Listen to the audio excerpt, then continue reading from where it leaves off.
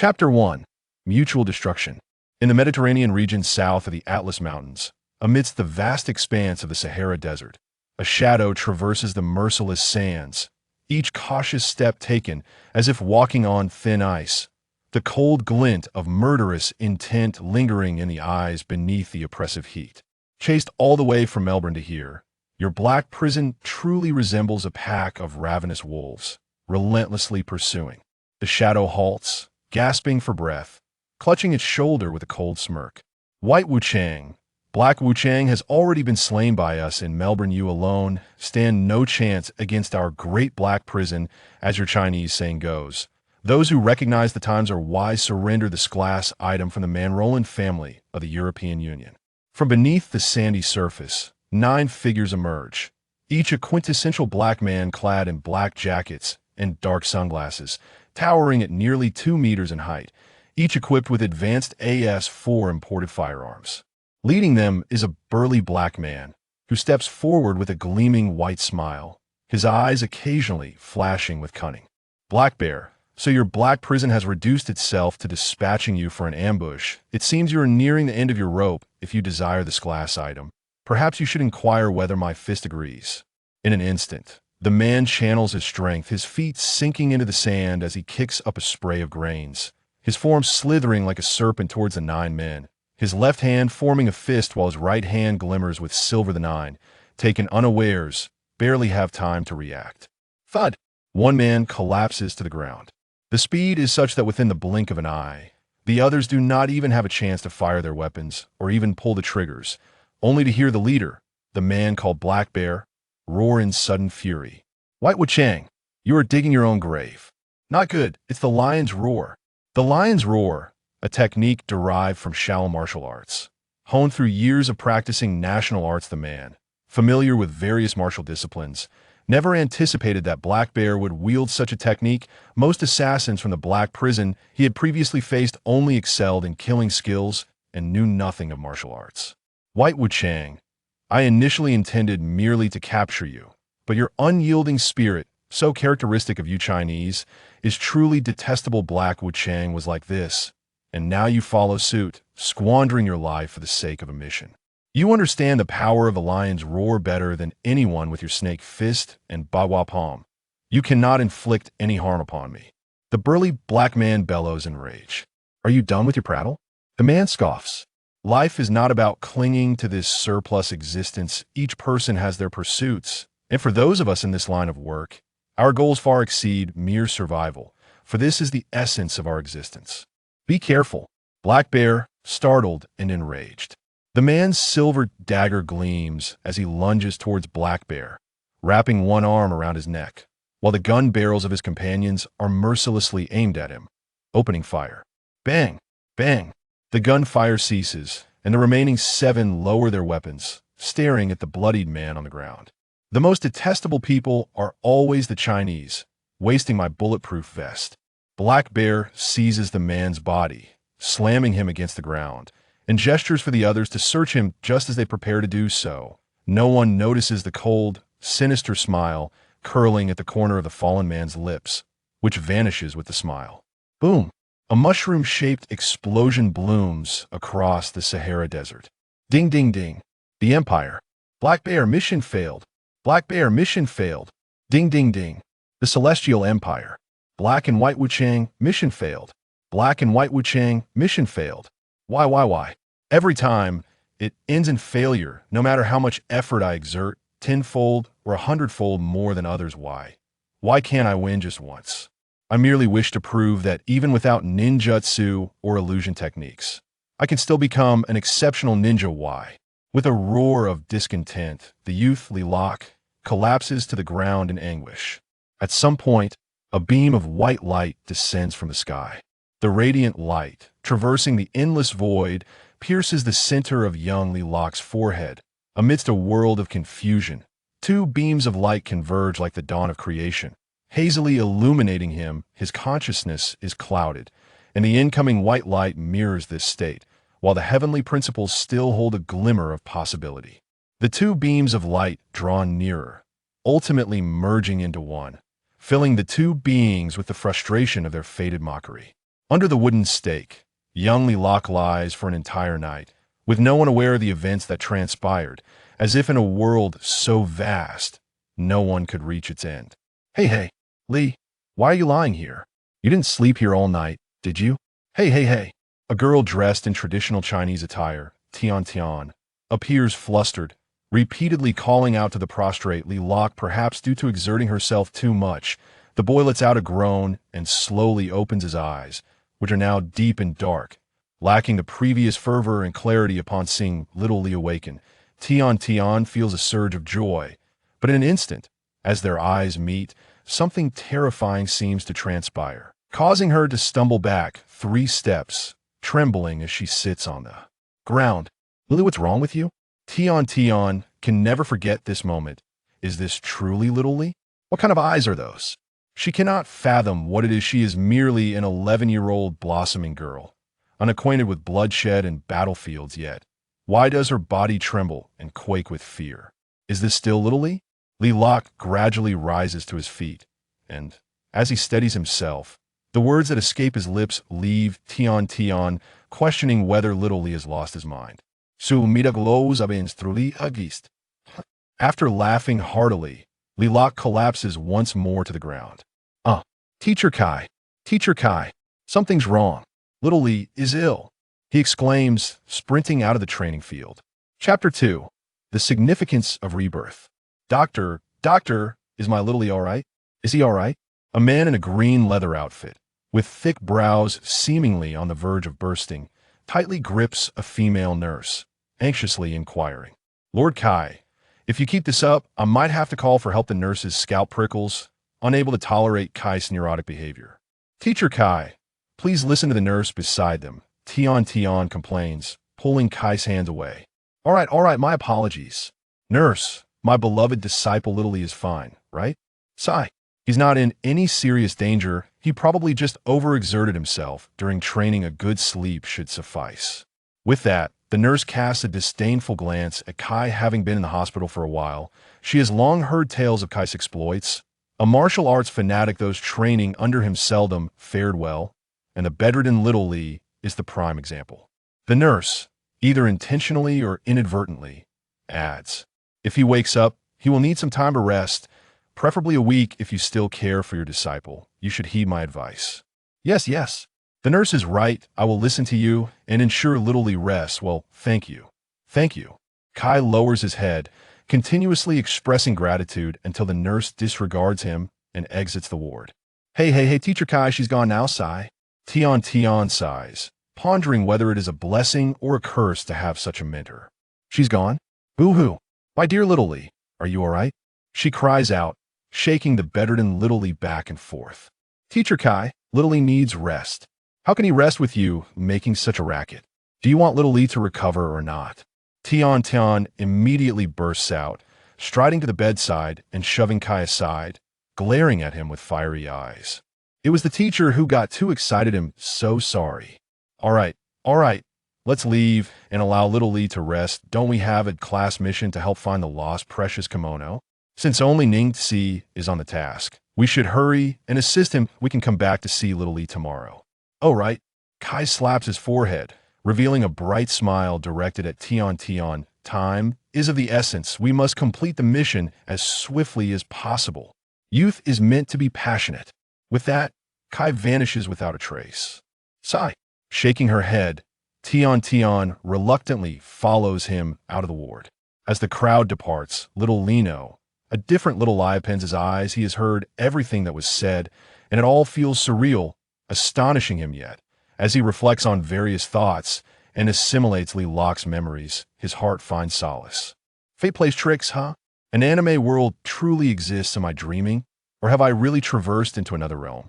Pinching his own face, the fleshly pain confirms that this is no dream, but reality. The heavens have not forsaken me, allowing me to enter such a fascinating world.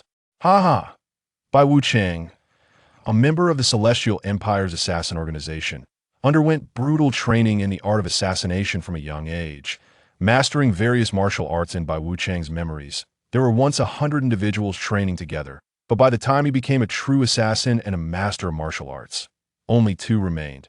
himself by Wu Chang, and Hai Wu Chang, the training regimen for assassins, is perpetually dark and merciless living in that world by Wu Chang. Constantly pondered the meaning of his existence in the moment he faced death alongside Heixion. He seemingly glimpsed the shadow of his life journey, akin to a specter traversing through darkness, devoid of familial bonds or romantic love, existing solely under four words. Obey the orders. I am no longer the person I once was. My memories and thoughts have transformed. This is a brand new life. A new self. This world will be my sanctuary, a place where I can seek the value of my existence. Bai Wu Chang experienced an epiphany. The moment of death is a precious time for enlightenment now. Having returned from the brink of death, he no longer needs squander his life on futile tasks, for his existence now bears dual significance. Even without ninjutsu or illusion techniques, one can still become an exceptional ninja. Seeking the value of existence, he aimed to ascend to the pinnacle and survey the world below. I will help you realize your dreams. Bai Wu Chang has never defaulted on obligations. You may rest in peace. A faint white light flickered in his mind, invigorating him before gradually fading into the recesses of his consciousness. Stepping down from the hospital bed and donning a white martial arts uniform, Lilaoka had yet to wear the green striped attire like a Kai, nor had he adopted that ludicrously comical hairstyle, which brought some relief to Bai Wu Chang. Had he truly donned such an appearance, he would have felt utterly mortified. No longer shall he be called Bai Wu Chang. He shall henceforth be referred to as Xiao Li. As he exited the ward, the sound of hurried footsteps approached a nurse. Observing Xiao Li's emergence, anxiously exclaimed, "Xiao Li, you need to rest and must not move about recklessly." Xiao Li smiled gently, appreciating the excellent service of the doctors in this world. With a serious expression on his youthful face, he reassured her, "I'm perfectly fine. It's merely fatigue, rest assured. I'm only returning home and will not engage in training or tasks." "Is that true?" The nurse appeared somewhat unconvinced. "Indeed. How could I deceive you, nurse?" As he gazed into the nurse's eyes, she suddenly felt her face flush, warmth enveloping her. What was happening? Why would I, an 11-year-old child, feel such a stir in my heart? No, his eyes are remarkably mature and captivating. "Well, all right then. Just remember not to strain yourself. Your health is paramount. Injuries to muscles and bones require 100 days of recovery. You have overexerted yourself. While you're not at risk of serious injury yet, you must not force yourself to train. Your hands and feet have developed calluses. If you overload them and they rupture, your body will collapse immediately. Remember, no more overexertion." The nurse reiterated her warnings, and Xiao Li nodded in understanding, politely expressing his gratitude. "Very well. I shall assist you with the discharge procedures. Do behave and ensure you rest at home." "Yes, I will. Thank you, nurse." Although I harbored great disdain for RB in my previous life, even slaughtering many factions with Hai Wu Chang in Tokyo, it was merely due to the organization's orders and the circumstances of a nation. This world is not RB. It comprises 5 great nations. While it bears some similarity to RB, it is not the same realm. There are still many admirable aspects in this world. Upon receiving his discharge paperwork, Xiao Li left the hospital. The lively streets were filled with children at play, and one child caught his attention, a boy with short golden hair, his face adorned with whimsical drawings, running amok with a brush dipped in black ink, trailed by a seemingly distressed boy and a chubby child, with a small dog perched atop one of their heads. The Konoha 12 are still at the Ninja Academy. It seems they are ahead of my expectations. They should have about a year left before graduation and class division. It appears the future will be quite thrilling. The anime Naruto had captivated the world, even while he was in that other realm. Even as an assassin, he would occasionally peruse its pages during moments of boredom. Ultimately reaching the conclusion, however, he only retained memories of the initial segments of the plot, having skimmed through the latter parts as a casual interest. Nevertheless, even those fleeting glimpses were etched into his memory as an assassin. Possessing an extraordinary memory is fundamental. Without a sharp memory and quick-witted mind, one would not even know how they met their demise. He paid no heed to the children's antics or the instructor Irika chasing after them, following the route etched in his memory. Xiao Li finally arrived at his home. To call it a home would be a misnomer. It was more akin to a welfare house, an orphan. He had lost his parents during the Nine Tails incident 11 years prior. When he was merely a year old, the families of fallen ninjas were naturally consoled by the Hokage from the age of 1 to 5. Xiao Li primarily grew up in an orphanage, and only upon reaching school age was he assigned a welfare house, a meager gesture from the Hokage, with all tuition fees waived. Chapter 3. The Art of National Martial Arts. Nightfall. Sitting on his bed, Xiao Li began to contemplate the power system of the Naruto world. The strength in this realm primarily revolves around chakra, akin to the internal energy found in martial arts novels. However, internal energy does not possess the same formidable potency as chakra, which permeates every meridian throughout the body. Chakra is also drawn from the dantian, augmenting strength and endurance. In terms of functionality, chakra harmonizes most effectively with ninjutsu. Xiao Li was unaware of the principles behind ninjutsu. Even with his mastery of national martial arts and martial insight, he could only describe it as mysterious and unfathomable, perhaps even as a divine power. Xiao Li is a rather lackluster individual who possesses no proficiency in ninjutsu. The study of ninjutsu demands not only chakra but also memory, a facet in which the protagonist Naruto Uzumaki from Naruto surpasses Rock Lee significantly. Although Naruto may appear careless and somewhat scatterbrained, he embodies a blend of roughness and finesse. He may not grasp the intricacies of profound concepts, yet through sheer determination, he has managed to master an A-rank ninjutsu. The shadow clone technique. While there may be elements of a protagonist's halo and serendipity involved, one cannot dismiss the commendable effort he has exerted. When two individuals invest the same level of effort, one achieves mastery in ninjutsu while the other excels in taijutsu, simply due to their divergent paths of study. Originally, Xiao Li was not incapable of learning ninjutsu. However, under the tutelage of Guy, he devoted all his energy to taijutsu. Only acquiring the basic body flicker technique and some fundamental chakra control. It is essential to recognize that the mainstream in this world revolves around ninjutsu and jinjutsu rather than taijutsu. Imagine if taijutsu were combined with traditional martial arts. What wonders could unfold? Xiao Li wore a knowing smile, recalling that in his previous life, he practiced snake fist and baguazhang, both martial arts reaching the stage of hidden energy. His entire skeletal structure emanated a latent power, having achieved the pinnacle of dark energy, far surpassing his peers within the realm of traditional martial arts. The only one who could rival him was He Wuchang. Yet he was unfortunate not to have traversed into this world as Xiao Li did. Xiao Li resolved to summarize. Rock Lee's proficiency in taijutsu is undoubtedly on par with Guy's. However, the taijutsu of this world lacks the depth of traditional martial arts, many aspects merely skimming the surface without delving into the depths of understanding. While Guy's taijutsu is formidable, culminating in an astonishing display of power against Uchiha Madara with the 8 gates fully opened.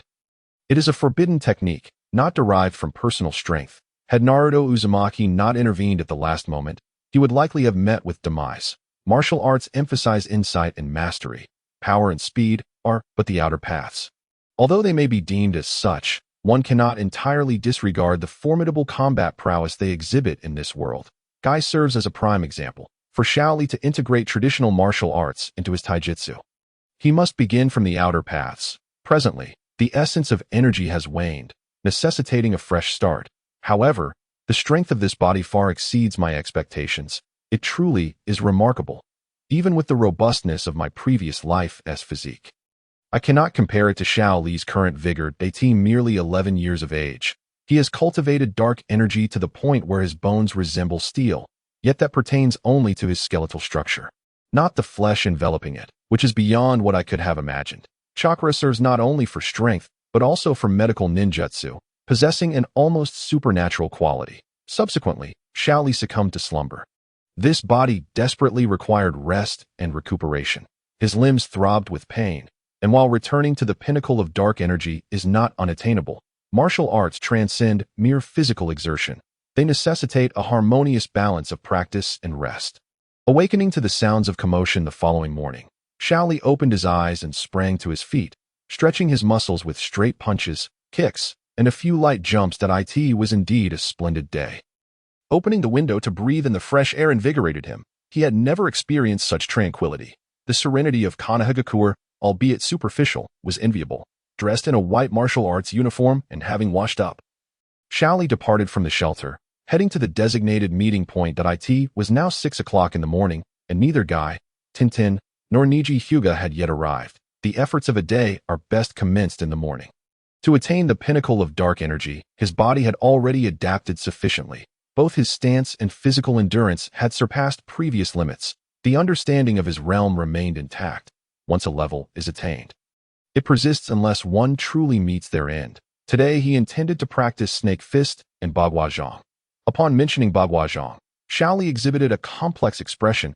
Niji Hyuga's gentle fist is primarily derived from Bagua Zhang. Yet despite sharing the name, they are worlds apart. The Hyuga clan's Bagua Zhang is employed in conjunction with their Byakugan. Morning practice should not involve excessive exertion. Although he consumed a light breakfast prior, he understood deeply that martial arts are a long-term pursuit rather than a quest for immediate results. Practicing Snake Fist requires a harmonious balance of expansion and contraction, blending softness and strength. The upper body must be as supple as clay, while the lower limbs remain agile and adaptable. Commencing with the ancient Snake Fist, Xiao Li relaxed his rigid waist, embodying the principle of softness complemented by firmness. His body quivered, steps shifting, both hands darting.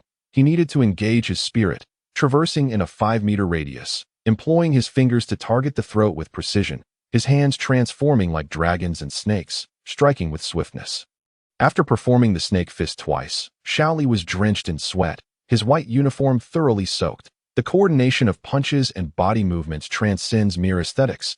It is not a performance. Traditional martial arts are about efficacy. And energy is the essence of power. In traditional Chinese martial arts, only genuine martial arts possess a shadow.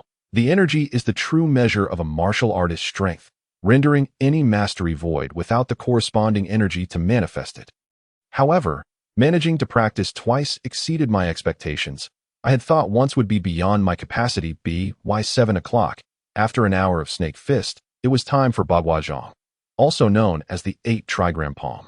It emphasizes palm techniques and footwork, focusing on the fluidity of movements. As he completed another set of palm techniques, Xiao Li's previously vibrant energy dwindled rapidly, just as he sat down to rest. A peculiar sound akin to a pig being slaughtered echoed from afar. My dear disciple Xiao Li, I never imagined you would risk your health to train. As your mentor, I am utterly ashamed. Therefore, I shall punish myself by walking on my hands around Kanahagakur 50 times. Xiao Li was taken aback, observing Guy's tearful visage appearing before him, feeling as though struck by lightning. Huff, huff, my beloved disciple. Your actions have truly moved your teacher. Seeing you drenched in sweat, I know you've been here quite early to alleviate your solitary mourning. I shall immediately join you in training. Come, Xiao Li, let us run around Kanahagakur.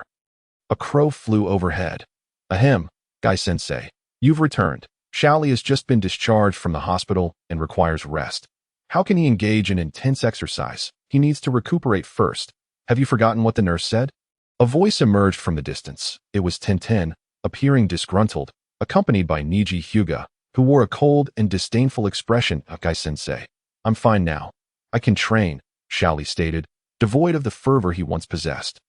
His tone rather bland. Upon hearing this, Tintin immediately retorted, What do you mean you can train? Your body hasn't fully recovered. Didn't the nurse say you need a week of rest, Xiao Li? Tintin exclaimed, exasperated. Humph, those who hold others back are indeed a source of worry. Chapter 4. Coordination of body and strength. Niji remained silent, unsure of what to say, concerned that Xiao Li might disregard his injuries and challenge him. Although the outcome would be the same, Tintin hoped Xiao Li would let go of his grievances, considering Niji's prowess as a genius while he himself lagged behind academically. Had it been the old Rock Lee, he might have reacted impulsively, but he was no longer that person. He possessed the mindset of a mature individual. Have you ever seen an adult paying heed to a child's unreasonable tantrums? Absolutely not. They would merely smile and move on. Disregarding Niji's remarks, Xiao Li turned to Guy. Guy-sensei, we can begin our training now. Xiao Li, you have touched your teacher's heart. Let us unleash our youthful vigor. Youth is boundless. Guy entirely disregarded the nurse's admonitions. Then let us commence by running 10 laps around Kanahagakur. Tintin and Niji will join, while I, as your instructor, shall run 20 laps. Those who finish last must climb that mountain. Guy exclaimed, pointing toward a distant peak, his chest puffed out in excitement, revealing a bright smile. Teacher, you're making up rules again. Begin. With a whoosh, Guy vanished from sight. Xiao Li glanced at Tintin, then at Niji, and began to run. Sighing, he thought, I truly am at a loss with these two to well. Niji, are you not running? Let the tedious tasks fall to those who find them dull. I have my own methods of training. After speaking, he ventured alone into the depths of the forest. Tian, feeling utterly lost, glanced around before ultimately breaking into a run, following in the direction of Mike Kai. Mike Kai's training regimen was quite straightforward. It involved relentless physical conditioning aimed at enhancing one's bodily capabilities. Running not only improved physical stamina, but also required a certain degree of coordination, whether one was sprinting or jogging. Mike Kai was remarkably swift, soon disappearing from sight, prompting Xiao Li to ponder for a moment before gradually quickening his pace. Just as he was about to accelerate, Tian's voice echoed behind him. Xiao Li, wait for me. Startled, Xiao Li turned to find that Tian had indeed caught up, her speed surpassing his. And in the blink of an eye, she was running alongside him. Xiao Li, are you truly all right? She inquired earnestly. Xiao Li merely nodded, choosing not to elaborate, and then quickened his stride once more, widening the gap between them. Hey, Xiao Li, seriously, everyone is like this. It's infuriating. Frustrated, Tian continued to grumble, and upon noticing that they had lost sight of each other, she hastened her pace to catch up again. The village of Konoha was not small by any means. By the time they completed 10 laps, it was already nearing 3 in the afternoon. This was under the condition of their rapid pace. Sitting down, Xiao Li removed his white training uniform and wrung out the sweat. Wait a moment, at Mike Kai's speed, he should have finished by now. Could it be? He turned to glance at the mountain that Mike Kai had pointed out that morning, and, sure enough, he spotted a small figure gradually ascending its heights. What diligence! Yet, the price of such effort is exceedingly steep. Without proper conditioning of the body's functions, once one surpasses 40, the entire physique begins to deteriorate, engulfed in immense pain, enduring the torment of illness day and night. Thankfully, this body was still in its early stages of training. The situation was not as dire as he had imagined. Hey, Xiao Li. Tian panted, bent over and gasping for breath after their 10 laps. The exertion was overwhelming, compounded by the fact that she had not eaten much that morning.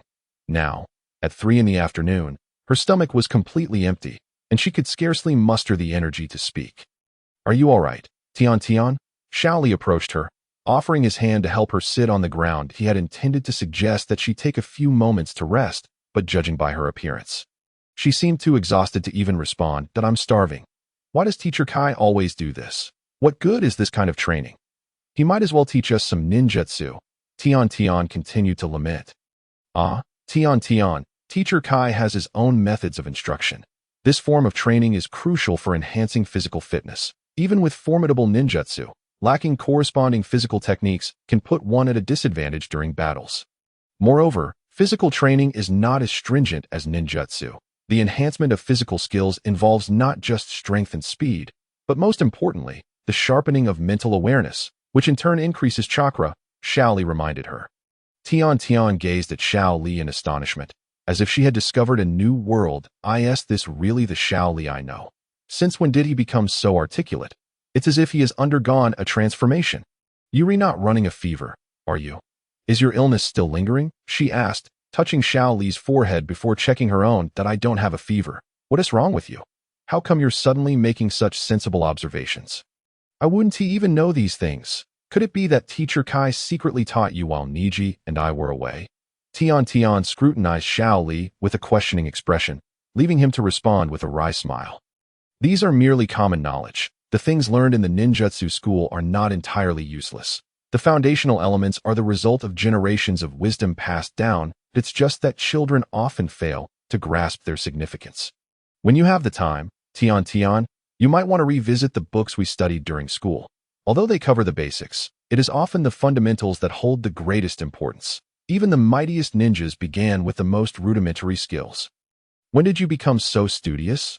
Weren't you always at the bottom of the class? If you can't even perform ninjutsu, how would you read those books? Teacher Kai must have been secretly teaching you, right? Don't try to fool me, she retorted playfully. Whether you choose to believe it or not is entirely up to you. With that, Xiao Li decided against further explanation. Have you ever seen an adult trying to reason with a child? It is akin to playing music to a cow, a waste of energy. Enough of that, let us just eat. Eat? I didn't bring lunch, nor do I have money to treat you. Upon mentioning money, Xiao Li felt a sudden headache. The expenses from his recent hospitalization had all come from his own pocket, and Mike Kai had contributed not a single yen, which left him somewhat speechless. I anticipated that you wouldn't bring lunch. I prepared 4 portions this morning. With a disgruntled expression, she produced a scroll from behind her and unfurled it, revealing a large character inscribed with the word meal. With a puff of white smoke, 4 bento boxes appeared. Xiao Li was initially taken aback, but soon comprehended that this was a form of space-time ninjutsu, also known as summoning jutsu. This technique not only summoned powerful beings to assist oneself, but could also conjure items from another realm via a scroll. The intricacies of space-related ninjutsu were simply astounding. Even in his past life, attempts to master time and space through science had invariably ended in failure. Tian, your abilities are truly convenient. Just as he finished speaking, Tian furrowed her brow and snapped irritably, I'm not convenient. Don't say that to me. I find it utterly inconvenient. With that, she stormed off into the forest, refusing to eat. It seemed he had misspoken. And Xiao Li found himself pondering the situation. Chapter 5. C-Rank Mission. Returning to the rescue house. A day of training had left Xiao Li feeling somewhat fatigued. After a quick wash, he began to focus on refining his chakra. Although he was not well versed in ninjutsu, and even his basic techniques were rather poor, refining chakra was not the same as executing ninjutsu. It was an exercise in precision with chakra. The higher the precision, the less unnecessary chakra would be wasted during its use. In the original story, Ebisu once remarked to Naruto that among ninjas of the same level, Sakura wasted the least chakra, while Naruto wasted the most. This discrepancy stemmed from the precision with which they utilized chakra. However, that was advice meant for ordinary ninjas. Naruto's chakra reserves were already more than 3 times that of an average ninja, compounded by the presence of the 9 tails within him, rendering his chakra levels extraordinarily formidable. Even the chakra he wasted was but a drop in the ocean. The process of refining chakra through hand seals was not overly complicated. Having practiced it throughout his time at the ninjutsu school, even the clumsy and talentless Li had managed to commit some of the hand-sealing methods to memory. 3 hours passed. The body was fundamental. The remaining aspect was mastering the set of martial arts. Taking a deep breath, Xiao Li set aside the hand seals and began practicing the breathing technique. The breathing technique was a set of health-regulating skills derived from the Shaolin Temple, tracing its origins back to Huatuo's 5 animal play. Practicing this martial art involved performing it at dawn and once more at night before bed. It consisted of several stages. The main exercise: kidney breathing, heart breathing, liver breathing, lung breathing, spleen breathing, and the 3 burners breathing. The breathing technique emphasizes harmonizing breath. The kidneys expand, the heart relaxes, the liver calms, the lungs contract, the spleen gathers, and the 3 burners align naturally. The hands and palms flow gracefully, while the feet glide effortlessly. Punches and palms move in harmony with the footwork. I heard there's a C-rank mission today. How exciting. Those D-rank missions have been utterly suffocating. Xiao Li, Niji, and Tian stood at the entrance of Konoha village, awaiting Mike Kai's acceptance of the mission. Tian complained animatedly about the D-rank missions they had been assigned since becoming Genin, her frustration palpable. Hey, Xiao Li, what are you gesticulating about? Why does it look so awkward? Tian remarked, displeased by their apparent indifference. Niji was one thing. Being a genius, it was natural for him to be difficult to approach. However, Xiao Li's behavior irked her, especially when he remained expressionless, hands moving in the air as he practiced punches and palm strikes. Adopting a horse stance while staring intently at his hands. At times, he even closed his eyes, as if deep in thought. Tian's interruption disrupted Xiao Li's focus, causing his hands to slacken and his expression to show signs of fatigue as he looked at her. Standing up straight, he waved his hand dismissively. It's nothing. Martial arts require a tranquil mind and harmonious energy. Tian's raucousness had shattered his earlier composure, and her direct address made it even more difficult for him to concentrate. If he forced himself to practice the 8 trigrams palm now, it would likely lack form and substance. Xiao Li, what is going on with you? Ever since you got out of the hospital, you've been so quiet. Sometimes it feels like you're shrouded in mystery. And it's been 3 days. You haven't challenged Niji even once. You used to challenge him every day. Have you given up on surpassing Niji? Xiao Li remained silent, feeling there was little to say about children, rather than engaging in such discussions. It would be far more prudent to devote time to enhancing his training and expediting the generation of his potential. In doing so, he would acquire a modicum of life-preserving capital, for the world of Naruto is fraught with peril, teeming with crises at every turn of course, when compared to the myriad challenges faced in his previous life. These threats were but trifles. Hyuga Niji observed Xiao Li, his thoughts somewhat convoluted. Over the past 3 days, Xiao Li's behavior had been peculiar. His mind appeared to be preoccupied with the delicate motions of his hands. At times, Niji suspected Xiao Li might be studying the gentle fist technique, but he quickly dismissed the notion. The gentle fist was not so easily mastered. Had it been, the Hyuga clan would not have maintained their esteemed position within Konohagakure, their reputation resonating throughout the ninja world. Mastery of the gentle fist also required the aid of the Byakugan. Ultimately, the world of the underachievers was fundamentally distinct from his own. With a cold smirk, he chose to disregard Xiao Li further.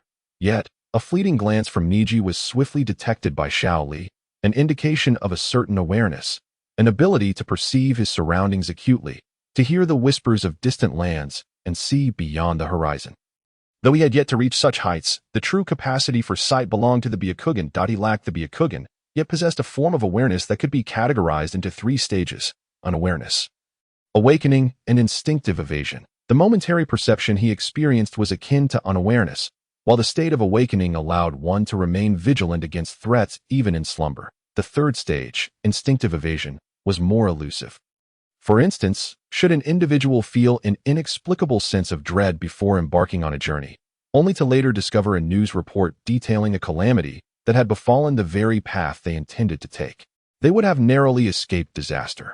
This exemplified the essence of instinctive evasion. I bring forth delightful news.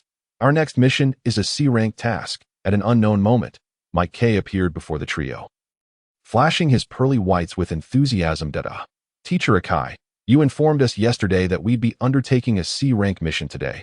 Pray tell, what is the nature of this task? Tian inquired, exuding a sense of exasperation. As I mentioned earlier, you must listen carefully. This mission is not trivial. Hush, allow me to explain, Mike K replied, bending slightly to form a circle with Tian, Niji, and himself, whispering that today's assignment is to visit the nearest relay station. A woman residing there has reported that her daughter was abducted by bandits from a nearby mountain. Our objective is to rescue the girl from these brigands and then make our exit. Bandits? Tian expressed trepidation, recalling tales of merciless marauders who would kill without hesitation, their fearsome visages sending shivers down her spine. Do not fret excessively. We are merely tasked with the rescue and will not engage in combat with the bandits. Niji interjected, this being his first instance of taking the initiative to speak, while casting a sidelong glance at Xiao Li, a slight smirk gracing his lips. Teacher, if your directive is merely to rescue without confrontation, does that not render us exceedingly passive? Xiao Li responded calmly, drawing upon the hundreds of missions he had undertaken in his past life, all of which he had successfully completed, save for the one where he fell victim to an ambush in a dark prison.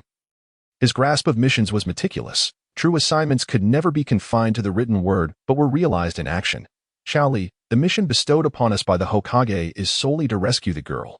There are no other stipulations. We must prioritize her safety, for the bandits are indeed ruthless demons. Tian's face betrayed her anxiety, trembling slightly despite Niji's attempts at reassurance, her fear lingering heavily upon her heart. Tian is correct. The Hokage has commanded us to save the girl, and we must complete the task by tonight, so time is of the essence. Let us set forth, Mike K declared without hesitation. The distance to the relay station was not great. In less than 20 minutes, the trio reached their destination, which resembled a bustling marketplace more than a mere relay station. We must inquire as to where the station master resides. He is the one who issued this task and should possess a map of the mountains, Mike K remarked, his demeanor rational despite his usual absent-mindedness. Acknowledging the importance of their mission, the 4 individuals sought information about the station master's location. They arrived at a particular inn by 9 o'clock in the morning. The station master resides here. Let us proceed upstairs. Mike K opened the door, only to be greeted by a seductive woman, her face adorned with light makeup. Her lips painted a vivid red, and her long legs accentuated by a form-fitting black outfit. She glided over, smiling as she asked, "How may I assist you, dear guest?" Teacher Akai, Are you certain you haven't come to the wrong place? Tian's cheeks flushed crimson, voicing her discontent. Even Niji appeared somewhat flustered, unsure of how to respond. In contrast, Xiao Li remained composed, having encountered numerous women of this sort in his past life. He was acutely aware that such women often feigned a warm smile while secretly coveting one's possessions. Miss, may I inquire if the station master resides here? Mike K stammered, startled by her advance, as she grasped his hand, the heavy scent of her perfume disorienting him. You seek the station master? He is not here. Handsome, would you not prefer to indulge in other services? We offer a variety of delights, including warming treatments. She winked provocatively, causing Mike K to gasp audibly. Enough with the frivolity. We are here to find the station master. So refrain from extraneous chatter. Xiao Li interjected coldly. The woman frowned slightly at his tone, but quickly resumed her smile, ready to respond, when suddenly a kunai pressed against her throat. Chapter 6. Action like the wind. The woman trembled, paralyzed with fear, swallowing hard as she gazed at the boy before her. Xiao Li's actions had surpassed all expectations. Was this truly Xiao Li, the same shy boy who had once cried out for passion and effort? When Xiao Li pressed the kunai to the woman's neck, not only Tian, but also Niji and Mike K were taken aback. Just as Mike K was about to express his anger, Xiao Li uttered, "The kunai is quite cold. I suspect you would not appreciate its touch against your throat. Would you, station master? Station master, what nonsense are you spouting? I have already informed you that the station master is not here." The woman retorted, that's so? It appears you enjoy the sensation of cold." Xiao Li's eyes, akin to those of a demon lurking in the abyss, fixated on her. Suddenly, a puff of white smoke enveloped the scene, and the alluring woman transformed into a middle-aged man clad in a black kimono, his face unshaven, retreating in terror. Xiao Li withdrew the kunai, taking a step back as he regarded the infuriated and frightened man. A cold smile gracing his lips. "Indeed, you are a ninja from Kanahagakure. My small ruse could not escape your keen senses." The man's demeanor shifted as he suppressed his displeasure, casting a wary glare at Xiao Li.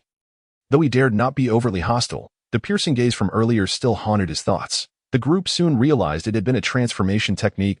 If it had been a standard transformation, Mike K's Jounin prowess would have easily unveiled it. However, due to the nature of the mission and the initial appearance of a captivating woman, their minds had momentarily blanked, failing to scrutinize their surroundings. Niji, usually composed, was no exception. "Are you truly the station master?" Mike K queried, his skepticism evident. The middle-aged man, donning a facade of politeness, replied, "Indeed, I am the station master. I apologize for the earlier misunderstanding, and I hope you, Jounin Akai, will not take offense." His gaze darted towards Xiao Li again, but upon making eye contact, he was struck by fear. The boy's eyes bore an unsettling smile reminiscent of a demon. This young man was no ordinary child. It seemed this encounter would not be easily resolved. The middle-aged man had initially intended to seduce Mike K into compliance, hoping to undermine the mission's integrity and reduce their compensation.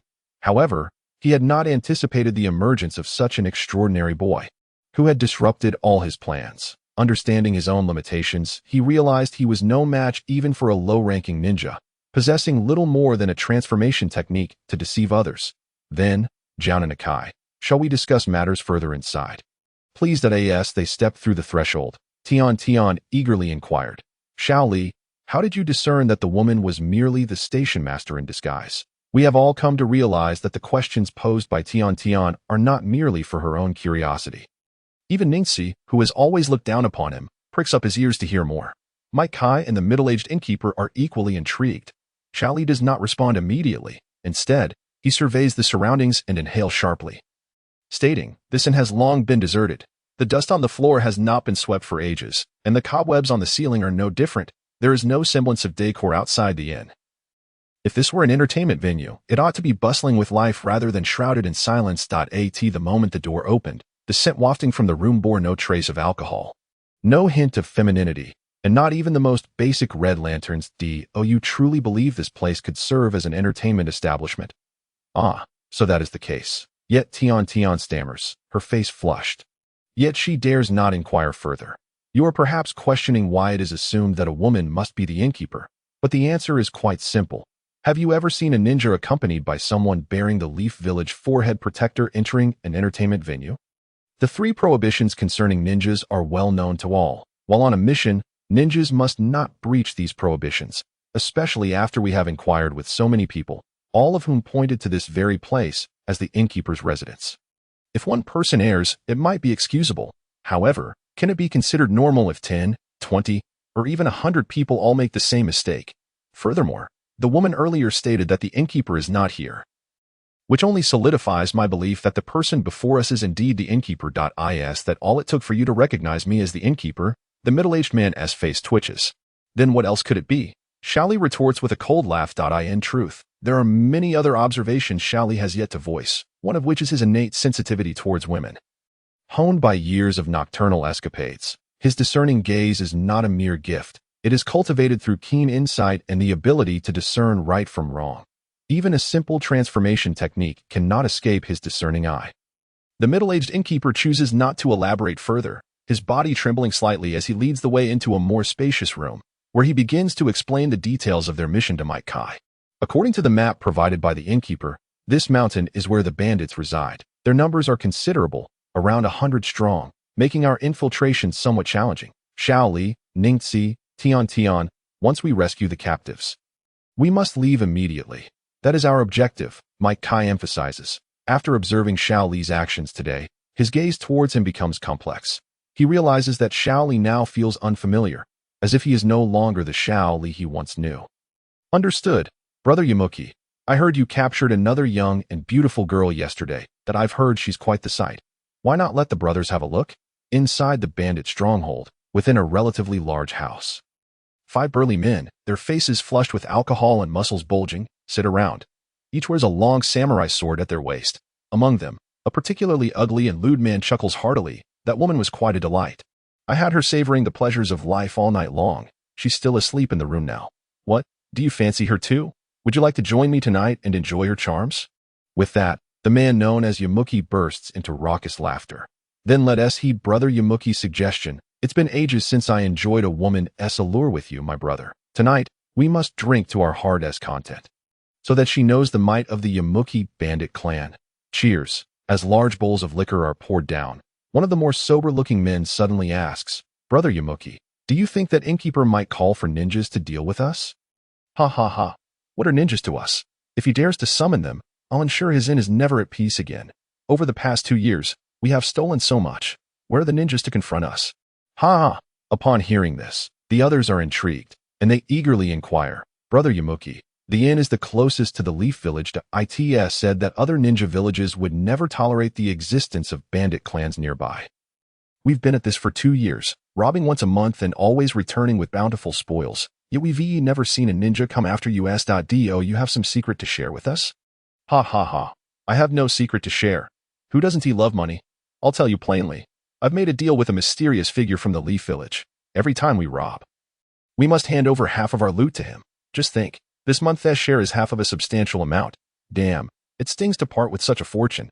So that's the reason. No wonder the Leaf Village has sent anyone to eradicate us yet. The man who asked seems to ponder this, nodding thoughtfully before bursting into laughter. Drink, drink, as the night darkens and the wind howls.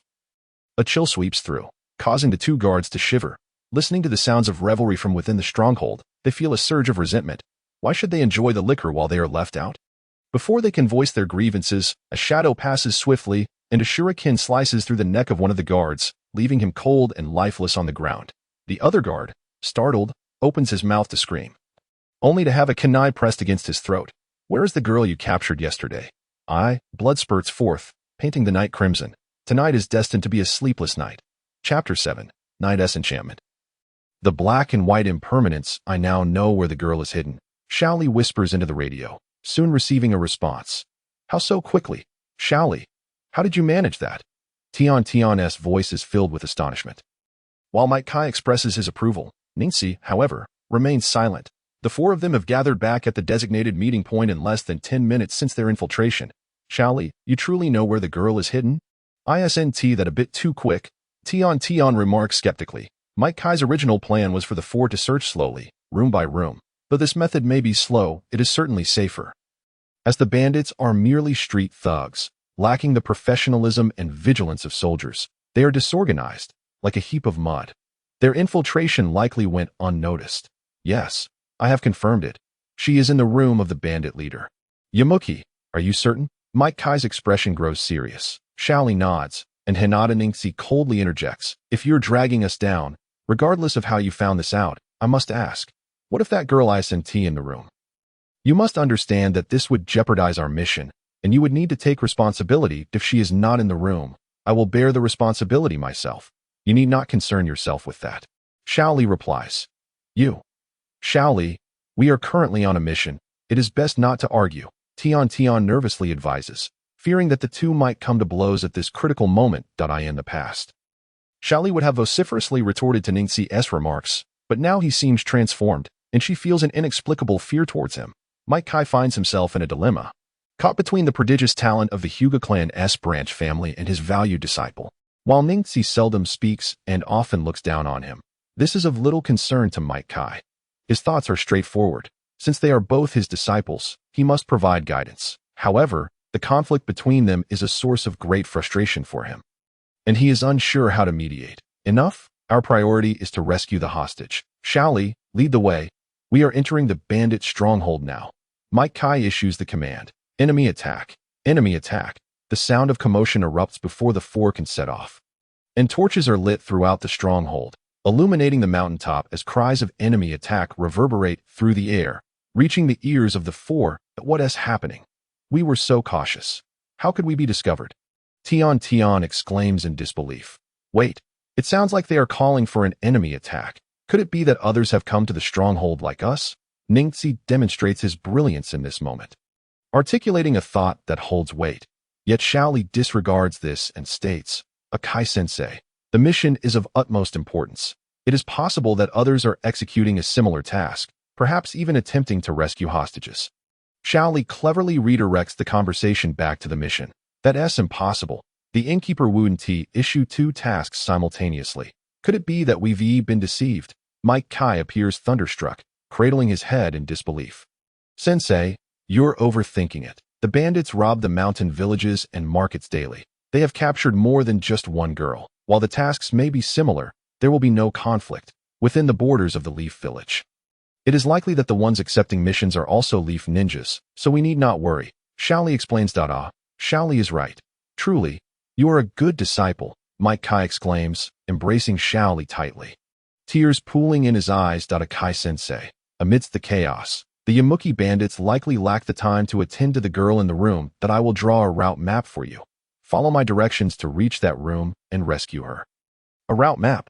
Xiao Li extracted a notebook from his tool pouch. Having comprehensively grasped the general route of the bandit hideout, he had sketched countless route maps in the past, and soon, a new one was completed. Within this very room, the captive girls were held, and this house was somewhat larger than the others. If you find it difficult to comprehend, you may ascend to the eaves and observe. You will discover a relatively large building nestled in the far left corner. He presented the route map to Tian, as it was intentional. Had he shown it to Mike Kai, he would likely have been utterly bewildered for an eternity, although the hideout was not particularly vast. He wished to avoid excessive interaction with Hyuga Niji, preferring instead to rely on the girl named Tian, who seemed less troublesome. Now that we have the route map, let us proceed, Mike Kai exclaimed eagerly. Wait, Xiao Li interjected. What is it, Xiao Li? Do you have another concern? Akai and Tian queried, their expressions filled with confusion, while Niji furrowed his brow.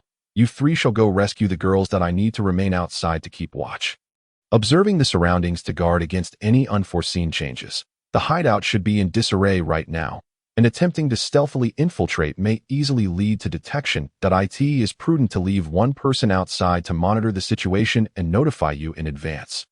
Oh, I see. Xiao Li, your foresight is truly commendable, Akai praised. Humph, I suspect you are merely afraid of death. Why not leave Tian behind instead of yourself? Niji retorted with a cold laugh. Your incessant prattle is tiresome. There is a reason I remain here. If you are capable, you may also stay and keep watch. I have no objections. You seek your own demise. Niji was genuinely infuriated. This underperformer repeatedly disregarded him, treating him as if he were invisible. What right did he have to speak in such a manner? Enough, Niji, Akai finally erupted, his anger palpable. At this moment, he could not afford to remain calm. While Niji was indeed a genius, He could not tolerate insubordination from someone beneath him. The task at hand was paramount, and Niji's repeated provocations only served to infuriate Akai further. With Akai's furious reprimand, Niji's arrogant demeanor softened. It was unclear whether he genuinely feared Might Kai, but he understood that now was not the time for conflict. There would be ample opportunities to teach this underachiever a lesson later. Niji, how pitiful it is that a mere letter has turned you into a dog for others. Truly a wretched existence. Observing the three depart swiftly, Xiao Li chuckled softly to himself. Now it is my turn to take the stage. Chief, the two brothers at the gate and several others drinking by the roadside have perished. The report caused Yamuki and his companions to lose their appetite for alcohol, their spirits plummeting, just moments ago. They had spoken of peace, and now death had struck. Did you notice any signs of ninjutsu being used in the vicinity? Yamuki, the leader, astutely inquired, prioritizing the surroundings over the number of enemies. If it were indeed a ninja, it was likely that they were on a mission. Report, Chief. There are no signs of ninjutsu usage nearby. They all died from a single blow. And the trembling robber struggled to continue. And what? Speak quickly. Yamuki, irritated by the hesitation, approached the trembling robber and struck him, causing blood to pour from his mouth, eyes wide with terror. Their deaths were horrifying. They could be ghosts. Ghosts. Ghosts. The group gasped, their cups clattering to the ground. Chapter 8. The heist. Some believe in the existence of ghosts, while others dismiss such notions as superstition, questioning how ghosts could possibly exist. However, when Yamuki and his companions arrived at the scene, witnessing the lifeless robbers sprawled on the ground, their faces turned pale, pupils constricting, some even retching, as if they had suddenly come to believe in the reality of ghosts. Indeed, there are ghosts. There are truly ghosts. Chief, the smallest of the robbers, trembling in fear, lamented. Were the corpses human or spectral? With eyes wide open in death or souls forcibly taken? Silence. How could there be ghosts? Do not spread such alarmist tales. Yamuki bellowed, asserting his authority as the leader, instantly silencing the crowd. Gather all brothers and ensure no one sleeps tonight. Search the hideout for any suspicious individuals. Suspicious individuals. Are you looking for me? A chilling voice echoed from behind the robbers that a shiver ran through the group as they beheld a white figure, akin to a specter of the night, gliding before them, wielding a sinister weapon that glimmered with dark light, accompanied by the crimson splash of blood. One robber fell, then another, then a third, until the fifth robber, led by Yamuki, finally regained his composure. Who are you? Show yourself, Yamuki shouted, drawing his katana, warily eyeing the white figure. The shadow flitted through the night. Though the area was well lit, its form remained elusive, save for a pair of eyes that resembled those of death itself. It is truly a ghost, a ghost, one robber whimpered, gripping Yamuki in terror, sobbing uncontrollably. Be quiet. How could there be ghosts? Who are you? If my Yamuki band has offended you in any way, I sincerely apologize. Though outwardly calm, Yamuki's heart raced, yet he refused to let panic cloud his judgment. Establishing a hideout in the mountains indicated he was a person of courage, having witnessed numerous events, regardless of whether the apparition was human or ghostly. He knew he must buy time, that if the entity revealed itself, he would immediately command the entire hideout's forces to surround it. If it did not, he would grit his teeth and wait for it to make a move. Time was of the essence. He needed to accelerate his actions. Xiao Li continuously shifted his form, ensuring he remained undetected. Relying solely on speed was insufficient. He integrated the movement of the 8 trigram's palm to create an ethereal, elusive presence. Previously, achieving such an effect required the mastery of inner energy permeating his bones and meridians, but in this world of martial arts, he could attain a similar outcome without it, albeit at a greater cost to his stamina. Seeing the white figure remain elusive, Yamuki issued a command.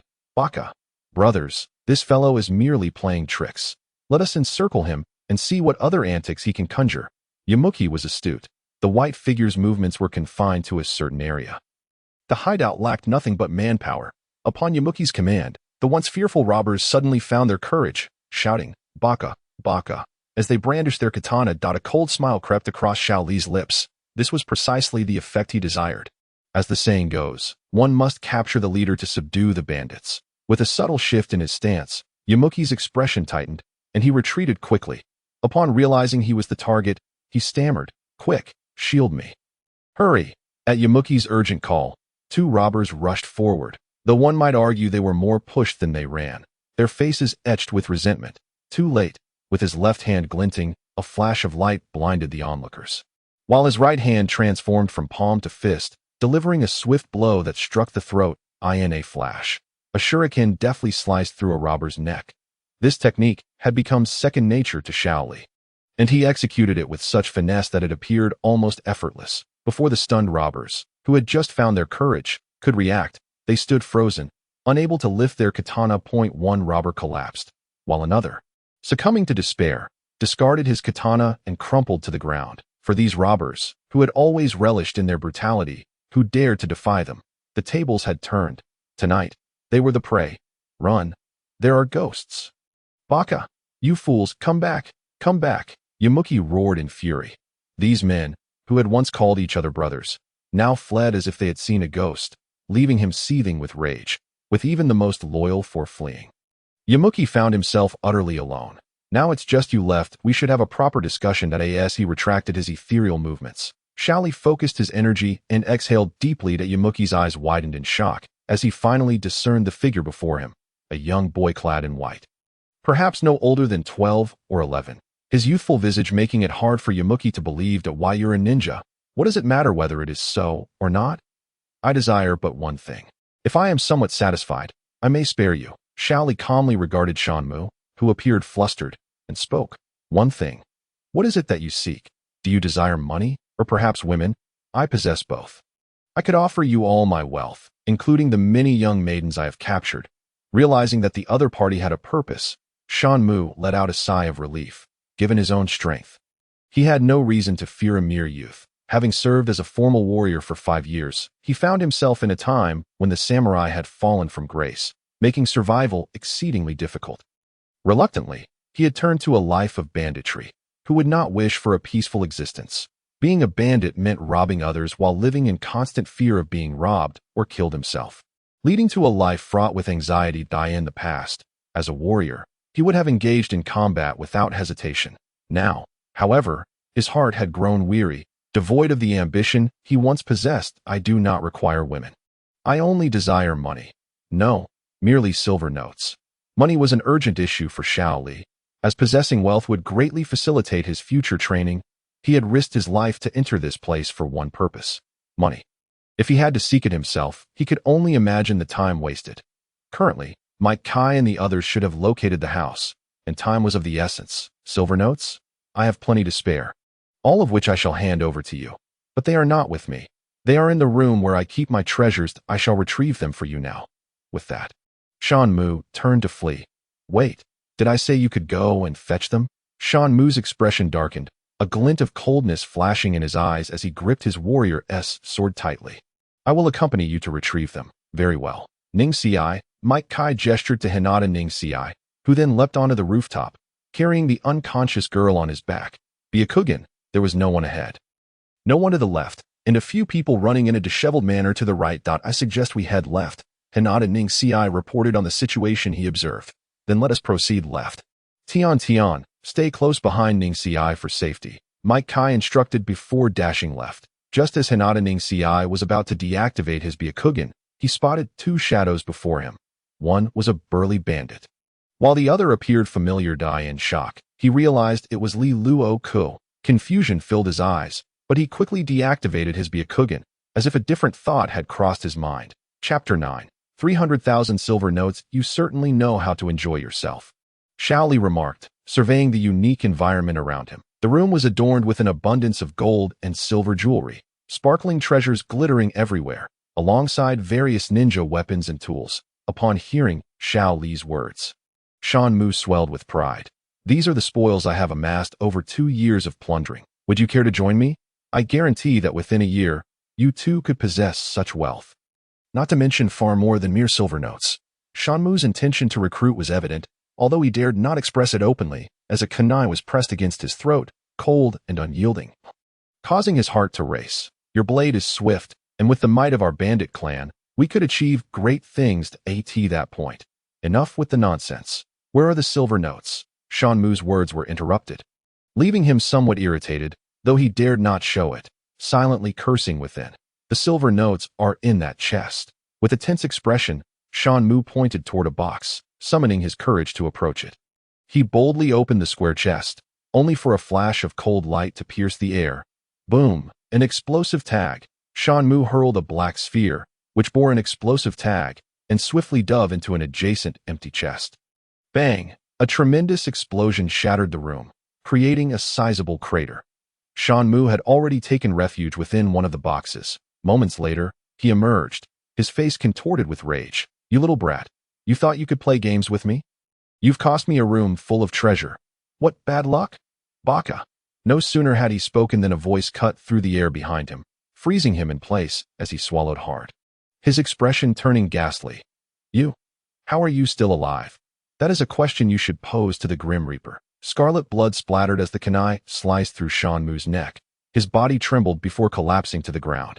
If you wish to play games with me, you still have 100 years to go. Shan Mu's thoughts were never beyond Xiao Li's grasp. Having accepted assassination missions from Tian Chao, he had been ensnared in a web of schemes and dangers, where a single misstep could lead to his demise.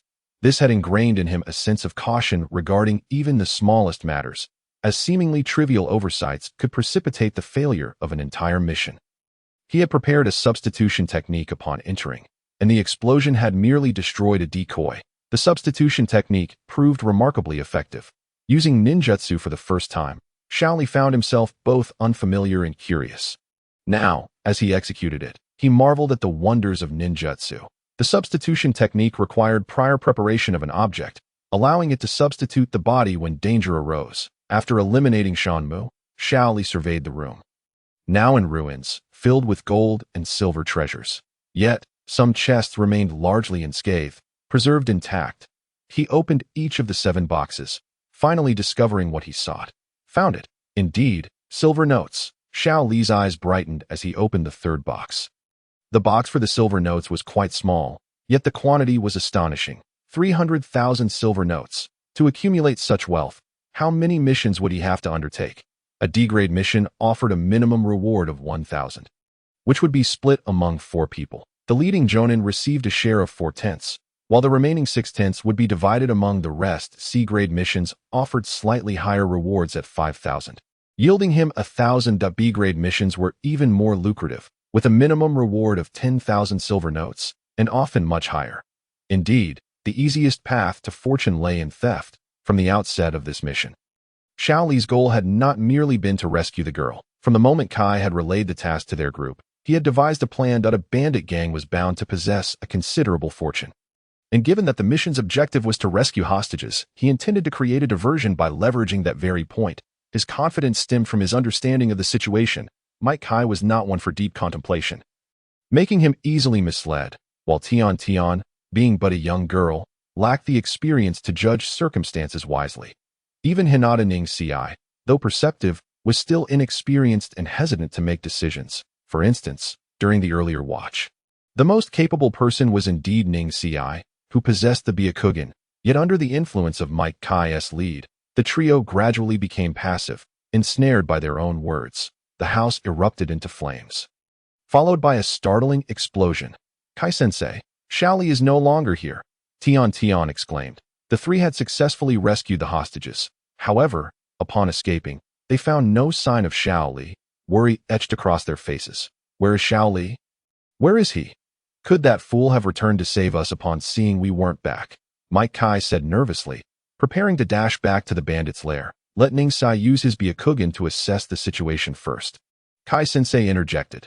This time, Tian remained calm. She recalled the bandits' lair with a shudder, its stench and filth overwhelming, littered with refuse and corpses. Ningxi, quickly use your Byakugan to check if Xiao Li is inside the lair. Kai urged, his excitement palpable. Humph, that underachiever truly does not inspire confidence, he muttered inwardly, pondering what that underachiever could be up to in the bandits' lair, before Ningxi could activate his Byakugan. Xiao Li had returned to the designated location. Kai was overwhelmed with joy, embracing Xiao Li, who felt a wave of nausea and stepped back, leaving Kai grasping at air. Kai-sensei, there are more hostages within the lair. Young women. I have rescued them, and they are currently fleeing towards safety. We should go assist them. More hostages? But our mission has already concluded, he replied. The unfulfilled embrace left Kai disappointed.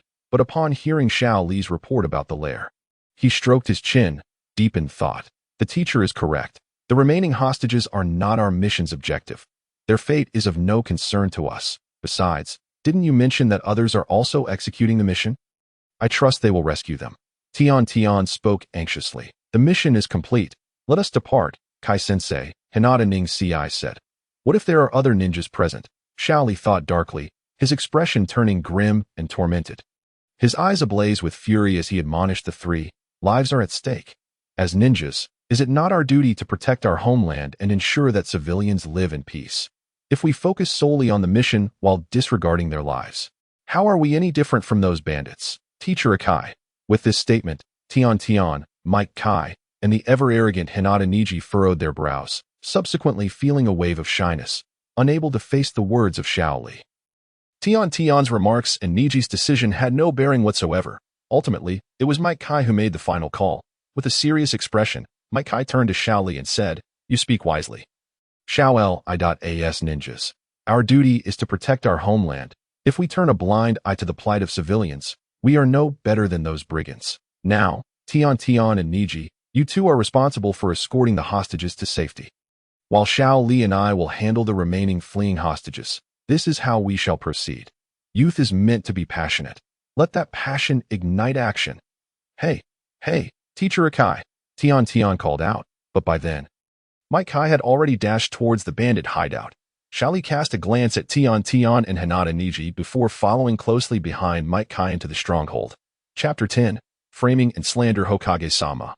The situation regarding the mission is as follows. The stronghold has now been engulfed in flames and has vanished, reduced to ruins. In the Hokage's office, Mike Kai submitted his mission report, recounting the events of the previous night and providing a detailed account of Rock Lee's actions and words during the incident. This immediately garnered the approval of the third Hokage, who remarked with a glint in his eye, "The bandits have now faced retribution for their harm to the innocent. Akai and Xiao Li acted correctly.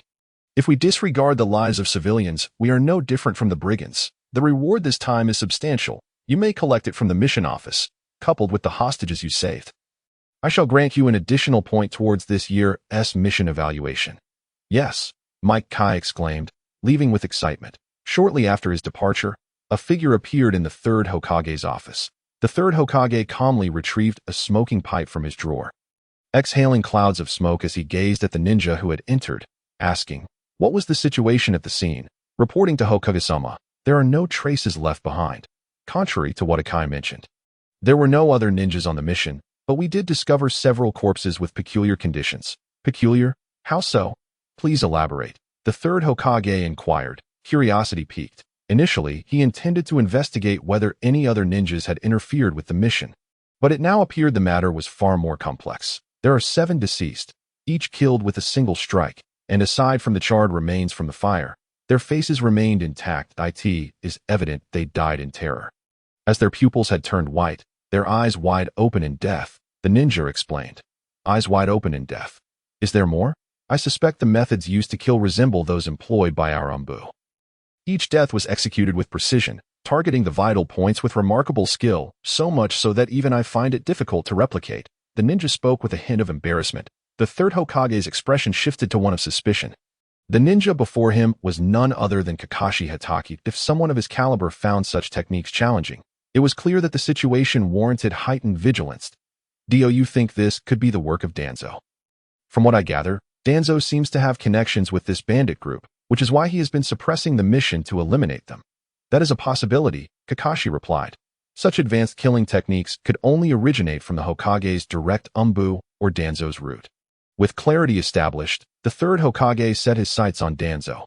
Sigh, there are many matters beyond my control. With the bandits dispersed, I can finally rest easy. Kakashi, since you've encountered no issues, you may take your leave. However, I've heard that none of the students who graduated under your guidance were deemed competent. Perhaps you should lower your standards a bit. After all, Akai has already begun instructing the lower ninjas. And considering the success of this mission, it has been quite commendable. The third Hokage subtly pointed towards Akai, hoping Kakashi would also begin instructing students. Okasama, I have my own standards for my students. Kakashi replied, rubbing his temple. Very well, you may take your leave. The third Hokage sighed, his expression weary. He understood Kakashi's character well. His methods were undoubtedly grounded in reason. Yet the students he deemed unworthy were often those he had assessed, which seemed rather harsh. Hokage-sama, there is one more perplexing matter. Though it may seem trivial, I feel it warrants mention. Oh, what is it? While I was searching the stronghold, I discovered a corpse within a room filled with gold and jewels. And that corpse belonged to the bandit leader, Yumuki. I also found traces of an explosion, likely from an explosive tag. Are you suggesting that Yumuki perished in a confrontation there? The third Hokage countered. Not exactly. Rather, I noticed that certain items were missing. Kakashi pointed out. Missing items. Specifically, silver bills. There were fewer than expected. The third Hokage and Kakashi exchanged glances, deep in thought. The third Hokage's gaze shifted from deep contemplation to resolute determination. Fully grasping the implications of Kakashi's observations, his suspicions regarding Danzo were now cemented. Very well, Kakashi. You may take your leave. Yes. In a shadowy corner of Konoha, a figure whispered, Danzo-sama. Yumuki is dead, an elderly man, his right hand bound in bandages. Sat calmly in a chair, leisurely sipping tea as he listened to the ninja kneeling before him. I am already aware. This morning, Sarutobi sent a message. It seems our plans have been compromised. You may leave. As soon as the ninja exited, Danzo's calm demeanor darkened, and he shattered the teacup in his hand. Filled with rage, he was infuriated at being wrongfully framed, especially at such a critical juncture. He had originally intended to eradicate the stronghold by the end of the month. The B-rank mission aimed at subduing the bandits had been suppressed under his command, as he sought an opportunity to eliminate Yumuki and secretly transfer all the treasure to the root headquarters. Now, all was in disarray. The remaining gold and jewels had already been confiscated by the third Hokage, while the rest lay either shattered or burned. Danzo-sama. A ninja appeared before him. Tenjutsu has a task for you. Deliver this letter to the land of rice. There will be someone to receive it. Danzo said little more as the ninja, named Tenjutsu, took the letter and left immediately. Sarutobi, you truly are getting old. Danzo mused, pulling out a letter from the Hokage that had arrived that morning. His solitary figure gradually faded into the shadows of the dimly lit room. Meanwhile, the instigator of the events sat cross-legged in a relief chamber. Deep in contemplation, I have erased all traces at the scene, and there should be no oversight, Xiao Li murmured to himself. However, he soon relaxed, realizing he had no reason to worry about being discovered. After all, who would believe that a student ranked at the bottom of his class could be a merciless killer, unless the sun were to rise from the west tomorrow? Yet, how should he allocate this money? Given the requirements of my training and the rewards received, purchasing too many items would inevitably draw attention. It seems I can only start by acquiring weighted gear. I recall the first dazzling scene from the Naruto anime, where Xiao Li removed the weights from his feet, showcasing a breathtaking speed that left everyone in awe. That incredible velocity stemmed from the immense weight he carried. Purchasing weights with the rewards I received should be entirely reasonable.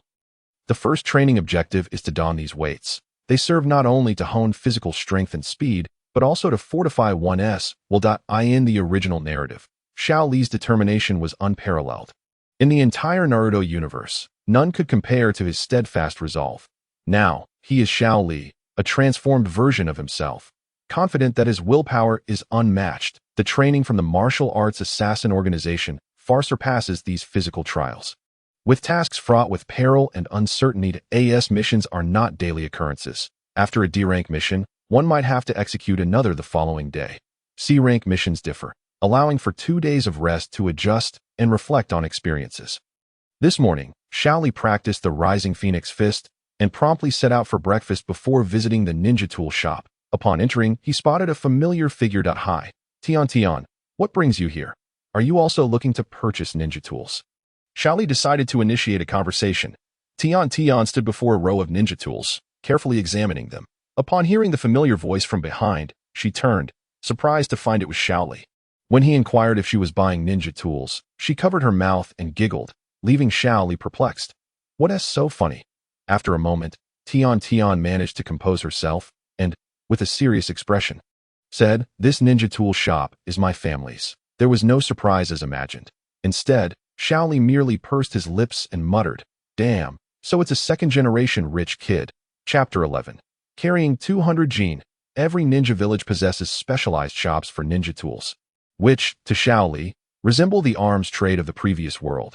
a lucrative business that he understood that those who could open such shops often had power and influence behind them. Tian surely belonged to that kind of privileged lineage, commonly referred to as the second-generation rich. Observing Xiao Li's silence, Tian ceased her laughter and began to inquire, "Xiao Li, what ninja tools do you wish to purchase?" As a gesture of camaraderie, "I can offer you a 20% discount." Her eyes gleamed mischievously as she regarded Xiao Li, clearly expecting him to buy something. Albeit surprised that it was his family's establishment, Xiao Li expressed his astonishment. "Oh no, this is merely my father's shop. I just assist in managing it during my free time. Besides, I had no other engagements today, so I stopped by to help out." In a hushed tone, but with an expression that betrayed her, Tian exclaimed, "So this is your family shop?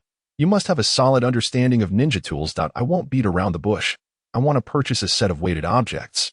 Xiao Li candidly stated his purpose, prompting Tian to raise her head in curiosity. "Xiao Li, you don't mean to enhance your speed, do you?" Xiao Li nodded.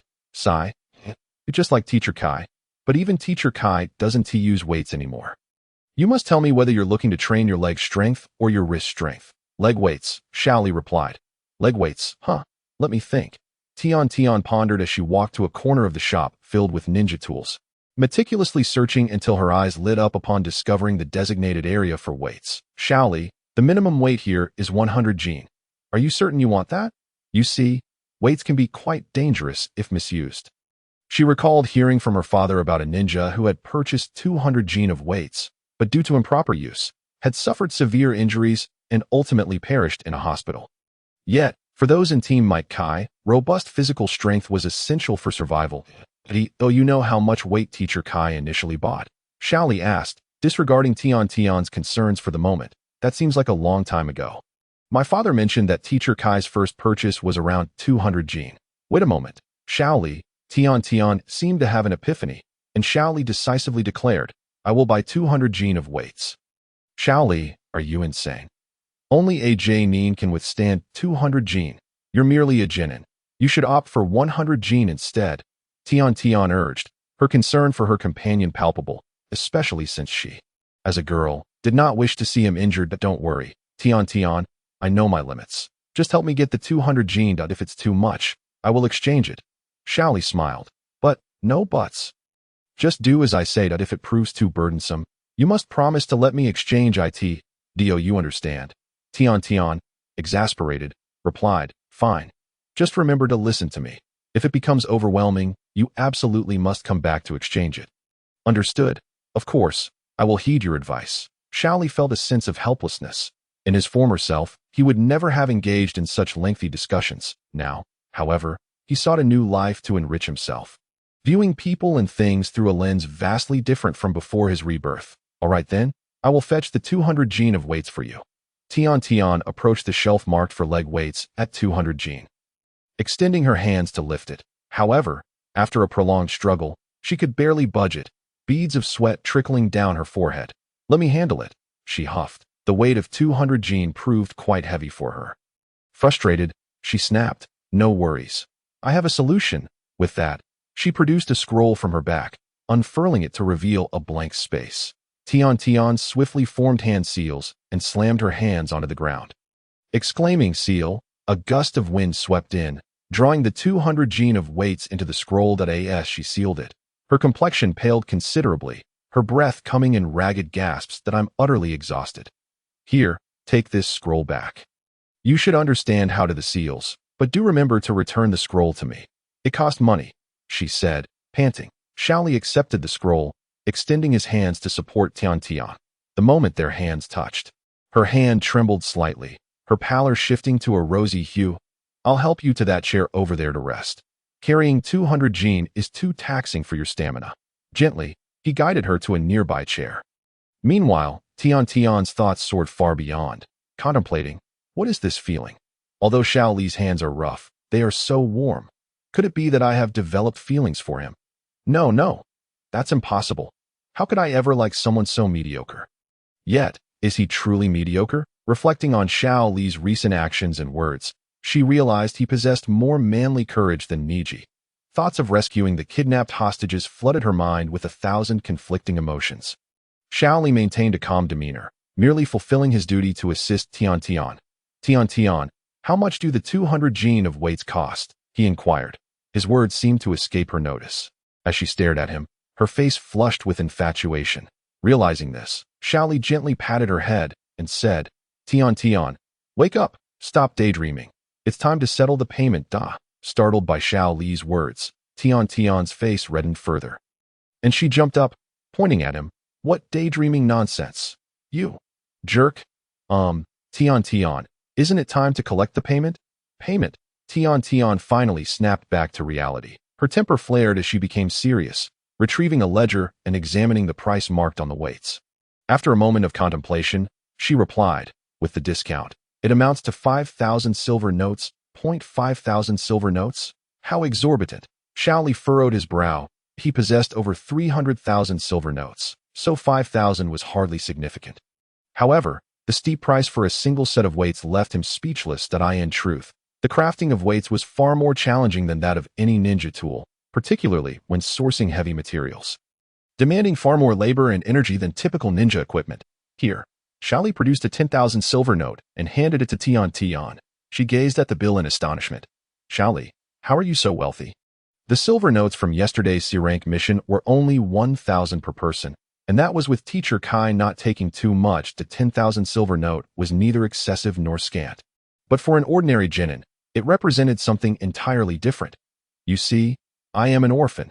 Although the village provides some assistance, it merely covers the basics. In my free time, I often venture into the mountains to catch small game for sale at restaurants, sometimes helping out with chores to earn a little extra.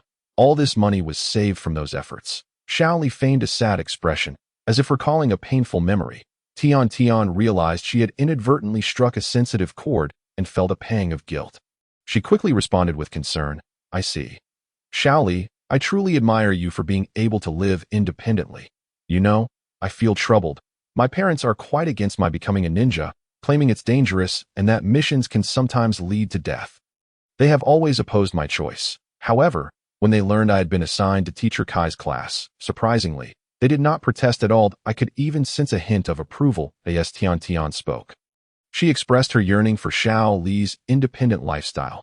Had her thoughts been shared with others, many would likely scoff, recalling characters like Naruto Uzumaki and Sasuke Uchiha, who had endured immense hardships. She thought to herself, I am but a sheltered flower, unaware of the harsh realities of life. Tian Tian, your parents care for you, which is why they express such concerns. When you truly experience living alone, you will realize that such a life is not worth envying. Therefore, cherish everything you have now and avoid regrets that may haunt you for a lifetime. Wishing to avoid indulging Tian Tian's infatuation, Xiao Li took back the money she had found and gradually left the ninja tool shop.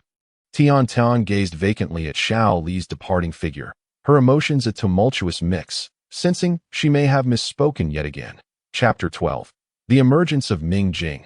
On a scorching summer day, as the sun cast its first rays of light, Xiao Li leapt out of bed.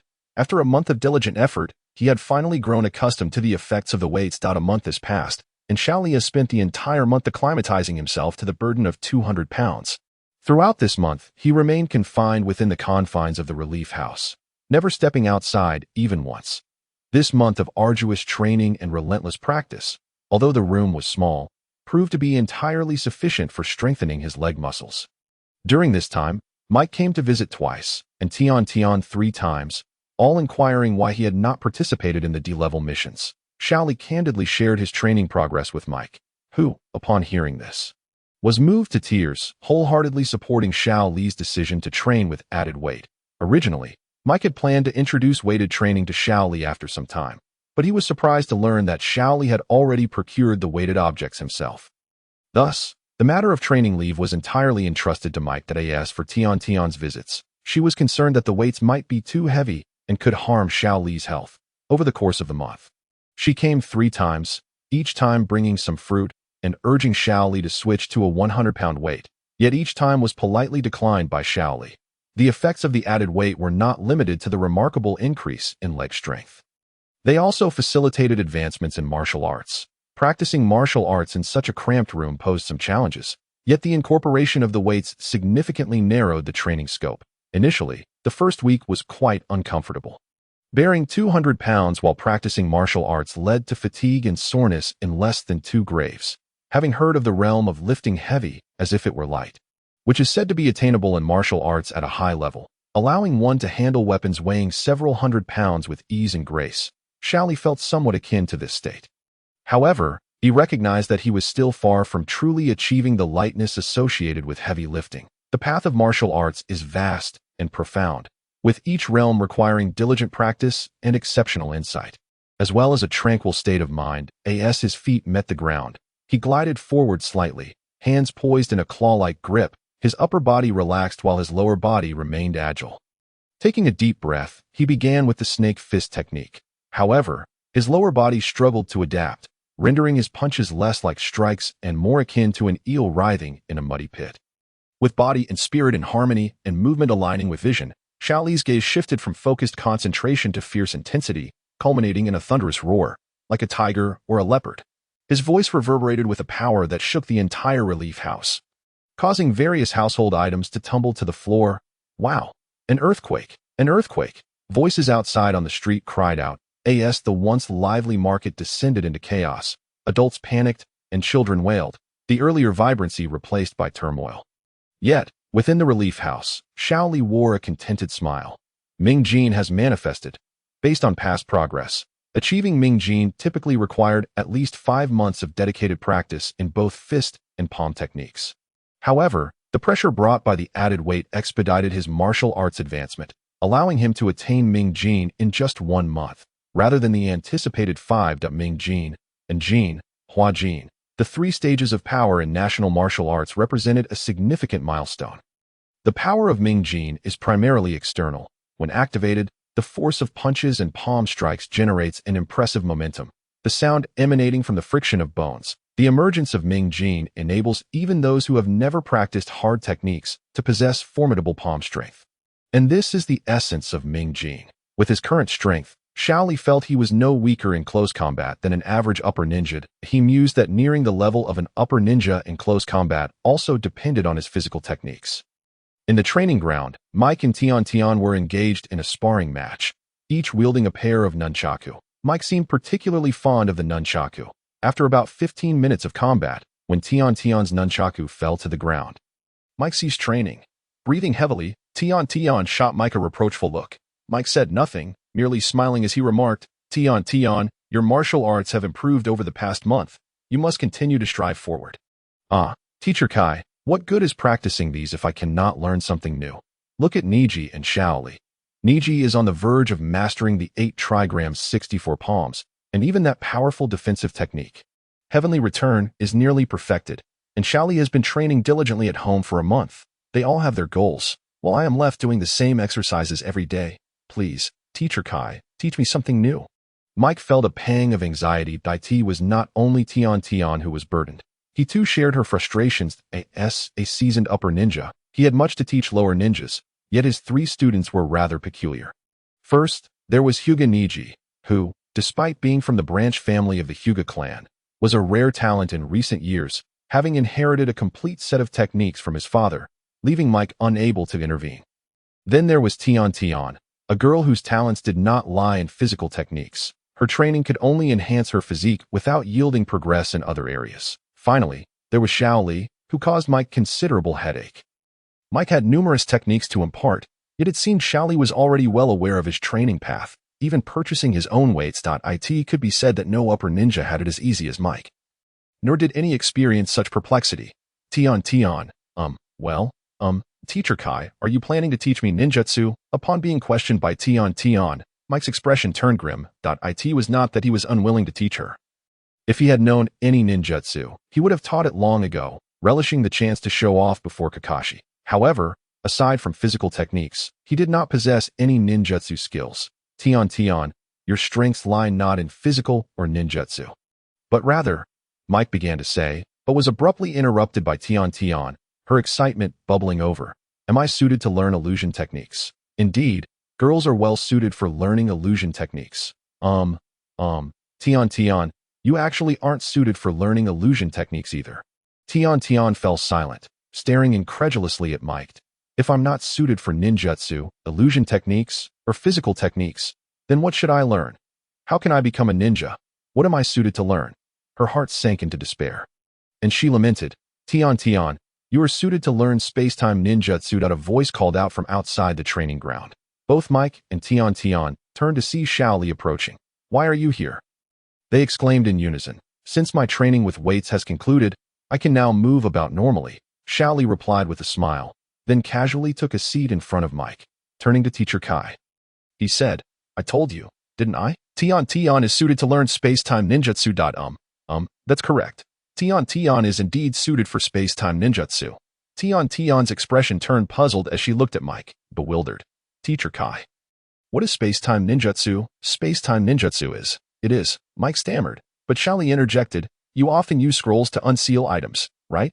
This technique, which transfers objects from another location to your present, is a form of space-time ninjutsu. Many of the ninjutsu we commonly see exhibit traces of space-time ninjutsu, such as the body flicker technique learned by upper ninjas, which is also a form of space-time ninjutsu. And then there's the summoning technique, where one signs a contract with a powerful creature, enabling them to summon that creature to assist in battles against enemies. Xiao Li elaborated, articulating his insights, which were more akin to the explanations Mike intended to relay to Tian. But I can only seal away everyday items. How can I use that in battle? Tian still wore a puzzled expression. Xiao Li shook his head, opting not to elaborate further. This is something you should ponder yourself. I've made it clear. If you still don't understand, you can ask Teacher Kai. Chapter 13. The martial arts master versus the taijutsu master. One's path in life can only be discovered by oneself. Others can only provide guidance but cannot walk the path for you. It is true that good people often go above and beyond, but Xiao Li did not consider himself a good person. Rather, he felt burdened by his transgressions. He had already offered what guidance he could. A master can only lead one through the door. The journey must be traversed by the individual. Thus, Xiao Li turned to Mike. Teacher Kai, I wish to test my skills against you. Xiao Li spoke earnestly, aware that with his current strength, it would be a formidable challenge to contend with Mike, even at the peak of engine. He would struggle to defeat Mike, who had truly honed his physical techniques to an extraordinary level, rendering him nearly devoid of weaknesses. In martial arts, speed is paramount. Mike had never formally studied national martial arts but had mastered speed to an astonishing degree, especially when in the state of the Eight Gates, making him nearly impossible to track with the naked eye. Xiao Li has finally regained his vigor. Truly, my beloved disciple remains unchanged, filled with youthful passion. Mike exclaimed, tears streaming down his face. Exhilarated as he wiped away his tears, his expression fervent. Then let us begin. Xiao Li, wait.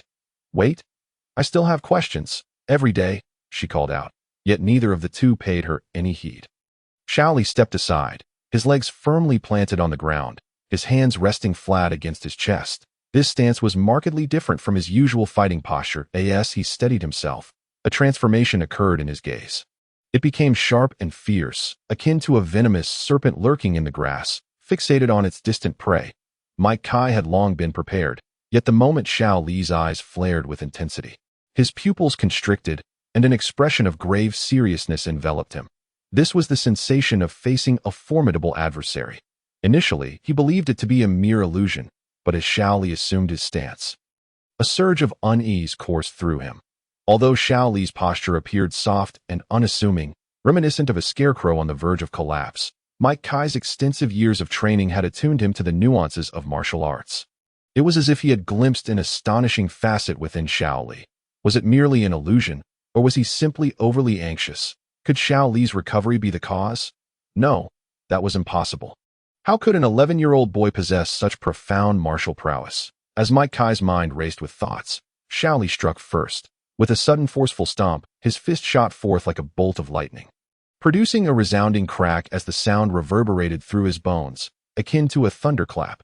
Tian, standing not far from the two, was immediately startled by the loud noise, mistaking it for an earthquake. Here it comes. Mike Kai did not underestimate Xiao Li's assault. Xiao Li's punches were swift, but Mike Kai's were swifter still. However, Mike Kai remained oblivious to the emergence of the Ming Jin, which enveloped his fist like a layer of steel armor, making it exceedingly difficult for an ordinary physical strike to withstand. Especially as Mike Kai had never practiced hard martial arts, he was even less aware of the formidable nature of Ming Jin. With a jolt, Mike Kai's heart raced. and he swiftly withdrew his fist, his fingers trembling slightly. Yet he did not retreat. Instead, he clenched his fist tightly and moved with incredible speed, becoming a blur. Xiao Li remained vigilant. Aware that Mike Kai was now genuinely serious, his speed was so rapid that it was nearly impossible to follow with the naked eye unless one possessed abilities akin to the Byakugan or Sharingan, or had reached a state of instinctual evasion. Xiao Li, Mike Kai called out, a phantom image appearing before Xiao Li. Startled, Xiao Li marveled at the speed, yet his limbs did not falter, employing the Bagua Yuyan step.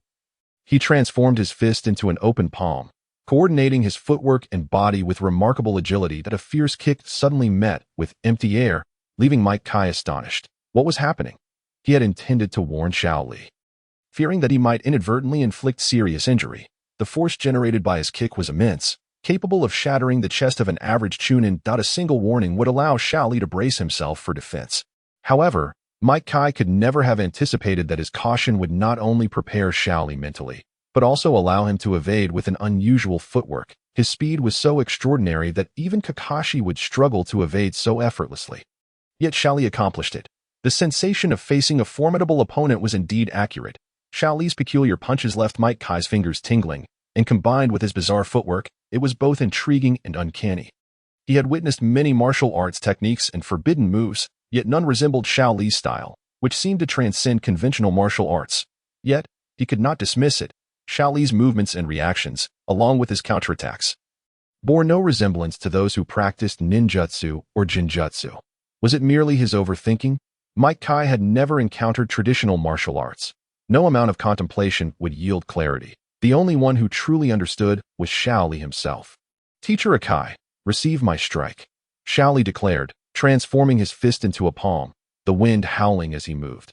Xiao Li's form appeared like a fleeting white shadow, resembling a wisp of smoke traversing the mortal realm. What on earth? Mike Kai exclaimed, startled as Xiao Li transformed into a white figure, flickering before him, obscuring his features. The fierce glint in Xiao Li's eyes made him feel like the prey. While Xiao Li was the hunter, he was trapped. Like a fish in a barrel, with a forceful thrust, his foot sank into the ground, and the power in his legs erupted in an instant, causing the white figure to vanish as Xiao Li unleashed a ferocious palm strike. The force echoed like a roaring tiger, shaking the very forest. Tian, watching from the sidelines, was left speechless, as if caught in a dream. When did Xiao Li become so formidable? He was overpowering Teacher Akai. Evading his lightning-fast kick, impossible. It had to be an illusion. There was no way Teacher Akai could be overwhelmed by Xiao Li's. Xiao Li's palm approached. Mike Kai's eyes blazed with intensity that a surge of energy erupted from him as he met Xiao Li's advancing palm with a punch of his own. The collision produced a deafening sound, and Xiao Li, unable to withstand the pressure, was sent flying, blood spilling from his lips as he managed a bitter smile. Teacher Akai, I concede, Xiao Li admitted, accepting his defeat wholeheartedly. Mike Kai was indeed a true master of martial arts, a figure who had refined simple techniques to their utmost potential. It is said that the pinnacle of martial arts lies in the ability to simplify complexity. And Mike Kai had directly transcended that process, executing straightforward strikes with impeccable precision and not a hint of flaw. He was a genuine master, and even if he were to return to the zenith of his own abilities, he would not consider himself a match for Mike Kai. In the world of Naruto, the only person he truly admired was Mike Kai, a man who relied solely on his own efforts without any external aids. What, then, constitutes a genius? In Xiao Li's eyes, they were merely pretenders. True genius is comprised of 99% hard work and a smattering of talent. Thus, to have been reborn as Xiao Li was the most fulfilling aspect of his existence. A chance to learn from a master of martial arts was far more exhilarating than merely being taught ninjutsu. Mike Kai's flushed face returned to normal as he gazed at the fallen Xiao Li. Realizing he had exerted too much force, he hurried to Xiao Li's side, concern etched across his features. My dearest disciple Xiao Li, are you all right? It's my fault. I overdid it. Ordinary physical injuries were not something Mike Kai would fret over. A brief rest would suffice. However, the true force he had unleashed could have inflicted internal damage, not merely superficial harm. Tian, snapping back to reality from her shock, rushed over to Xiao Li, who lay bleeding, and angrily confronted Mike Kai. Teacher Akai, how could you do this? Xiao Li was never your opponent. Why use such force? Upon hearing Tian's rebuke, Mike Kai lowered his head, unable to respond. Xiao Li, however, simply smiled. He did not blame Mike Kai. Battles between adversaries occur in the blink of an eye. Especially in the case of two individuals like Mike Kai and himself, one a master of martial arts and the other a barely competent practitioner. An encounter could easily become a fight for survival. Mike Kai's response was merely instinctual. Had he shown leniency, Xiao Li would have looked down on him. Conversely, Mike Kai was unworthy of the title of martial arts master. Tian, did you observe my battle with teacher Akai? Xiao Li inquired, not reproaching her for her concern but instead asking if she had grasped the essence of the fight. Tian appeared bewildered, unable to comprehend. Xiao Li shook his head. My battle with teacher Akai was a genuine confrontation. Not a child's game. As we are still genin. If we continue to allow teacher Akai to go easy on us, we will inevitably perish in the battles of ninjas. The reason we are guided by Jonin is to enable us to grow stronger, to gain sufficient strength and experience, and ultimately become true ninjas. Upon hearing Xiao Li's words, Tian looked at Mike Kai with a mix of grievance and uncertainty, unsure of how to respond. Xiao Li's reasoning was sound, yet she found herself at a loss for words. Mike Kai, too, regarded Tian seriously. Xiao Li's insights resonated deeply, leaving even Mike Kai pondering how Xiao Li could articulate such profound thoughts, something he himself would struggle to express. Chapter 14. Niji's Challenge. However, Xiao Li, the martial arts techniques you employed during our battle were quite peculiar, especially when our fists collided. It left my fingers tingling. How did you achieve that? Mike Kai, turning away from Tian's sorrowful expression, inquired with genuine curiosity. That moment had left a lasting impression on him.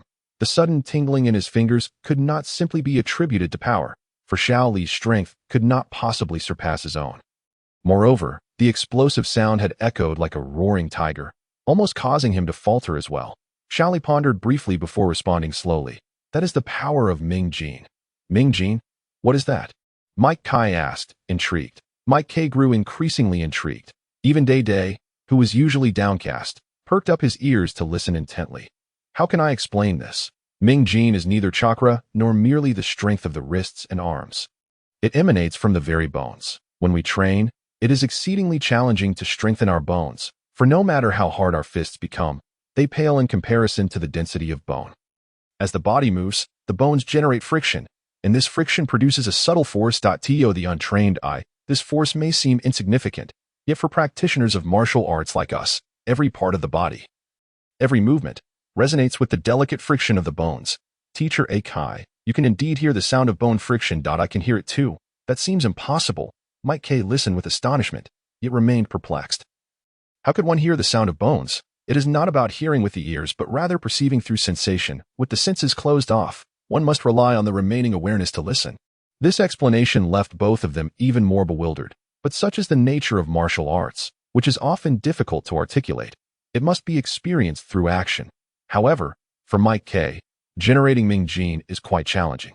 As his training methods have already been solidified, Ming Jin must align with martial arts, much like how soft fists must complement wide eyes. Both are essential to unleash true power. At that moment, Niji emerged from the forest that he had been training but was drawn by a loud noise, and upon seeing the training ground, he found Li seated on the ground, Mike Kai standing, and Day squatting, leaving him utterly confused. What are you all doing here? Niji inquired, sensing that his presence was somewhat superfluous. Niji, Li was just explaining the power of Ming Jin, a truly fascinating concept. Even teacher Akai does not comprehend it. Day chimed in, her spirits lifting at Niji's return. Ming Jin, what is that? Is it another trick concocted by the tailender? Niji remained unfazed, feeling no interest in Rock Lee, despite Li's efforts. He believed that mere hard work could not surpass innate talent. No. This is no mere trick, Niji. Just now, Li used the power of Ming Jin to make my finger tingle, and it produced a tremendous sound. Mike Kai raised his middle finger and said earnestly, tremendous sound?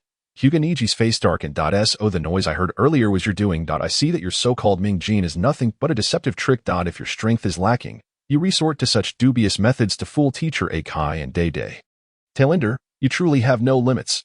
Niji scoffed coldly, having initially wished to ignore the situation but now seizing the opportunity to lash out, as he had been disregarded by Li for too long, which severely wounded his pride as a genius. Dubious methods. That's precisely what they are. But it seems to have nothing to do with you. Do you not feel like a dog, incessantly barking behind others? Li responded with a calm gaze and a light chuckle. You dare to call me a dog? You misunderstood. I meant that there is a dog barking, and it sounds quite unpleasant. Both of you should refrain from speaking. Day quickly interjected, sensing the tension, while Mike K felt a headache coming on. He dreaded such situations. Hyuga Niji's eyes narrowed in fury, a fire brewing within him as he stared at Li, who remained seated tailender. Do you dare to test your skills against me? I assure you, I won't kill you. Hyuga Niji was not one to engage in idle chatter. He preferred action. Fine, but I promise I won't kill you either. Their eyes locked in a fierce confrontation, sparks igniting between them. One a genius from the Hyuga main family, the other a tailender at the bottom of the class. Day felt utterly lost. Having witnessed Li and Mike K's confrontation, she understood that Li's strength was not to be underestimated, especially as he had compelled teacher Akai to use his true power. She had also seen Niji fight with teacher Akai. But Niji could never land a hit against him and would soon be overwhelmed. Even Day, in her simplicity, realized that with Li's current strength, it would be challenging for Niji to gain the upper hand. With countless thoughts racing through her mind, Day felt a surge of apprehension. Li, you just fought against teacher Akai and were injured. It's best not to engage right now. Please rest a moment? She implored with a worried expression, but Li remained indifferent. It wasn't that he wished to fight, but rather that Niji truly needed to be put in his place. Otherwise, he might continue to think he could intimidate him. Very well, tailender. Today I shall show you the tragic fate of those who lag behind. Despising their existence in this unjust world, Hyuga Niji declared arrogantly, his haughty demeanor suggesting he held all the reins of fate in his grasp. You are truly laughable. If you're going to fight, do it quickly. What use are these empty words? What is fate? You, a weakling, dare to speak of fate. Don't make me laugh, Li retorted, his sarcasm cutting deep, igniting a storm of emotions within Niji, whose lips twitched in irritation, his expression darkening. That I will grant you your wish. Teacher Akai, you must intervene. Mike K ignored Day's pleas, focusing intently on Li. He saw this challenge from Niji as an opportunity to discern the so-called sound of friction. Trying to grasp what Ming Jin truly was, after Li's explanation, he felt he had briefly touched upon that sensation, yet it eluded his understanding. Remaining a nebulous concept, he felt akin to someone attempting to decipher a profoundly intricate tome without any comprehension. Yet he was the only one deemed worthy of its secrets on the training ground. Niji assumed the classic stance of the soft fist, while Li adopted the posture of the snake fist. The lingering pain in his chest from the earlier battle with Mike K hindered him from returning to peak condition. But facing Niji was a different matter entirely. Soft fist. Let us see how you defend. Whoosh, Hyuga Niji charged forward, his hands gathering chakra into his palms. This was the brilliance of the soft fist, channeling chakra into the hands while utilizing the Byakugan to perceive the opponent's vital points. This technique allowed him to strike at the enemy's pressure points. The strength of the soft fist lies not only in its finesse, but also in its ability to bypass superficial injuries and directly harm the internal organs. Much akin to the concept of dark gene. Dark gene involves the entire skeletal structure becoming loose and agile, capable of causing devastating internal damage to the enemy. A master of martial arts could wield the power of Ming Jin with the potency of dark gene. Yet Niji had yet to reach such heights. The force of Niji's palm stirred the air, yet Li remained stationary, aware that he and Niji shared a similar fighting style, close combat and exchanges of blows. If it were Mike K, he would have to move, as Niji's speed far surpassed that of Mike K. But with Li, they were on equal footing. To determine superiority, it would come down to their respective skills and combat experience. Li relaxed his lower body, leaning back slightly. The snake fist moved like a serpent through the grass, one hand suddenly pressing against Niji's wrist. Niji, startled, attempted to retract his hand but found it too late. Li's grip exerted a force that left Niji's fingers numb. Sensing danger, Niji struck out with his other hand towards Li's chest, but Li's eyes flickered as he stepped back just enough to evade the blow. Seizing Niji's hand in the process. In one swift motion, Li's snake-like finger struck Niji's forehead, and with a flick, pop. Chapter 15. Niji's defeat. The ninja headband fell from his head as Niji was forced to retreat, creating distance between himself and Li. A sharp pain throbbed at his forehead, his expression a mixture of disbelief and confusion. The Byakugan locked onto Li, who had not moved an inch, yet within Niji's heart. A tempest raged, utterly disbelieving the reality that he had been forced back by a tail-ender. Previously, he had dominated Li effortlessly, but ever since Li's hospitalization, everything had changed, and his pride as a genius was being called into question. "I told you I wouldn't kill you," Li said with a light chuckle, leaving Niji feeling as though he had been slapped in the face. "This is your doing." Niji's stance shifted, and his aura transformed, prompting Li's expression to grow serious as he sensed something amiss, his eyes gleaming with intensity. "You are now within my Bagua. Let me show you the power of the 64 palms of Bagua. This is the first time I am demonstrating it since mastering it.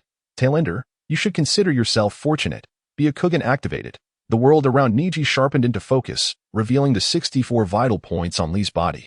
"Then I shall eagerly await your demonstration." Xiao Li stood still, his mind immersed in recollections of the Bagwazang's 64 palms, a martial art of A-grade, belonging to the secret techniques passed down through the Hyuga clan. Only those possessing the ability to perceive the chakra points of the human body in a comprehensive 360-degree view through their Byakugan could effectively wield it. This technique bore resemblance to pressure point strikes. Yet it was arguably more intricate. Its sophistication lay in the Byakugan's capability to directly visualize the issue points that in his earlier studies of traditional martial arts. An esteemed elder once remarked that all martial arts originated from Shaolin, and that the art of pressure point striking was founded by the venerable Bodhidharma, who meticulously studied the body's acupoints before establishing this technique. Xiao Li, however, had no mastery of pressure point strikes.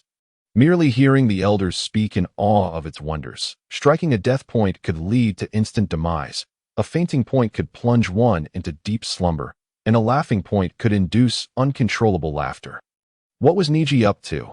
His posture had undergone a complete transformation, and his Byakugan was activated, seemingly preparing for a formidable technique. Mike K nodded and remarked, "This is the Hyuga clan's secret technique. Bagwazang." Within the Bagwazang's domain, the 64 palms are executed, with each palm sealing a chakra point. How formidable! Was Xiao Li not in grave danger? Daily worry clouded his thoughts as he glanced anxiously at Xiao Li. Mike K shook his head, having regained his composure that in terms of true strength, Xiao Li was not inferior to Niji. On the contrary, witnessing Xiao Li's calm demeanor made Mike K more concerned about Niji. It would be exceedingly difficult for Niji to overcome Xiao Li. This conclusion echoed in his mind. Just a month ago, Xiao Li was an ordinary youth, fervently shouting about youthful passion, entirely a Navi boy. Yet now, after a month, Xiao Li had undergone a complete transformation, a composed mind, decisive actions, and an unusual martial arts style. "Don't worry. I trust Xiao Li will know his limits," Mike K comforted. Daily, astonished by the words of teacher A Kai, felt as though she misheard. How could he suggest that Xiao Li would know his limits? Did this imply that Niji, even utilizing the 64 palms, was no match for Xiao Li? No, surely she had misunderstood. Niji was a genuine prodigy. Niji sprang into action, his Byakugan revealing his surroundings with clarity. His speed surged to approximately double, moving with lightning swiftness, the force of his palms disrupting the air, once locked by the Byakugan within the Bagwazang. Escape became exceedingly difficult, unless one possessed extraordinary speed beyond the naked eye's grasp or formidable defensive capabilities to withstand the gentle fist's assault. These were the only two means to counter the gentle fist. Xiao Li had no intention of leaving the confines of the Bagwazang, nor would he relinquish such a rare opportunity. Would Niji's gentle fist prove superior, or would my Bagwazang triumph? As Niji advanced, Xiao Li, who had been standing still, suddenly became elusive, his white martial arts uniform creating a spectral illusion as he glided forward, transitioning from fist to palm, harmonizing his movements with his steps. "Under my Byakugan, any action you take is in vain." Xiao Li's movements were peculiar, yet they could not escape the Byakugan's gaze. Niji could clearly perceive Xiao Li's trajectory. Even his footwork was laid bare. The Byakugan, regarded as one of the powerful three eyes, was no exaggeration. Bagwazang first palm, Bagwazang second palm. "Do you think you can evade me?" Two strikes landed empty, and Niji's eyes were filled with an unsettling ferocity. This was his first attempt at the 64 palms, yet he had not anticipated two strikes would miss. Bagwazang fifth palm, Bagwazang 11th palm. "This is bad. My mind is in disarray," Mike K observed closely. Every movement of Niji captured in his gaze, while Daly's expression was tense, wishing for both to remain composed. "Bagwazang 31st palm. No. How can I not land a hit? I refuse to believe this. With a furious roar, his hair flying wildly, he completely lost control. Bagwazang 44th palm. Bagwazang 54th palm. Bagwazang 64th palm. With the final strike, Niji revealed a terrifying grin, as at last, his palm made contact. He looked up at Xiao Li, whose eyes sparkled with intensity. The power of the 64 palms was formidable, yet its vulnerabilities were stark, particularly as Niji's execution had not reached perfection. The Bagwazang primarily focused on sealing chakra points, thus lacking the internal damage capability of ordinary gentle fist techniques. Most of his attacks were deftly evaded by Xiao Li, and the final strike missed the acupoint, landing instead on a less critical area. Have you finished with your 64 palms? Then you shall experience my Bagwazang. Impossible. Impossible. Niji trembled, unable to believe the reality before him. How could the Bagwazang fail? His opponent had evaded every strike without a scratch. Was his perception flawed? Was he not the one hindering his own success? How could he possibly lose? He was universally acknowledged as a genius. Defeat was inconceivable. Unperturbed by Niji's turmoil, Xiao Li focused his energy, transitioning from fist to palm, relaxing his shoulders and elbows, unleashing a powerful strike that silently struck Niji's abdomen. Niji coughed up saliva, his mind clouded, yet Xiao Li did not cease his assault. He moved fluidly, like a dragon in flight, transitioning stances like an eagle, his palm power surging like a ferocious tiger. Bam! Niji was sent flying, subsequently losing consciousness. Their battle lasted less than 10 minutes, concluding with Niji's defeat. While Xiao Li approached Mike K with calm assurance, not sparing Niji a glance, Daily, overwhelmed with emotion, rushed to Niji's side to help him up. Mike K's heart was tumultuous. Witnessing Niji's defeat at the hands of Xiao Li stirred a storm of disbelief within him. Just moments prior, he had claimed Xiao Li would win, yet he never anticipated the ease with which Xiao Li would triumph, evading the assault of the 64 palms with such an uncanny method of movement. Could he have achieved the same? While he too could easily surpass Niji, that was the result of years of training and experience. Yet this young boy had just displayed combat prowess that belied his 11 years. If there were truly geniuses among them, Niji could hardly be deemed one. He was merely a commendably skilled individual. What then constitutes a genius? Kakashi, who became a J-nin at 13, was hailed as a genius J-nin. Yet even after all these years, he remained a J-nin. And what of Mike K? He understood that his strength had long surpassed that of a J-nin. The question of what truly defines a genius lingered in his mind like an unresolved enigma. If there was to be a true genius, it must be someone like Xiao Li. As he watched Xiao Li approach, Mike K muttered to himself. Chapter 16. The Flight in Progress, Part 1. Thus, the situation unfolded to my disciples. I wish to hear your decisions. Mike K concluded reading the document in his hands, fixing his gaze upon Xiao Li and the others seated on the railing. The document pertained to the annual Nin exam of Konohagakure, which took place 2 months after the graduation of the Ninja Academy, right in the midst of summer. The trio fell into silence. Daily hesitated, while Niji regarded Xiao Li, reflecting on the week since his defeat, his second brush with darkness in his life. In this week, he had begun to regain his spirit, yet facing Xiao Li, he could not shake the unease rising within him. Noticing their silence, Mike K sighed and, with a hint of resignation, asked, "What about you?" Xiao Li, among the three, Xiao Li was now the strongest, and they had unconsciously come to regard him as the team leader. Thus, Mike K's first inquiry was directed at him that we will not participate in this Nin exam. Xiao Li declared his decision that it would be absurd to engage in this exam, as it would conflict with the narrative. Certainly, with their current strength, they could participate without issue, perhaps even succeed. However, that was not the crux of the matter. This year's Nin exam was unremarkable, while the next would be the true spectacle. Having arrived in this world, Xiao Li refused to shy away from danger. Instead, he sought to challenge formidable opponents. Only by confronting such adversaries would his rebirth hold significance. Otherwise, what was the point of being reborn, but to merely survive for another few decades? Is this your final answer, Xiao Li? Mike K inquired. Somewhat astonished, he had anticipated Xiao Li would be eager to participate in the Nin exam, and while he felt a tinge of disappointment, he also regarded Xiao Li with admiration. Daily and Niji exchanged surprised glances. Recognizing that Xiao Li, with his current strength, could easily become a Nin. Yet why did he refuse? Could you enlighten us on your reasoning? Mike K. pressed, eager for Xiao Li's explanation. Firstly, we have only graduated from the Ninja Academy for 2 months. Our experience with missions is still lacking, and we have no understanding of the CH9 exam's dynamics. By waiting for this year's CH9 exam to conclude, we can analyze the outcomes and compare them with past exams. Gaining insight into the CH9 exam. Only with thorough preparation can we participate confidently. Well said. Akai nodded thoughtfully. The second point is that our teamwork as a trio is insufficient. You are aware, Teacher Akai, that the personalities of Niji and I are not in harmony. And as for Tian, her abilities are still quite weak. If we rashly participate in the CH9 exam, the likelihood of passing would not exceed 4 out of 10. For I have comprehended that the CH9 exam evaluates not merely a ninja's strength, but also the efficacy of teamwork. Sometimes, collaboration within a team outweighs individual prowess.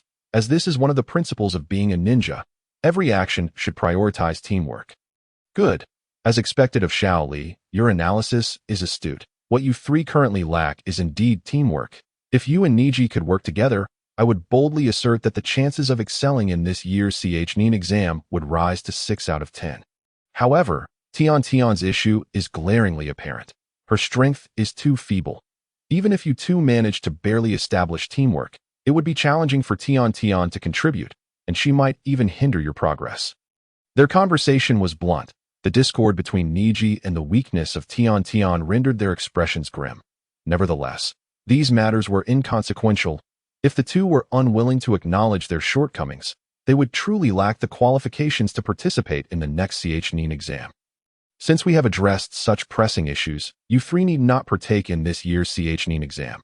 Instead, accumulate experience through missions and cultivate a sense of teamwork until you are prepared for the next CH9 exam explosion.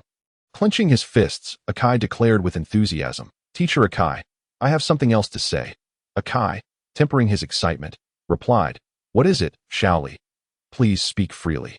Currently, the three of us need to enhance our abilities, but the training you have provided is insufficient. I believe we can incorporate something that would catalyze significant improvement in our strength. The three of them exchanged curious glances. Catalyze significant improvement. Xiao Li, what method do you propose that could lead to such a leap in strength? Would it be useful for the teacher? Akai inquired, his eagerness palpable, as he yearned for a method to elevate his own stagnant prowess. It may not benefit the teacher, but it would be immensely advantageous for us. Mike Kai felt a tinge of disappointment, yet he promptly pressed on. Then tell us, what is this method? I propose to divide the upcoming year into 3 plans. The first plan is for you to train us. What kind of method is that? Stop speaking nonsense. Niji interjected, furrowing his brow in dissatisfaction. They usually trained under Akai. Allowing him to train them seemed no different from having Tian do it every day. My words are not yet complete. It is not too late to decide after hearing the entirety. Casting a disdainful glance at Niji, Xiao Li continued, Firstly, the first plan is to hone our teamwork. For the next week, we will become the targets of pursuit, and our sole mission will be to survive. Teacher Akai, you must assume the role of a merciless assassin, showing us no mercy, for we must regard you as our enemy. Harboring the intent to defeat you, in turn, you must embrace the intent to eliminate us without any leniency. However, what I would truly hope for is for Teacher Akai to enlist the assistance of an idle J-Ning. The best way to cultivate teamwork is through life and death trials. Only through such experiences can our strengths undergo a qualitative leap. Xiao Li, are you suggesting that Teacher Akai should attempt to kill us while we fight back? Tian trembled, her mind a whirlwind of confusion. Niji remained silent, fists clenched, surprisingly refraining from rebuttal, as he recognized the merit in Xiao Li's idea. Only through life and death challenges could true strength and teamwork be forged. Xiao Li, are you serious? Akai asked with a furrowed brow. Xiao Li nodded. However, I still need to consult with the two of them. I cannot speak on their behalf. Niji, what about you? I have nothing to say. Life and death trials. Humph, do you think I would be afraid? Niji responded, having already made his decision. Only Tian remained, her expression one of bewilderment and fear. Akai felt a pang of concern. Tian, what is your choice? Will you participate or withdraw? Such a question posed to an 11-year-old girl was indeed a daunting dilemma, especially when the pursuer was her closest teacher. Yet to everyone's astonishment, Tian resolutely nodded, the tears that threatened to spill retracting once more. Xiao Li, I will convey your opinion to Lord Hokage, who will make the final decision. You have the night to rest. Tomorrow we shall be adversaries.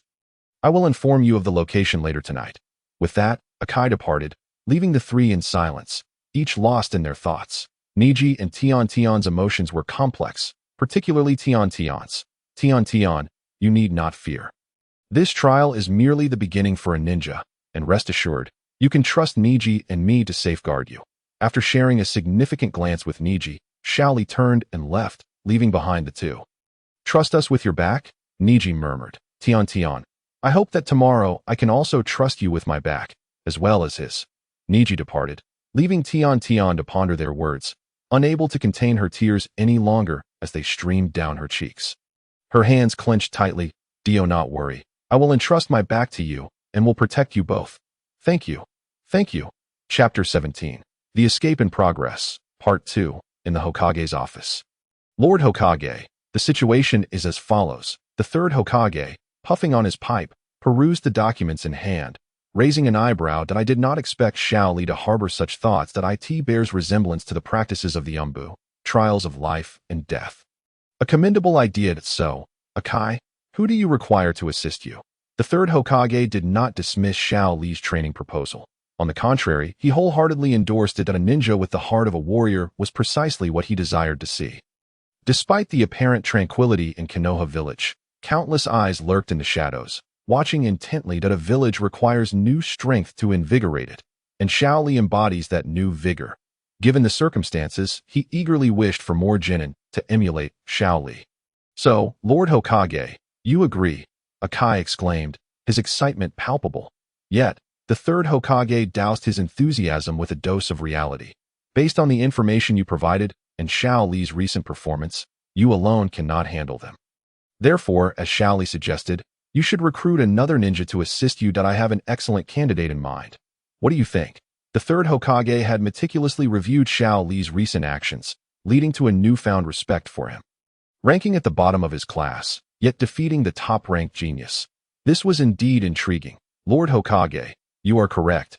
It would be exceedingly difficult for me to manage them alone, especially considering Xiao Li's recent task performance. Combined with his impressive close combat skills that rival those of a typical J-nin, alongside a Hyuga branch family genius and a specialist in ninja tools at this juncture, he genuinely hoped for assistance. Yet when the third Hokage mentioned a name, a tremor of apprehension coursed through him. "Lord Hokage, are you suggesting that Kakashi be dispatched to assist?" "Indeed, I intend to send Kakashi to aid you." This may not be appropriate. Although it was a trial of life and death, those three children were still his students, and Kakashi's approach might be somewhat lenient. However, when it came to Kakashi, the situation would be entirely different.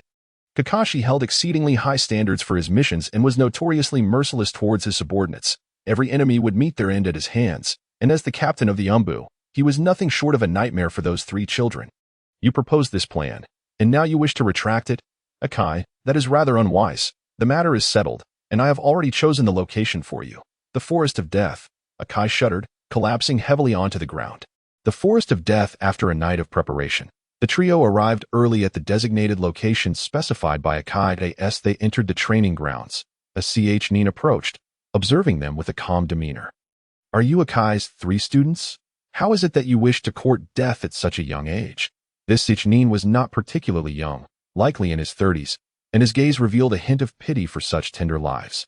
Questioning Akai's intentions, "Senior, the fact that we dare to come indicates that we are mentally prepared," Xiao Li responded boldly. "Truly, you won't know the gravity of your situation until you face it." "Very well. Since we still have time, allow me to provide you with some guidance. The area behind me is known as the Forest of Death, a place strictly off-limits to both ninjas and civilians due to its inherent dangers. First, the wildlife within is formidable. You will soon understand just how fierce they are once you enter. Additionally, refrain from recklessly picking any plants, as many may harbor lethal toxins. That is all I can share. I will now open the gate, and you may proceed." The words of the Chunin resonated deeply within the hearts of the three listeners. First, Xiao Li wondered where they might be, but he was taken aback to discover that the location chosen by Akai was none other than this perilous place, the Death Forest. A forbidden zone of Konoha village and the venue for the second stage of the upcoming Chunin exam. Through the anime, he had gleaned the dangers of this place, yet experiencing it firsthand was an entirely different matter. He felt little trepidation. Rather, he was exhilarated. In contrast, Ningxi and Tian appeared somewhat anxious. As the gate swung open, Tian and Ningxi followed closely behind Xiao Li into the forest, with a resounding thud. The gate closed behind them. Their challenge was set, to survive in this foreboding place for a week, and thus began the true trial of life and death. Not far from the fence, the trio gathered together, ready to discuss their next steps.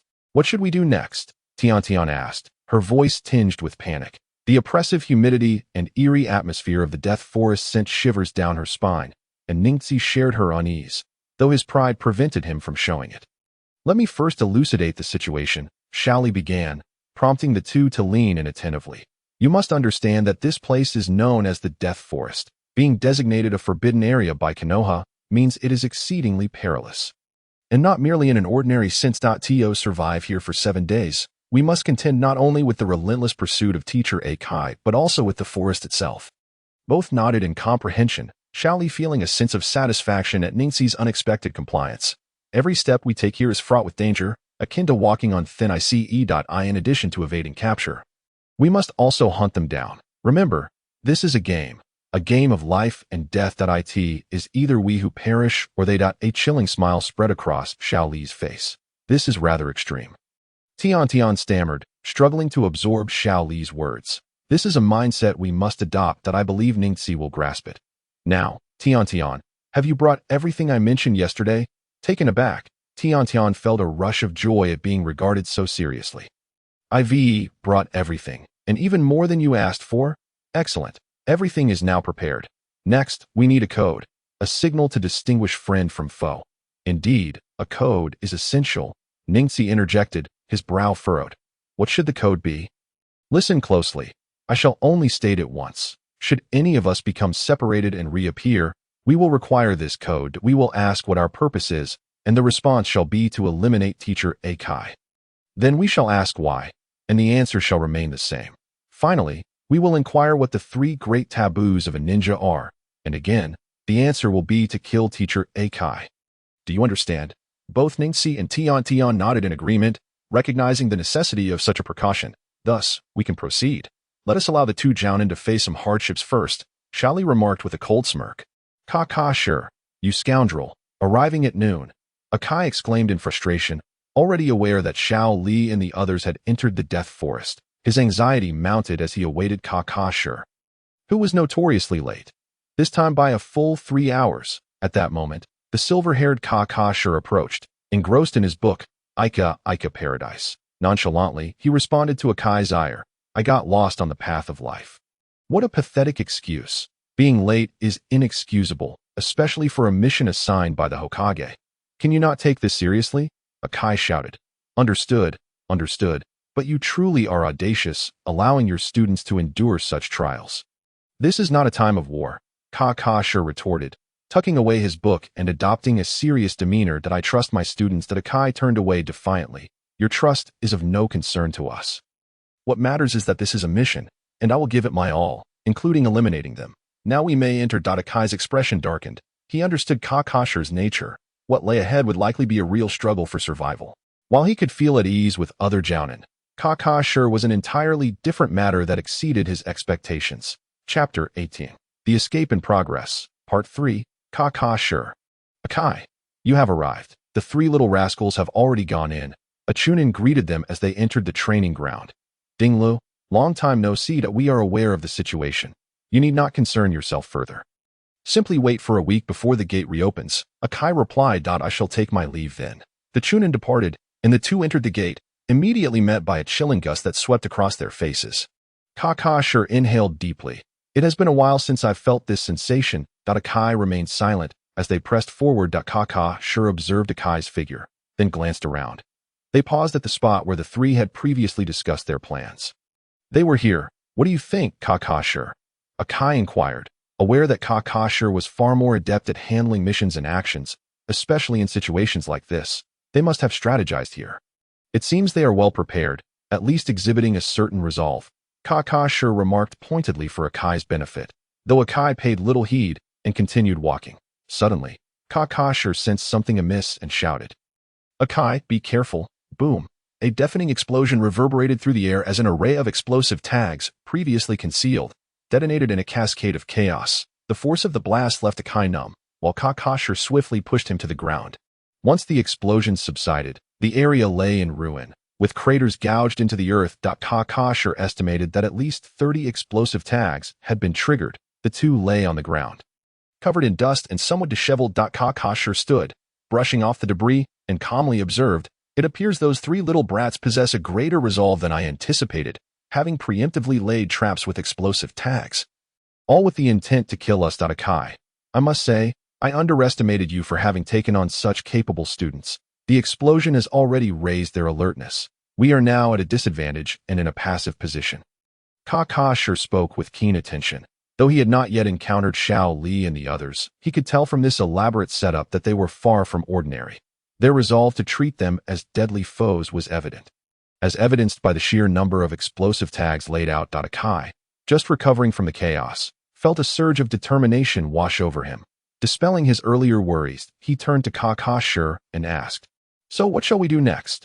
Based on what you've told me, that prodigy from the branch family must be a sensory-type ninja. Our every move will likely be easily detected by them. And the earlier explosion has undoubtedly drawn their attention. I suspect many dangers await us. It's thrilling to think we've become the hunted right from the start," Kakashi remarked with an inexplicable smile. Akai was taken aback by Kakashi's assessment. Had it not been for Kakashi's intervention during the explosion, he would have likely sustained serious injuries. There was no denying the excellence of his three students, who had genuinely perceived him as an adversary to be vanquished. He finally recognized that he could no longer coddle them. It was time to get serious. Summoning technique. With a puff, a pug appeared before them.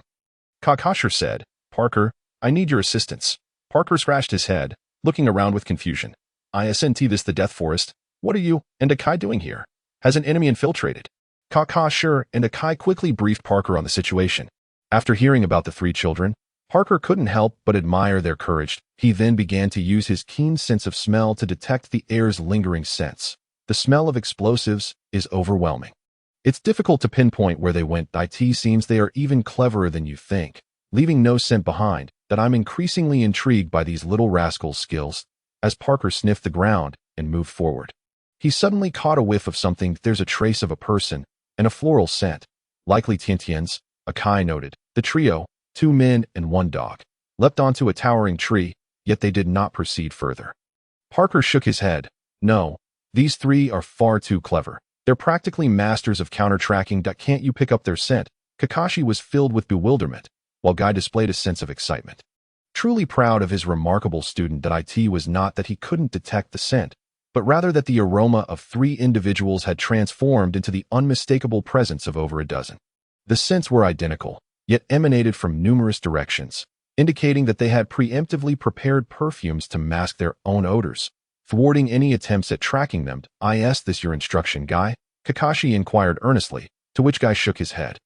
Kakashi felt a twinge of disappointment, having momentarily forgotten that such intricate strategies were beyond Guy's imaginative grasp. From the myriad directions, Parker methodically identified each one. Subsequently, he relayed the locations to Kakashi, who employed the A-rank ninja technique, Shadow Clone Jutsu, producing several clones while maintaining his original form alongside Guy. The clones swiftly dispersed, without combat. It was no challenge for Kakashi to create numerous shadow clones. Just then, Lee had transmitted the sound of an explosion, prompting Tintin to anxiously ask, "What should we do next?" "Heh, the real spectacle is yet to unfold. We have all applied perfume. They will need to remain vigilant against Niji's sensory abilities to track us. They dare not approach too closely, especially since we have set over 30 explosive tags, signifying our intent to eliminate them. Consequently, they will be more cautious than we are. The perfume and explosive tags we've placed on those little creatures are indeed a grand gift to them." "Isn't that a bit too cruel?" Tintin cautiously expressed, a hint of fear creeping in, worried for Guy's safety. "Humph, cruel? They are our enemies. It's either their demise or ours. There's no room for compassion. Tintin, if you hesitate in ruthlessness, it might well be your life at stake. And have you not noticed that a beast is lurking nearby?" Niji observed deeply, his formidable inner strength evident. for it was this very strength that allowed him to master the secrets of the Hyuga clan alone. His talent and diligence were beyond reproach. Yet, his warnings startled Tintin. "What beast?" Tintin asked in panic. "Seems you've noticed as well," Parker chuckled lightly, having sensed it immediately upon arrival. Surprised Niji had also caught on. In the midst of Tintin's turmoil, a long, hidden serpent, nearly 100 meters in length, emerged with lightning speed, leaving her frozen in terror. "Let us kill it. We'll feast on snake meat tonight," Parker stated coldly, his eyes transforming in an instant from clarity to profound depth, akin to a wanderer traversing darkness, filled with the aura of slaughter. A sudden, immense bloodlust erupted from Parker. Niji, closest to Parker, felt the raw killing intent emanating from him, indicating that Parker had indeed taken lives before, and not just a few. This realization sent a shiver down Niji's spine, while Tintin could hardly comprehend, her youthful heart shattered by the serpent's appearance. "Niji, I'll entangle this serpent. You must hurry and bring Tintin back to her senses. That we need her scroll's power," Parker declared, drawing his kunai and leaping from the tree branch to engage the serpent. Niji understood Parker's intent. Their foes were not merely two elite ninjas, but also the primal forces of this forest, and his previous biases against Parker began to dissipate. The serpent exhibited surprising strength. And while Parker's attacks were swift, the serpent's reactions were equally agile. In less than a minute of stalemate, Parker was flung away, crashing into a tree, accompanied by the serpent's thunderous roar that rattled their spirits. One of the serpent's eyes was blinded, a kunai embedded deeply into its orb, oozing blood mixed with yellowish fluid. "Tintin, it's your turn." Chapter 19. The composure of the wealthy second generation having failed to update yesterday. I rushed back home today and discovered an increase in recommendation votes. Grateful thanks to my readers, with Niji surging. Tintin finally regained her composure from the panic. Upon seeing Parker crashed against the tree and the menacing serpent coiled on the ground, her initial fear lingered, yet she could not deny her resolve. Swiftly, she produced a scroll, and as she unfurled it, the massive fire seal inscribed upon it was immediately activated through her rapid hand signs. Fire release, great fireball technique. With the scroll held between her hands, she aimed it at the serpent. The serpent, highly alert, nonetheless lost its wits due to Parker's earlier actions, especially with the injury to its eye driving it into a frenzied state.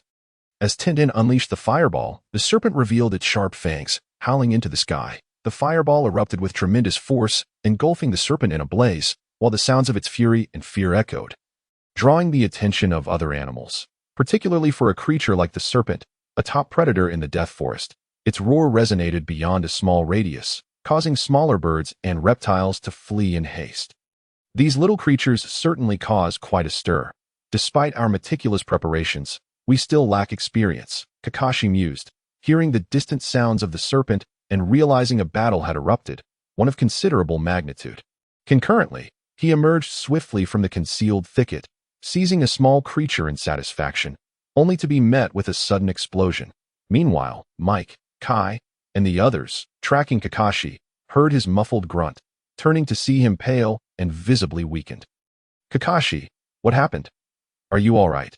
Guy inquired with concern. Kakashi merely offered a wry smile, performing hand seals to dispel his shadow clones. Overwhelmed by fatigue, he took several deep breaths before managing to say, "I've pinpointed their exact location." As he spoke, his breaths grew heavier. "What's wrong with you? It was just a shadow clone. Why do you look so drained?"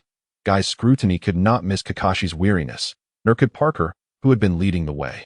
"One of my shadow clones was destroyed by an explosive tag, and I suffered considerable collateral damage," Kakashi admitted, reflecting on the formidable nature of the shadow clone technique, as evidenced by its use by the protagonists in the original anime. A powerful chakra user can create multiples of themselves to assist, their strength comparable to the original. More significantly, the technique is invaluable for reconnaissance and information gathering. The disappearance of a clone conveys all it has witnessed, including insights into training, thereby enhancing the efficiency of practice. Indeed, as Naruto Uzumaki once noted, half of his achievements stemmed from this technique, while the other half derived from his own unique abilities and the power of the tailed beasts. Without shadow clones, he would have languished far behind Sasuke Uchiha, expending exponentially greater effort to catch up. Observing Kakashi's resigned expression, Mike felt compelled to reassess his perspective on Lee and his companions. Realizing the depth of their capabilities as the captain of the Umbu, Kakashi, a renowned powerhouse, had been reduced to such a state by 3 mere children. His previous disdain for them was swiftly fading, replaced by heightened vigilance. Oh, what shall we do next? Do you need a moment to rest? That would be ideal, Kakashi replied, leaning against a tree as he consumed a soldier pill and took a few sips of water. Parker then leapt before Kakashi, saying, now that you know the specific direction, I have no further part to play. I shall take my leave. Thank you, Parker. With Parker's departure, Mike and Kakashi remained seated against the tree, sharing a moment of reflection and exasperation. They had initially anticipated an effortless endeavor to outmaneuver the trio, yet here they sat, having sustained injuries before even encountering Kakashi, leaving them feeling frustrated and embarrassed. On the other side, are we really going to eat snake meat tonight? Tintin asked, a hint of fear in her voice as she looked to Lee for reassurance. That of course we are, Lee affirmed with a slight nod. And we must roast the meat to perfection. Tintin, didn't you bring that seasoning to enhance the aroma of the food? Tintin rummaged through her backpack, finally producing a bottle of red sauce. Here it is, the latest sensation, Lao Gan Ma, which has been sold in every country. That I spend 100 Rio to procure this, and it would have been impossible without my connections. Every day, with a hint of heartache, she would exclaim, this Lao Gan Ma truly lives up to its reputation. It can elevate ordinary food to an aromatic delight that surpasses its original fragrance by tenfold, wafting across the land and leaving one utterly enchanted. It is said to be a miraculous concoction crafted by a culinary master, and its price is rather steep, inevitably causing a pang in my heart for that 100 silver notes. Although I am a wealthy second generation, my family manages my expenses with utmost strictness. That 100 silver notes amount to merely 1/10 of my monthly allowance. All right. Next time it's my treat to you. Knowing that you have spent quite a bit of your pocket money this time. However, this pertains to our very lives. Sometimes, spending a little to avert disaster is unavoidable. Xiao Li, with an air of entitlement, incited within Tian a desire to strike him. You're using my money, not yours. Of course you would say that, she retorted, and immediately inquired, then why don't you spend your own money? And you? Ningxi, you and Xiao Li are letting me, a girl, foot the bill. How audacious. I've only heard of boys treating girls to meals and shopping, but never of girls treating boys. That it's infuriating. Tian's face flushed with indignation as she turned away. Tian, you must embody the poise of a wealthy second generation. How can you, as a privileged individual, quibble over money, as a rich heir? You should learn to be rational, spending generously in times of need. Otherwise, how could you honor your status? Ningxi chimed in. Xiao Li, with an innocent demeanor, immediately shifted the blame onto Ningxi, who could only manage a forced smile. Rolling his eyes at Xiao Li makes a valid point. However, Tian, Xiao Li has promised to treat us to a grand meal once this ordeal is over, so the money you've spent can be compensated then. Right? Ningxi said, his intentions not entirely pure, thinking to himself that while he might not be able to overpower her, he could certainly embarrass her. Upon hearing Ningxi's words, Xiao Li felt a pang of regret, realizing he had only mentioned treating Tian. Yet, he refrained from voicing any complaints, sensing an inexplicable shift in the dynamic between the two. Humph. I will heed Ningxi's advice. Once this week passes, I shall ensure you feel the brunt of my wrath, making you as impoverished as I will be next month. Enough of that. Let us discuss other matters when we are alive to do so. Now, urgent matters demand our attention. Xiao Li began earnestly in a hushed tone, prompting both to focus intently on him. The roar of the python earlier has revealed our position. The aroma's reverse tracking has lost its effectiveness. We must now implement our next trap. With that, he approached the python's body, revealing a kunai, and began to slice through the charred sections of the snake. Don't just stand there, help me. I need to extract the meat from the python, he instructed. Prepare some firewood. We must hasten to grill the meat while we still have time. Without further ado, both Ningxi and Tian complied. Though they were perplexed by Xiao Li's intentions, their doubts quelled by his previous ingenious maneuvers. Even the proud and arrogant Ningxi acknowledged that he lacked Xiao Li's meticulous preparations. Xiao Li procured a substantial 20 pounds of snake meat and set it upon the grill. After 5 minutes, he assessed the cooking time and realized it was insufficient, calling for Tian and Ningxi to increase the firewood. What would typically require an hour of roasting was completed in a mere 15 minutes. Just as he prepared to proceed, Xiao Li retrieved the Lao Gan Ma, a full bottle containing no more than 250 milliliters. He twisted open the cap. A wave of intoxicating aroma enveloped the trio. Utterly irresistible. What are you doing, Xiao Li? That's far too much. What a waste. Tian exclaimed urgently. Ignoring her, Xiao Li continued, and just as she attempted to intervene, Ning Xi restrained her hand, signaling her to remain silent. Do you sense the stirrings? At this, Ning Xi realized the gravity of the situation. While Tian remained bewildered, Ning Xi promptly grasped her hand and shouted, Run! Chapter 20. The early bird, what a delightful fragrance! Exclaimed Akai, his eyes gleaming with excitement. Is it the aroma of food, or merely a figment of my recent barbecuing experiences? It's simply divine. Kakashi, let us hurry and find the food. I crave a taste. Akai had completely forgotten their purpose, overwhelmed by the enticing scent. How peculiar, Kakashi mused. Why do I sense imminent danger ahead, an extreme peril? Yet, this direction feels undeniably correct. Could it be another trick of those little imps? This time, Kakashi dismissed the previous casualness, aware of the enticing aroma while keeping their mission in mind. Wait, why does this feeling seem so intense? Akai, be cautious ahead. The Death Forest doesn't serve up roasted food without cause. It's likely a trap laid by those three little brats, Kakashi stated calmly. Akai, initially brimming with excitement, felt his enthusiasm wane, responding with a hint of annoyance. It's just food. They probably hunted some animal and are roasting it. Yuri being overly cautious, Kakashi. You've been spooked after 2 mishaps. This isn't the Kakashi I know. Mike Kai's disdain was evident, but Kakashi chose to ignore him. That we're almost there. At last, they arrived at the site of Xiao Li and his companion's earlier confrontation. Kakashi's keen sense of reconnaissance and judgment proved accurate. However, when they beheld a row of grilled meat emitting an entrancing aroma, Akai's eyes sparkled with desire, and he lunged forward. Kakashi swiftly intervened, exclaiming, You fool! Are you not aware of our situation? We are surrounded. Only then did Akai come to his senses. Surrounded? You mean there are enemies encircling us? You dolt! Do you not comprehend the source of that tantalizing aroma? Look around at the myriad of predatory eyes hidden in the foliage. Kakashi scolded, exasperated that Akai was still preoccupied with food. Upon glancing around, Akai indeed noticed a multitude of eyes fixated on them, emanating a fierce, predatory aura from the hidden underbrush. Those little brats have set a trap for us, even while we were unaware. Kakashi seethed, recalling that the moment the enticing scent wafted toward them, he had sensed something amiss. Had he been facing a superior ninja, he would never have ventured forth carelessly. Yet, facing mere genin, he had assumed that with his experience and skills, he could navigate any danger with precaution. Alas, a moment's neglect had plunged him into peril. 3 towering tigers emerged from the jungle, each standing 100 feet tall.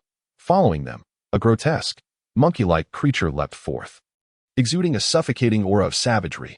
Even overhead, colossal flying creatures circled ominously. In that instant, Akai could think of nothing but the imminent threat, having fallen into a trap far more terrifying than before. Xiao Li, did you orchestrate all of this from the beginning? The trio had fled a considerable distance and found a small stream, pausing to catch their breath. Tian, having been oblivious to the situation, finally understood why Ning Xi had pulled her back. The consumption of snake meat had been a ruse. The real trap had been laid all along.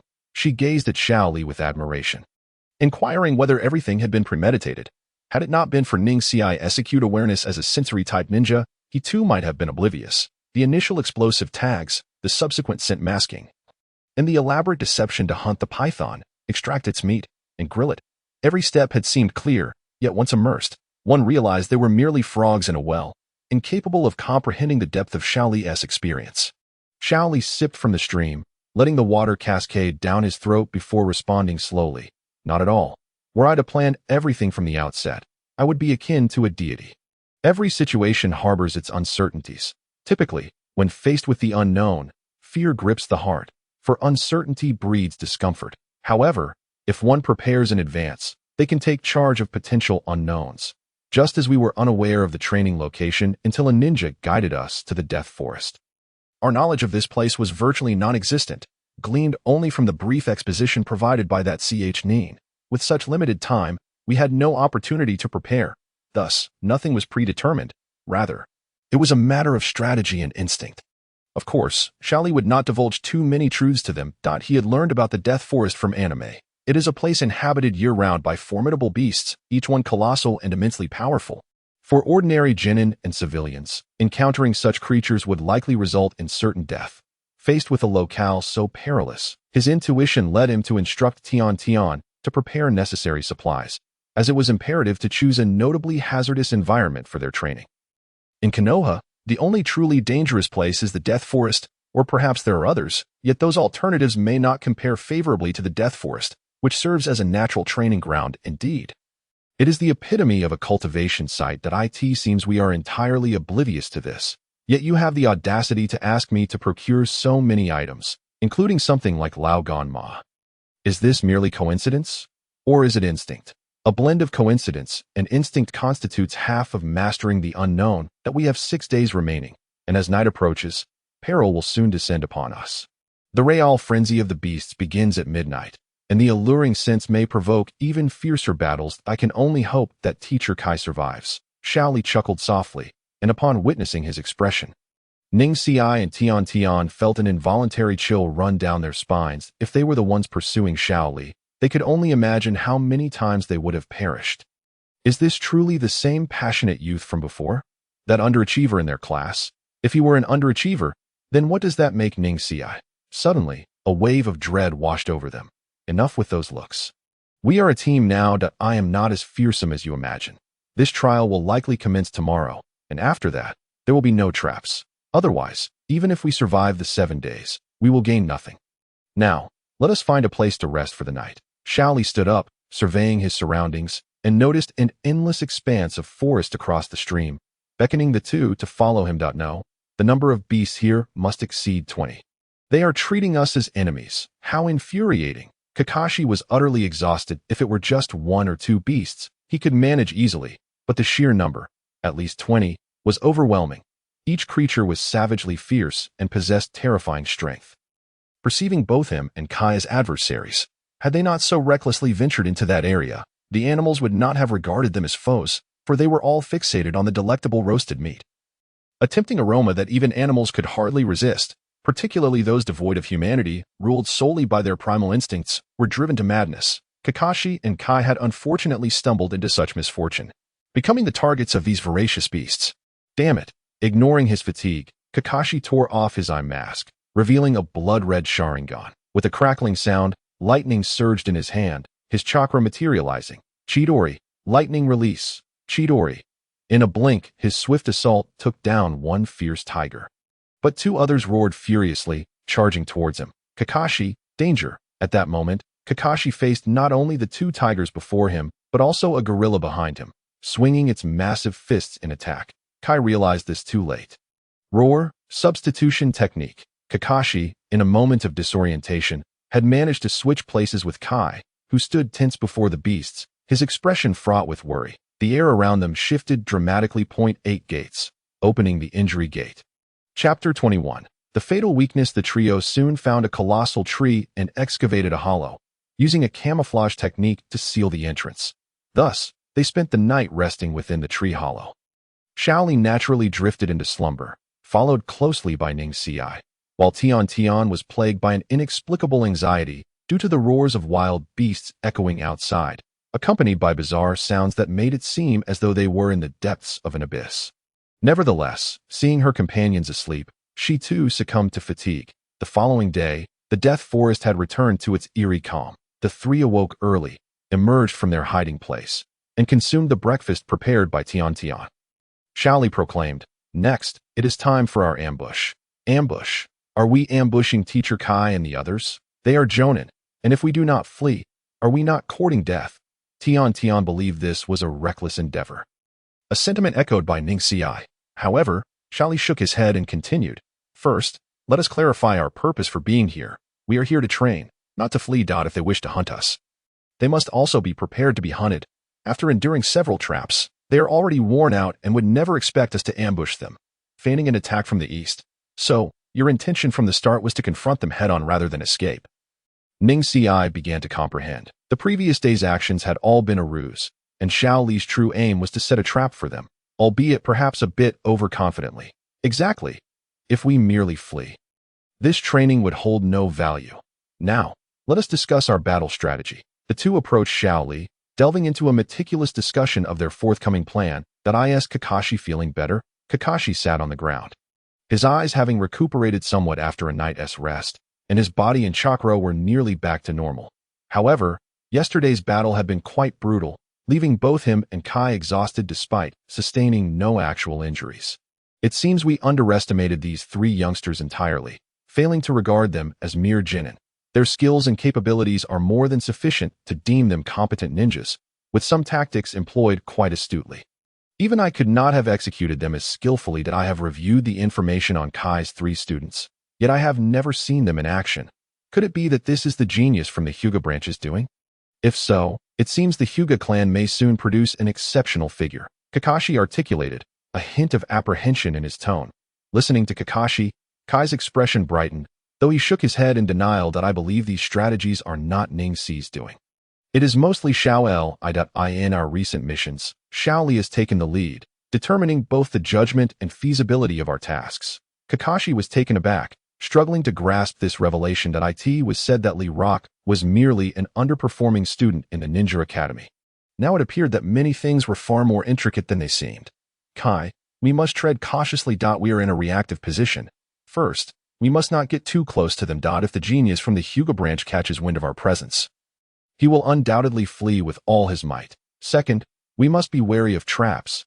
There may be more ahead, and they could be even more treacherous.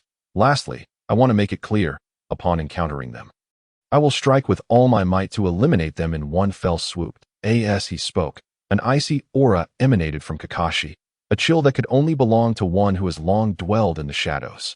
I understand. Kai said nothing further, outwardly agreeing with Kakashi's approach, while his internal thoughts remained his own. After resting, the two resumed their search for the trio's whereabouts and soon arrived at the stream. The soil near the stream was soft and damp, and Kakashi observed three distinct sets of footprints imprinted upon it. They have been here. The two pressed onward, and Kakashi keenly noticed additional footprints in the mud leading up the trees. Quickly discovering a tree hollow, they rested here and departed not long ago. Kakashi continued, noting remnants of breakfast scattered nearby, indicating they were drawing closer to the trio. We must proceed with caution. There may still be traps ahead, Kakashi warned. Just then, three shuriken flew from the depths of the dark forest, whizzing through the air at blinding speed. Kakashi, startled, yelled to Kai, "Withdraw! A trap is upon us." Both proceeded with utmost caution, having learned from yesterday's experience that the traps set by the three youngsters were no trifling matter. Rivaling those set by seasoned specialists, they evaded the shuriken's attack and swiftly exited the vicinity of the tree hollowed. A minute later, they found themselves back at the stream. 8 trigrams 64 palms. What? Ningxi had been waiting by the stream, and in their moment of panic, the two were oblivious to their surroundings, mistaking the situation for a trap. Who would have thought they would confront two exceptional jonin? Within my 8 trigrams range, you shall not escape. Ningxi charged forward, and Akai, intending to advance, was suddenly met with a shuriken flying from the forest, adorned with explosive tags, just as it ascended into the air. The shuriken detonated, startling Akai, who retreated with a swift 180-degree spin. Meanwhile, Kakashi remained ensnared within Ningxi's bagua. Bagua, first palm, second palm. Kakashi, Akai exclaimed in alarm. Yet, what awaited him were more shurikens, each equipped with explosive tags. The distance between Kakashi and himself widened. Akai's complexion paled. It was not that he doubted Kakashi's prowess. In close combat, Kakashi was indeed formidable, and Ningxi was certainly no match. However, the unique secret techniques of the Hyuga clan encompassed powerful principles of close-quarters combat, particularly the devastating effects of sealing chakra points. Should Kakashi be struck at such a point, it would spell disaster. Akai's thoughts mirrored those of Kakashi, who was acutely aware that in close quarters, the Hyuga clan was unparalleled, especially with their formidable secret techniques. I refuse to believe you can block them all. Ningxi bellowed, his speed escalating and his strikes intensifying. Initially, his onslaught had caught Kakashi off guard. But Kakashi's reflexes were sharp. With a swift turn, he produced a shuriken. Just as Ningxi aimed another strike at his chakra point, the shuriken found its mark on Ningxi's shoulder. Thus, the bagua 64 palms were thwarted. Kakashi exhaled in relief, his eyes darkening as he approached Ningxi, vigorously wielding the shuriken, displaying battle techniques of a caliber that left Ningxi far behind. Kakashi, watch out behind you. What? A chill enveloped him, reminiscent of death's embrace. As a shuriken was pressed against his neck, silent and unnoticed, Kakashi had no inkling of the impending danger, while Akai gritted his teeth in frustration. The one lurking behind Kakashi was none other than Xiao Li, whose proximity to Kakashi was a cause for great concern. That peculiar Mingjing technique would undoubtedly pose a significant challenge for Kakashi. Yet, Akai found himself restrained, unable to intervene. Any movement would summon a flurry of shurikens, each accompanied by explosive tags. Even he, who rarely resorted to vulgarities, could not suppress his fury, exclaiming, "Bastard! Tion Tion, enough!" As his voice echoed, the shurikens from the forest abruptly ceased. Xiao Li and Ningxi exchanged glances, realizing the gravity of the situation. Tion Tion had inexplicably halted her assault. With determination, Xiao Li launched a shuriken directly, and Kakashi instinctively dodged, causing the shuriken to graze his left shoulder instead of his neck.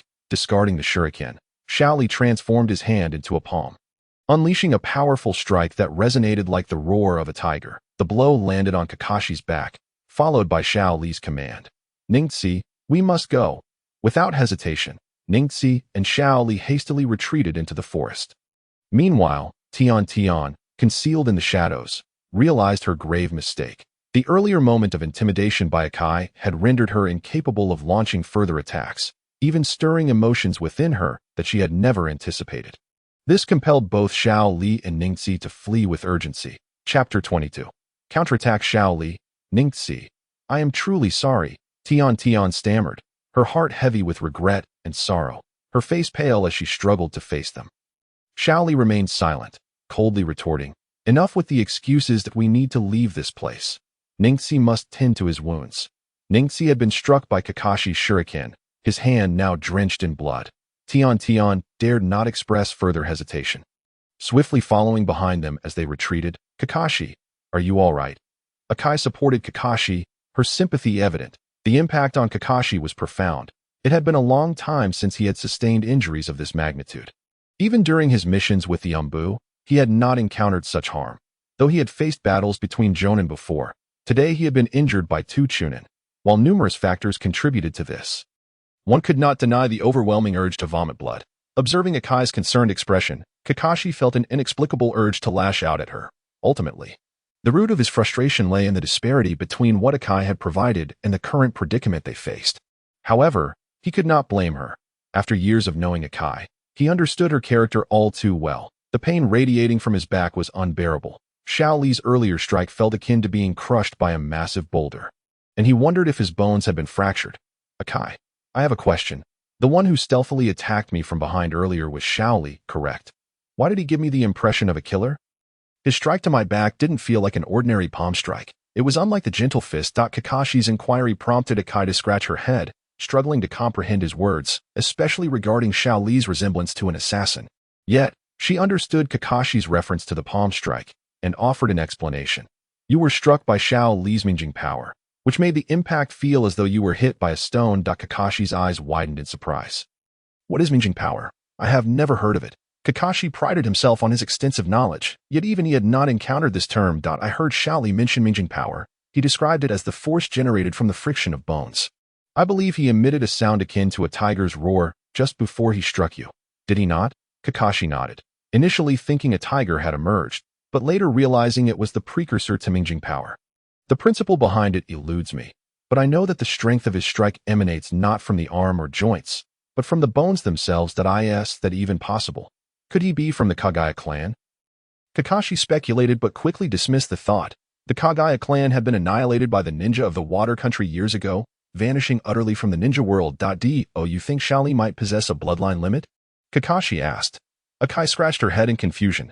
"Kakashi, are you feverish? How could Xiao Li possibly have a bloodline limit?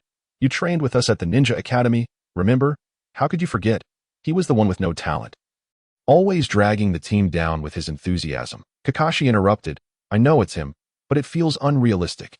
Has he been hiding his strength all this time? Forget it. Pondering this is futile. Akai, I need to rest. My shoulder and back wounds need tending. Damn it. I thought this would be a simple task, but it turned into a fiasco. I regret not bringing more supplies." "Humph, who told you to underestimate my disciple? This is the fruit of my teaching. Aren't you in awe of me, Kakashi?" "Shut up. They paused to rest. Ningxi, tend to your wounds, Xiao Li said as he produced bandages from his backpack, tossing them to Ningxi, who caught them and began to wrap his injuries. They spoke without acknowledging Tian, who felt an overwhelming urge to eliminate her. Had she successfully restrained Akai earlier, their chance to defeat Kakashi would have been significantly increased. While killing may prove difficult for them, it would be effortless for him. Xiao Li cared little for the unfolding narrative. In this world, he sought to forge a new life, unshackled from the confines of the anime's plot. Any adversary, regardless of their identity, including Akai, would face his wrath without hesitation. Tian, do you comprehend the gravity of the situation? Xiao Li demanded. Kakashi was intent on killing us, without an ounce of mercy. If I am lying, ask Ningxi. If I hadn't attacked Kakashi from behind, you might not be looking at Ningxi now, but rather a lifeless corpse.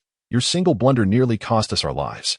If you persist in your reckless behavior, I won't hesitate to eliminate you. Tian was taken aback, as though struck by lightning. Xiao Li's words shocked her, and even Ningxi was taken aback by Xiao Li's intensity. Observing Xiao Li's furious expression, he sensed a palpable aura of menace. He was not jesting. Ningxi furrowed his brow, but remained silent. Xiao Li spoke the truth. Had he not been behind Kakashi, he might have been the one to perish. He considered himself skilled in close combat, yet against an experienced jonin like Kakashi, he would likely fall before even having the chance to speak. From this moment on, should you repeat such reckless actions, you will bear the consequences alone. That I will not treat you with the same leniency as before. If you think I am heartless, feel free to dismiss my words. The moment you find yourself dead at Kakashi's hands, you will realize how foolish you were. Perhaps you believe Akai will save you, but I assure you, Kakashi seeks our demise, and Akai lacks the means to protect us. The only hope you cling to will slowly fade away. At this moment, Xiao Li was truly seething with rage. As soon as she finished speaking, Tian's tears streamed down her cheeks incessantly, trembling as she gazed at Xiao Li and Ningxi. Afraid to cry out loud, her heart felt as though it had plummeted into an unfathomable abyss. She had never experienced such profound sadness, nor had she ever faced such blame from others. Enough, Xiao Li, we have followed your instructions, and considering the circumstances, Tian has done remarkably well. Now, we should focus on how to confront them moving forward. Ningxi, seeing Tian so distressed by Xiao Li's words, felt compelled to intervene. He was not a cold-hearted person and did not wish to witness Tian succumb to despair. Their predicament involved not just Kakashi and Kai, but potentially another troublesome situation. So he sought to comfort her. Xiao Li let out a derisive laugh. Our plans have essentially been thwarted. Kakashi has gained significant insight into our strategies and now holds the upper hand. Our chances of launching a successful attack on them are virtually non-existent. We can only take things one step at a time now. Kakashi, what should we do next? They've already fled quite far. He added. The two did not pursue any further. In comparison to their speed, Xiao Li and his companions were considerably slower, making it impractical to catch up to them in a short time. Following the recent ambush, it was evident that their adversaries were likely in a state of panic. They had initially intended to eliminate him in one fell swoop, but Tian's intervention had altered their course of action, thereby forfeiting their opportunity to kill him. Now, he surmised, they were probably fleeing with all their might.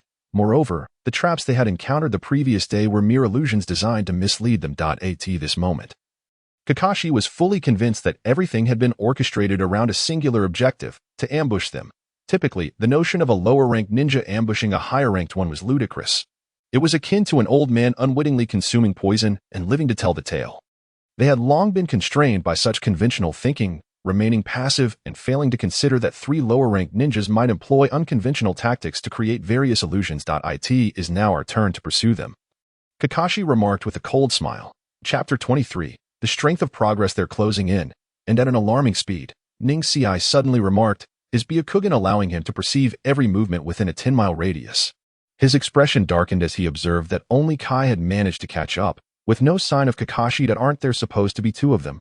Xiao Li muttered, suddenly realizing something. Ningxi. Check the ground. Byakugan. Ningxi's swift movements revealed that there were indeed figures moving beneath them. He was taken aback, for the shadows were already beneath their feet. The ground fractured, and Kakashi's figure emerged before Xiao Li. His demeanor stern, completing a hand sign with remarkable speed. Retreat. In a moment of panic, Xiao Li seized the hem of Tian's garment, pulling her to the side of a nearby tree. Ningxi was not far behind. Perhaps due to the intense experiences of the past few days, his reflexes had sharpened considerably. Instead of taking cover by the tree, he landed directly on the ground. Fire style, grand fireball technique. A roaring inferno surged past, and Kakashi's figure vanished. Xiao Li swiftly drew a kunai, sprinting along the treetop's edge, and as two kunai clashed, a resounding clang echoed as the fireball dissipated, smoke billowed, revealing the two locked in a fierce struggle. Their kunai clashing relentlessly. Engaging in direct combat with AJ Nin was not Xiao Li's intention, as it was a reckless endeavor. However, they had no other escape routes left. Tian, assist Ning Ci, and proceed according to our earlier plan. Xiao Li shouted, his body spinning as he swung his kunai with lethal precision. Each strike was a decisive move, and Kakashi's response was equally adept. Even close combat was his forte, although he previously wielded a blade. He now fought without one. The Hatake clan was renowned for its swordsmanship, and Kakashi's father, Ataki Tsukumo, was a figure of formidable strength, revered even by the legendary Sanin. It was said that a tiger cannot father a dog.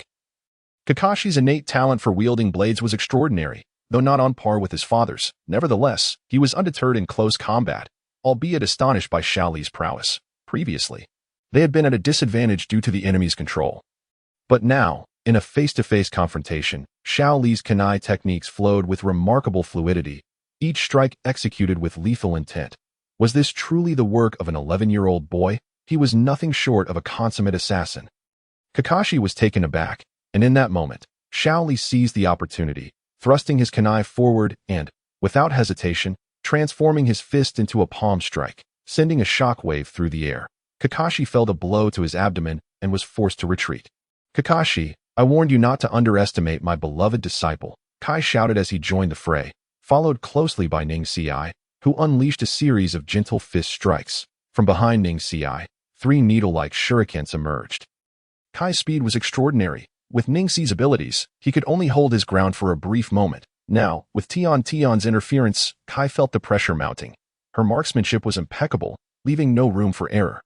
Consequently, Kai was compelled to distance himself from Ning Ci. This isn't good. My chakra is running low. The previous strike's empty force was akin to the principles of internal energy manipulation, similar to Ning Ci's ability to strike from a distance. This required exquisite chakra control. In the past, Xiao Li lacked such mastery, but now, having gained experience in martial arts, he was no fool.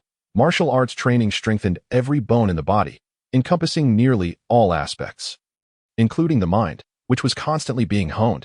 Over time, this rigorous training led to a profound understanding of oneself. However, the empty force of that strike fell short, as it was unleashed through chakra, much of which was wasted, preventing it from reaching a higher level of mastery. Tian, activate the traps. Kakashi retreated while advancing, but Xiao Li shouted in advance, dropping several black bombs from above. This startled Kakashi, who thought, surely this boy doesn't intend to perish alongside us.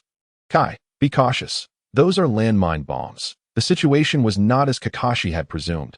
The black orbs were not explosives, but rather smoke bombs, cleverly designed to resemble landmines. As they exploded in the air, a white mist quickly enveloped everyone's line of sight. They fell for it. Once the smoke cleared, only Kakashi and Kai remained.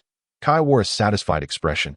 To truly kill his own disciple would be more challenging than facing death himself. Kakashi's expression darkened, realizing he had once again been deceived. The series of traps and schemes, coupled with Xiao Li's earlier shout, had all been part of the same ruse, first leading him to believe they intended to perish together, when in reality, they were seizing the opportunity to escape. It was apparent that the issue lay not in his intellect, but rather in the opponent's meticulous understanding of their psychology. If they truly intended to perish together, they would not squander their lives alongside 3 lower-ranked ninjas. It seems they have escaped far away. Kakashi sighed as he gazed into the distance, where the trio had vanished from sight. Kai, is Xiao Li truly the lowest performer in his year? Kakashi inquired, prompting a moment of silence between the two. The wounds have been bandaged, Xiao Li, Tian said, her eyes glistening with emotion. After their brief skirmish with Kakashi, Xiao Li recognized the gap in their capabilities. Despite having mastered exquisite killing techniques, he was still a step behind Kakashi, who wielded his skills with an unparalleled finesse. A momentary lapse in evasion led to his injury. We have 3 days left. We must make the most of it, Xiao Li stated calmly.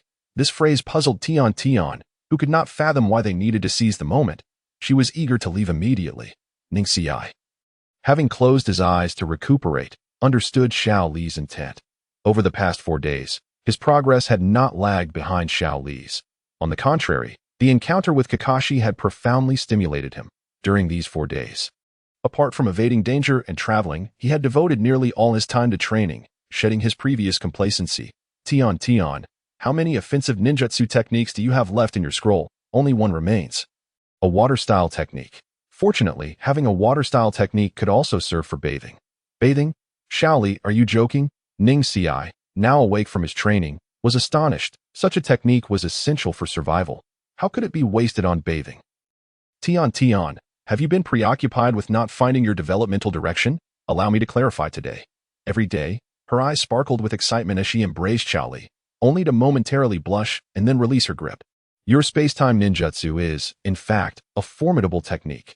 However, the corresponding space-time ninjutsu demands an extraordinary expenditure of mental energy and chakra.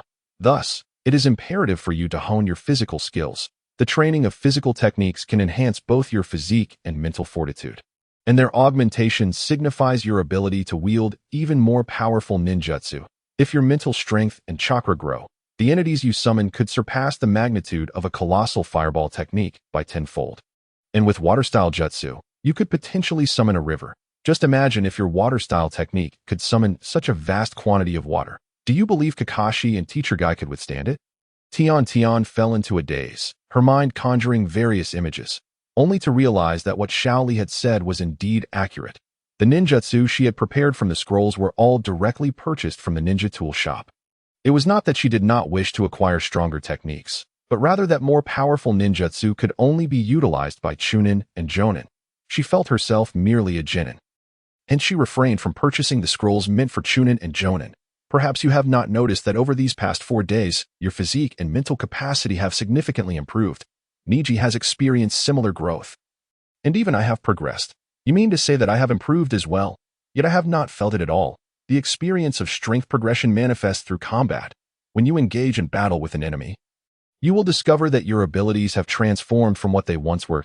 If you remain skeptical, let us conduct an experiment right now. What experiment? Xiao Li produced a kunai, exerting her strength to fell a tree as thick as a barrel. She glanced at Niji, who nodded in understanding, and with a gentle fist technique, struck the tree. After a moment of time, the ground was littered with a significant number of fallen trees, at least 70 or 80 in total. Now, Tian, seal these trees into your scroll. Chapter 24, The Final Counterattack. This. So many. Tian could hardly believe her eyes at the sheer volume of which she could store in the scroll.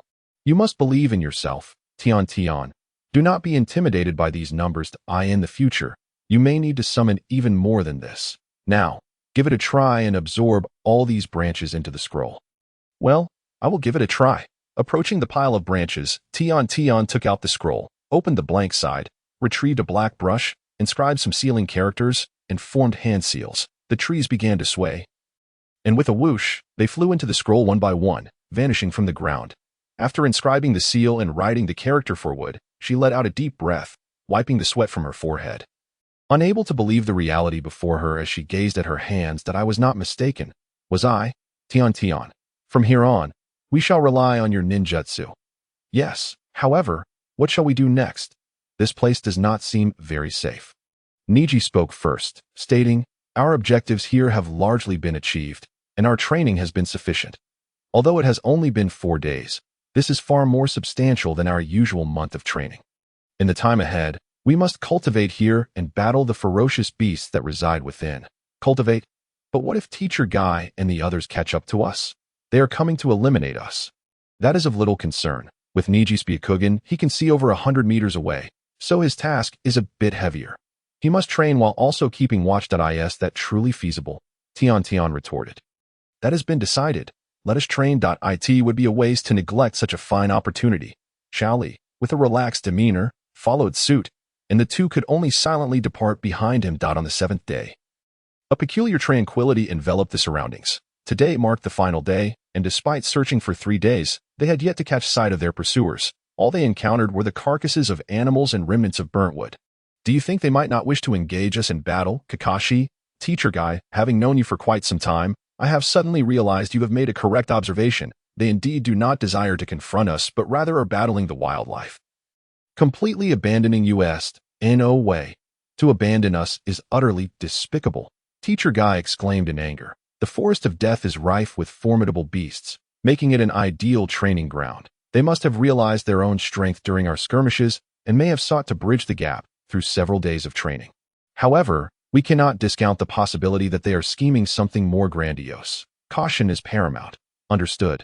Just as the two had surmised, for 3 consecutive days, the trio had scarcely slept, relentlessly pursuing the animals to validate the prowess they had gained through their harrowing experiences.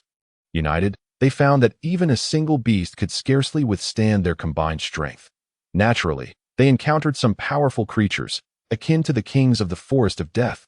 These beasts, enormous and overwhelmingly strong, posed a significant challenge with their agility.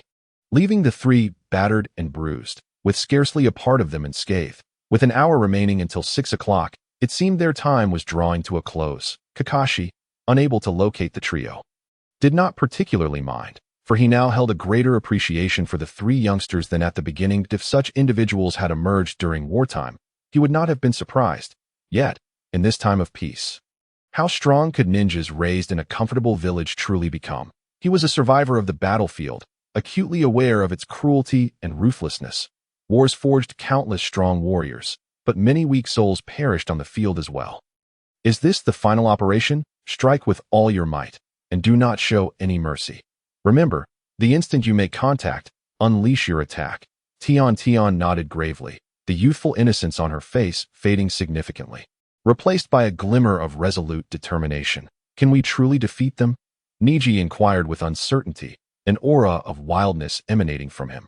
Over the past 3 days, they had slain many creatures, each formidable in its own right, cultivating a hint of bloodlust within him, as if he embodied a poised hunting leopard. To eliminate them, we would need to train for another 2 years, so we must exert ourselves fully to ensure they feel some discomfort.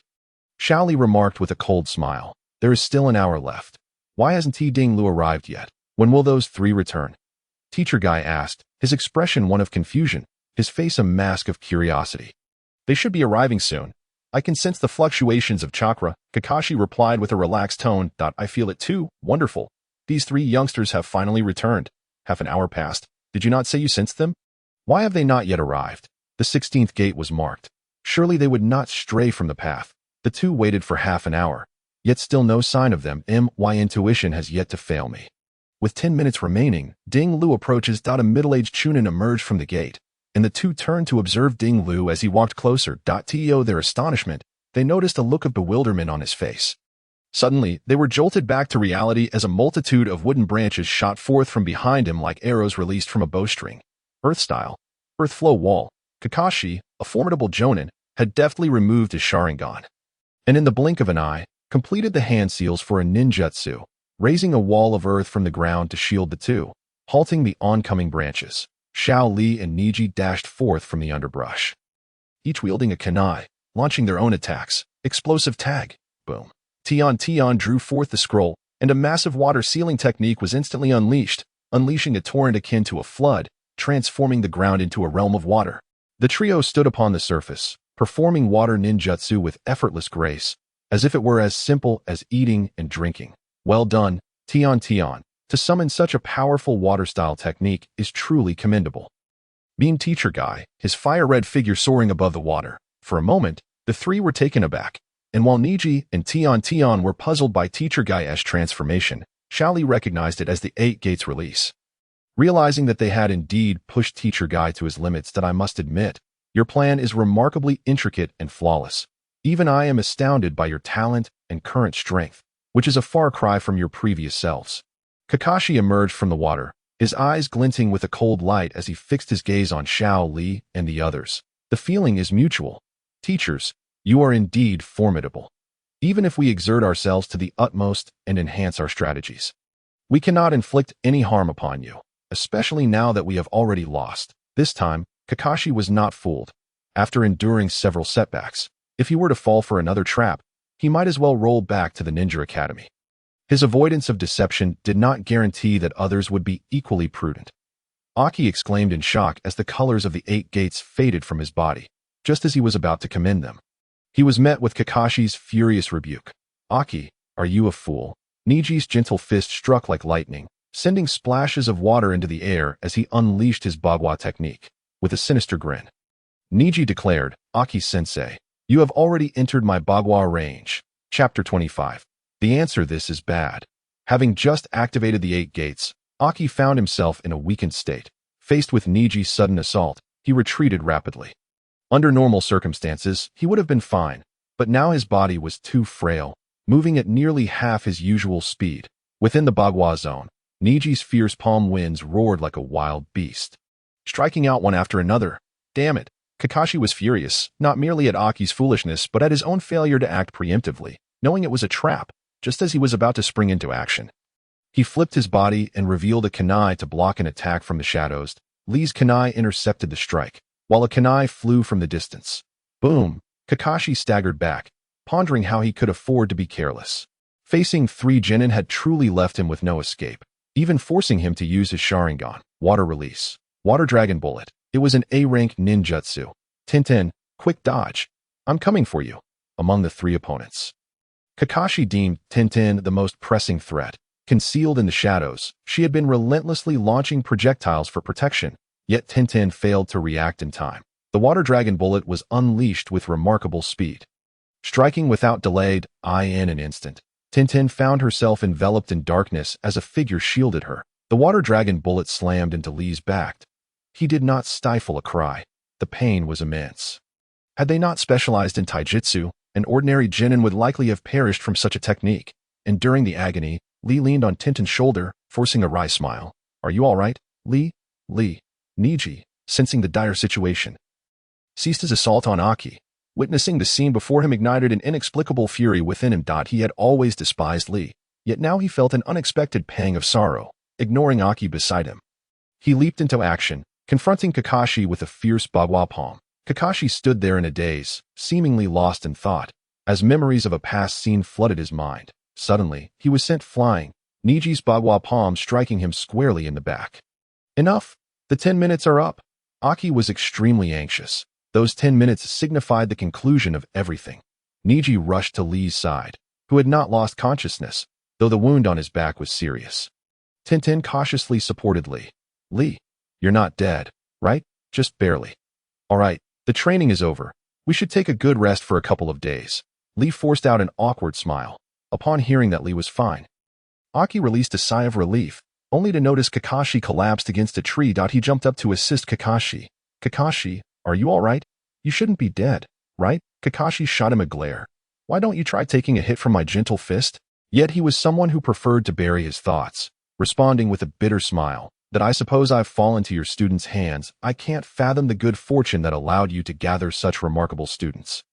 He gazed deeply at Lee's back, a sense of nostalgia washing over him as he recalled a familiar figure. Can I open the gates now? Ding Lu, the Chunin, was left speechless, astonished by the fierce struggle between Genin and Jonin.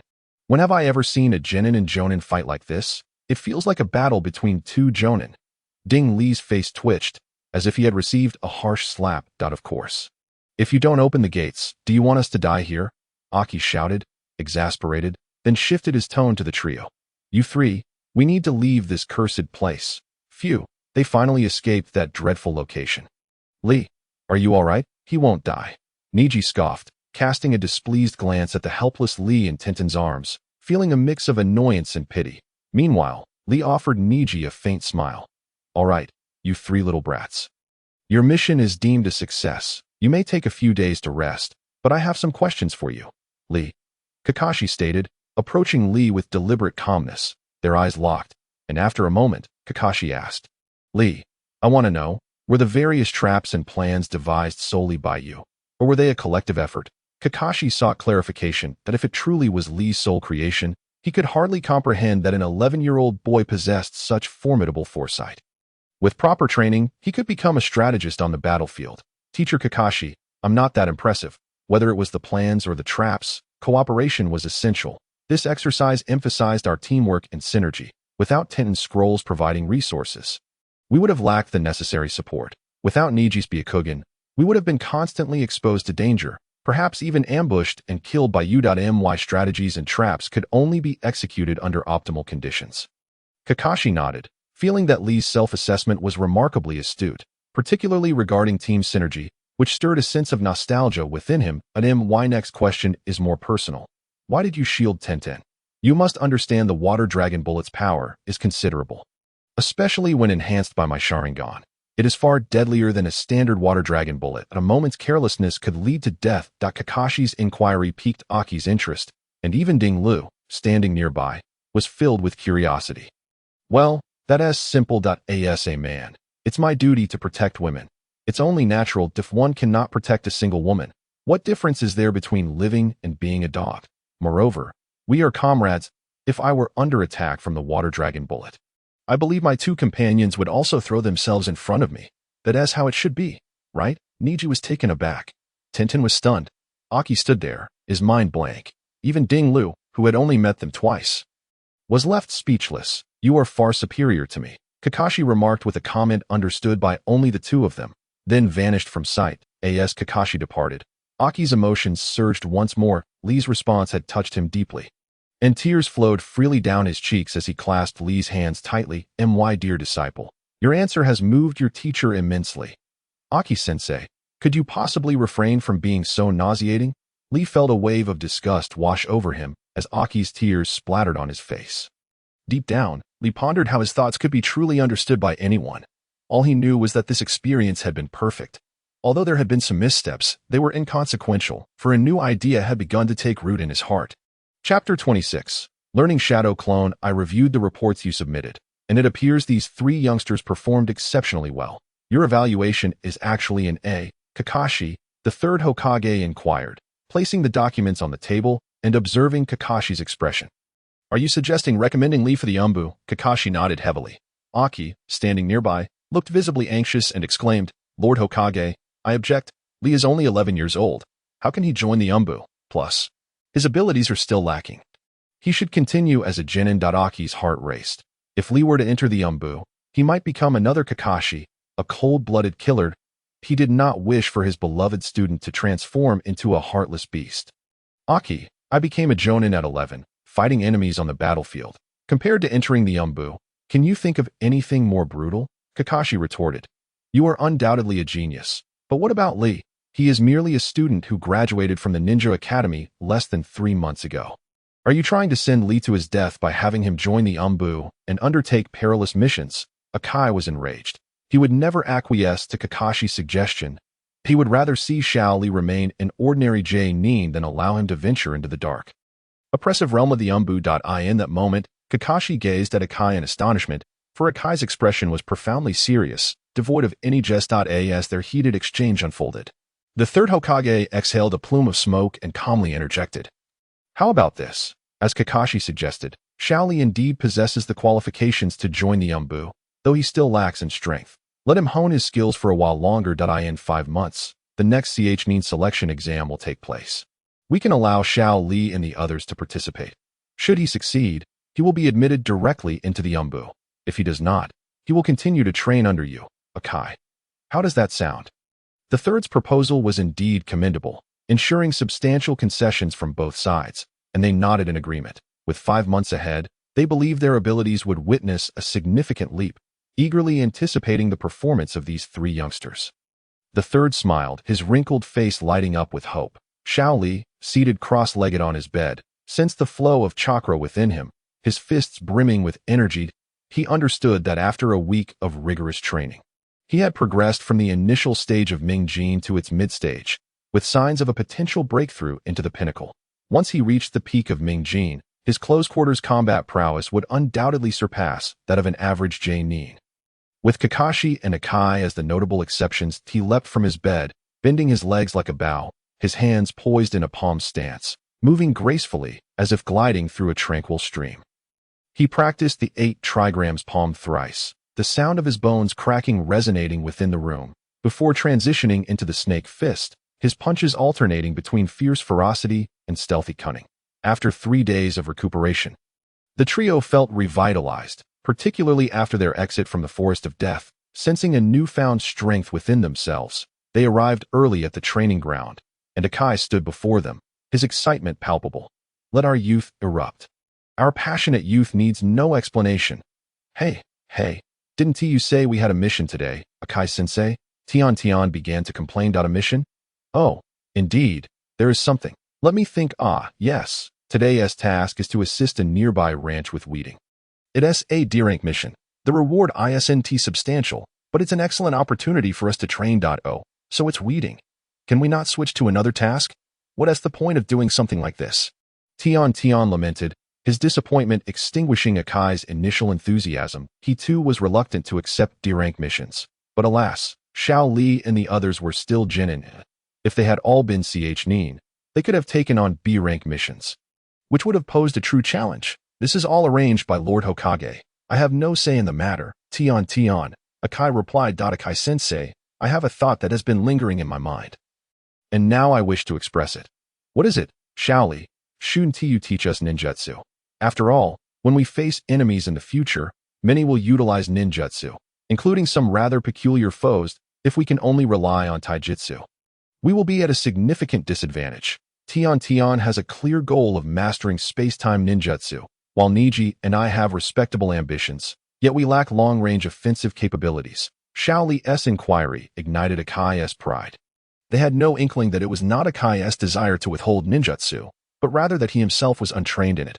Overwhelmed, he uttered a disheartening confession. Actually, I don't know any ninjutsu either. The three stood in shock, with Xiao Li unable to suppress an expletive. What? Teacher, are you joking? You're a nin, yet you don't know ninjutsu. Are you trying to fool a 3-year-old? Tian gazed at Akai in disbelief. While Xiao Li found the situation both amusing and exasperating in the anime, he had admired the camaraderie between Akai and Xiao Li, not merely for their fervor, but for their relentless determination.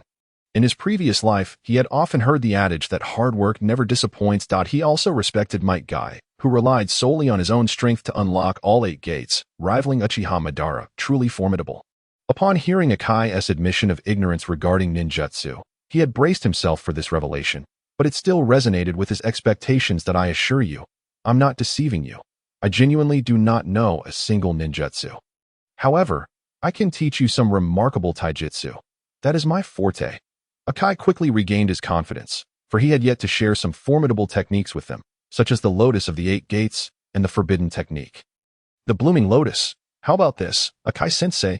What I mentioned earlier about learning ninjutsu was not in pursuit of offensive techniques, as that would conflict with our developmental goals. We simply wish to learn a ninjutsu that will allow us to advance our strength rapidly. What ninjutsu is that? Please share, and if possible, I will request it from Lord Hokage. Perhaps he will grant approval. At this, Niji and Tian were both curious, wondering what ninjutsu could facilitate such substantial growth. In the world of ninjas, the sharing of ninjutsu was strictly regulated. Typically, only teachers could impart techniques to students, or those passed down within their clans. Acquiring other ninjutsu required formal approval, as the casual dissemination of such knowledge could lead to grave repercussions if enemy spies infiltrated Konoha and acquired numerous techniques for escape. Thus, the learning of ninjutsu was closely monitored. Though Akai did not know any, he could apply for permission, and if granted, the 3 could learn it. Akai-sensei, the ninjutsu we seek is not particularly advanced. We wish to learn the shadow clone technique. Shadow clone? Really? How could this enhance your strength? Akai questioned, perplexed, unable to fathom how the technique could lead to improvement. Well, you should take a closer look at the foundational teachings at the Ninja Academy. There is a chapter that explains the shadow clone technique. Perhaps you overlooked it, but the shadow clone is indeed an A-rank technique, a powerful one at that. The clones created through this technique share the user's chakra evenly, each clone possessing half the strength of the original. Unlike other clone techniques, shadow clones can train simultaneously. For instance, if one person's training yields a result of 1, creating 2 shadow clones will double that effect to 2. Albeit with the user's body enduring significant strain, the pressure experienced by the clones is transmitted back to the original at 1/10 the intensity. Tian and Akai were both bewildered, while Niji's eyes brightened as a realization struck him. Indeed, it was a formidable technique. A single person's energy was limited, but utilizing shadow clones for training would significantly reduce the time spent, leading to rapid improvement in strength. Though the cost was considerable, the cost is that the body will bear immense pressure. Hey, what are you two talking about? I don't understand a word, Xiao Li asked, perplexed, while Tian Tian and Niji exchanged glances. Once you learn the shadow clone technique, you will understand, Niji replied, casting a disparaging look at Tian Tian, who struggled to grasp such a simple concept. Chapter 27. Objective accomplished. Since you all have decided to learn the shadow clone technique, I will go apply for it tomorrow. However, we must complete today's weeding task first. Now, let our youthful spirits ignite with fervor. Akai agreed, leading the trio away from the gates of Konoha and towards the ranch. The following day, the three were filled with anticipation regarding the shadow clone technique, particularly Xiao Li, for he believed it was the key to his future strength, regardless of his innate talent for ninjutsu. He was resolute in his determination. Even if it took 10 times the effort, he would master this technique. Standing at the training ground, Niji and Tian Tian engaged in sparring, while Xiao Li continued to practice his martial arts. The atmosphere was vastly different from before. However, as 9 o'clock approached and Akai had yet to arrive, a sense of unease began to settle over them. Could it be that the application had failed? Even Xiao Li, who usually remained calm, felt a twinge of anxiety. But as the clock struck 10, a figure appeared at the training ground, leisurely approaching with a book in hand. It was none other than Kakashi. Kakashi-sensei, what brings you here? Where is Akai-sensei? Tian Tian asked, astonished. The trio fixed their gaze on Kakashi, who laid down his book and replied in a nonchalant manner. Akai has some matters to attend to and may not be here for the next few days.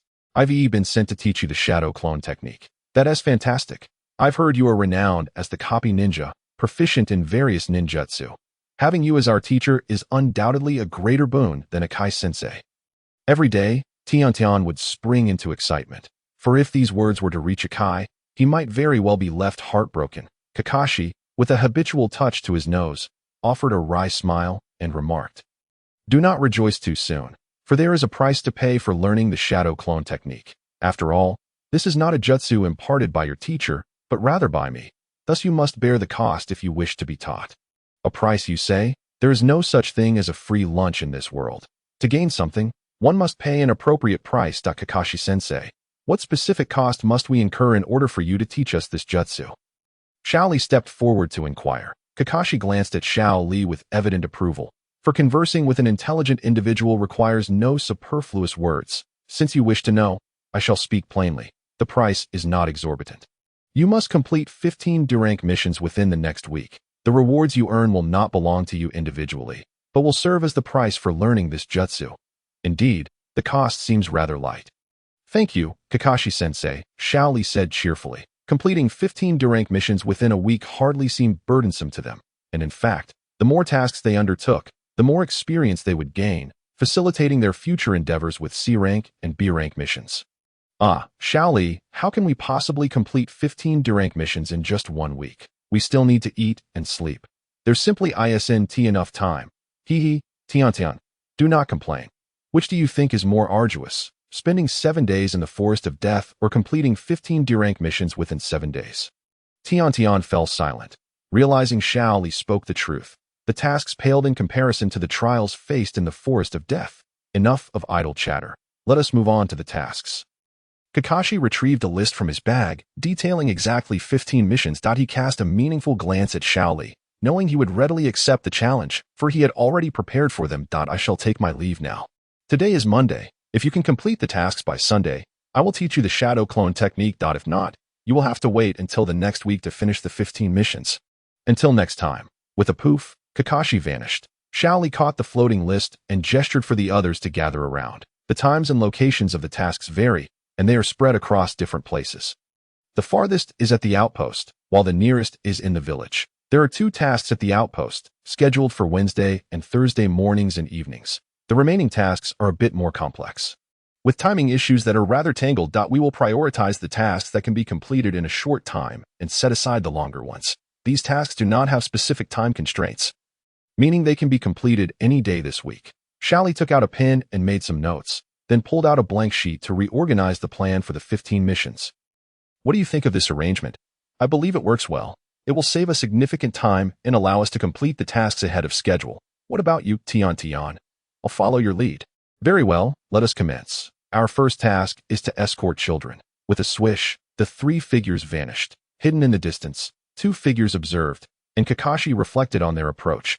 dividing the tasks and refining the process without blindly pursuing these 15 missions.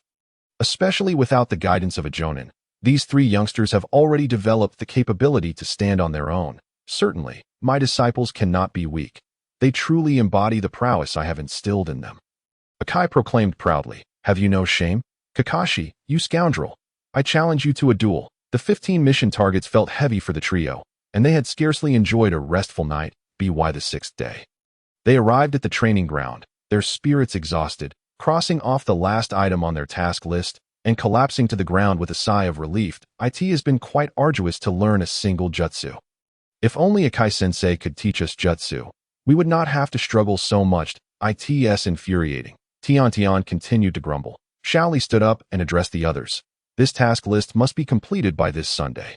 Today is Saturday, and we have finished a day early. You should return to rest while I submit the tasks. Tomorrow, we should be able to learn the shadow clone technique, which will repay us in spades for the efforts we have expended. Agreed. The 2 nodded. Xiao Li disappeared, and no sooner had Xiao Li departed than Ningxi asked Tian, have you developed feelings for Xiao Li? Huh. At the Hokage Tower's mission reception, a staff member recognized Xiao Li. Recalling him as the underperformer from his previous class, Xiao Li smiled lightly and handed over the task list. These are the tasks we completed this week. Please take a look. A task list. You say? Let me see. The Chunin's expression turned skeptical, but upon receiving the list and glancing at it, his face froze. 15 D-rank missions completed in less than 6 days. Chapter 28. Each has their strengths. You have exceeded my expectations. Without the guidance of a Jonin, you completed 15 D-rank missions in just 6 days. That I must say, this year's genin are unparalleled. Kakashi expressed his thoughts openly on the training ground, particularly commending Xiao Li's performance. Kakashi-sensei, according to our agreement, you should now teach us the shadow clone technique. Xiao Li stated. Of course, I keep my word. I will teach you the shadow clone technique now. However, prior to this, I've learned from Akai why you wish to master it. While your intentions are correct, you have overlooked a significant issue. The 3 of them were taken aback. What serious issue? Firstly, your understanding of the shadow clone technique is insufficient. In the Hidden Leaf Village, it is classified as a B-rank forbidden technique. Yet, in other countries, similar techniques exist without such classification. You know why? The 3 shook their heads. Because the shadow clone technique divides a person's chakra evenly. If not handled with care, the original body may perish due to exhausted chakra. Originally, this technique was created by the 2nd Hokage for espionage purposes, but it was later discovered that not everyone can utilize it. Only those with an exceptionally large chakra reserve can use it freely. This is still too early for your current chakra levels, especially if you intend to train with it, as it could prove fatal. The trio fell silent. While Xiao Li felt confident, he was determined to learn the technique.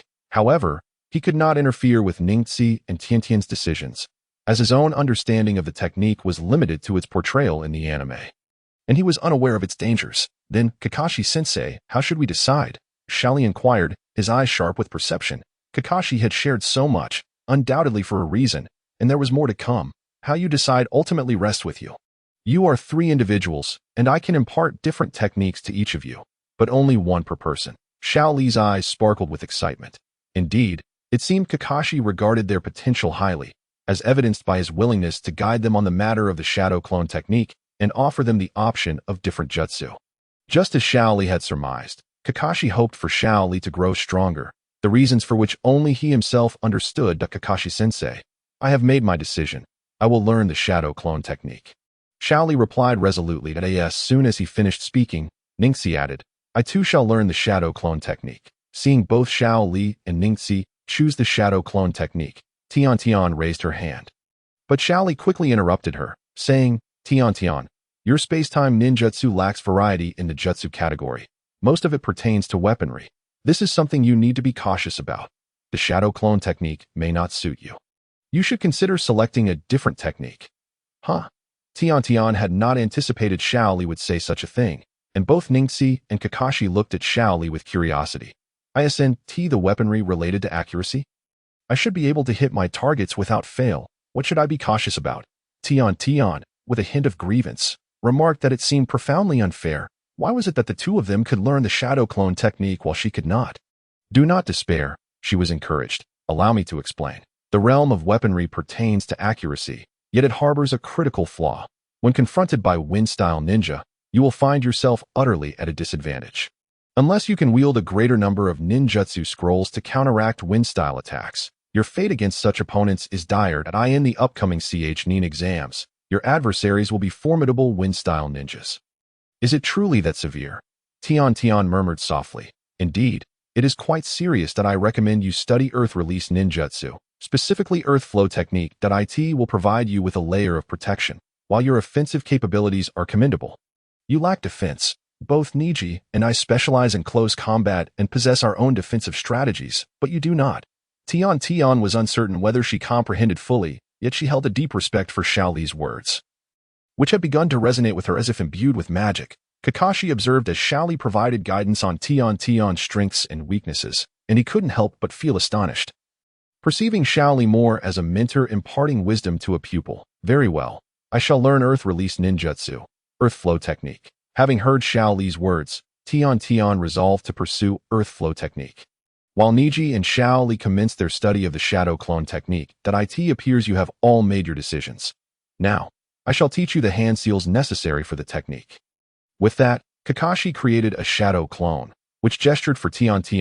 Come, let us move to that area for our studies. Understanding the cue, Tian followed the clone away, leaving Xiao Li and Niji behind. Kakashi demonstrated a few hand seals and reminded the pair of the significance of chakra before departing. The hand seals are quite simple, but the requirements regarding chakra are rather daunting. Indeed, but for now, let us first master this jutsu. The two exchanged glances and entered into a focused state of training, concentrating on the hand seals and chakra control. As the morning passed, Niji stood, executed the hand seals. And instantly a perfect replica of himself appeared before him, but he realized he had successfully mastered the technique. Turning to Xiao Li, he noted that Xiao Li had yet to achieve the same. And a flicker of pride ignited within him. His talent was indeed exceptional. Otherwise, he would not have been labeled a genius. After all, he had independently mastered the Hyuga clan's taijutsu. The shadow clone technique was not particularly challenging. The hand seals were straightforward, requiring merely careful chakra control to avoid significant issues. For Xiao Li, he too opened his eyes and stood, gazing in surprise at Niji, inwardly astonished. Truly, the brilliance of a genius was evident.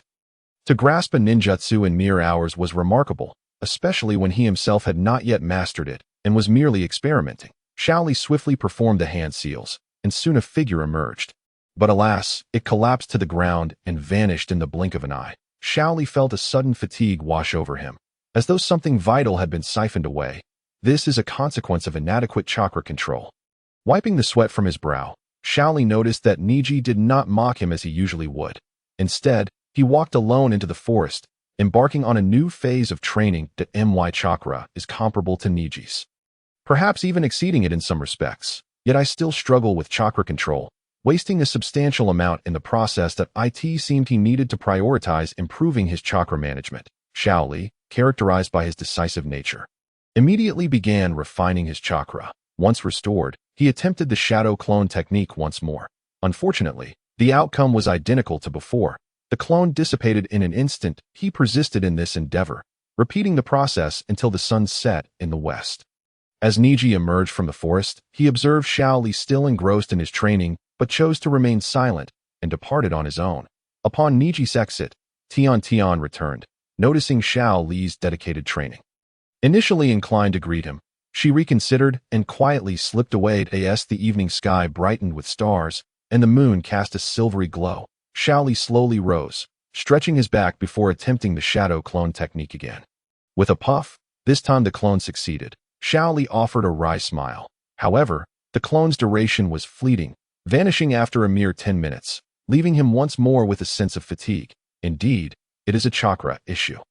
If only I possessed a tailed beast like Naruto Uzumaki, my chakra would be limitless. Xiao Li mused aloud, gazing at the moonlit sky, aware that dusk had arrived. Today's training had concluded, and he began to gather his belongings. Departing the training ground. Chapter 29. The invitation on the quiet road. Xiao Li's mind was consumed with thoughts on how to enhance his chakra. The most effective method would be to acquire a tailed beast.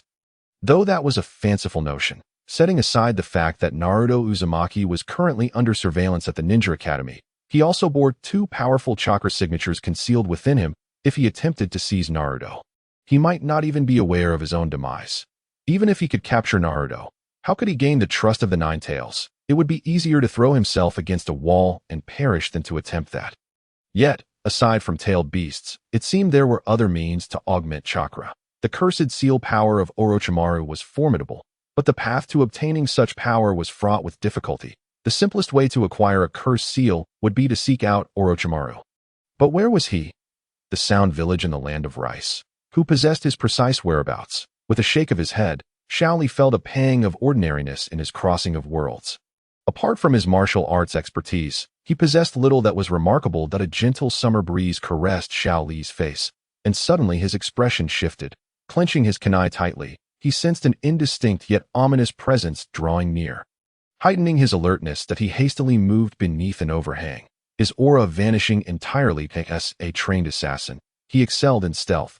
The approaching individual meant no good. The street was nearly deserted, particularly the path Xiao Li took home. Bustling in the morning, yet descending into a shadowy realm by night, illuminated only by flickering yellow street lamps. Two figures clad in black emerged on the street, one exuding a palpable aura of menace and danger. Xiao Li, hidden beneath the eaves, felt a twinge of apprehension towards this individual. He was no ordinary foe. Have we lost him? One queried. No. He is hiding nearby. I suspect he has noticed us. The mission must not fail. I understand. The other figure performed hand seals, causing a wave of disruptive sound to reverberate through the air. Xiao Li's ears were subjected to a violent tremor, his expression shifting dramatically as he bolted from his hiding spot into a shadowy alleyway. I've located him. Over here, moving swiftly. Whoosh! The two figures sped after him. The alley was damp and littered with refuse, and Xiao Li concealed himself within the garbage. His once clear eyes now appeared ghostly pale, the night casting a chilling pallor over him as he melded into the damp environment, becoming one with the foul odors that pervaded the refuse. He's vanished. I can no longer sense his chakra fluctuations. Cannot sense chakra fluctuations? Could it be a high-level concealment technique? A mere genin? One of the black-clad figures scoffed. Perhaps this is precisely why we were dispatched to capture him. Nonetheless, I can surmise he hasn't left this vicinity. The ground bore no footprints, and the air carried no signs of life, as if no one had tread this path. Yet, as a sensory-type ninja, my instincts tell me he is close. Self-proclaimed sensory ninja declared confidently. We cannot afford to overlook even the slightest possibility. The figure in black turned towards a mound of refuse, removed the cloth obscuring his face, and executed hand seals, exclaiming, "Fire release. Great fireball technique." Flames erupted from his mouth, engulfing the refuse pile, igniting a fierce blaze. Is anyone truly here? As the pile consumed itself in flames, an eerie silence prevailed from within. The black-clad figure advanced cautiously, only to feel a chill creep down his spine as a kunai was poised against his neck. Utterly silent and without warning, the figure was struck with terror, for had he been aware of the impending danger, he might have fared better. However, the kunai's appearance was devoid of any forewarning. And even within their organization, there were no more than a handful of individuals capable of such stealth. With a swift thrust, the kunai pierced, and the figure vanished, leaving behind a mere wooden dummy. Xiao Li retreated to the shadows, revealing his pale eyes, and once more, darkness enveloped him, rendering him invisible. The assailed figure emerged from an unknown location, beads of sweat trickling down his forehead, concluding silently, a formidable opponent.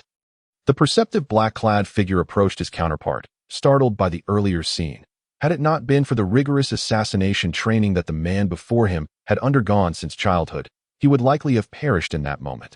Both men felt an unsettling tension, reluctant to venture too close to the shadows. We bear no ill will. We merely wish to extend an invitation to you, the assaulted black-clad figure stated, his tone laced with a hint of admiration. However, what awaited him was the fierce wind generated by Xiao Li's punch, erupting with the force of a tempest, producing a thunderous roar akin to that of a tiger or leopard. The black-clad man's brow furrowed as he unsheathed his long blade, aiming a counter-slash at the turbulent air. Bang! Locate him! Quickly! The black-clad figure felt a twinge of frustration. He had genuinely come to invite Xiao Li and harbored no malicious intent. Who could have anticipated that the opponent would be so formidable? Initially, he presumed Xiao Li was merely a low-ranking shinobi, Yet he was taken aback by the opponent's exceptional assassination techniques, particularly in physical combat, that I found him. He's closing in. What? Watch your back, the perceptive black-clad man shouted. His voice amplified in the confined space of the refuse pile. The flickering flames illuminated the darkness, and amidst the chaos, Xiao Li's silhouette emerged at the foot of the wall, locking eyes with the long-bladed figure. The long-bladed man retracted his weapon and vanished from sight. It was evident that many had arrived to extinguish the fire, and the confrontation between him and Xiao Li could only be momentarily suspended.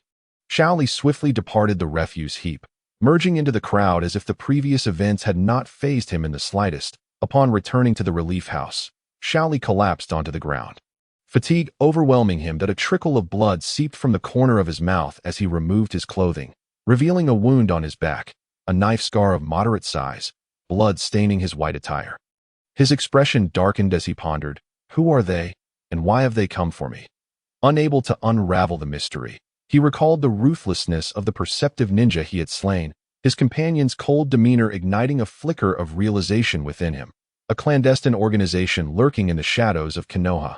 Root. Danzo-sama, Tianyin is dead. Danzo sat in his chair, perusing documents when he heard the report. His expression shifted slightly, and he finally responded in a subdued tone. Please elaborate on the situation. The black-clad figure recounted the events in detail.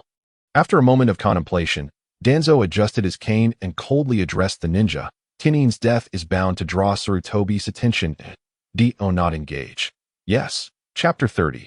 Preemptive strike Hokage's office. Lord Hokage. The corpse investigation has been completed. The cause of death mirrors that of the bandits from the relay station.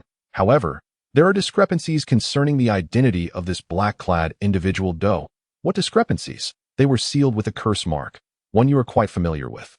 Kakashi handed over the documents to the third Hokage, who furrowed his brow and sighed. That I understand. Kakashi, the alleyway you mentioned is sparsely populated at night. Investigate if there have been any suspicious individuals in the vicinity recently. Lord Hokage, I have already checked, and there have been no suspicious figures in the past few days. The only concern is a relief house nearby, housing orphans from the war. Xiao Li resides there. Kakashi noted, emphasizing Xiao Li's name. It seems the situation is more complex than it appears. Investigate if any recent information has leaked to Root. The third Hokage instructed sternly. Yes. What are you planning, Danzo? The third Hokage exhaled a plume of smoke. A resigned sigh escaping him. In the relief house, Xiao Li felt increasingly agitated. If his suspicions were correct, trouble was soon to find him. Based on prior events, many connections began to surface. And despite his meticulous preparations, he had inadvertently entangled himself with Root's existence. To be clear, Xiao Li was not afraid of Root. In fact, he anticipated an inevitable encounter. However, the timing was unervingly swift, leaving him somewhat disoriented. There's no other choice. Xiao Li resolved that the only person who could assist him was the third Hokage.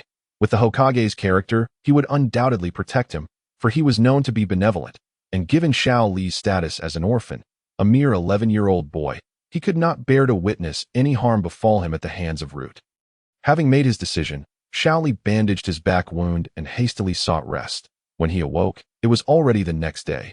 The inferno at the refuse heap was a mere 200 meters from Xiao Li's relief house. As he stepped outside, he was met with lively discussions on the streets, all centered around the events of the previous night. Irritated by the noise, Xiao Li hastened his pace toward the Hokage's office. Lord Hokage, a genin named Xiao Li is here to see you, a staff member announced. The third Hokage squinted. Send him in. Xiao Li entered the Hokage's office, pushing the door open. The third Hokage sat, exhaling smoke, his gaze half-lidded as he regarded Xiao Li. Without further ado, Xiao Li approached and began recounting the events of the previous night. Lord Hokage, I was attacked last night, Xiao Li stated calmly. Oh, the third Hokage was somewhat taken aback, not expecting such directness from Xiao Li. The young man's expression was resolute, devoid of any hint of anxiety, prompting the Hokage to regard him with newfound respect. I am already aware of this morning's report. You were the one who killed that black-clad figure? The third Hokage inquired. Indeed, they sought to kill me, and I could not afford to hold back. However, you must understand that the individual you killed was no ordinary ninja. I am unaware of their identity, but I know they nearly succeeded in ending my life on my way home last night. Had I not reacted swiftly, it is likely that my corpse would be the one being collected today. Xiao Li, We have already begun investigating this matter. Initially, we believed it to be a mere altercation, only to discover that you were the one who killed that black-clad figure. However, I have a question. You should have reported the incident last night. The Umbu required timely information to take action. Xiao Li remained silent, removing his white attire to reveal his bandaged waist, the fresh blood stark against the fabric. The third Hokage's expression shifted, realizing the implications of Xiao Li's actions. The severity of his wound indicated he had no time to report. The relief house was at least a 10-minute walk from the Hokage's office, and the injury clearly could not be delayed without risking severe consequences. Xiao Li, your wound is serious. You must receive medical care. The third Hokage stated, summoning a staff member to escort Xiao Li to the hospital. Xiao Li nodded, feigning discomfort as he exited the Hokage's office. Kakashi, I suspect Xiao Li is responsible for the deaths of those bandits at the relay station. I share your suspicions, Kakashi replied as he leaped through the window, agreeing with the third Hokage's assessment that in truth, Kakashi had suspected Xiao Li's involvement since the tragic events of the 7-day training began. This is Xiao Li's dossier. Kakashi handed over the documents. The third Hokage glanced through the contents, sighing heavily. The records revealed that 11 years ago, both of Xiao Li's parents were Chunin who perished during the Ninetales attack. Kakashi, please inform Danzo that I require an explanation. The third Hokage instructed sternly. Yes, Danzo-sama. Lord Hokage requests your presence. A staff member informed Danzo, who appeared somewhat surprised but betrayed no emotion, merely nodding an hour later. Danzo arrived at the Hokage's office and took a seat in the chair that had been prepared. The third Hokage ceased smoking and handed over Xiao Li's dossier. Danzo caught the document and, glancing at it, inquired with curiosity, why do you want me to see the dossier of a mere genin? Some matters do not require my explicit elucidation. He came to seek me this morning. And what I wish for you to examine is not his personal information, but that of his parents. They perished in the Ninetales attack 11 years ago. That I hope you comprehend that these sacrificed individuals are the honored spirits of Konoha, and their descendants deserve a measure of protection that I implore you to refrain from action. Regardless of what misdeeds Li may have committed that prompted you to strike against him, I wish for you to spare him. Sarutobi, I am at a loss as to what you are insinuating. Why would I target a mere genin? I also hope you will conduct a thorough investigation before seeking me out, Danzo replied calmly, his expression betraying no hint of change. The sealing technique mentioned by the black-clad figure that Li eliminated last night must belong to your root, and I am confident of this. Now, as Li lies gravely injured in the hospital, this matter is concluded. Do not let me witness anything akin to this again. Danzo observed Sarutobi's furious countenance in silence before exiting the room. Root damn that little brat, acting preemptively. Danzo seethed with ire. Truly infuriated, he had no intention of confronting Li. He merely intended to invite him to join Root. If the boy were sensible, perhaps he could have been integrated into the organization. Recent intelligence and Kakashi's commendation of him, recommending him for the Umbu, piqued Danzo's curiosity. Someone deemed worthy of Kakashi's praise must possess remarkable potential. Thus, he aimed to recruit Li before the third did. Unexpectedly, his good intentions brought about a calamitous misunderstanding. The third has already implicated him, leaving him no opportunity to refute, as the deceased were his own subordinates, and the sealing technique is an undeniable fact. Furthermore, for a considerable time, he cannot approach Li. Having clashed with the third for many years, they understand each other's dispositions all too well. The be outmaneuvered by a mere child is infuriating. Chapter 31. Secured. Danzo-sama, here is the information you requested. Danzo received the documents from a ninja, meticulously examining several pages, a cold smile gracing his lips. Those useless shinobi were undoubtedly slain by this individual. Such exceptional killing techniques, even Tenyu would feel inadequate in comparison. I suspect there is someone behind him nurturing his talents. Danzo surmised that Li's first 11 years were unremarkable, yet in the last 2 months, following a hospitalization, he underwent a remarkable transformation. The peculiar strength he possesses and his enigmatic killing skills, evidenced by the deaths of Yamakomo and others, and his encounters with Tenyu, suggest that someone is undoubtedly supporting this young man. Tenyu, do you think Sarutobi is behind this? A genin, once deemed the bottom of his class. How could he suddenly awaken and defeat the self-proclaimed genius Hyuga Niji? Even Kakashi praised his quick wit and decisiveness, recommending him for the Umbu. Numerous instances exist of talent emerging from mediocrity. But to transform from a weakling to a remarkable genius in just a month or two is utterly implausible, but I am certain there is someone backing him. Danzo spoke thoughtfully, his keen gaze flickering with curiosity and wariness toward whoever stands behind Li. Such a person, capable of transforming mediocrity into brilliance, must be extraordinarily formidable. Do you wish for me to capture him, Danzo-sama? Tenyu inquired. There's no need for haste. This is merely my conjecture. There remain other possibilities. For now, we shall wait. The current graduating class is nearing completion, and I am in negotiations with Orochimaru. We cannot allow Sarutobi to grow suspicious. A failed plan would be disastrous. Understood. Very well, you may leave. And please summon Kabuto for me. Yes, my lord. Rock Lee, the mysterious strength, the assassination techniques. What a remarkable young man. On the other side, Lee exited the hospital unhurriedly, the wounds on his back not as dire as he portrayed. Nearly a FAA for the third to witness. Fortunately, the third did not approach him for a closer inspection, indicating he was likely already addressing the ensuing complications. Lee proceeded toward the training grounds. Hokage-sama, what brings me here? Is there an enemy lurking within Konoha? Akai suddenly became animated, as if sensing an imminent threat. Akai, there is something I wish to inquire about. Lee's recent behaviors have been quite peculiar. And as his teacher, you should know him best, particularly considering his transformation from a hindrance to his current state. Frankly, I find it hard to believe, and I require a detailed report from you. The third stated sternly. Akai's expression initially darkened. Then he replied anxiously, Hokage-sama, you cannot possibly suspect Lee of being an enemy. I assure you on my honor that he is no foe. Although his recent actions are strange, I believe in my student without doubt. Hokage-sama. Observing Akai's frantic demeanor, the third sighed. I harbor no suspicions regarding Lee. I merely seek to understand certain matters. There are individuals watching him, and if we do not clarify the situation, he may inadvertently attract lethal danger. Is it truly that grave?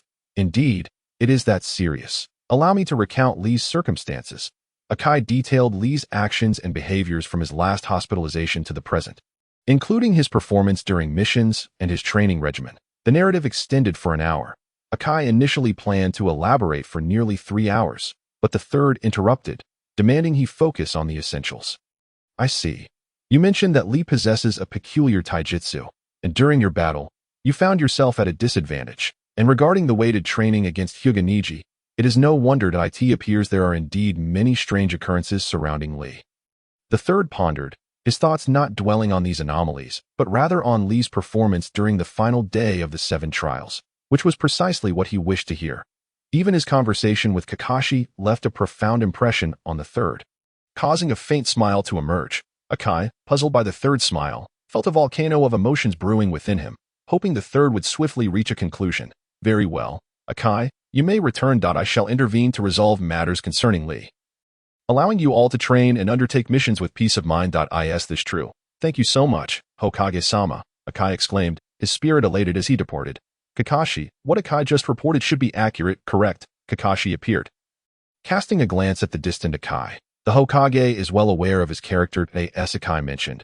That is indeed the case, that a person willing to sacrifice their life for their comrades. Do you truly believe he could be a spy or a traitor? I believe he possesses innate talent, perhaps merely reluctant to reveal it until now. Wouldn't you agree, Kakashi? The third smiled. Kakashi paused, astonished that the third would go to such lengths to protect Lee.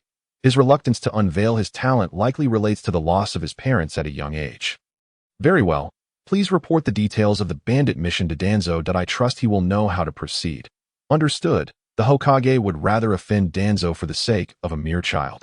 It seems Lee has saved himself. Kakashi recognized that he and Danzo had only crossed paths twice.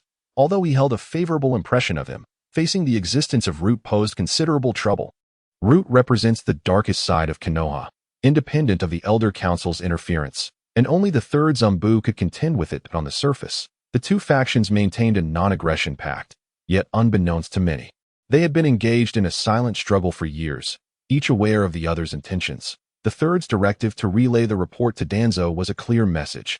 This individual is under my protection. At the training ground, Lee noted a slight increase in his chakra. Indeed, combat serves as the most effective means of enhancing one's strength, and my chakra is noticeably more abundant than yesterday. He mused, his mastery having reached a level where he could discern subtle changes in his body. Albeit not as exaggerated as the Byakugan, but far beyond the average person. As for the events of the previous night, Li remained tight-lipped, recognizing that discussing it would yield no benefit. Today, he surprisingly refrained from practicing those peculiar punches and palm techniques. Tintin expressed her curiosity. I bet his shadow clone technique is still beyond his grasp. Niji scoffed at Li before turning to Tintin. Haha, it seems Li's ninjutsu talent remains as dismal as ever. Fortunately, I practiced at home last night. A day of training today should suffice. He chuckled heartily. Hearing the voices of two individuals, Xiao Li opened his eyes, slowly rose to his feet, and took a step forward. With swift movements, he formed hand seals, and with a sudden poof, another identical Xiao Li appeared beside him. Xiao Li actually succeeded. My goodness, I am the last again, Tian exclaimed, a hint of disappointment in her expression. She had hoped to regain a modicum of confidence, only to realize that she was, once more, the slowest learner. Xiao Li flashed a bright smile, revealing his pearly white teeth, and said, Tian, I am not the last. You know, my dear disciple Xiao Li, I heard you were injured. Ooh. A swift green light darted towards Xiao Li like a bolt of lightning, startling everyone present. Chapter 32. The Teaching of the Lotus Blossom. Thanks to book friend Pu Gongying. Tomorrow, I shall reward you with 4 chapters. Having just recovered from illness, today I will provide 1 chapter. What on earth is happening? Teacher Akai. Xiao Li is injured. Yet he appears to be standing fine right here. Tian inquired, her heart racing with concern, while Ning Xi also turned to look.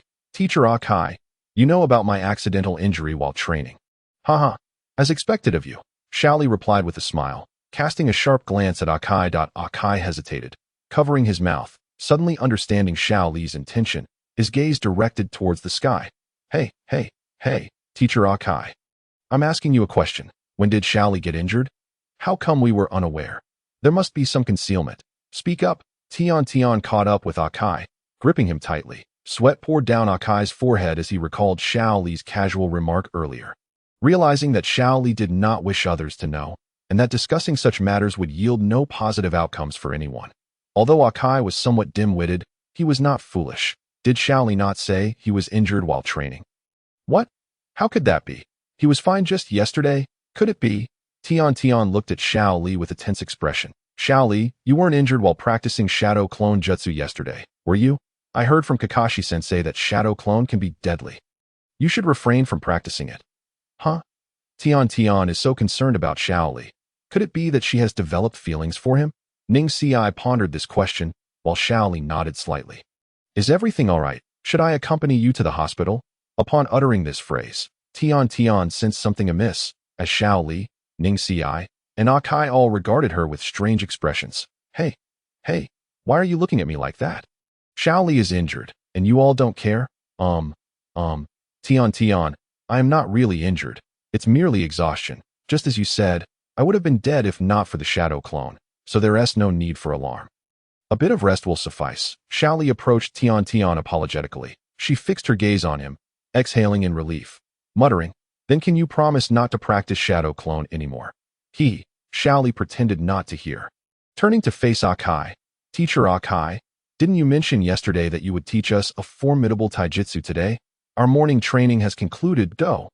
Did I say that? But I recall I haven't been here for several days. Akai fell into deep thought. Xiao Li felt frozen. This fool was as dull as a pig, clearly trying to evade the topic, and yet he couldn't even comprehend that. Ning Xi's Byakugan glimmered with insight. Perhaps Xiao Li truly was injured and was deliberately concealing it. Unlike Tian, whose mind was still that of a child, Ning Xi's upbringing in the Hyuga branch was harsh and pessimistic, which had instilled in him a mature mindset from a young age. This level of maturity could only be compared to that of Uchiha Sasuke among his peers. By the way, I happen to have a powerful technique to impart to you. As my students, it is imperative that you become great ninjas, Akai proclaimed with grandiosity. Tian's eyes sparkled with excitement, seemingly having completely forgotten her earlier concerns, while Ning Xi was momentarily taken aback. Xiao Li, however, breathed a sigh of relief. Akai had finally diverted the topic, allowing him to avoid unnecessary troubles. What kind of powerful taijutsu is it? Teacher Akai, please tell us quickly. All right, Tian, don't rush me. I will explain it to you slowly. To As Tian shook him. Akai felt dizzy. After she released her grip, he cleared his throat, adopting a serious expression. Listen closely, you three little rascals. The taijutsu I am going to teach is called the Lotus Blossom, which is a forbidden technique within the realm of taijutsu, possessing immense power. Lotus Blossom? Ning Xiai murmured. Lotus Blossom? Tian exclaimed in astonishment. Xiao Li was taken aback, his heart racing with excitement, his hands trembling. The moment he had been waiting for had finally arrived. Lotus Blossom, the 8 gates. This formidable forbidden technique was undoubtedly one of the most powerful techniques in taijutsu. There might be other techniques, but he was certain that he had never encountered one as terrifying as the 8 gates in any anime. Indeed, a truly powerful and fearsome technique. Just how powerful is it? Tian retorted. If wielded in the appropriate realm, it can surpass the strength of a Hokage. Do you not think that is impressive? Akai's tone was grave, his expression brimming with pride. The 8 gates had been passed down to him by his father, the person he revered most in life. As a lowly genin, he had opened the 8 gates and defeated the legendary 7 ninja swordsmen, a feat that had astounded the entire ninja world. Each of the 7 ninja swordsmen was a formidable blade-wielding ninja, and the sudden demise of all of them was unimaginable. Who would have thought that a mere genin from Konoha could bring about their end? Teacher Akai, you're boasting again. You think a mere taijutsu can surpass the Hokage? Aren't you afraid of being laughed at? Tian, who had initially been hopeful, suddenly felt deflated. Ning Xiai, too, remained unconvinced. As for Xiao Li, his entire being trembled with an inexplicable surge of excitement, igniting a fervor within him akin to a dragon yearning to break through the heavens. Seeing Tian's disbelief, Akai chose not to elaborate further. Those who had witnessed the 8 gates had perished, and the ones who had unleashed its power were also gone, leaving behind only the legacy of the 8 gates. Teacher, can you demonstrate it? Xiao Li said, calming his excitement. Akai turned to Xiao Li and smiled slightly. Certainly. Approaching a large tree, Akai delivered a powerful kick, snapping the trunk and removing some branches, leaving behind a smooth, long piece of wood. Taking a deep breath, he remarked, this forbidden technique is very dangerous, so we cannot use a person for the demonstration. Only wood will suffice. The 3 watched intently as Akai prepared to showcase his skill.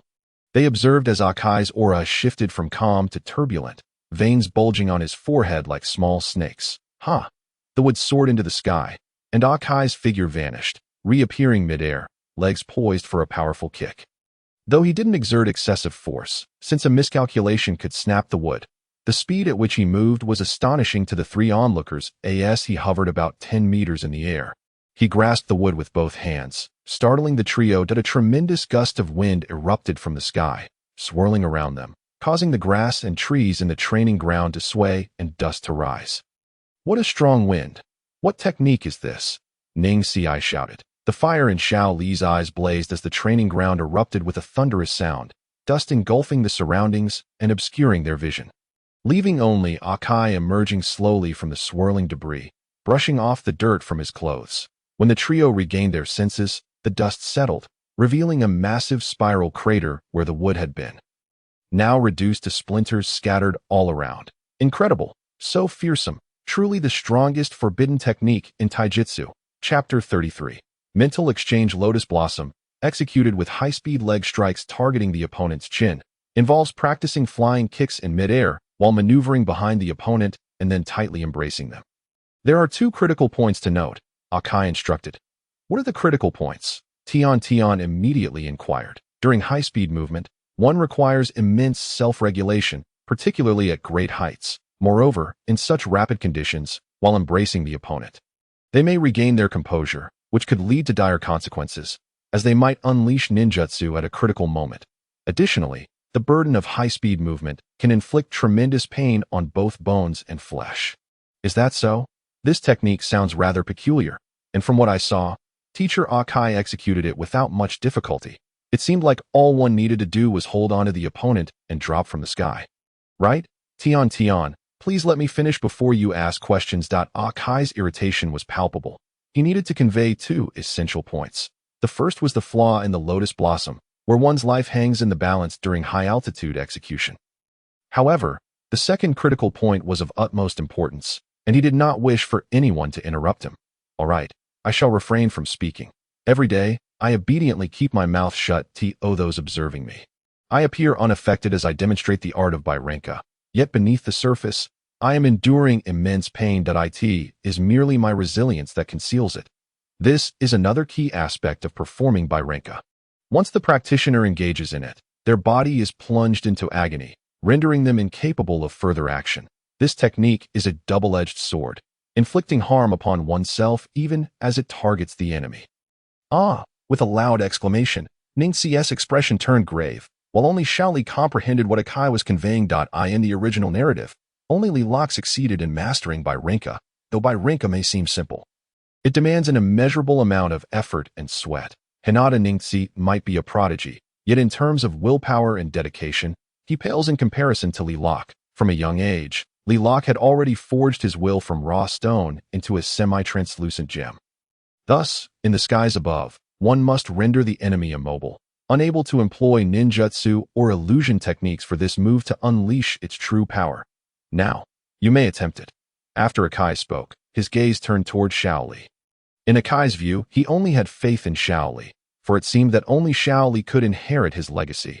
Neither Tian nor Ningxi possessed that potential. Noticing Akai's gaze, Xiao Li looked up at the sky and sighed. Subsequently, Ningxi and Tian began their practice, while Xiao Li refrained. The wound on his waist could not withstand vigorous movements, so he opted not to train in Bairenka today. He would continue once his injury healed in a few days. Otherwise, he would risk mastering Bairenka only to be plagued by hidden ailments. Time passed and a week went by, during which Ningxi and Tian diligently practiced Bairenka, yet none succeeded. They watched Akai demonstrate the technique, believing it to be devoid of difficulty, only to discover an insurmountable chasm when attempting it themselves, as though they were inherently lacking the talent to learn this forbidden art. As the saying goes, opportunity favors the prepared mind. Their gazes shifted to another direction, where two Xiao Lis were present. One sat cross-legged, not practicing, while the other was performing continuous flying kicks against a wooden post in midair. Just as they thought Xiao Li would move behind the post, he made a peculiar gesture with his hands, unwrapping the white bandages that enveloped the post completely, resembling a mummy. Bairenka. A powerful centripetal force stirred a fierce wind, stinging Tian's eyes as dust swirled, grass danced, and smoke enveloped the air. Xiao Li's heavy breathing transformed his once white attire into a muddy yellow, his body marred with countless wounds. Yet, unbeknownst to anyone, his eyes sparkled with joy. He had succeeded. Ultimately, it was he who mastered Bairenka. It seemed that indeed, only Xiao Li could learn Bairenka, while Ningxi and Tian were forever deprived of this opportunity. Bairenka is the key to unlocking the first and second gates of the 8 gates. Only through mastering Bairenka does one gain the right to access the 8 gates. Those who cannot learn Bairenka will forever be barred from transcending the threshold to the 8 gates of Duanjia. Xiao Li, have you succeeded? Tian rushed to Xiao Li's side, supporting him as he knelt on the ground. Sort of, he replied. Ningxi sensed an inexplicable crisis, reminiscent of the near-death experience he had during the trials in the Death Forest. He turned back to continue practicing Bairenka. Xiao Li, take a moment to rest. I have something to discuss with you privately later. Akai's expression grew serious. Xiao Li nodded. In the original narrative, after Li Lok completed Bairenka, Akai would impart the 8 gates of Duanjia to him, not out of favoritism, but because he believed that if Tian and Ningxi could also master Bairenka, he would selflessly teach them. Unfortunately, they lacked the qualifications for the 8 gates. The 8 gates are ill-suited for geniuses and only appropriate for diligent fools. It is precisely these fools who can learn, for a genius's arrogance cannot fathom the mindset of those who toil relentlessly, step by step, to extract their potential and manifest the fruits of their labor. After 2 hours, as Xiao Li felt the pain in his body diminish, he stood up and glanced at his shadow clone. While learning other techniques, Xiao Li did not forget the importance of martial arts. His shadow clone was intended to hone his skills in that realm, as the cultivation of martial arts closely resembles physical techniques. It is not merely a relentless pursuit of force. Akai-sensei, is there something you wish to tell me? The two ventured into a serene grove where the cool summer breeze swept through, lifting their spirits while alleviating their worries. Xiao Li, you are a perceptive child. I have always believed in you because you, like me, belong to a certain kind of person. However, over these days, I have noticed your uniqueness. Not only do you share my essence, but your talents also surpass those of your teacher. The knowledge I possess is quite limited, primarily consisting of physical techniques. Do you know why? Xiao Li paused, sensing something peculiar. Although he was aware that Akai intended to teach him the 8 gates of Duanjia, Akai's words hinted at a complexity beyond comprehension. When one reaches a certain realm, their thoughts and insights diverge from the ordinary. Much like the contrast between a child and a mature adult, the child is solely preoccupied with play, food, and entertainment, while an adult grapples with the harsh realities of life and society's relentless struggles. In truth, whether you previously concealed your talents or learned peculiar powers from others, I do not concern myself with such matters. For you are my student, and I have faith in you. Your heart undoubtedly yearns for righteousness. You do not provoke others if they do not provoke you, and I can discern this quality within you. Akai's words were simple, yet the implications left Xiao Li astounded. A master of physical techniques, he realized that the path to enlightenment is diverse, yet ultimately leads to the same destination, a profound understanding of one's own realm. Even an unsophisticated person, once they attain a certain level, perceives and contemplates matters vastly differently than the average individual. In Akai's presence, Xiao Li felt as though a true mentor was imparting wisdom. For Akai's level was certainly above his own. Genuine mentors are scarce. In his previous life, only 2 or 3 grandmasters of martial arts could enlighten him and He Wuchang. They had reached the realm of unity between heaven and man, their every movement seamlessly blending with nature, like gentle rain falling silently. While Akai may not have reached the ultimate unity of heaven and man, his understanding was undoubtedly superior to Xiao Li's, embodying complete self-affirmation and safeguarding his pristine inner sanctum. Teacher, I hope you will never betray Konohai T. That moment, the cool breeze passed, and the world seemed to fall into silence, an exchange of souls transpiring. Xiao Li's face was as serene as a still ancient pond, while Akai resembled a vast lake, equally tranquil. Thank you, Akai-sensei. His heartfelt gratitude resonated deeply, devoid of any ulterior motives or worldly taint. It is too early for thanks. Now, Xiao Li, tell me your philosophy of ninjutsu. Though you have spoken of it before, I wish to hear your sincere thoughts now. To achieve strength is to gaze upon the world's illusions from a higher vantage point. Chapter 34. Inner Roar. This night proves to be sleepless. Upon hearing Xiao Li's philosophy, Akai said nothing. Much like in the anime, he began to teach Xiao Li the 8 gates of Dunja. Renka is the key to unlocking the first gate, the second gate, and the third gate, leading to the inner lotus. The fourth gate, the wound gate, then separates from the inner lotus, forming the true 8 gates of Duanjia. The burden is heavy, although I had anticipated the outcome. I never expected my heart to bear such weight.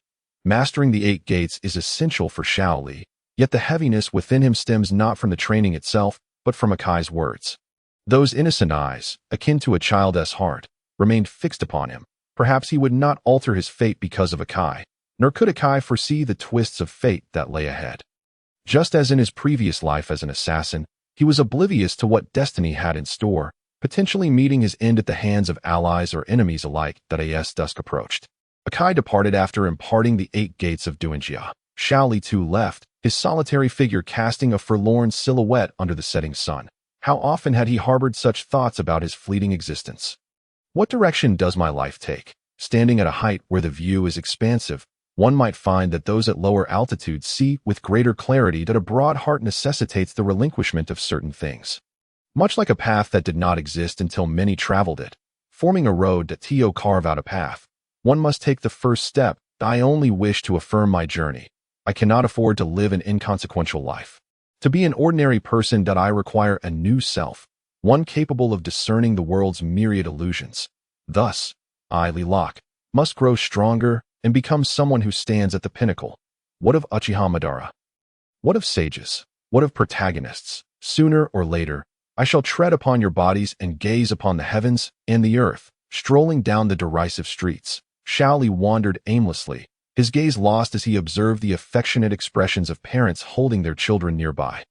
He watched the joyous youths animatedly recounting the day's events, departing in pairs, leaving behind a solitary figure in the distance, a boy mirroring his own loneliness, bathed in a golden hue, under the twilight's gentle embrace.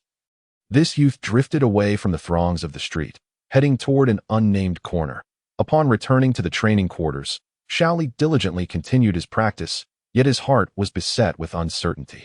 In that moment, as he summoned another shadow clone for training, he felt a flicker of surprise. His Mingjin had reached a breakthrough, attaining its pinnacle. This sensation differed from previous breakthroughs, occurring even earlier than when he had transcended into the Anjin realm. The advancement in his power required a steadfast heart and relentless perseverance, and he understood the reason for his ascension to the apex of Mingjin. The words of Akai and a profound reevaluation of himself had catalyzed a monumental shift. The peak of Mingjin was achieved due to the unwavering conviction within him, harmonizing with his prior training experiences, enabling a singular breakthrough.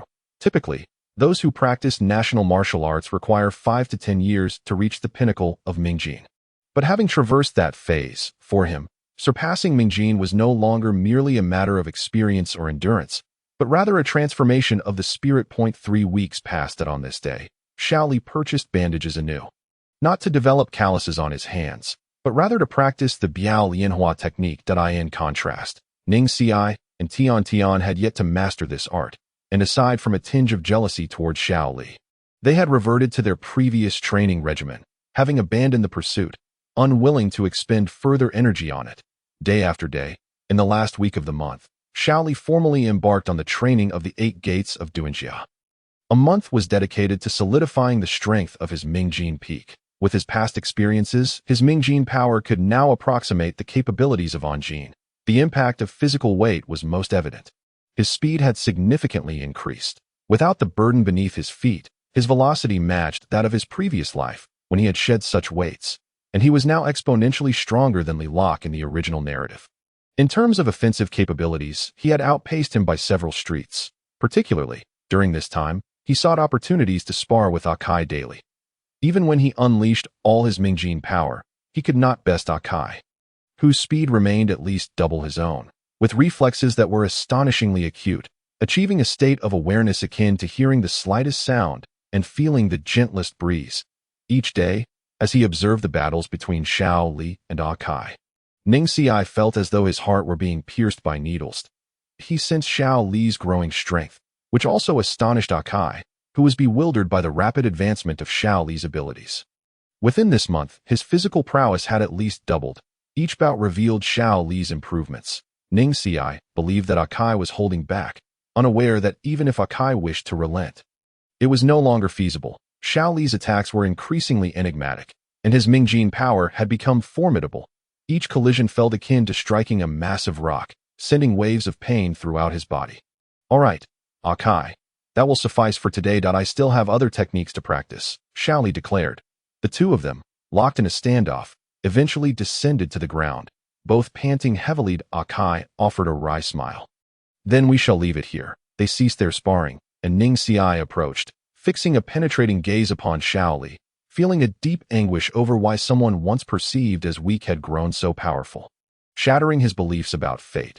Xiao Li, let us fight once. I wish to gauge the distance between our strengths, Ning Ci asserted, his Byakugan radiating intense fighting spirit. Unfortunately, his desire was met with Xiao Li's dismissal. There is no need for us to battle. You are not yet my opponent. I believe the time for our duel will come when you truly awaken your strength. Awaken my true strength. Is my current power not my own? Are you attempting to evade, or do you believe you have already surpassed me, just as when you practiced the shadow clone technique? Upon hearing Xiao Li's refusal, Ning Ci's anger flared, his words spilling forth without contemplation. This past month had been a relentless grind for him, striving to defeat Xiao Li just once. Previously, only Xiao Li had challenged him. Now the roles had reversed. Yet he was denied an opportunity. Do not allow your dismal fate to restrain you.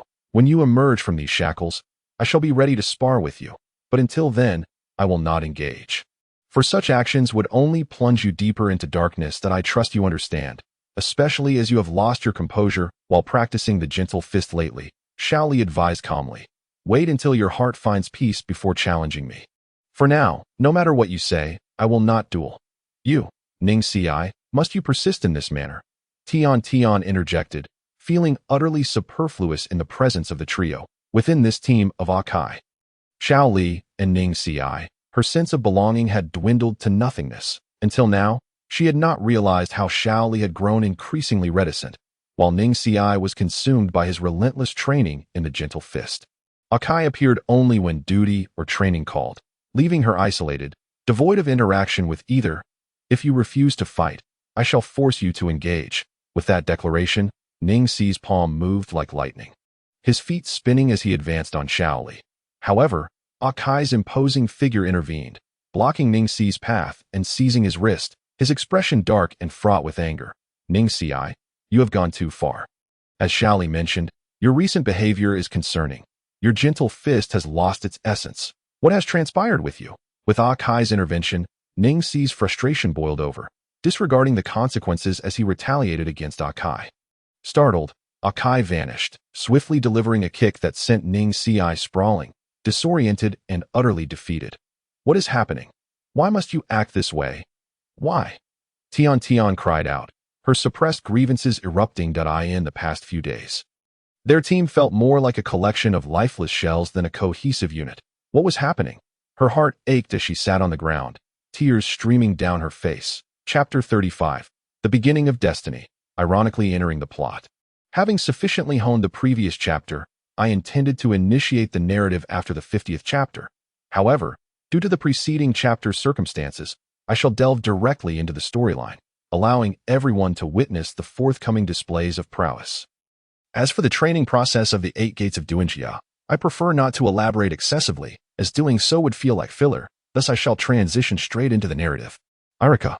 The graduates will commence their final exams in 2 days. Your school must prepare diligently, especially those few troubled students. You are most aware of them, Mizuki remarked with a smile. It is you, Mizuki. Rest assured. I am confident those troubled students will pass the exams. After all, they hail from esteemed families within Konoha. However, Naruto poses a challenge. He has yet to master the clone technique, which is quite vexing. I hope he surprises me. I too shall await that surprise. With the graduation exams approaching, it was time for action. Calculating the timeline and recalling the information gathered from elementary students, Xiao Li realized that in 3 days, the graduation exams would occur at that time. Uzumaki Naruto would attempt to steal the sealing scroll, yet he remained under the watchful gaze of the Hokage, classified as a dangerous individual if entangled with him. Xiao Li would need to prepare for a hasty escape in 3 days. Amidst the forest, Naruto would pilfer the sealing scroll, seeking the jutsu within. It seemed that only a formidable memory and swift execution would allow him to accomplish this undetected. Though the plan was sound, Xiao Li understood the myriad dangers involved. The significance of the sealing scroll was paramount, and Naruto himself was a problematic figure, monitored closely by the third Hokage, while the Umbu might not be present at that moment. The third's crystal ball would reveal everything clearly. I must seek a blind spot. Every jutsu has its flaws. I refuse to believe the third can perceive everything around him, especially in the darkness, where even the mightiest techniques weaken at a distance. With this in mind, Xiao Li conjured 2 shadow clones, one to train in martial arts and the other to refine chakra, while his original self continued the arduous training of the 8 Gates of Duanjia. 3 days later, Naruto, you fool, who told you to use the seduction technique? You idiot. Now show me your clone technique. If you cannot execute it, it indicates you are unfit to be a ninja. Irika's roar echoed through the halls of the academy. Before him stood a boy with golden hair, a headband adorning his forehead, squinting his fox-like eyes at Irika, a smirk playing on his lips as he clumsily formed hand seals. PFF, your foolishness is truly astounding. Without diligent effort, how can one achieve success? Just observe your performance over the past 3 years, unable even to master a mere shadow clone technique. It's infuriating. You are simply not up to standard. Hey, Irika, don't you think you're being a tad too strict? He's already taken the exam several times. Perhaps it's time to let him pass, considering his earnest efforts, wouldn't you agree? Shuei spoke with a faint smile. Though internally he felt quite the opposite, merely maintaining the facade. This won't do. Shuei that a failure is a failure. If he were to become a ninja without proper qualifications, who knows what fate might befall him at the hands of an enemy. Naruto, return to school and retake the course. Irika's resolute denial left Uzumaki Naruto with his head bowed, resentment radiating from his eyes as he trudged out of the examination room. The lonely path ahead was lined with jubilant figures, parents by their sides, while his own gaze was vacant, drawn to the empty swing set in the distance.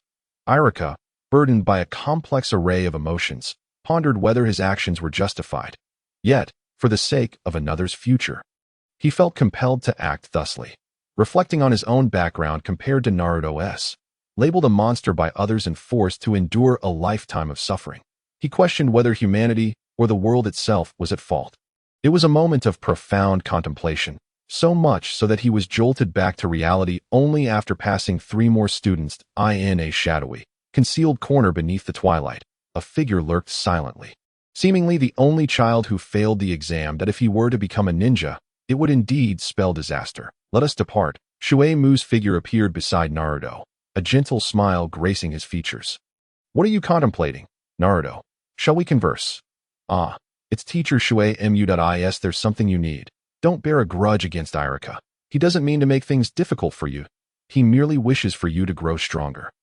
But I'm the only one who hasn't graduated. Is that not biased? Naruto retorted with dissatisfaction. Allow me to share a monumental secret that will undoubtedly help you pass the exam. Shui Mu's tantalizing voice reached Naruto's ears. From afar, a figure flickered in the shadows. Time to take action. In the depths of darkness, the white impermanence roamed, a harbinger of souls. Though night no longer enveloped the world in darkness, a shadow remained within. For wherever darkness lingered, the duality of black and white would persist. So simple. A mere seduction technique will suffice to deal with that old man. But first, I need to find a place to learn a jutsu. Naruto exclaimed with excitement. Soon, he discovered an abandoned warehouse, settled on the grass, and prepared to unfurl the scroll. Suddenly, a figure appeared, delivering a swift strike to the back of his head, sending him into unconsciousness.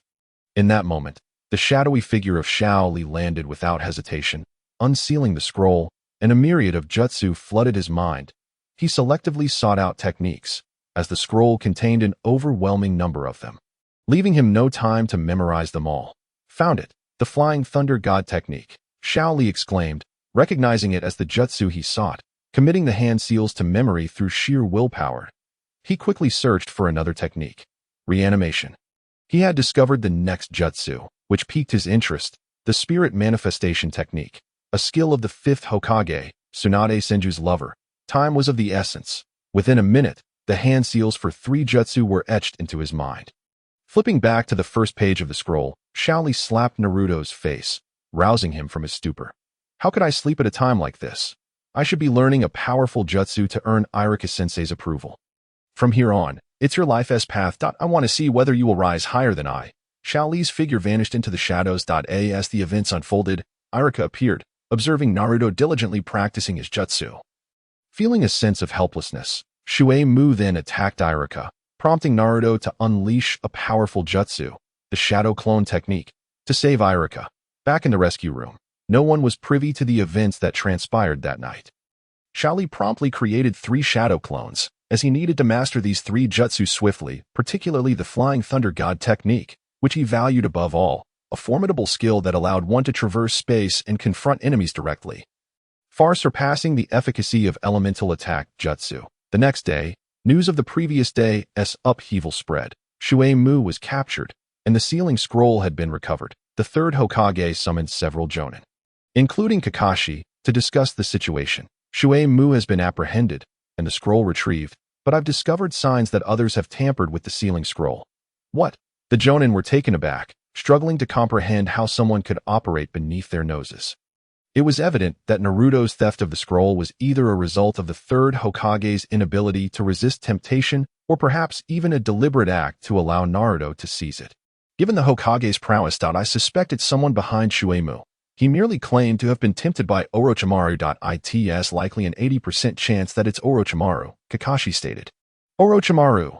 The jonin felt a chill run down their spines, especially Yuhi Kurenai, who trembled at the mere mention of the name.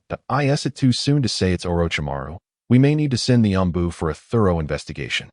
However, with all the graduates now out, we require jonin to lead the way. Kakashi, Asuma, Kurenai, tomorrow is the class division. You won't have time to attend to this matter. I've decided to assign Gai's team to execute this search mission. Indeed, Hokage-sama, that is a wise decision. Gai, don't get too excited if you discover any trace linking this search to Orochimaru. You need not continue. Simply pass it to the Umbu. I understand that if it truly is Orochimaru, Gai would struggle to restrain himself. However, any mission is better than the mundane Durang tasks, particularly as his team had become unbearably dull, even for him, but a task would provide a welcome distraction for the three of them. That will be all. Yes. Kurenai touched the cursed seal on her neck, biting her lip as she departed in the rescue room. It became evident that none of the three jutsu were easy to learn. Particularly the Flying Thunder God and Spirit Manifestation techniques. Point 1 involved space manipulation, while the other dealt with the soul. Only reanimation seemed somewhat easier, yet for him, mastering these jutsu was contingent upon his chakra reserves, which were currently insufficient to sustain even one of them. Point 3 of Xiao Li's clones performed hand seals for different jutsu, while his main body focused on the Flying Thunder God. As 2 clones dissipated, he recognized that even if they attempted to learn the other 2 jutsu, the task would be immensely challenging, for all 3 were classified as S-rank techniques, far exceeding the complexity of standard jutsu. Mastery would require significantly more time. Reflecting on this, Xiao Li took a moment to rest, channeling his chakra to create 2 shadow clones. This time, all 3 would learn the Flying Thunder God together. With his current strength, mastering the Flying Thunder God would facilitate his upcoming goals, especially with a significant battle awaiting him in the Forest of Death. Thus, a day passed. The following day, Guy gathered the trio.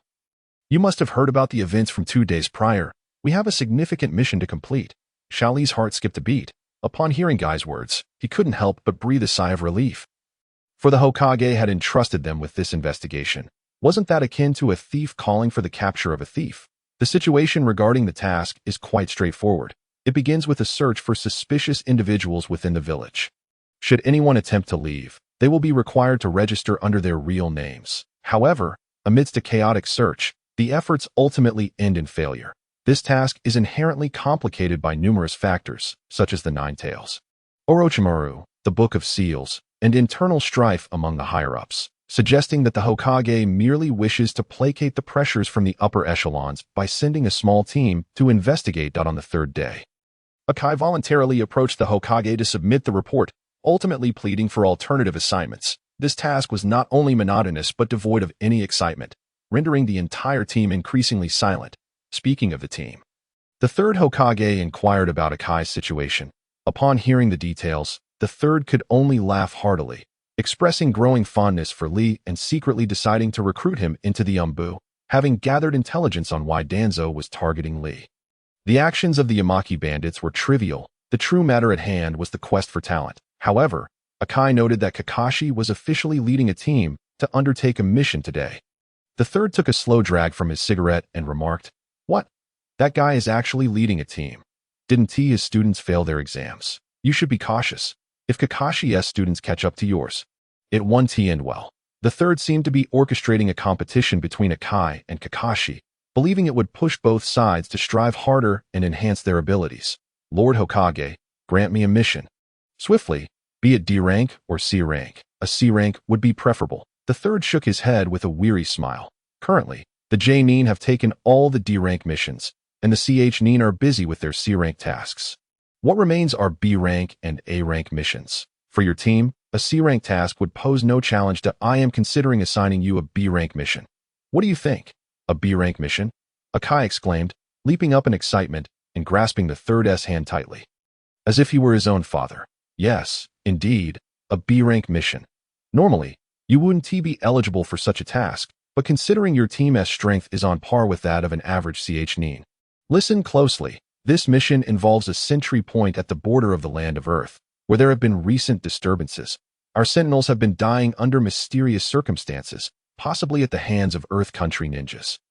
I need you to assess the situation, and if any issues arise, take decisive action. A B-rank mission signifies genuine peril.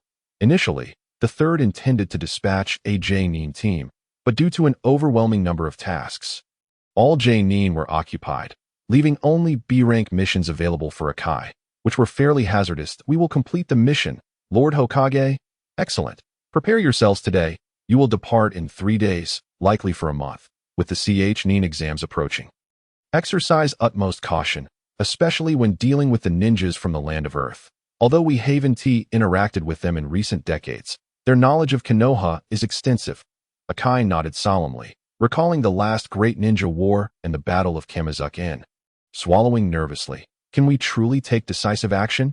Yes, Go forth. Tomorrow, I shall provide you with the relevant materials that if you find them perplexing, you may have Li assume the role of team leader. I trust you would be amenable to that. Ah, that's wonderful. Thank you, Lord Hokage. In response to Akai's enthusiasm, the third laughed heartily, admiring Akai's unyielding spirit.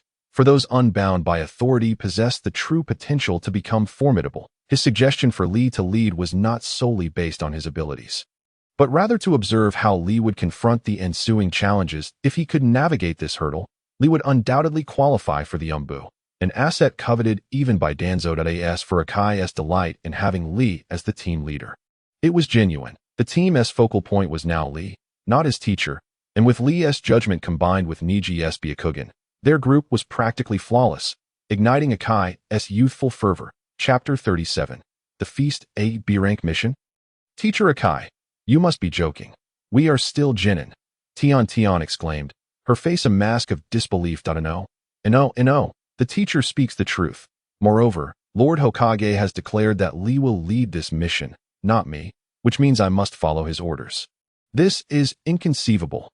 How could Li be appointed as the captain? That seems exceedingly improbable. He is just a Jinin like us. Tian protested, though internally she felt immense joy for Li.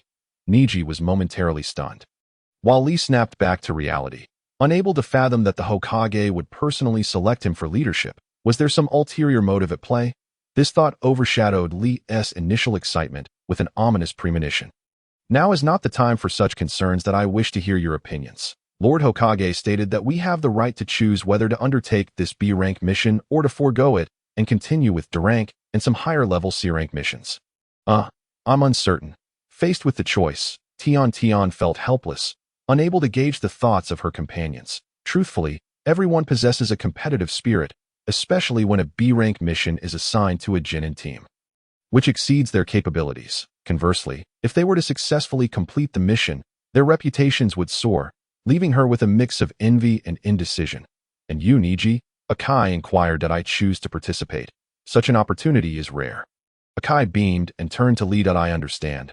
Then we shall proceed. However, I will not act as the captain. The leadership should remain with Teacher Akai, and I will do my utmost to support him. Upon hearing Li's response, Akai sensed that Li was intentionally evading something. But Li, the Hokage has appointed you as the captain. Why would you decline? You are far more capable than I am.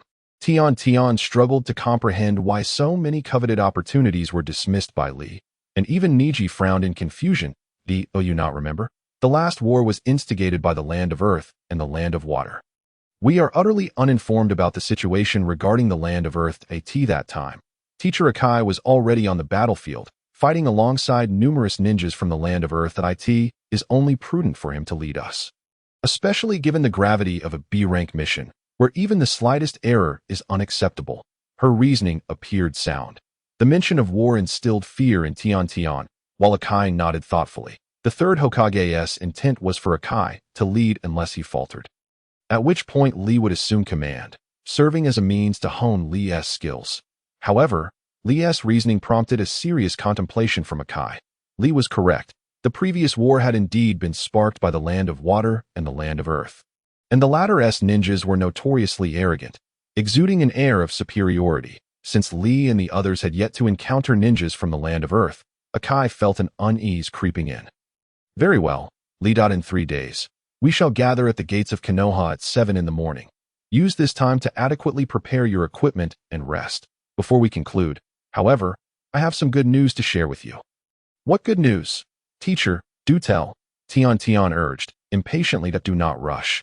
It is not a grand revelation. It seems I have yet to treat you to a meal during our time together. So today I shall treat you to dinner to celebrate our first B-rank mission. How does that sound? Akai exclaimed with a hearty laugh. Is that true? Splendid. I must feast to my heart's content. But where shall we dine? Teacher Akai, Tian eagerly inquired. Akai chuckled softly, realizing that neither Li nor Niji seemed to be listening, as Niji's gaze was fixated on Li, who appeared lost in thought.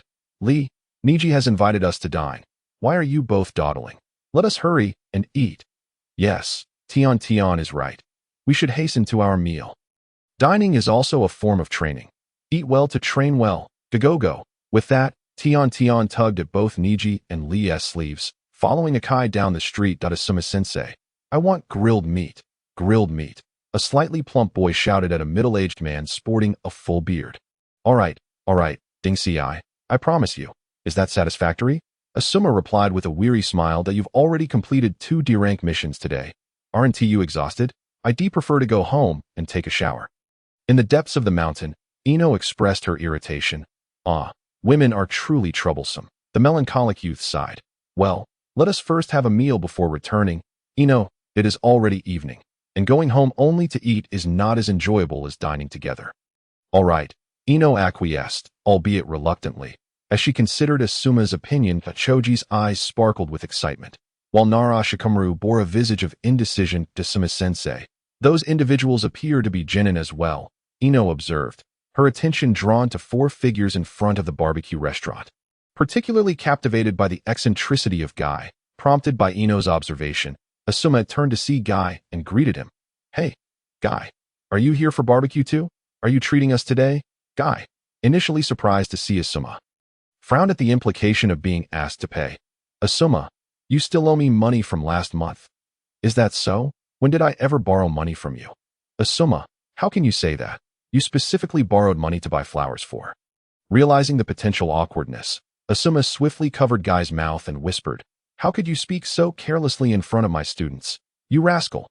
Your students? Guy's curiosity piqued as 3 young ones approached. So, you are Asuma's students. Let me tell you, your teacher is quite. Hey, I may owe you money, but is it necessary to speak to me like that? Fine, I'll treat you today, but please refrain from making a fuss about it. Consider it a favor. Heh, that's more like it, Guy replied smugly. You sly one. All you do is take advantage of me. Others say you are foolish. I find myself to be the true fool for letting you fool me. Lee, Niji, 1010. Today, Asuma-sensei is treating you, so feel free to enjoy. All right, 1010 exclaimed. Meanwhile, Niji and Lee paid little mind to the conversation and directly entered the barbecue restaurant, finding a table to sit. After they settled, Lee cast a sidelong glance at Shikamaru and the others, but soon returned his focus to the meal. Asuma, these 3 students of yours are not from the Yamanaka, Nara, and Akimichi clans, are they? Guy remarked, surprised by the lineage of Asuma's students. Indeed, they are from the Yamanaka, Nara, and Akimichi clans. Asuma grinned. I never expected you to be their teacher. Having a good father certainly makes a difference. What are you talking about? Is there something peculiar about us 3? Shikamaru inquired, sensing the oddity in the exchange. Dio not heed Guy's nonsensical words that, oh, right? Weren't we supposed to enjoy barbecue? It is perfect that all 8 of us can dine together. That is a splendid idea. They soon found a large table to accommodate all 8, with 2 barbecue grills set in the center, sizzling with marinated meat. Guy, why not introduce your students? It feels rather dull otherwise, he suggested. Before Guy could respond, Asuma interjected, how about this? Let these young ones introduce themselves. Shikamaru, you go first, with a look of indifference. Shikamaru stated, I am Nara Shikamaru. I am Akimichi Choji. I am Yamanaka Ino. Compared to Shikamaru's nonchalance, the enthusiasm of Choji and Ino was palpable. However, as soon as Choji finished his introduction, he swiftly grabbed some undercooked meat and devoured it. Choji, how can you be so rude? Others are still watching. Ino chastised, mildly irritated by Choji's lack of decorum. Ino worries. Being able to eat is a blessing. I am Rock Lee. Hinata Niji, came the response from the 2 others, who were equally bemused by Choji's behavior. Guy chuckled with satisfaction at the scene unfolding. By the way, Guy, what brings you to this barbecue place? We just completed 2 D-rank missions, so I brought them here to celebrate. What about you? Surely, you aren't here for some trivial matter. Ah, just completing 2 D-rank missions warrants a meal. You were quite biased, Guy-sensei. We struggled to take on a single B-rank mission, and you only treat us after 2 D-rank ones. How unfair. Tintin exclaimed, her excitement palpable as she pounded the table. Her words caused the others to exchange bewildered glances, and Tintin realized she may have misspoken. Guy could only chuckle ruefully. Well, you heard it. Otherwise, I wouldn't be here at the barbecue. While I appear resigned, I am secretly amused. Completing 2 D-rank missions to warrant a meal, we undertook a B-rank mission, which is 100 times more challenging than yours. Do not jest, Guy. Your team consists of genin. How could you possibly take on a B-rank mission? That defies logic. Asuma was incredulous. He had heard tales of Guy's 3 students, and their impressive capabilities, even receiving high praise from Kakashi. Yet, he could not fathom how Genin could handle B-rank missions without courting disaster. Do not underestimate my 3 students. If I were to face them alone without exerting my full strength, I wouldn't stand a chance against them. Even when Kakashi and I teamed up, we faced significant challenges against these 3 youngsters. Asuma was taken aback, although he recognized Guy was boasting about his students. Such grand declarations felt reckless. 2 Jounin struggling against 3 Genin. That was a slap in the face, and he had the audacity to vocalize it. Thus, the Hokage deemed us worthy of B-rank missions. And that is the truth, Asuma. Guy smiled. Are your students truly that formidable? Asuma scrutinized the trio before him, his mind racing. He had only recently returned from missions and was unfamiliar with the previous graduating class. Now, he was proud to lead his own students, descendants of the 3 great clans, as they were renowned in the shinobi world. That moment, Asuma carefully observed the 3 Genin and realized that their chakra levels were approaching that of Chunin. He understood that chakra levels reflect one's mental state, and as a Jounin, he possessed the ability to discern chakra levels. For Jounin are all formidable warriors who have survived life and death situations. Sensei, are they really strong? Choji asked, his mouth full of meat, perplexed by the conversation. Hearing the 2 talk, he pondered the strength of these 3 shinobi, who appeared to be mere Genin like himself. Choji, why ask such a foolish question? Didn't you hear Tenten earlier?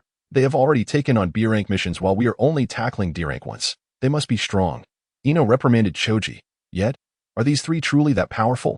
The assessment from 2 Jounin and Asuma's expression indicate they are indeed formidable. Shikamaru's usual indolence gave way to seriousness, as he felt an undeniable presence from these 3 Genin. While Tenten seemed nonchalant, the boy from the Hyuga clan radiated an air of aloofness and confidence. As for Lee, Shikamaru was taken aback to notice that even the Hyuga boy regarded him with a sense of reverence, as though he were the leader of their group, completely unfazed by the conversation of the 2 Jounin. All right, enough of this talk. In 3 days, we will embark on a mission, and who knows how long it will take before we return. Today, Asuma, let us indulge in a drink. Asuma nodded in agreement, finally shifting his gaze away from the 3 young ones. Waiter, bring us 5 bottles of sake soon. A middle-aged woman emerged from the kitchen, carrying 5 bottles of white sake. The 2 poured themselves a glass, just as Lee gazed at the cup and seemed to have an epiphany. For days, visions of practicing the Flying Thunder God technique had occupied his mind, having put aside the training of martial arts and physical techniques. Now, upon seeing the sake, he recalled a significant moment from an anime in his past life, how Lee's drinking led to an invincible state in his battle against Kimimaro, where he triumphed due to his drunken prowess. Drunken fist? What did you say, Lee? Tintin seemed to catch Lee's words and inquired. However, Lee merely shook his head, staring at the sake bottle, and calmly stated, Gai-sensei, I would like a glass as well. You wish to drink, Lee? Tintin exclaimed, astonished. The other 3 across the table appeared equally taken aback. Lee, you want a drink? There is a village regulation against underage drinking. How can you partake? Akai, upon finishing his speech, observed Xiao Li's serious expression and sensed that the atmosphere had shifted. Get another cup, he called to the proprietor. Akai, have you lost your senses? How can you allow a minor, not yet 18, to partake in alcohol? Asuma attempted to intervene, but Akai gestured that it was of little consequence. Xiao Li, if the wine is so unpleasant, why not stick to soft drinks? Tian advised that I merely wish to conduct an experiment. If I truly get intoxicated, you all must restrain me. Teacher Akai, you must exert all your strength, lest something dreadful occurs, for even I cannot predict the outcome. Xiao Li articulated each word with emphasis, causing the 7 listeners to exchange puzzled glances. It's just a glass of wine. What calamity could possibly ensue? Nara Shikamaru muttered, if Xiao Li wishes to drink, let him. Today's an exception granted by the teacher. A cup of wine rested in his hand as all 7 fixated on Xiao Li. Ignoring their stares, his mind raced with thoughts. Would he, like in the original anime, unleash a drunken fist? Or had his arrival robbed the original Xiao Li of that instinct? For the Xiao Li of his previous life, a single cup was nothing. He had consumed stronger spirits before. Yet unease gnawed at him, not from the quantity of drink but from an internal dread. Chapter 39, The Eruption of Drunken Fist. Drunkards, intoxicated, known as the 8 immortals. The neck, once touched by the pinnacle of the northern show, who among us dares to contend? The shoulders, as solid as iron. The elbows, like thunder, Fists like pillars, palms like smoke. Knees rise, casting foes aside. Feet hook, causing harm. Claws and palms unleashed, the shoulders lead the charge. The body sways, wild and erratic. Each step a dance, pulling in every direction, leaving onlookers spellbound. 8 caves of immortality, a tapestry woven in the sky. The drunken 8 immortals, songs of intoxication, sentiments of wine, spirit found in drunkenness. 3 parts divine. As Xiao Li downed the drink, warmth engulfed him, his mind ablaze as if consumed by an unquenchable fire. He struggled to maintain clarity, but the inferno within was boundless. His demeanor began to shift, and those beside him felt an unsettling aura of ice and fire emanating from him. Unable to withstand the searing heat in his mind, he succumbed to intoxication. Asuma and Akai rose to their feet, and Xiao Li followed suit, while the remaining 5 remained oblivious to the brewing storm. Yet Asuma and Akai exchanged anxious glances. "I want to drink. I want to drink," Xiao Li exclaimed, his presence formidable. "Ino, Shikamu, Dingji, Tian, Niji, danger lurks. Flee, do not indulge," Akai shouted. What is happening?" Ino asked, puzzled. "Why should we leave?" Niji echoed, equally bewildered, though his keen eyes soon detected something amiss with the standing Xiao Li. "What on earth is wrong with you?" Dingji inquired, confused by the unusual circumstances. "Alas, Xiao Li warned you against drinking. Look at you now, utterly inebriated," Tian remarked, though the situation was unclear to him. But as he attempted to restrain Xiao Li, a horrifying scene unfolded. His hands barely inches from Xiao Li, the intoxicated youth suddenly struck. A punch erupted, swift as lightning, the force resonating like a tiger's roar. Akai reacted quickly, his heart racing as he instinctively pulled Tian away from the impending blow. "Xiao Li, what are you doing?" Niji shouted, rising, only to be sent flying by a swift kick he couldn't anticipate. "Xiao Li," Akai bellowed in fury. "Get out of here, Shikamaru, Ino, Dingji," Asuma commanded, his scalp prickling with a sense of dread. This was the pressure one felt when facing a formidable adversary. How could a single drink transform a youth so drastically, unleashing such terrifying speed? "Everyone in the establishment, evacuate, quickly. What is happening? Why should we leave? Just because you're ninjas, do you think you can act with impunity?" A drunken man protested. "Before drinking, Asuma-sensei warned us to restrain him. It seems he was aware of the potential danger," Shikamaru noted, though he remained puzzled by Xiao Li's actions. As Ino rushed towards Niji and Tian, who had been flung away, Shikamaru swiftly devised a plan. "Use the shadow imitation jutsu on him," Asuma commanded. Shikamaru, his mind racing, retreated and formed hand seals. Shadow imitation jutsu. To his astonishment, Xiao Li instinctively evaded the shadowy tendrils. Moving with an agility that left everyone astounded, Shikamaru suddenly found himself hit in the chest, the sound of cracking bones echoing in the air. "Shikamaru!" Akai cried, exasperated. "What on earth is going on? Wake him up." Akai, more anxious than ever, rushed to Xiao Li's side. The youth's transformation was alarming. How could a single drink have such a profound effect? He swiftly moved to confront Xiao Li, but the latter's speed far surpassed his own. The two exchanged blows, each strike resonating with the force of a thunderclap, as Xiao Li unleashed a flurry of attacks that Akai could barely defend against. Asuma, witnessing the chaotic scene unfold, attempted to intervene, but was met with a bizarre and humorous assault from Xiao Li. Despite his own proficiency in physical combat, Asuma found himself unable to react in time, struck by a blow that felt as if lightning had coursed through him. The barbecue restaurant erupted into chaos, patrons scrambling for the exits as Xiao Li descended into madness, shattering tables and chairs, a bottle of alcohol gripped tightly in his hand. "Shikamaru, are you all right?" Dingji asked. As he and Akai retreated towards the entrance, Asuma joined them, realizing that only they remained amidst the fleeing crowd, which had dispersed in a frenzy, leaving those slower to react sprawled on the floor. "What on earth is happening?" Asuma demanded, frustrated. "Why are you asking me? Who should I ask?" Akai snapped back, his focus locked on Xiao Li, who continued to consume alcohol with reckless abandon. "Let us restrain him."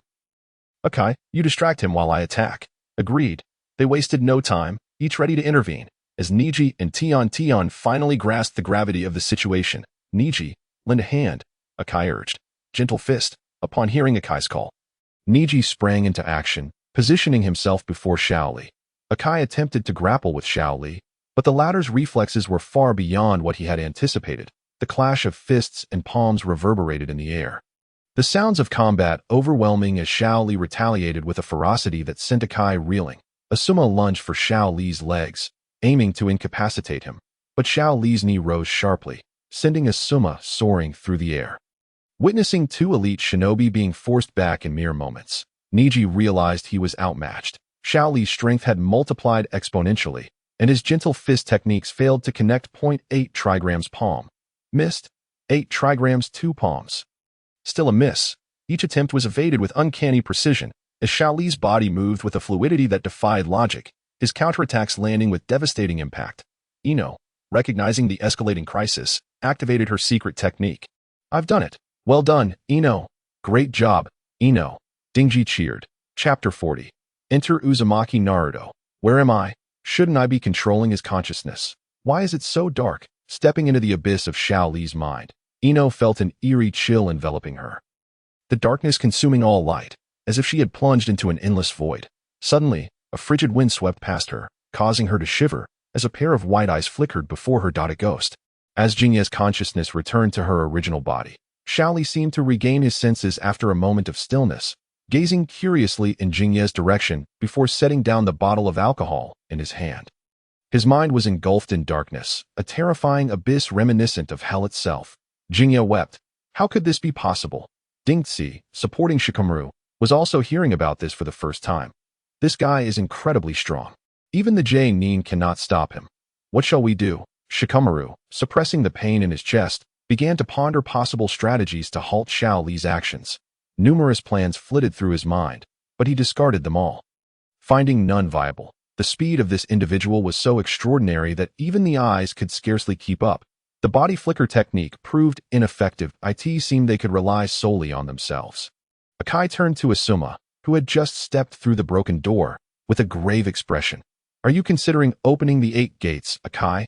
Asuma exclaimed in disbelief. Akai nodded, acknowledging that his current speed was insufficient to match Xiao Li, especially with the added strength of the alcohol-induced vigor in Xiao Li's strikes. Normally, no one could hope to approach him. Only by opening the 8 gates could Akai fully suppress Xiao Li. However, to defeat him was another matter entirely. If the goal was to kill Xiao Li, there would be no need to resort to the 8 gates. A coordinated effort of several individuals using ninjutsu could also bring him down. Yet, the person before them was his beloved student, not an enemy. "Isn't opening the 8 gates a bit excessive?" Asuma cautioned. "Precisely because he is my student, I must do so. If he were an enemy, I would have cast aside all reservations and fought to the bitter end." "Everyone, step back. That do not approach this area," Asuma instructed. Once Tintin, Ningxi, Shikamaru, Jingya, and Dingxi had retreated to safety, only Akai and Xiao Li remained in the barbecue shop. Xiao Li, oblivious to the impending danger, drunkenly rummaged on the ground for more alcohol, appearing utterly ridiculous. What is Akai-sensei planning to do? Does he intend to kill Xiao Li?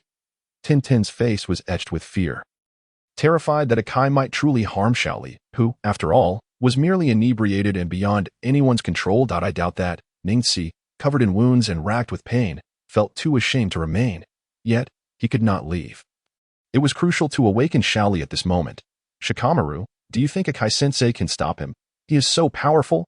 I believe there must be a way to counter this. Otherwise, he wouldn't have ordered us to retreat so far." "What on earth is happening here?" Asuma. Just as Akai prepared to act, a figure emerged from behind Asuma, none other than Kakashi, followed by 3 other genin, all curiously observing the situation inside. "Kakashi, you arrived just in time. The situation is dire. Akai's student is drunk and rampaging, and no one can stop him. Even with Akai and me working together, we are at a loss. Could you use a jinjutsu to see if you can awaken him?"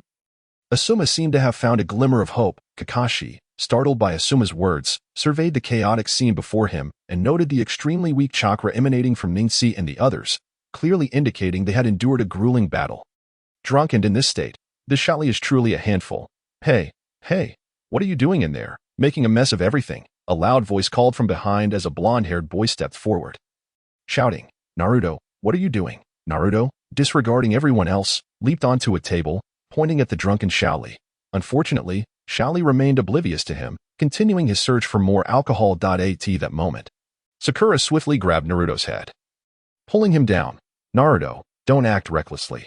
The situation seems quite serious, Sasuke observed coldly, having grasped the gravity of the situation. However, what shocked him most was the realization, based on the earlier conversation between Kakashi and the man named Asuma, that the latter was also a Jonin.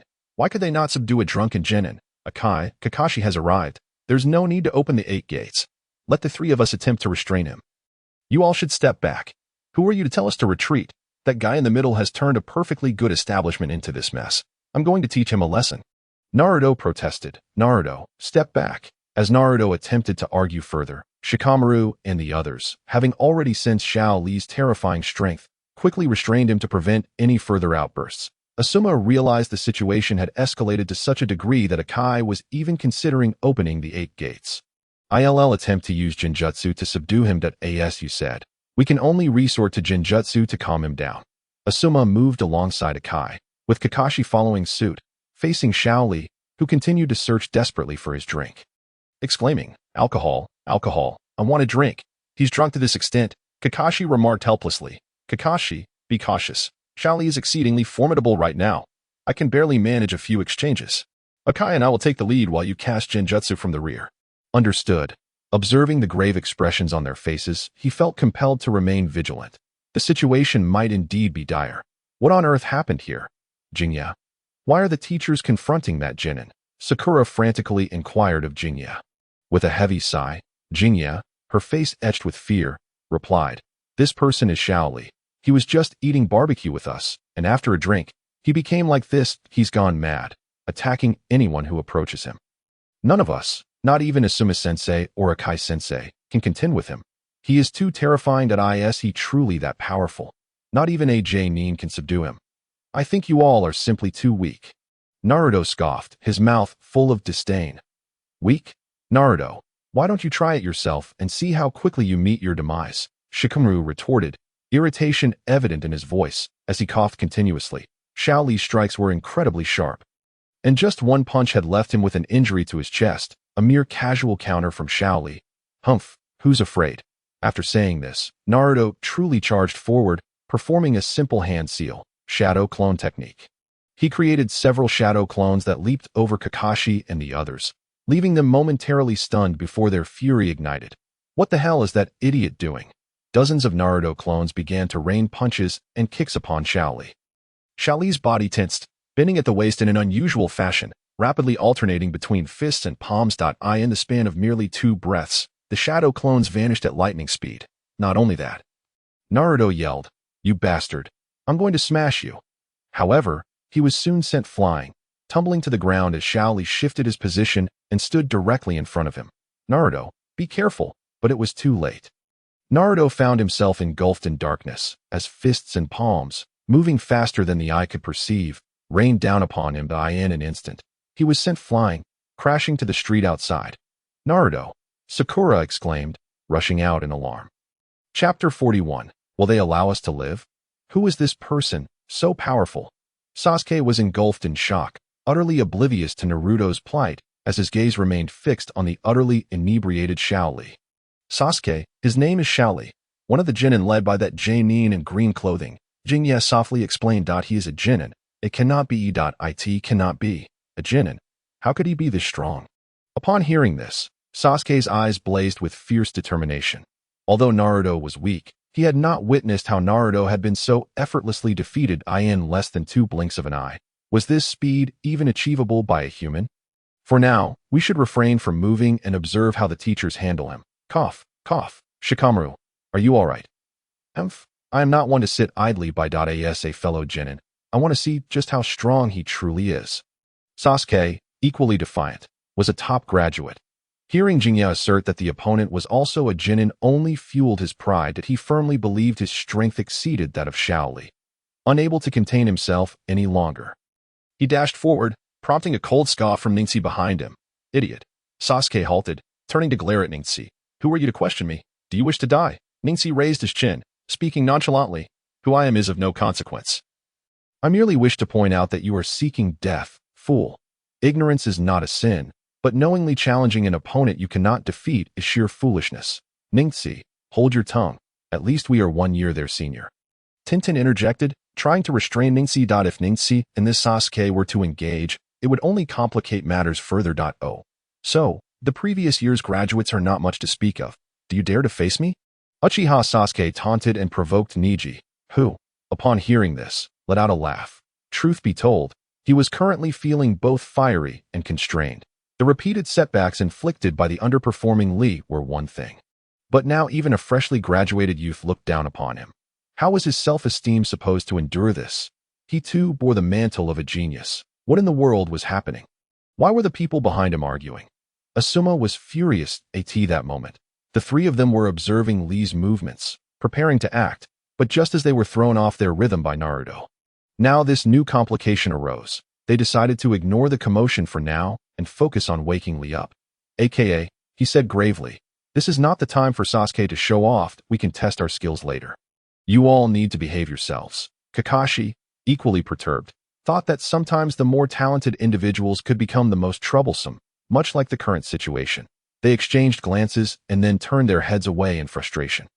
Tintin and Ino both sighed in relief. Action.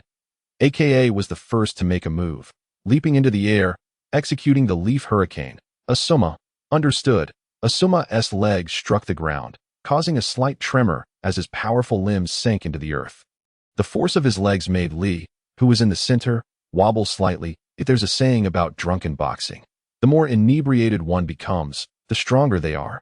Li was now utterly intoxicated, lost to the world. His consciousness shrouded in chaos, relying solely on instinct to act. Asuma's minor interference had little effect on Li, or rather, it was negligible. In a swift motion, Li countered, his fingers curling into talon-like claws as he aimed for the leg that approached him from behind. Oh no! AKA's right leg lost its strength. Li's grip was fierce, and as he attempted to break free, he found the force of Li's grasp even stronger than before. Panic-stricken, he sought Kakashi's assistance. Kakashi, use a Jinjutsu. Kakashi was already prepared, forming hand seals to unleash his technique. Transformation technique. Heavy. A moment passed, and he remained still. Asuma let out a sigh of relief, but Kakashi's expression changed dramatically as he shouted, Asuma, it didn't work. What? The claws that ensnared AKA tossed him aside like a stone, sending him flying out onto the street. Damn it, even Jinjutsu is ineffective. Asuma cursed, feeling an overwhelming sense of helplessness rise within him. Kakashi swiftly moved to Asuma's side and explained, it's not that the Jinjutsu failed. Rather, he's already ensnared in a Jinjutsu of his own. His senses have become numb, rendering any illusion ineffective against him. What on earth is this kid? A monster. I can't utilize ninjutsu, and I can't compete in taijutsu either. Damn it, even Jinjutsu has no effect. This is still a Jinin? I am truly astounded by the peculiarities of AKA's student, who is just as bizarre as he is. Asuma felt tears welling up in his eyes, wishing he could slap AKA. It seems this is not the time for grievances. He's about to retaliate. So be cautious. Li's body moved again, shouting at Asuma, if you want tea let me drink, why did you stop me? I want a drink. Asuma, hold him off for a moment. I need to figure out a way to wake him up. Sensing the gravity of the situation, Kakashi darted to the side and gave Asuma a push. Why do you want me to hold him off? You jerk? And you push me too. Kakashi had already returned to Niji and the others, leaving Asuma standing there, bewildered. Li, oblivious to all else, unleashed a flurry of strikes, his fists striking like the wind, his palms fast as lightning. Although Asuma was also a master of taijutsu, he focused on strength rather than speed, and thus found himself utterly at a disadvantage against Li, whose speed rendered his power ineffective. Asuma's combat instincts were heightened. He refrained from counterattacking and instead adopted a defensive posture, in terms of physical endurance. Asuma was undeniably strong, but Li unleashed an unknowable number of punches and palm strikes. Though these were instinctual attacks, the force behind them was still formidable. Not every strike was infused with chakra. After several breaths, Asuma cursed AKA countless times in his mind. No matter how resilient he was, he could not withstand this relentless assault. It was like a frenzied bull rampaging about, and the chaos was compounded by the speed of Li's onslaught, leaving no opportunity for retaliation. Earth release. Decapitation technique. Kakashi emerged from below the ground, grasping Li's legs, and Asuma rejoiced, retreating swiftly to evade Li's attacks. Something's wrong. Kakashi's grip on Li's arms was suddenly released, his legs transforming into shadows that struck the ground. Realizing the situation was dire, Kakashi abandoned his ninjutsu, retreating back to his original position, scrambling back to Niji and the others. Not even ninjutsu works. I am truly at my wit's end. Li, in a drunken stupor, continued to stomp the ground, causing it to crack. The surrounding lower-ranked ninjas observed the scene in disbelief, questioning whether Li was even human. As ninjutsu seemed powerless against him, Kakashi, how did you fail? Asuma asked urgently. I don't know. His legs felt as heavy as 200 pounds, and I couldn't hold on. His reflexes were too quick. I couldn't pull him down before he broke free. Kakashi was baffled. Li's legs were as heavy as a 200-pound boulder, making it impossible for him to pull such a weight down in an instant. Kakashi-sensei, Li's legs are weighted with 200 pounds. Tenten exclaimed, revealing the reason. This revelation left Shikamaru and the others almost slack-jawed. How could one even survive such a situation? He was already as strong as a monster, and yet he was burdened with an additional 200 pounds.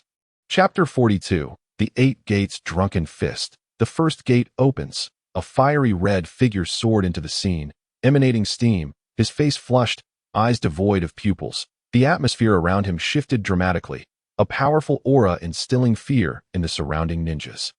Niji murmured, "What powerful technique is this? Why have I never seen Teacher Aka use it before?" If Li's speed had previously been so swift that he appeared as nothing more than an afterimage, then AKA's speed now surpassed even that, arriving before Li in an instant, commanding, "Wake up!" Although Li had lost consciousness, his combat instincts remained undiminished. Rather, under the influence of alcohol, his speed and strength surged. With a whoosh, the entire barbecue restaurant erupted in chaos as chairs, tables, and cups flew into the air, a dust storm engulfing the scene. The onlookers were unable to discern what was happening, and some had already recognized the gravity of the situation. Kakashi shouted, "Everyone, get out of this barbecue restaurant."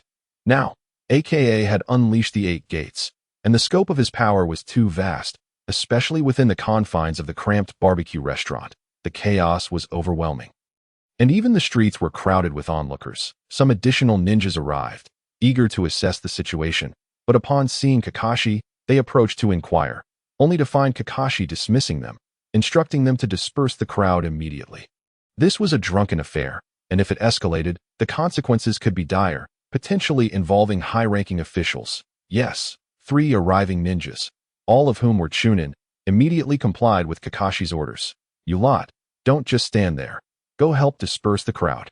He also directed Niji and the others. As Asuma walked up to Kakashi, his expression was grave. "It seems we're about to stir up quite the commotion, but as long as there were no casualties, it shouldn't lead to too much trouble." With Aka having opened the 8 gates, he would undoubtedly bring Li back to his senses. Kakashi affirmed this, having a deep understanding of AKA's true strength, especially when he had opened the 8 gates, which multiplied his power exponentially. The noise within the restaurant was deafening, crashing and explosive sounds, as the place was utterly transformed. About 5 minutes later, the clamor subsided, and from the swirling dust emerged AKA's figure, carrying Li over his shoulder, panting heavily, exhausted.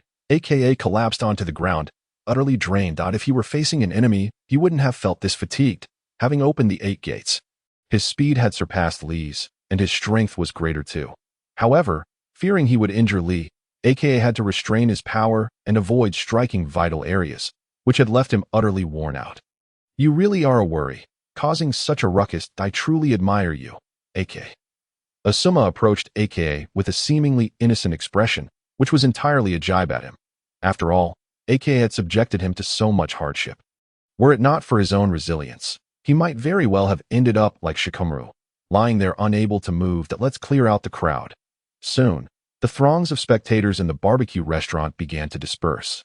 And at that moment, a middle-aged woman emerged from the restaurant, her face contorted in anguish as she beheld the wreckage of her establishment, crying out, "What have I done to deserve this? You damned ninjas. Compensate me for my restaurant. Compensate me." With a demeanor akin to a scolding shrew, she rushed before Akai, seizing the corner of his garment and tugging at it. That, Auntie, I will compensate. I will compensate. Just name your price, and I shall pay."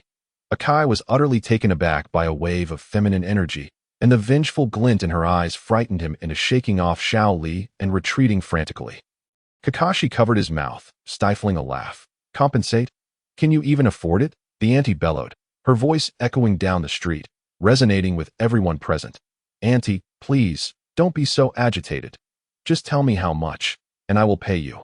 Can you name a sum? At this moment, the auntie ceased her weeping, her eyes gleaming as she fixed her gaze upon Akai and declared, 200,000 silver notes.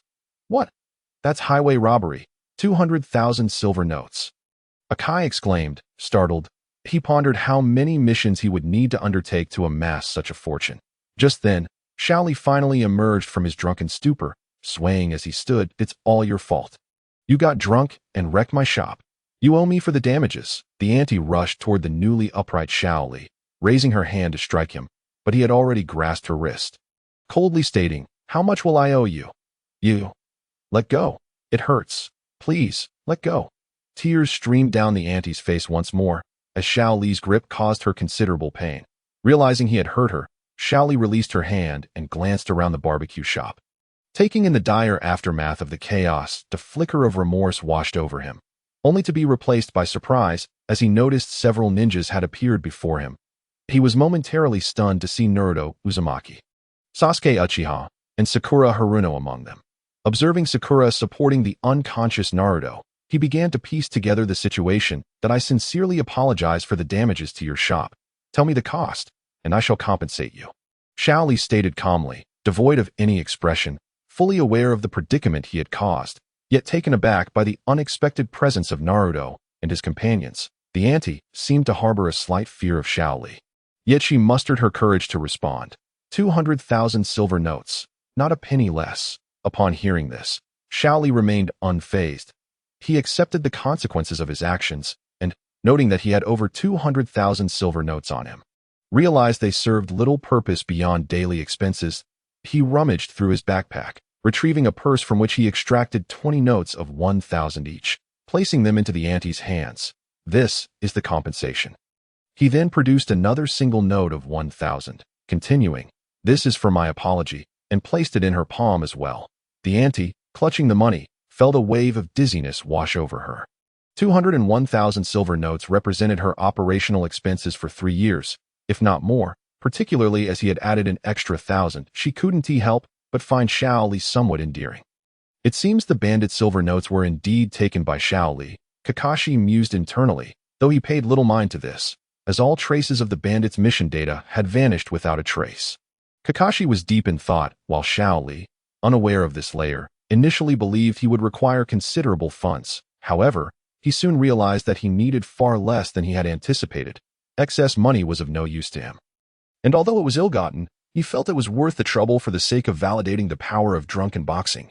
Damn it, not only are they strong like monsters, but they are also wealthy. 201,000, just like that. My allowance and mission earnings from my father barely add up to 2,000. It's infuriating to be outclassed, Ino lamented, drawing sympathy from her peers. As for Sasuke Uchiha, he had initially entertained the idea of sparring with Xiao Li, but that notion had vanished entirely. He recognized that he was no match for him, who was far too formidable, even beyond the capabilities of AJ Nin. Reflecting on Akai's explosive strength, Sasuke felt an intense yearning for such power to defeat that it seems I won't be able to have dinner with you. Akai-sensei, I think I shall return home first, Xiao Li inquired, feeling an overwhelming fatigue sweeping over him, compelling him to rest immediately. Xiao Li, as long as you're all right, you should head back. I will handle the rest. Akai replied, noticing the weariness in Xiao Li's eyes. The strain from drunken boxing and the 8 gates technique bore a similar toll on the body, and Xiao Li was clearly feeling its effects.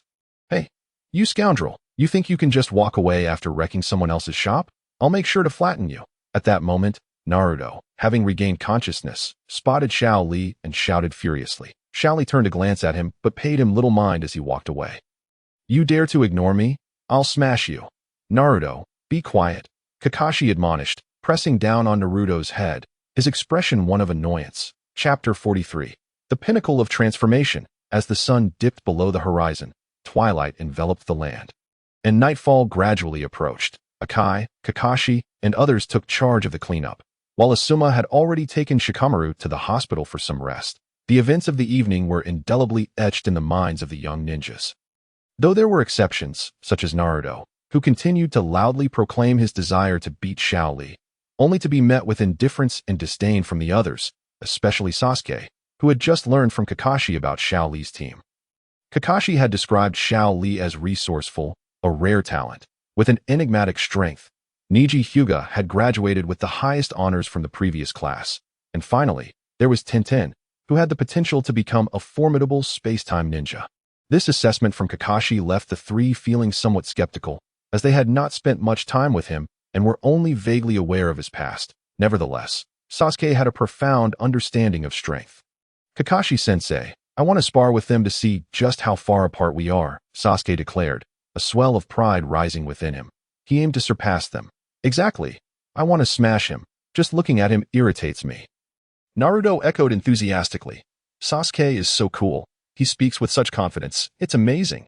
Sakura mused to herself, confirming her thoughts. Kakashi paused, observing Sasuke's determination, but the reality was harsh.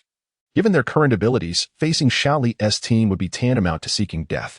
Battling Naruto and his friends would be akin to child's play, and such a confrontation was unnecessary, likely extinguishing the fervor of these newly minted genin. They were set to undertake a B-rank mission the day after.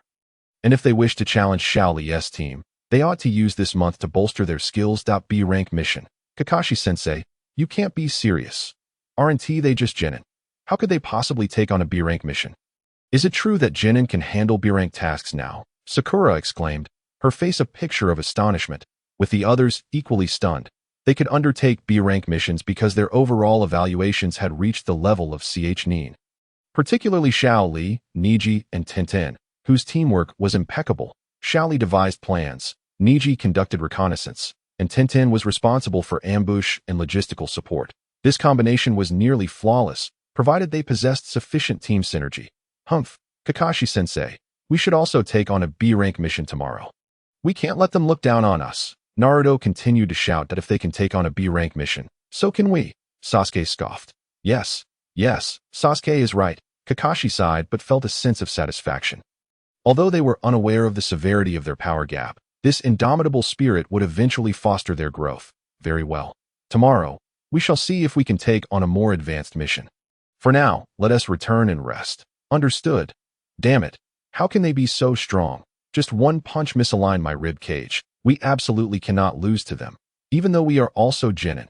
I'm getting out of this hospital tomorrow and starting missions. Shikamaru lamented, feeling overwhelmed by a sense of helplessness. Acutely aware of his own insignificance that in the past, he would have dismissed such thoughts. But now he couldn't shake off this fervent ambition. The three sitting beside him on the hospital bed stared blankly at Shikamaru. Having never witnessed him express such determination before. Ino, Choji, I'm being discharged tomorrow. We need to take on more missions. We cannot lose to Akai's team. Agreed. To think that this little fellow has ignited such a fighting spirit. How delightful. This is precisely the kind of class I yearn to witness. Asuma felt a surge of excitement. After all, the formation of the boar-deer butterfly is a formidable presence that commands respect in the ninja world. If nurtured properly, these three youngsters may one day evolve into powerful ninjas. Kakashi, you rascal, it seems I owe you another debt of gratitude. Indeed, peculiarities bring forth their own benefits at present. The essence of drunken fist eludes me entirely. To master such a force, one must possess an even more formidable spirit and will. Sat upon his bed, Xiao Li bore a grave expression. Within each individual lies a latent power, some able to awaken it while others may never encounter it in their lifetime. Yet, the power within Xiao Li can be stirred by alcohol, albeit at a significant cost. Right now, he is engulfed in overwhelming fatigue, with drowsiness creeping in. Nevertheless, Xiao Li resolutely suppresses his sleepiness, refusing to succumb. The willpower cannot withstand the intoxication for long. He finds himself unable to maintain clarity within the haze of inebriation. His training remains insufficient to harness the formidable strength of the drunken fist. He must undergo rigorous training to fortify his will or transcend to the realm of transformation, achieving a unity of mind and spirit, controlling his essence with his heart. The pinnacle of transformation is the domain of the Grandmaster, where one truly attains harmony between heaven and man. In the world of his past life. Only a handful reached this zenith. These individuals either spent their days instructing disciples within their organizations or secluded themselves in serene mountain retreats. For me at this moment, achieving transformation seems an impossibility. However, I might seize the opportunity during this month's mission to attempt a breakthrough into the realm of dark energy that I in my previous life. I had already reached the pinnacle of dark energy, merely a step away from transformation. Though a single step, it represents an insurmountable chasm, a bottomless abyss that I once sought counsel from a master of transformation, who simply uttered, "The way of nature, Tio this day." I remained perplexed by those words. Reflecting on this, Xiao Li could no longer resist the overwhelming fatigue coursing through him and succumbed to deep slumber upon his bed. Third Hokage, what do you mean by this? I've heard you assign that certain class of B-rank mission. We demand a B-rank mission as well. Hurry up. The voice of Uzumaki Naruto erupted in the mission reception hall. Naruto, you fool, keep your voice down. You are in the presence of the Hokage. Show some respect. Irika stood up, pointing an accusatory finger at Naruto. Humph, if you don't grant me a B-rank mission, I'll stay right here. Kakashi, feeling exasperated, rubbed his temples. Sensing that trouble was brewing, he was certain he would be met with a barrage of complaints later. This guy truly lacked an understanding of the gravity of the situation. Naruto, if you continue like this, we might not even be able to accept the mission, so quiet down. Kakashi landed a punch on Naruto's head, causing a sizable bump to form, eliciting a cry of pain from the boy. Naruto, do you understand the mission hierarchy? B-rank missions are not to be taken lightly. They are assessed based on a ninja's overall strength. You have only completed 4 D-rank missions in the past few days. To suddenly demand a B-rank mission is against protocol, and B-rank missions carry life-threatening risks, unlike the D-rank missions which are devoid of such peril. The third Hokage patiently elucidated, but Naruto paid no heed, only managing a wry smile. How about this? There is a C-rank mission available, a escort task to the Land of Waves. You may take this one. Is that true? Excellent. That's wonderful, but Hokage-sama, is that not against the rules? Irika interjected. Not at all. Let these youngsters venture beyond the village to experience the world. Kakashi's team will be assigned this C-rank mission to escort the client to the Land of Waves. Understood. Chapter 44. Reunion with old friends. 3 days had passed, and the trio assembled at the entrance of Konoha at 7 o'clock. Akai was the last to arrive. Claiming he had overslept, the others shot him a glance. Knowing that this was a B-rank mission, not a trivial matter, seeing the determination in the eyes of the 3 youngsters brought a sense of joy to Akai. Before we set off, Akai-sensei, could you enlighten us about the mission details? Xiao Li spoke up first. Very well, let us discuss it as we travel. And so, they set forth. The journey would take them along the borders of the Land of Fire, where it adjoins the Land of Earth, the Land of Wind, and the Land of Lightning. The Land of Water lies across the sea, making the Land of Fire the central nation among the 5 great powers. It is abundant in resources, with dense forests, devoid of the barren mountains and treacherous terrains found elsewhere. In contrast, the Land of Wind is characterized by its vast deserts and scarcity of water, while the Land of Earth is strewn with rocks and lacks vegetation. The Land of Lightning is fraught with peril, residing within high mountains where access is exceedingly difficult, and the Land of Water similarly suffers from overabundance of water, leading to severe soil erosion. These nations are on the brink of collapse, often instigated by conflicts stirred up by others. The Land of Fire boasts enviable resources and prime territory, inciting envy and resentment from its neighbors, especially as it occupies the central position among the 5 great nations. In the past, the Land of Fire commanded respect, having produced formidable figures like Senju Hashirama and Uchiha Madara, who deterred others from overstepping their bounds. However, the current situation is different. The Land of Fire is no longer the powerhouse it once was. The last Great War saw the emergence of the legendary Sannin and the 8 colors. Yet many have perished or left, including the strongest, the Yellow Flash, who fell victim to a surprise attack by the Nine Tails. The Land of Fire has weakened considerably, its ranks of elite warriors dwindling. While the Land of Lightning and the Land of Earth grow in strength, the border between the Land of Fire and the Land of Earth, watchtowers have been established. Recently, ninjas stationed at our watchtower have inexplicably vanished. Our mission is to investigate whether this is connected to the Land of Earth, and the Hokage has specifically instructed that if any issues arise, we are to take decisive action. Decisive action? This seems far more complicated than anticipated, Xiao Li murmured. Indeed, we will need at least 4 days of travel to reach the watchtower. Let us strive to arrive promptly, Akai affirmed. The three nodded in agreement. Typically, it takes ninjas 5 days to reach the border, but Akai's team possessed remarkable stamina and speed, prompting them to quicken their pace. 3 days later, after traversing dense forests and lofty mountains, the four finally arrived at their destination, a stationed encampment marked by the emblem of Konoha. As they approached, their presence immediately caught the attention of two ninjas emerging from a larger encampment, who regarded the newcomers with serious expressions before visibly relaxing. One of the ninjas appeared to recognize Akai. Akai, I did not expect you to be dispatched here, Dada. It is you, Suzuki Sasuke. This Sasuke, a J-nin, had been stationed at the border for 3 years and was acquainted with Akai from past missions, but upon noticing the three youngsters accompanying him and the absence of other J-nin, his brow furrowed. Did the Hokage send you three? Suzuki inquired. Suzuki, we were indeed sent by the Hokage, Akai replied. What a joke. These three are merely genin, right? The Hokage is being reckless. Is he sending them to their doom? Suzuki exclaimed, his frustration boiling over, perhaps due to the recent series of troubling events that had left him on edge. Suzuki, there may be reasons behind the Hokage's decisions, another J-nin interjected, placing a hand on Suzuki's shoulder to calm him. Akai, I have heard of you. I am Hinata's branch family member. Hikaru. As he spoke, he scrutinized the three youngsters behind Akai, his expression shifting to one of astonishment. Ningxi, what brings you here? It turned out Hikaru was also from the Hinata branch family, and Ningxi was the last scion of the previous head of the Hinata branch. Hikaru had known Ningxi from a young age. The branch family members were often away on missions, which was unavoidable.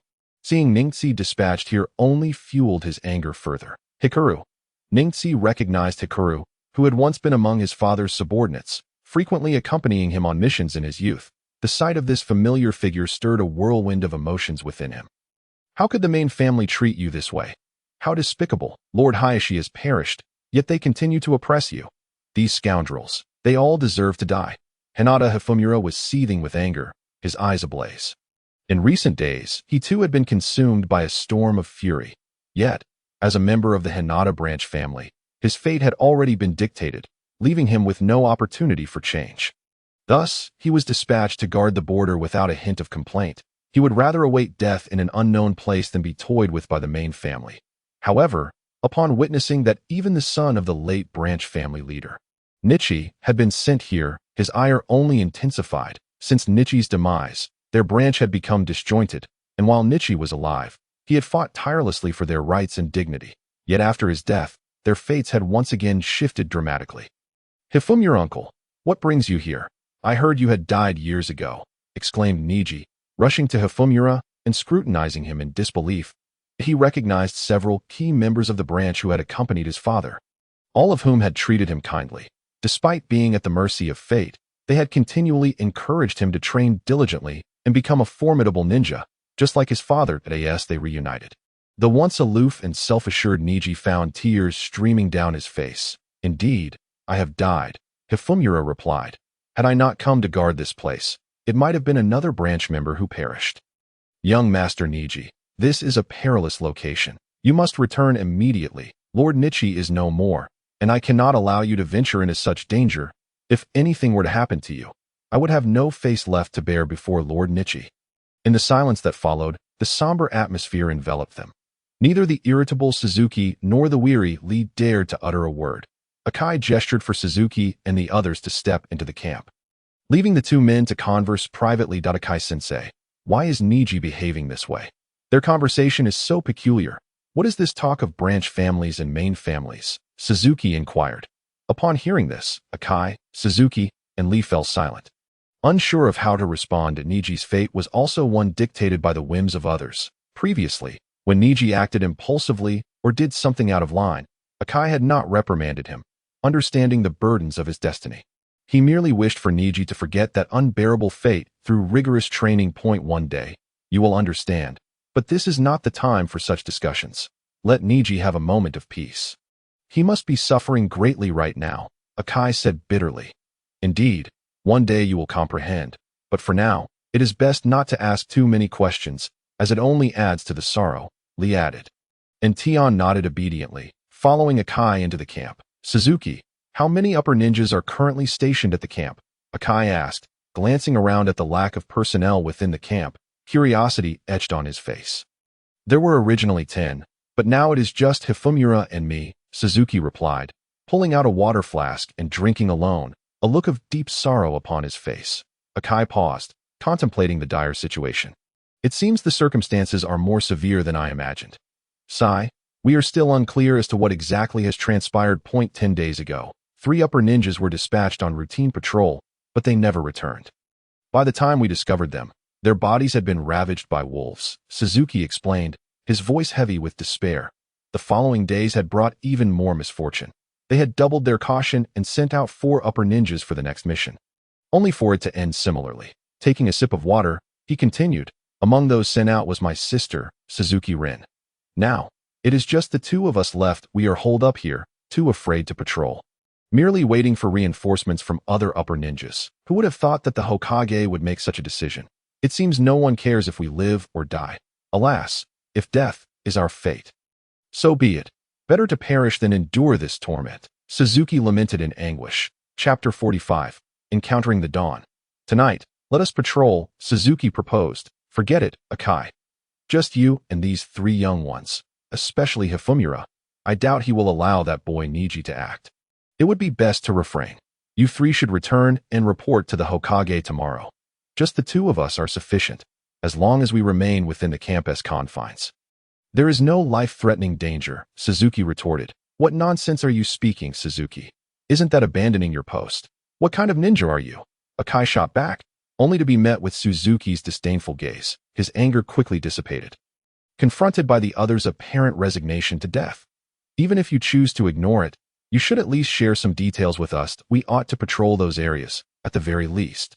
Lee interjected calmly. Youngster, what use is it for me to tell you? Very well. If you wish to know, I shall share some information. Suzuki relented, moving to a nearby bed and laying down, pouring himself a drink from a bottle beside him.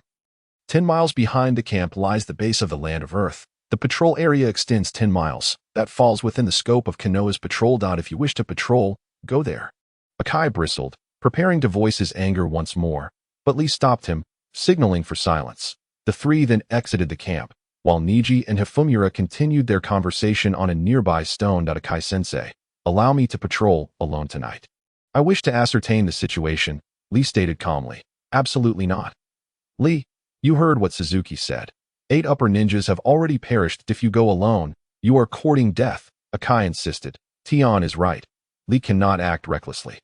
Though you are already quite exceptional, I cannot permit you to engage in such a foolhardy endeavor, Akai said sternly, noticing the serious expressions on Tion and Akai's faces. Please hear me out. They have not patrolled for 4 days. If it is indeed the Land of Earth at work, their vigilance should be low right now. Consider this. The enemy is well aware of the circumstances surrounding our camp and expects reinforcements. However, they would never anticipate that the reinforcements would consist of a non-upper ninja alongside 1 upper ninja. This would catch them completely off guard, compelling them to raise their guard, Lee reasoned. What kind of surprise attack do you have in mind? Both Tion and Akai asked, intrigued. This is why I insist on acting alone. As long as they are not shadow-level ninjas, I can escape. You all should be familiar with my capabilities by now. In this situation, we must not grant the enemy an opportunity for a decisive strike. Lee explained that I believe it is better to let the teacher handle this. Tion suggested. Your reasoning is sound. We cannot afford to give the enemy a chance for a complete annihilation. Lee shook his head. No1 is more suited for night operations than I. The 2 locked eyes for a moment, and Akai, taken aback, unconsciously nodded in agreement. Akai-sensei, you cannot agree to this. This is a place where even upper ninjas could fall. It would be far too dangerous for Lee to act alone. Tion protested. Oh, not be foolish. Ton, that I have my reasons. Rest assured, should any danger arise, I will retreat immediately. At worst, I can relieve myself of my burdens. I am quite swift, Lee reassured them. Very well. But Lee, if you find yourself in any peril, you must withdraw at once. Do you understand?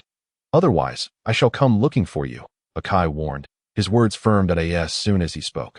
Tion sealed her lips, her face flushing with the weight of her unspoken thoughts. Fear not, it will not be so simple for them to bring about my demise. Night is approaching, and I must prepare. Lee affirmed.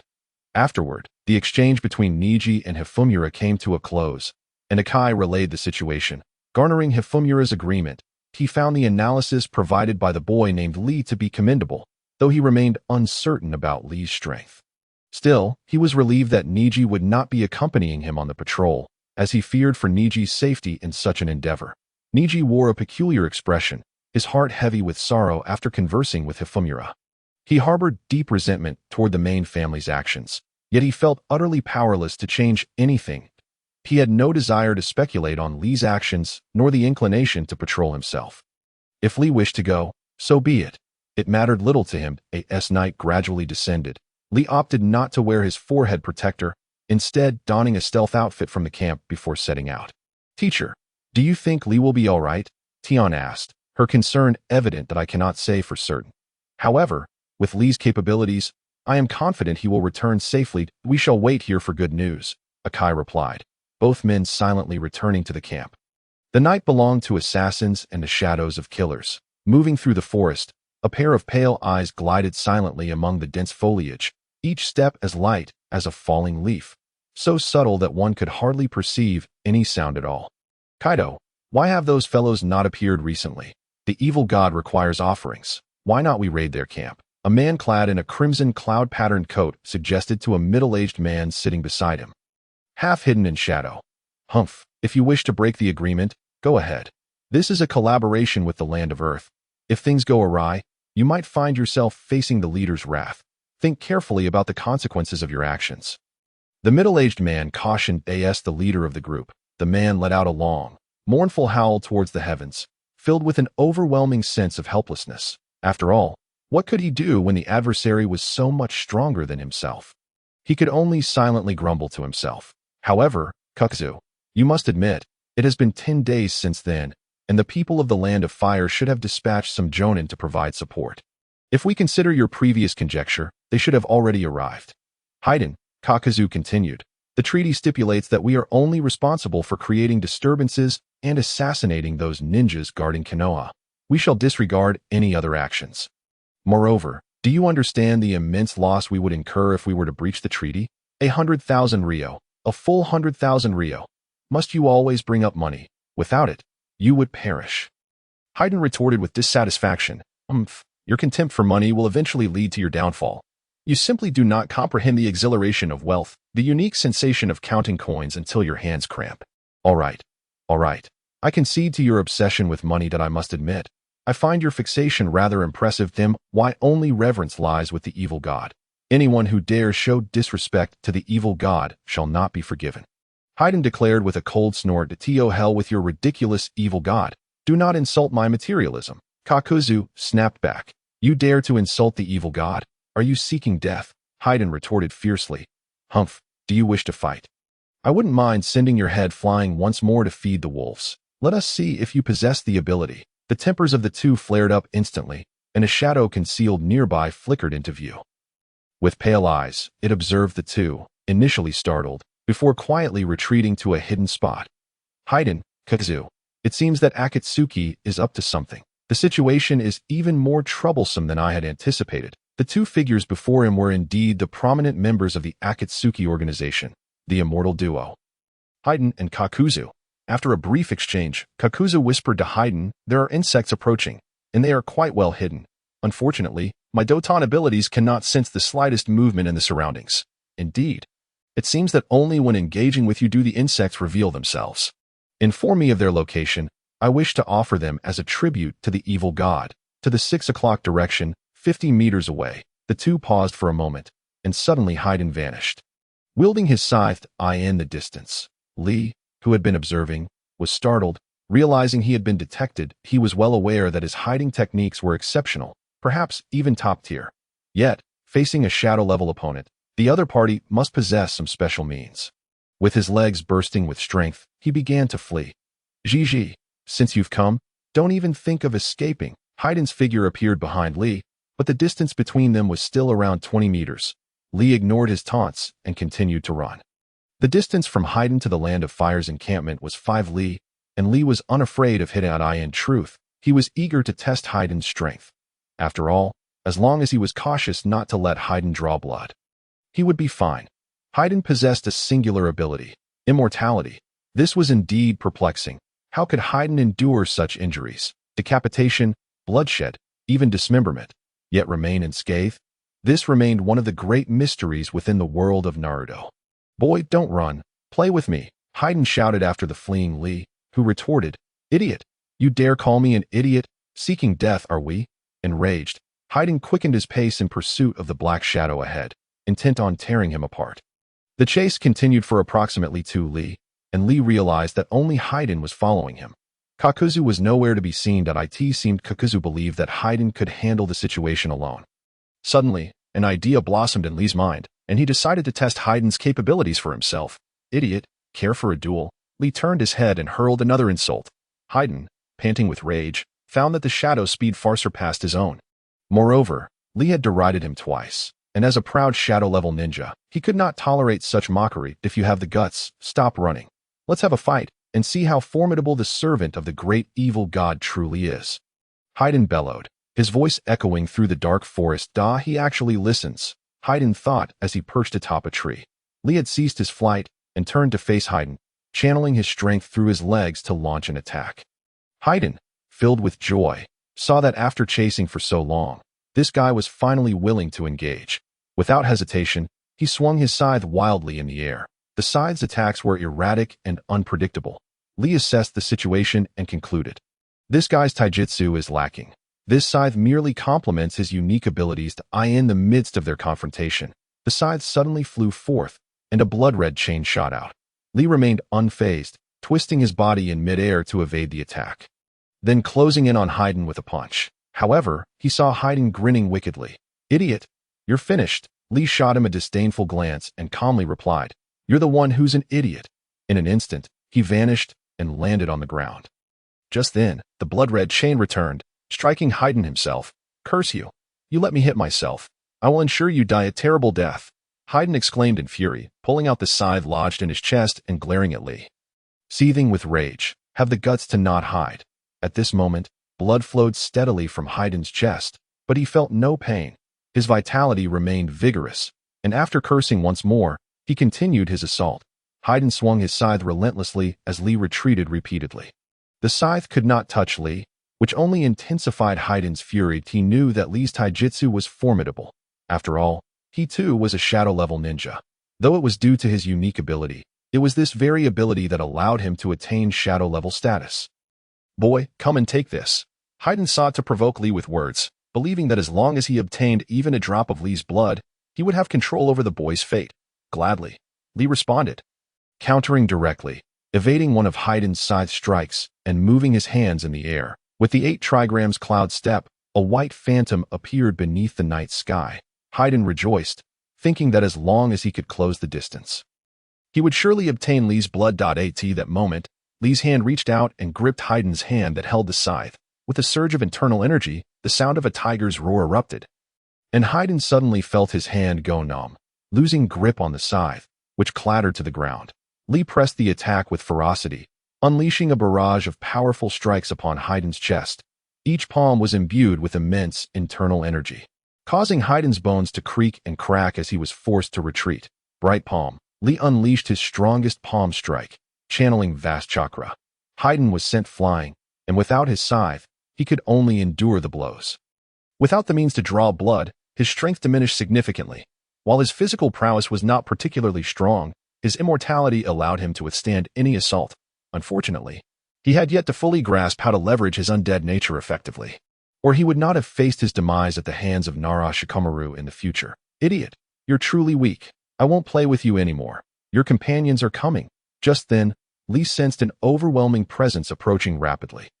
Understanding it was Kakuzu, he quickly dashed away, leaving Heiden behind, dumbfounded. Li's words had stung deeply. How could he be considered weak when he was a shadow-level ninja? "You bastard, don't run. I want to fight you again." Despite the internal injuries inflicted by Li's blows, the pain was merely a temporary discomfort for Heiden. The power of the evil god would soon restore him.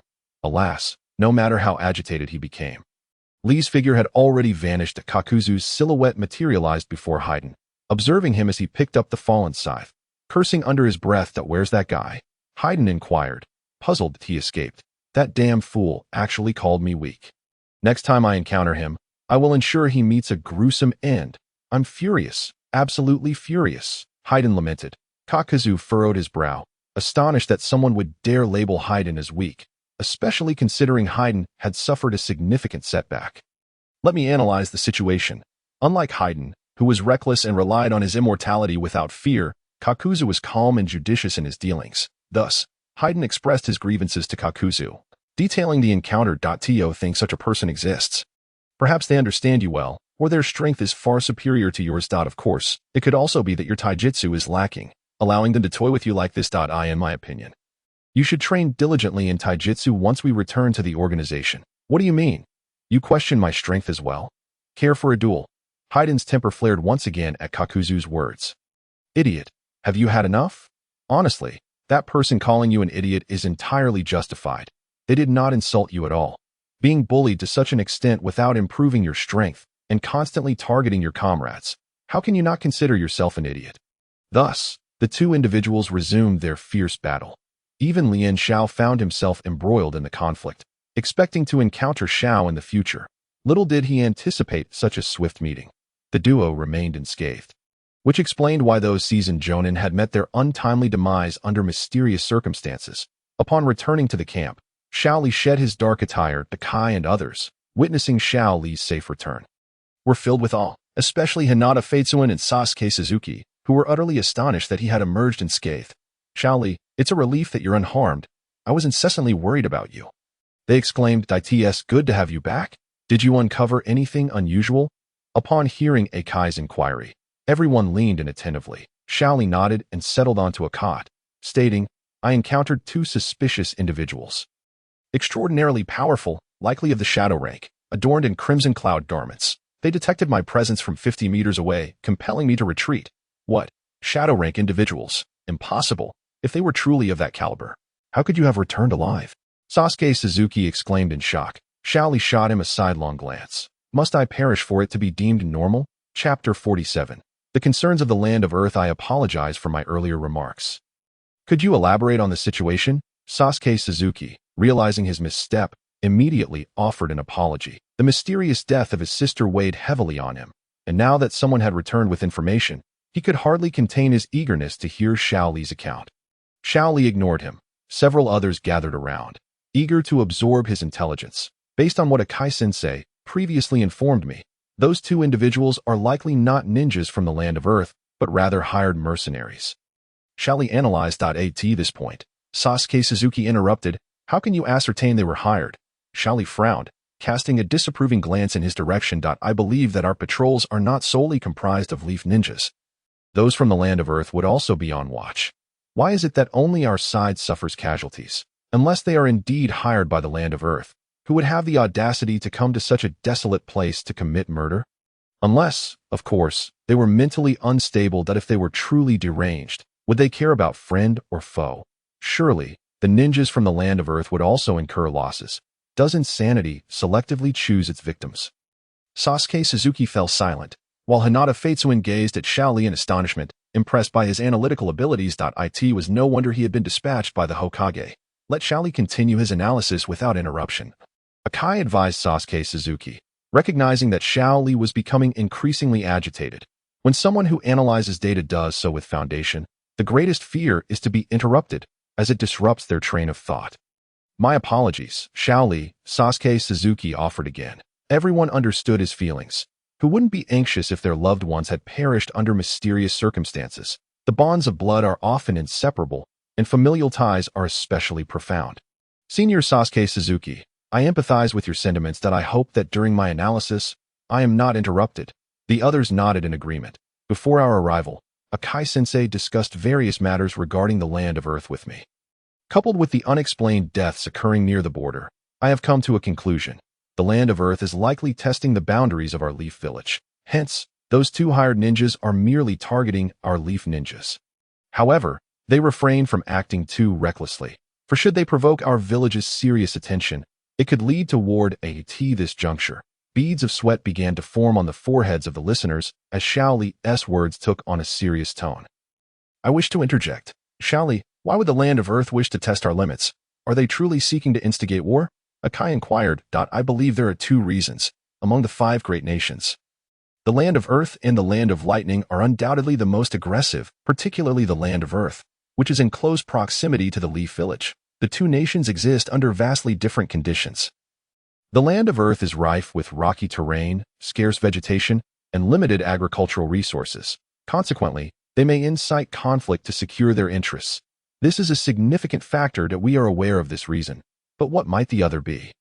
Feitsuan asked, intrigued that at this point, Xiao Li had captured the attention of the group, and they were drawn to his analytical prowess. Tintin and Niji remained relatively unfazed, but Sasuke, Suzuki, and Feitsuan, as seasoned jonin, were witnessing a remarkable display of intelligence for the first time.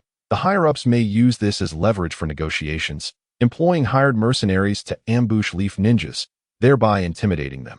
Any killings could be attributed solely to the hired mercenaries, absolving the Land of Earth of any blame.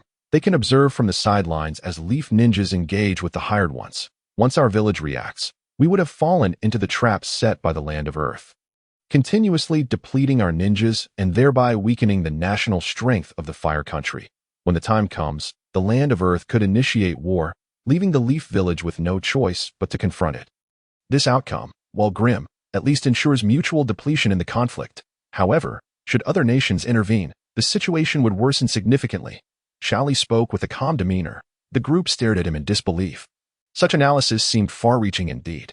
Could one truly draw such conclusions from a single night of patrol? Was he genuinely a genin? Perhaps he was part of the intelligence unit. In the midst of their astonishment, Xiao Li dropped another bombshell. As for the higher-ups' bargaining chips, should the Fire Country be defeated, we would have no choice but to surrender, pay reparations, and cede territory, incurring colossal compensation. Silence enveloped the group. Xiao Li's revelations were indeed grave, entangled in the threads of war, matters beyond the control of mere jonin. Should war truly erupt, they could all find themselves branded as criminals. Thus, the Land of Earth is currently testing our limits, gauging our response to these hired ninjas. If we eliminate them, they will have no recourse but to feign ignorance. And in the end, we will bear the losses. Those despicable rock ninjas. How infuriating. Sasuke, Suzuki, and Feitsuan exclaimed, their fists pounding the ground in frustration. What shall we do? Should we report the situation to the Hokage immediately? Tintin suggested, sensing the gravity of the situation. Yes, we must report to the Hokage without delay and seek a decisive resolution. Akai was eager to rush back to the Leaf Village to convey the pressing news.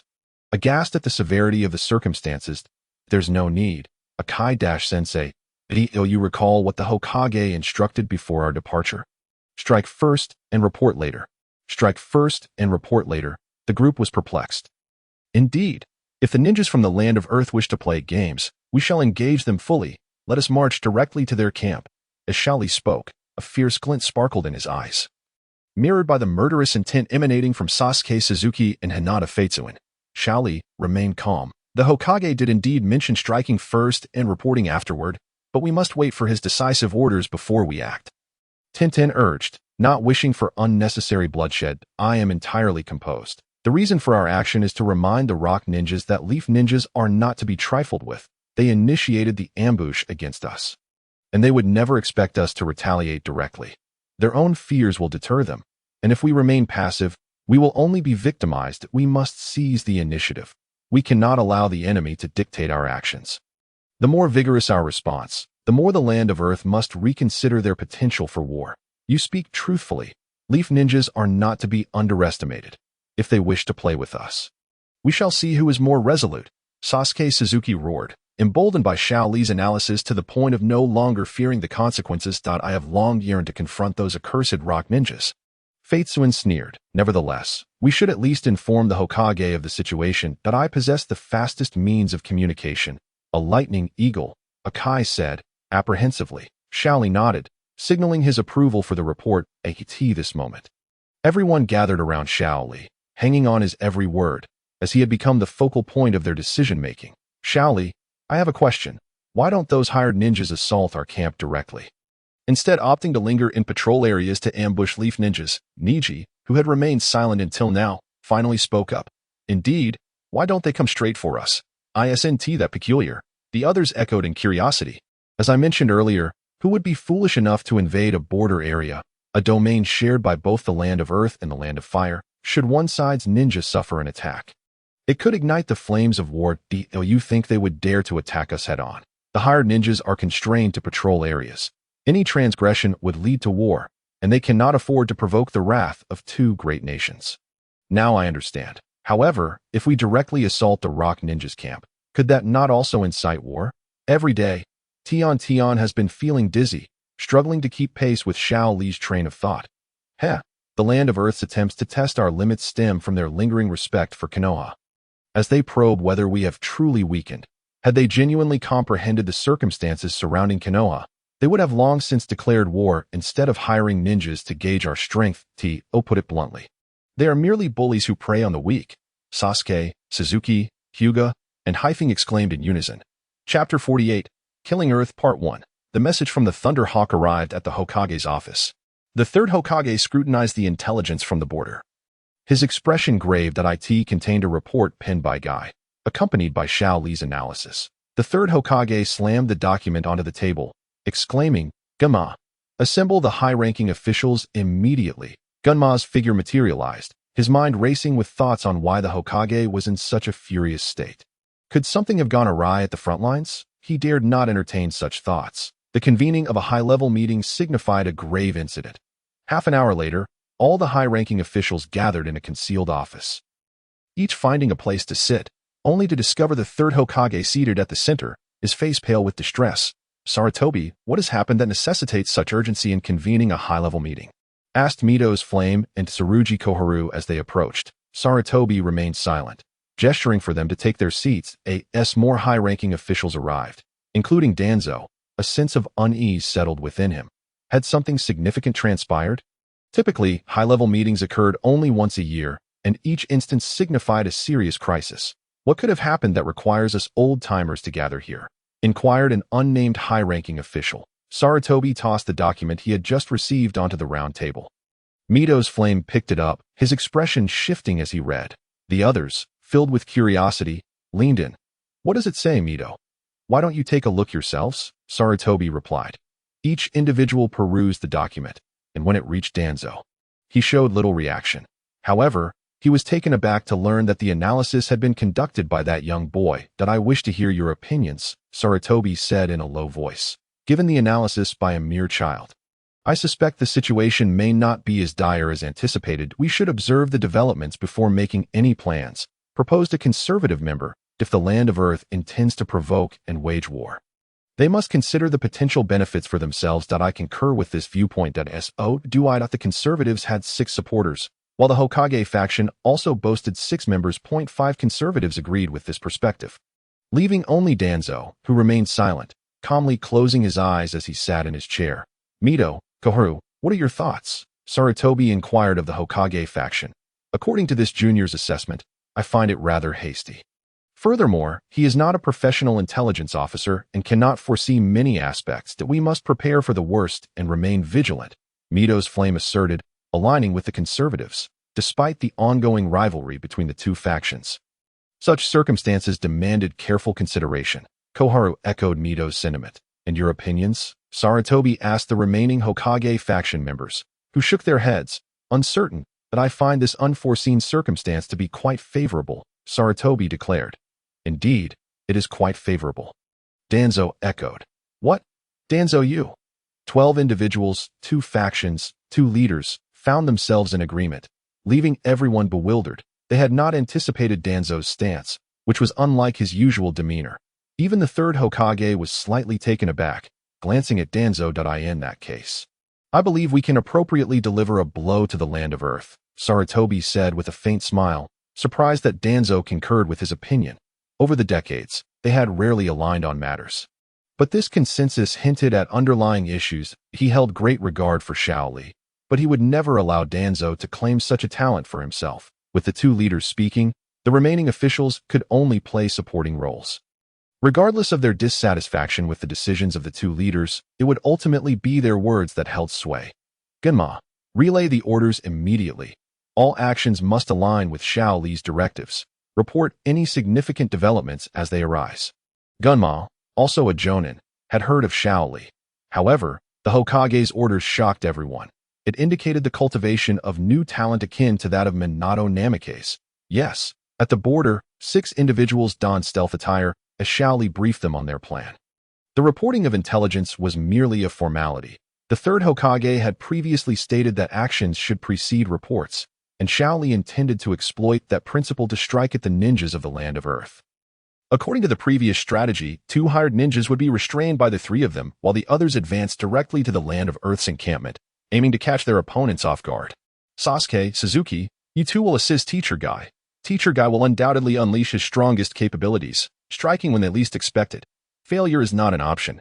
I understand, Guy replied solemnly. Recognizing the gravity of Xiao Li's instructions, the time had come for Konoha to shine. Ningxi, Tian, the 3 of us will set off first. We will restrain the 2 hired ninjas, allowing you to commence your actions. Time is of the essence. You have only 10 minutes. Eliminate as many as you can within that time frame. Xiao Li declared coldly that I will make the rock ninjas taste the bitterness of death. Finally, the time for retribution had arrived. After enduring so many days of frustration, they should prepare themselves for their imminent demise. A palpable aura of lethal intent emanated from Sasuke and Suzuki, both seasoned in missions and having survived the last war. The aura of death they exuded was indelible, etched deep into their beings. Feeling this intense aura, Tian and Ningxi instinctively took a step back, filled with trepidation. Xiao Li, however, remained unfazed. He too possessed a formidable aura, perhaps even stronger than theirs. Yet, he understood that unleashing such an aura could deplete one's mental energy. Against weaker foes, he could intimidate them without lifting a finger, but with Sasuke and Suzuki, their long-standing grievances compelled them to unleash their lethal intent. Expressing their resolute determination, Ningxi, be cautious. If any issues arise, withdraw immediately, Xiao Li implored. Snapping back to reality from the overwhelming aura, Suzuki looked at Xiao Li. Xiao Li, Tian, and I have often collaborated. Restraining them should not pose a challenge for us 3. But killing the enemy is a different matter. We will not engage in actions without certainty. We will only venture forth if we are assured of success. Upon hearing Xiao Li's words, Suzuki sighed in relief. He could sacrifice himself, but Ningxi's life was paramount. If Ningxi perished, his survival would hold no meaning. He was the last hope of the branch family, the final resurgence against the main family's brilliance. If he too were to die, how could he face Lord Hisashi? My life is not so easily claimed, Ningxi retorted fiercely. After conversing with Suzuki, his anger toward the main family's actions intensified in his youth. He had been unaware of the branch family's plight, but now he was incensed. Without the caged bird seal on his forehead, he might have sought vengeance against the main family. This family was no longer worth preserving. The caged bird had burdened countless branch family members with a fate they did not deserve, akin to being slaves. Enough chatter. We must act now, Xiao Li commanded. With a single order, 6 figures vanished from the encampment, their silhouettes dissolving into the 10-mile forest, where ominous winds howled and beasts roared in the night. This night was destined to witness yet another massacre. Each person carried their own fate, wandering through a world without a home. Lost in the vastness of life, some fought for their families, others sacrificed for their loved ones, while some ventured onto irreversible paths, driven by either the whims of fate or the trials of humanity. Chapter 49, Killing Earth Part 2. Damn it. I'm utterly bored. Absolutely bored. Kakuzu, how much longer until our mission concludes? Konoha hasn't sent anyone to patrol since then. Are we just going to stand here idly? Kakuzu shot him a glare. Recognizing that this fool was likely infuriated, a dignified figure of the Akatsuki being toyed with by a mere black-clad individual, knocked to the ground, and taunted, had it not been for the mission. This man would have likely killed countless foes to quell his rage. Quit rambling about useless nonsense. If there's money to be made, we must wait, no matter how long it takes, as long as Konoha patrols again. We should be able to fulfill our obligations, Kakuzu replied. Just then, a long, black, whiskered appendage emerged from behind him, his Doton, Dorihiki. Heiyin, noticing the emergence of the Dorihiki, felt a surge of excitement in his eyes. It seems they have arrived. The 2 individuals swiftly maneuvered their bodies, shedding the languor that had previously enveloped them. After enduring days of solitude, even Fadewan found himself on the brink of madness. And the typically composed Kakuzu was similarly affected. It was time to indulge in some bloodshed. That I'm heading out first. I hope it's that fellow from yesterday. Wait, Fadewan. Unfortunately, Fadewan had already dashed out. Muttering a few curses, and Kakuzu followed suit. From a distance of 50 meters, Feiduan spotted 3 figures, all clad in black. Kakuzu, who had caught up, noticed the same 3 shadows. His brow furrowing slightly, he sensed that the number of adversaries was not limited to 3. There must be 3 more lurking in concealment. Moreover, the chakra emanating from the 3 before him was not particularly formidable, and they were not dressed in the attire of Konoha's ninjas. Who could they possibly be? Feiduan, be cautious. They might also be hired ninjas. Feiduan, poised to shout boisterously, wore a perplexed expression upon hearing Kakuzu's warning. "Aren't we hired ninjas as well? Could it be that those from Konoha hire ninjas too?" It is a possibility. Additionally, there are 6 enemies, with 3 of them hidden. Though you may not fear death, I certainly do not wish for you to meet a brutal end, especially since you have already clashed with one of them. Heh, a clash is a clash. Although he evaded all my attacks and I didn't draw a drop of blood, he remains unaware of my true abilities. This time, I intend to claim the blood of all 3. You can handle the hidden ones, they last. You seem to have regained your clarity. We shall see if those hired ninjas possess greater strength. Both men, brimming with arrogance and pride, were determined to measure their prowess against the hired ninjas. Feiduan, undeterred by the prospect of death, initiated an attack, launching his scythe with lethal intent. The scythe cut through the air, leaving a trail of foreboding. Li, that person behind you is yours to handle. Just hold them off. And meanwhile, Tenten, assist Li while remaining vigilant of your surroundings. That individual possesses unique abilities. Understood. In truth, Li could have provided a more detailed account of their adversaries to prepare the 2 for the confrontation. However, he refrained, knowing that no single person's deductions could yield a comprehensive understanding of the enemy's capabilities based solely on a single night's patrol. Such revelations would raise suspicions among the higher-ups of Konoha. Li could only offer subtle hints to encourage caution. With a sudden burst, Li propelled himself forward like a bullet, charging at Feiduan with a mocking grin. "Fool, why are you here again? You're so weak yet dare to be a mercenary." A roar erupted, akin to the wrath of a death god at that moment. Feiduan had never felt such seething rage. He yearned to kill as fiercely as he had never before, even when faced with insults to the evil god. His crimson cloud robe billowed without wind, exuding an overwhelming aura of death, an absolute shadow-level powerhouse. Such terrifying killing intent. Those lurking in the shadows, including Guy, were taken aback. The killing intent radiating from this individual was no less potent than that of a shadow-level warrior. Initially skeptical of Li's claim that they faced 2 shadow-level foes, they were now filled with admiration for his ability to escape from such formidable adversaries. "Should we assist them?" Guy observed that Niji had also begun to move, heading toward the individual emanating the deadly aura, while the one behind seemed to possess a temperament as tranquil as still waters, contrasting sharply with the volcanic nature of the one exuding killing intent. No need that Li has his plans. He is aware that the one radiating the killing intent must be restrained, and he possesses a certain level of confidence that I will not engage in actions without assurance. "Let us proceed according to plan," Kakuzu replied calmly. The 2 nodded in silent agreement. "I am not weak.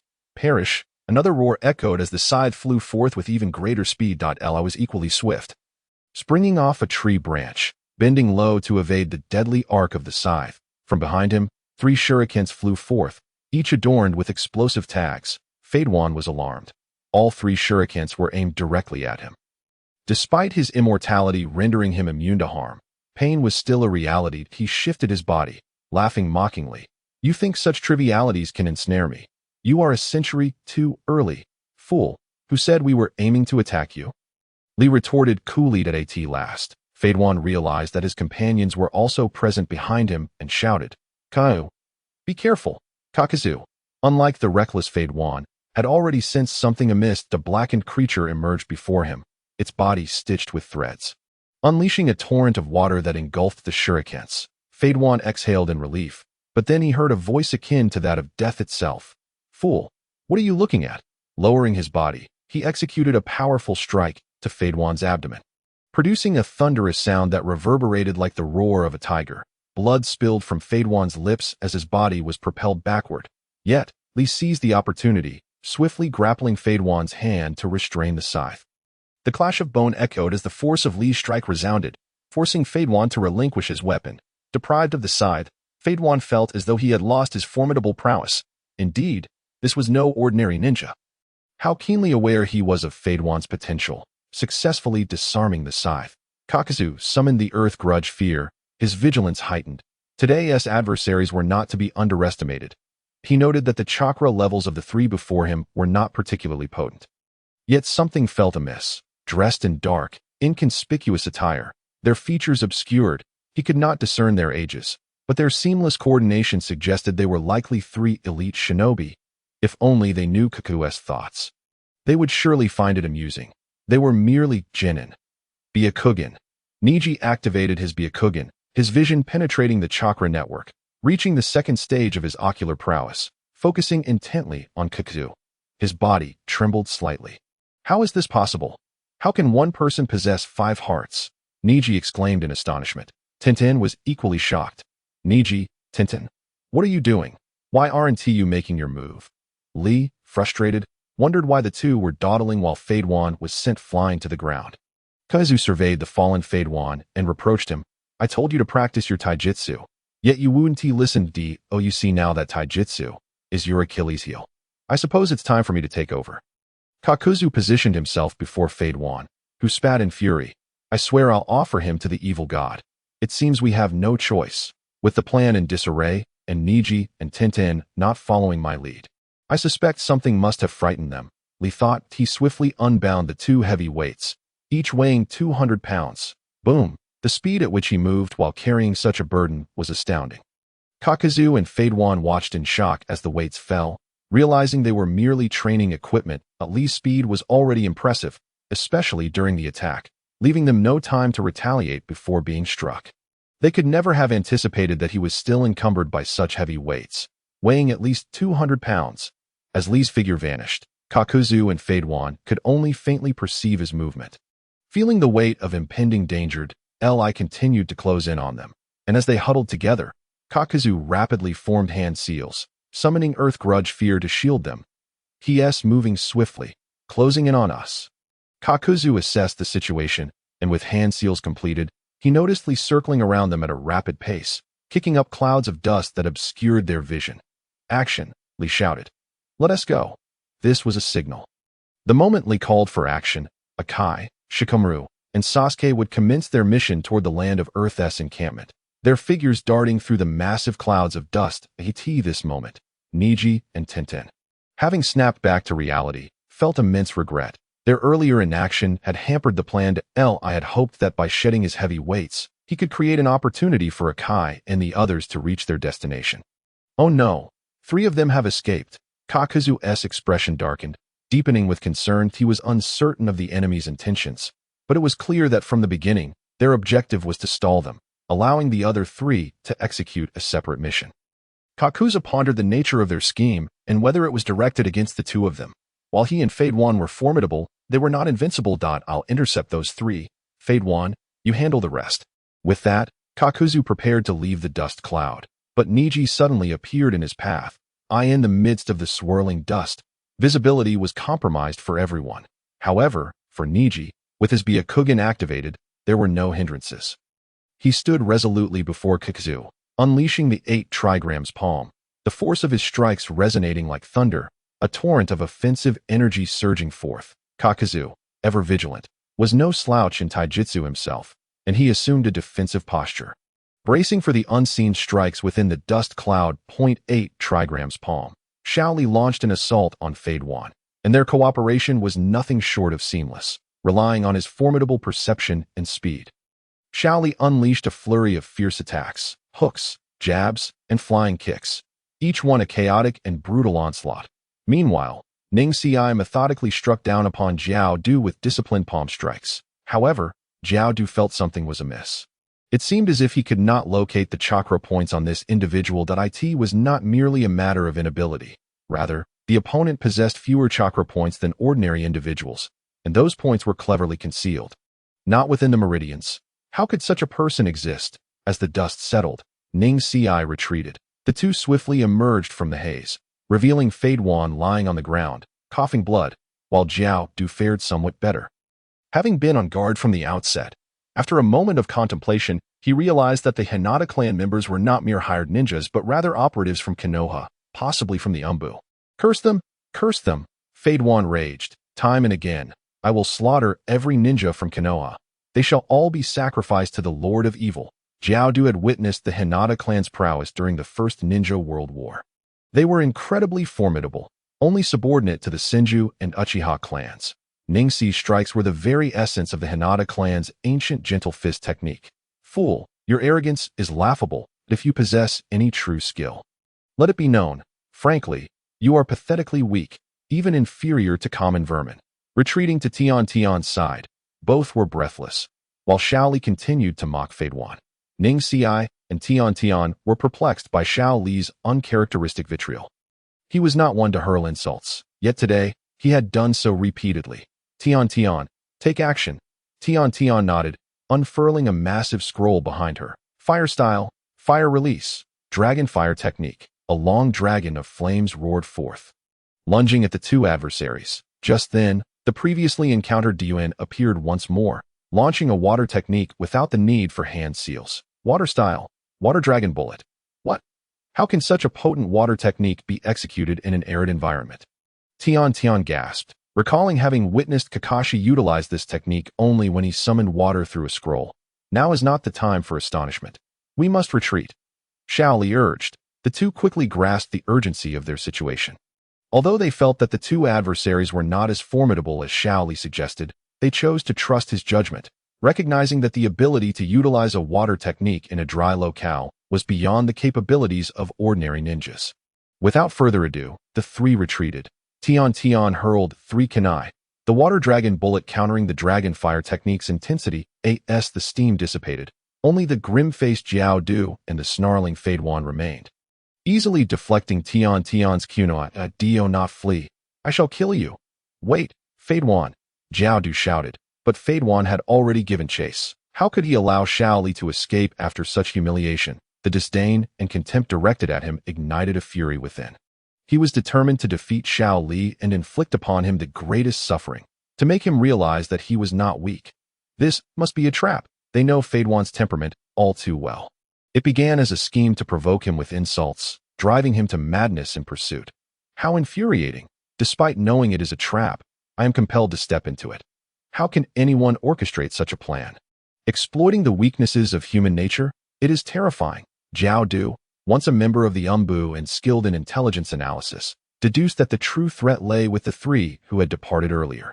Yet, Fade Wan was consumed by rage, disregarding the mission and the situation at hand.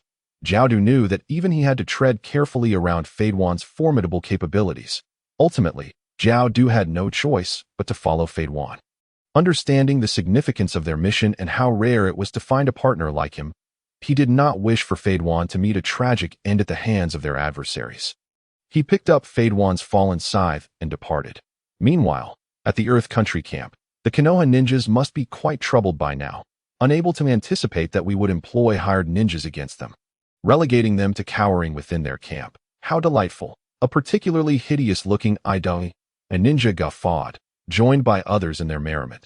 They looked upon Konoha's ninjas with disdain, resenting the wealth of resources that had long been monopolized by Konoha, leaving the common folk and ninjas of the Earth Country feeling a profound imbalance. Why should their nation thrive in such a bountiful land while they languished among the rocks? Let them engage in a fierce battle with the hired ninjas.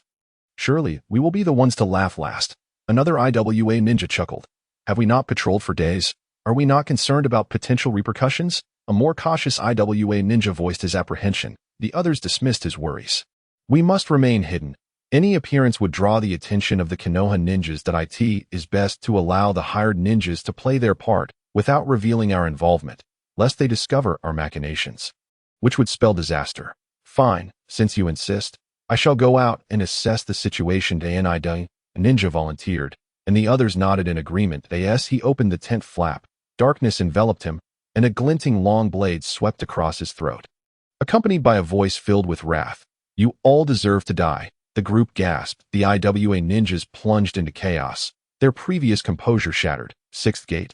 Open, Morning Peacock. A wave of dread swept over the IWA ninjas as the camp erupted into chaos.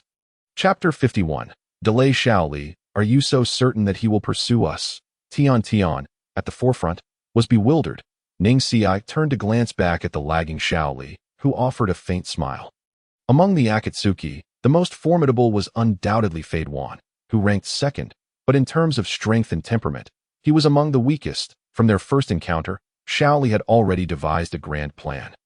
Intending to engage with the Akatsuki members and gauge their true strength, he will undoubtedly pursue us, for he is an elite ninja and cannot withstand being toyed with by 3 mere genin. Xiao Li, I am truly impressed. But are those 2 truly elite ninjas? They seemed rather ordinary, at least not as formidable as when we faced Kakashi-sensei and Gai-sensei. Tian, do not underestimate them. Their true terror may not lie in raw power, but rather in other abilities. That said, why did you both not adhere to the plan and merely stand there in a daze? Tian hesitated, uncertain how to respond. Just as you said, their terror may not stem from strength, but from their monstrous nature, possessing 5 hearts. They are now less than 200 meters behind us. Should we quicken our pace? Ningxi spoke gravely. So that is what frightened you. What you do not know is that I deemed the one wielding the scythe to be the most dangerous. Thus, I targeted his weapon first, and indeed, I discovered that once he lost it, his composure faltered and his strength diminished significantly. There is no need to hasten. Let them catch up, Xiao Li replied calmly.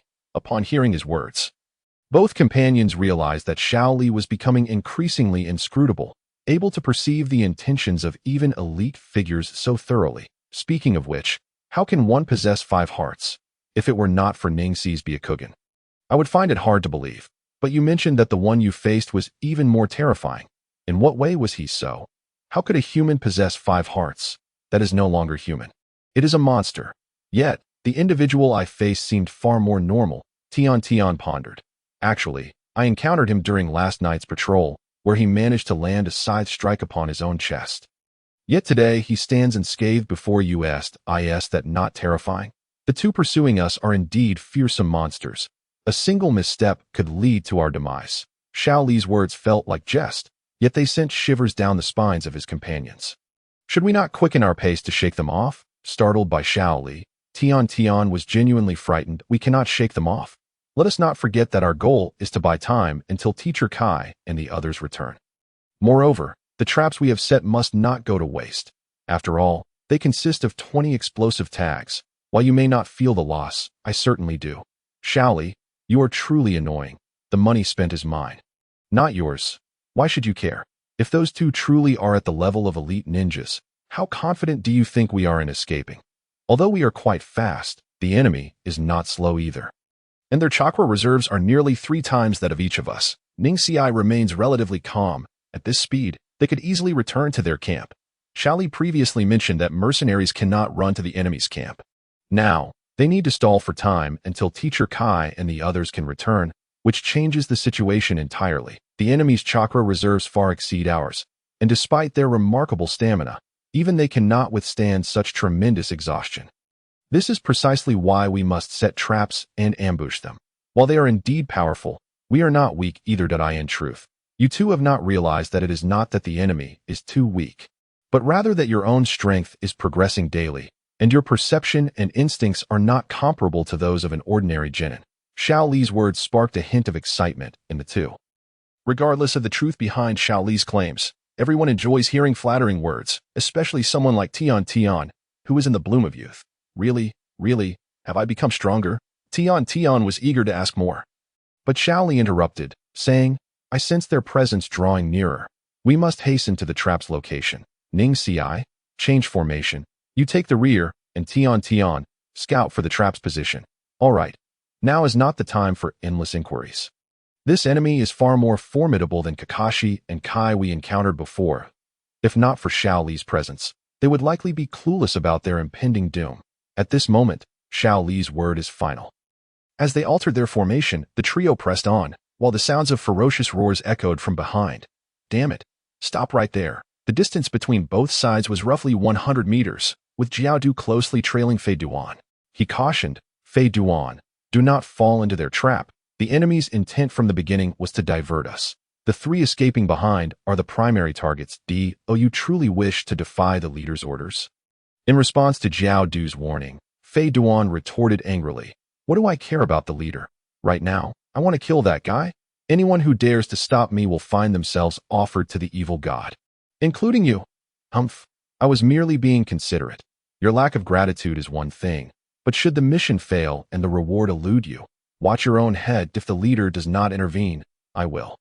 As the two argued, Xiao Li and the others quickly widened the distance between them. That it's all your fault.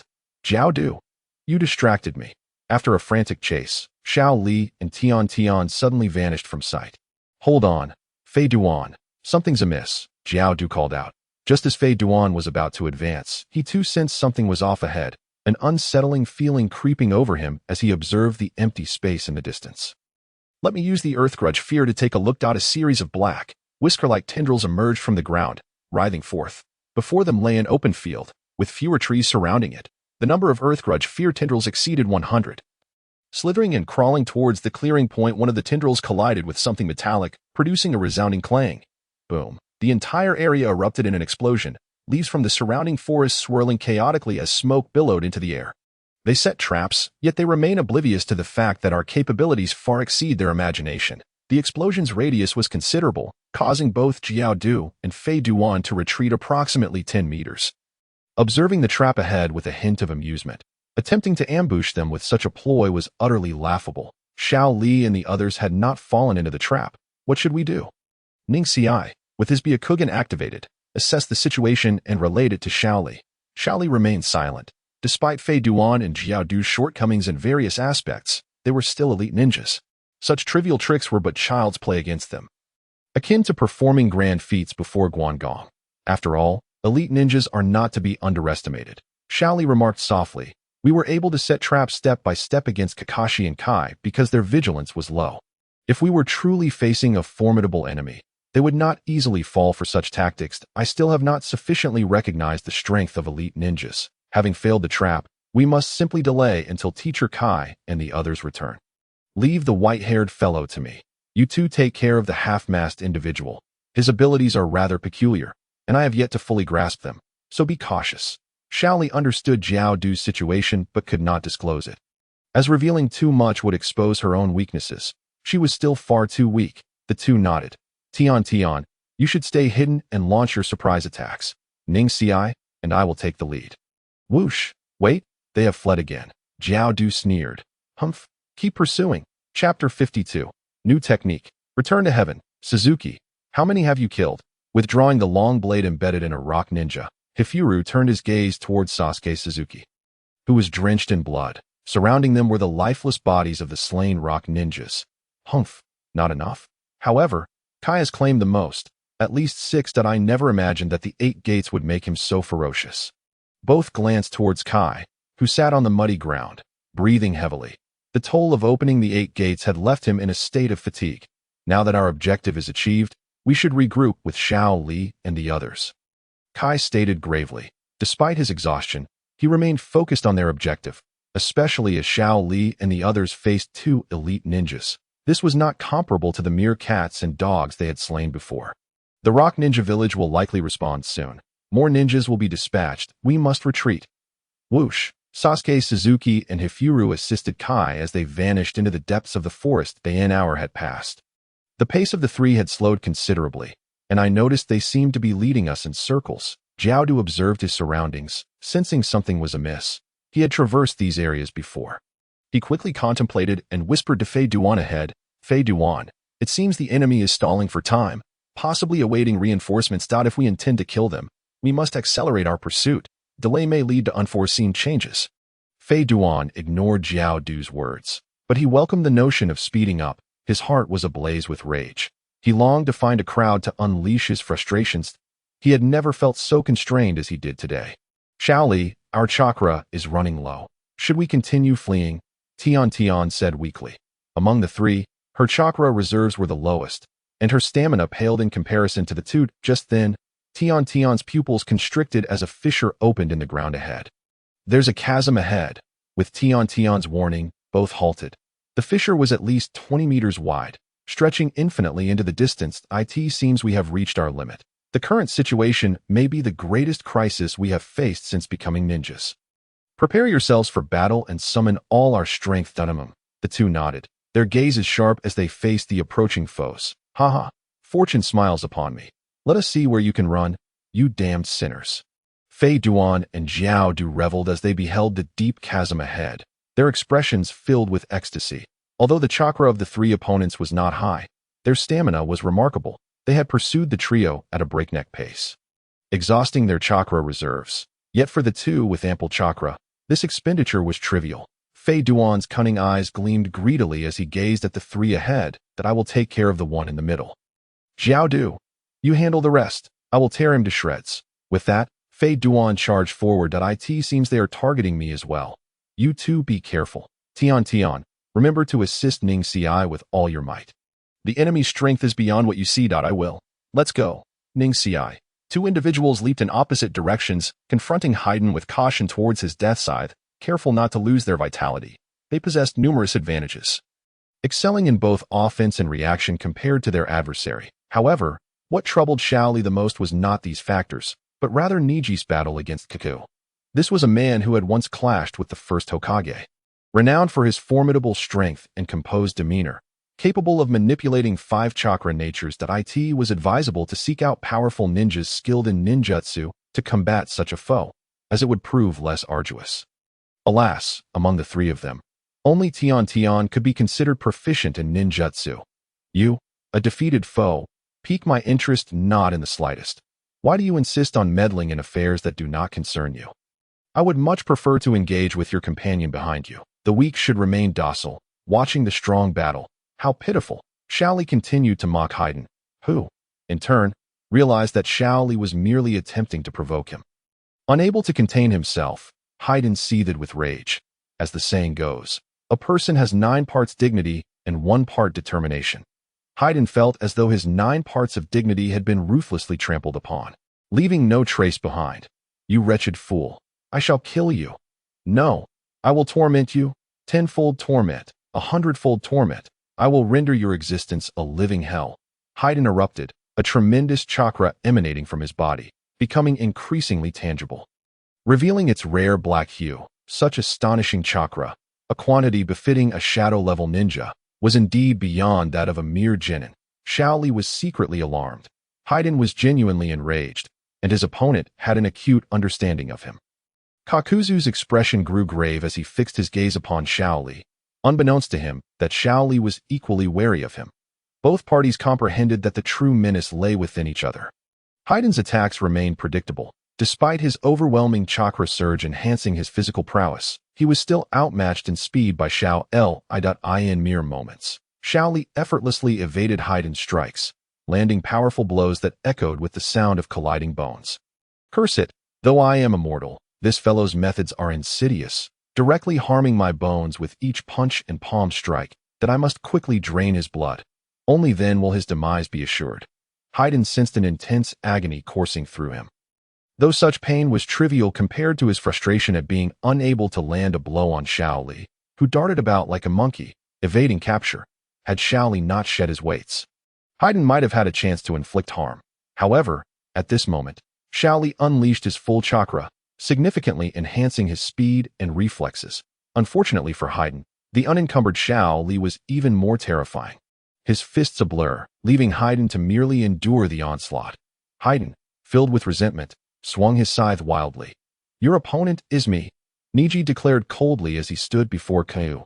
Kakuzu shrugged nonchalantly, responding, the Hyuga clan, and a shadowy figure lurking in the dark.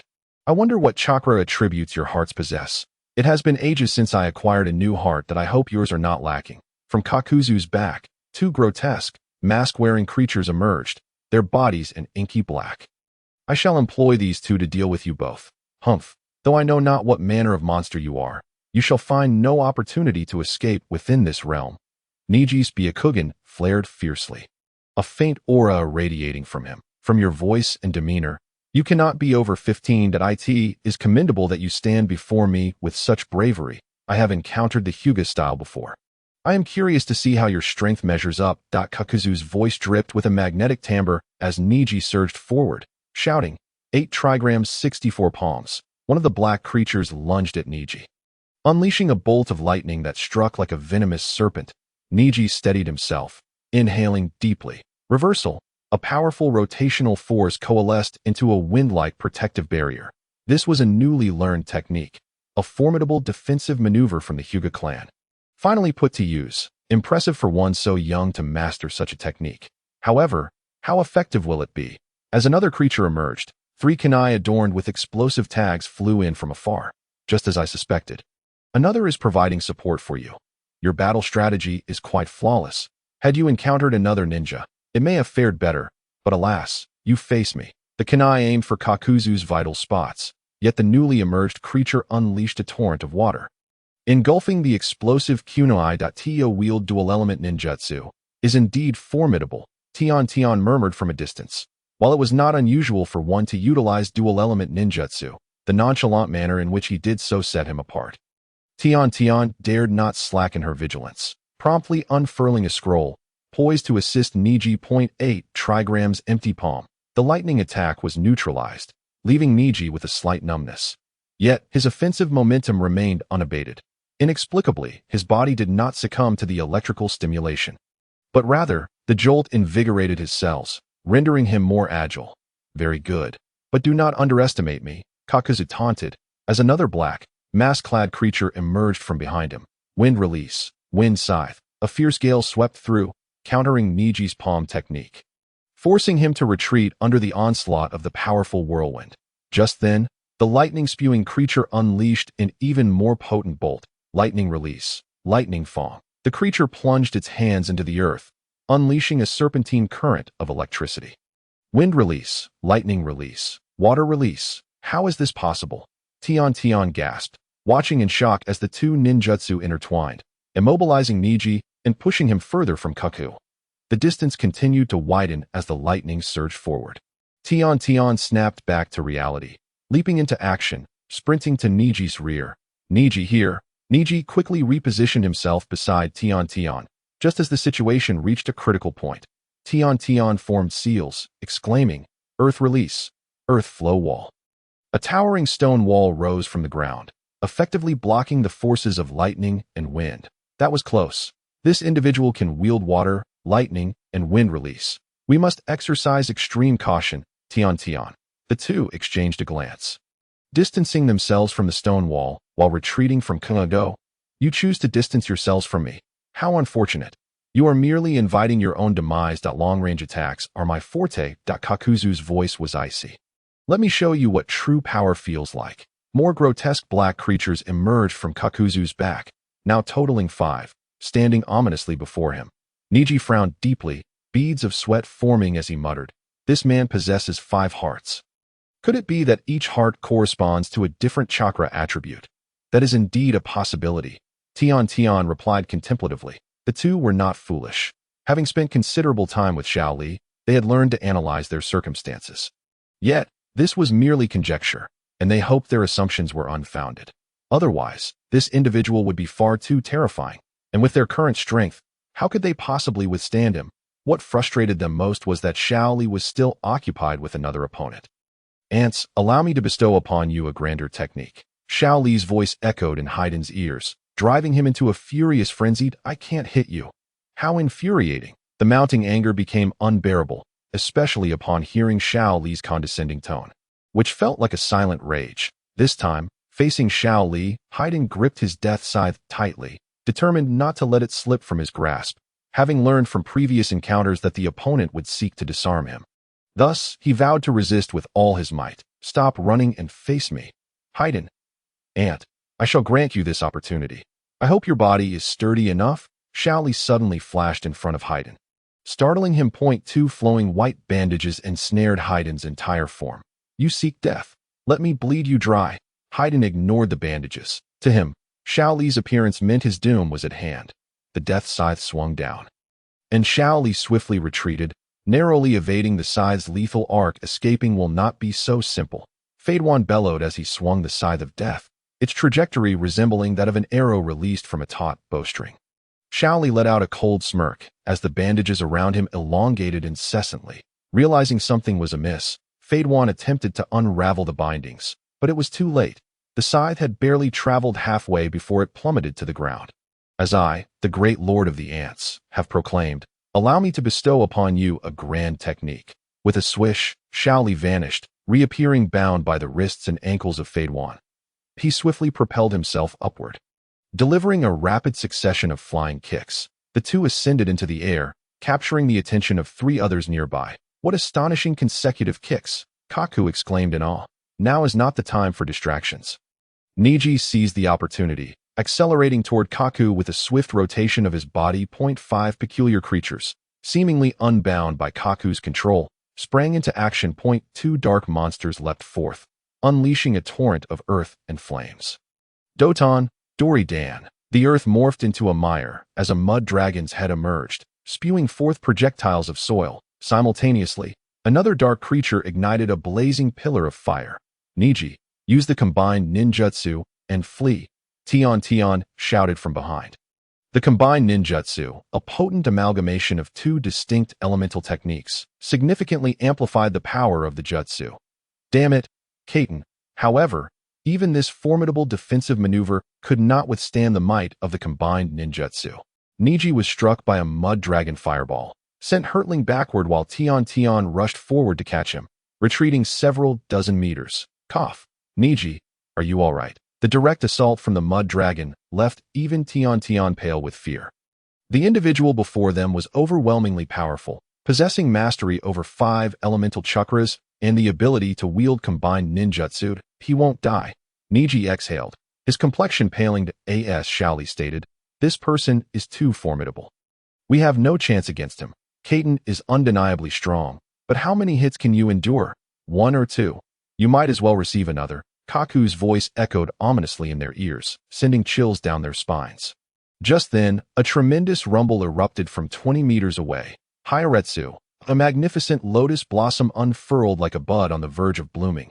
Enveloped in swirling mists, Xiao Li emerged, taking several heavy breaths, fatigue evident in his eyes as he regarded the severely impacted Feiduan.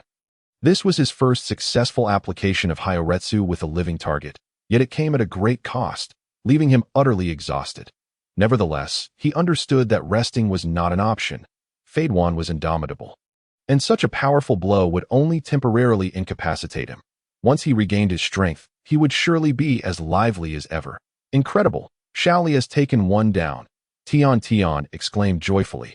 Niji cast a glance at Xiao Li, then turned his serious attention back to Kaku, who was now fixated on Xiao Li. Such a terrifying taijutsu technique.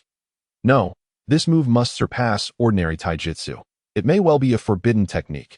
Kaku quickly discerned that something was amiss with Xiao Li's distant figure and realized the truth. Indeed, it is a forbidden technique. If Feiduan cannot handle you, then I shall take it upon myself to eliminate you. Kaku charged forward, leaving 2 Dianyu, one of fire attribute and one of earth attribute, to confront Niji and Tion. While he and the remaining 3 rushed toward Xiao Li. This is bad. I recall Teacher Kai mentioning that using Hyaretsu would result in a period of discomfort, causing immense fatigue. Tion exclaimed nervously, rising despite her injuries to rush toward Xiao Li. Chapter 54. The flawless plan. A sense of unease settled over me, accompanied by a foreboding premonition. Clinging to Suzuki Sasuke's back, Kai's pallor was striking as he gazed into the air, which was thick with a formidable aura, leaving him in a state of unrest. I feel it too. There's an extraordinarily terrifying chakra fluctuation, Suzuki Sasuke agreed, the malevolent and sinister chakra permeating the air, instilling a sense of dread. Kai, we need to accelerate. Can you endure? Hifumura shared his own ominous sense, concerned solely for Niji's safety. In his eyes, neither Tion nor Xiao Li could compare to Niji's esteemed position. Thus, he felt compelled to reach Niji as swiftly as possible. No problem. Then let us hasten. Xiao Li, the 3 black Dianyu launched a simultaneous barrage of attacks, lightning, torrents of water, and ferocious winds, converging upon Xiao Li. A faint smile of defiance crossed Xiao Li's lips as Kaku, ever vigilant, sensed something amiss. Boom! Xiao Li, Tion called out repeatedly. As the attacks dissipated, only a charred piece of wood remained. Kaku was taken aback, glancing back to find Xiao Li's silhouette intact. Konohara-sen, released from the burdens of weight. Xiao Li's speed surged, barely perceptible to the eye. Kaku instinctively raised his arms to shield his head, enduring Xiao Li's strike, skidding for several meters before coming to a halt. What a clever trick. Feigning vulnerability to catch me off guard, using the brief moment of launching a jutsu to employ a substitution technique. then swiftly attacking from behind. This fellow is dangerous. Kaku's expression grew serious, recognizing that he had to regard Xiao Li with caution. Unlike Niji and Tian, whose skills were commendable but not enough to warrant his full attention, this figure in black exuded an aura of threat, a sensation typically reserved for formidable adversaries. Kaku, unlike the brash Feiduan, summoned back the Dinyu intended for Niji and Tian, crouching low as his resonant voice echoed, "You are the only one, aside from a few others, whom I have deemed worthy of my attention over the years. To perish at my hands would be a privilege." Xiao Li scoffed in response. "I presume you've encountered no truly formidable opponents over the years, which explains your arrogance. You and your companions are likely as feeble as they come." Though Xiao Li spoke nonchalantly, it belied the exhaustion he felt. His body was worn thin, while shedding excess weight had indeed amplified his speed several-fold. Such velocity exacted a significant toll on his stamina. Moreover, having just executed Heiretsu, the strain on his body had magnified greatly. With only Kaku remaining, Feiduan would require a moment to regain his composure. However, Kaku was not as easily dealt with as Feiduan. You seek death. As a shadow-level ninja, Kaku possessed the dignity befitting his rank, and Xiao Li's underestimation incensed him. He had battled the first Hokage and many renowned shadow-level powerhouses, each a cataclysmic figure in their own right. To be humiliated by a masked individual was intolerable. No wonder Feiduan was so furious. Against such an opponent, only overwhelming strength could compel submission, leading them to an incredulous demise. This time, you shall not find an opportunity to use the substitution technique. Fire release, lightning release, wind release, earth release, water release. The earth trembled, winds roared, flames erupted, torrents surged, and lightning crackled like serpents. Xiao Li felt a surge of dread. He attempted to move, but found himself immobilized. What is happening? No, I can't move.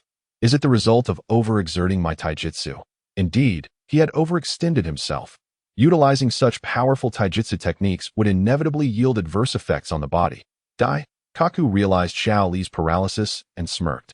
Sensing victory, Xiao Li faced yet another brush with death, though he harbored no fear of mortality. However, this was not the time to perish. Just then, Niji appeared, standing protectively in front of Xiao Li. Kaiten. An enormous explosion erupted. The combined forces of 5 elemental attributes unleashing unprecedented devastation, engulfing both Xiao Li and Niji in the aftermath. Unlike Feiduan, I prefer to obliterate my opponents without affording them any chance to retaliate.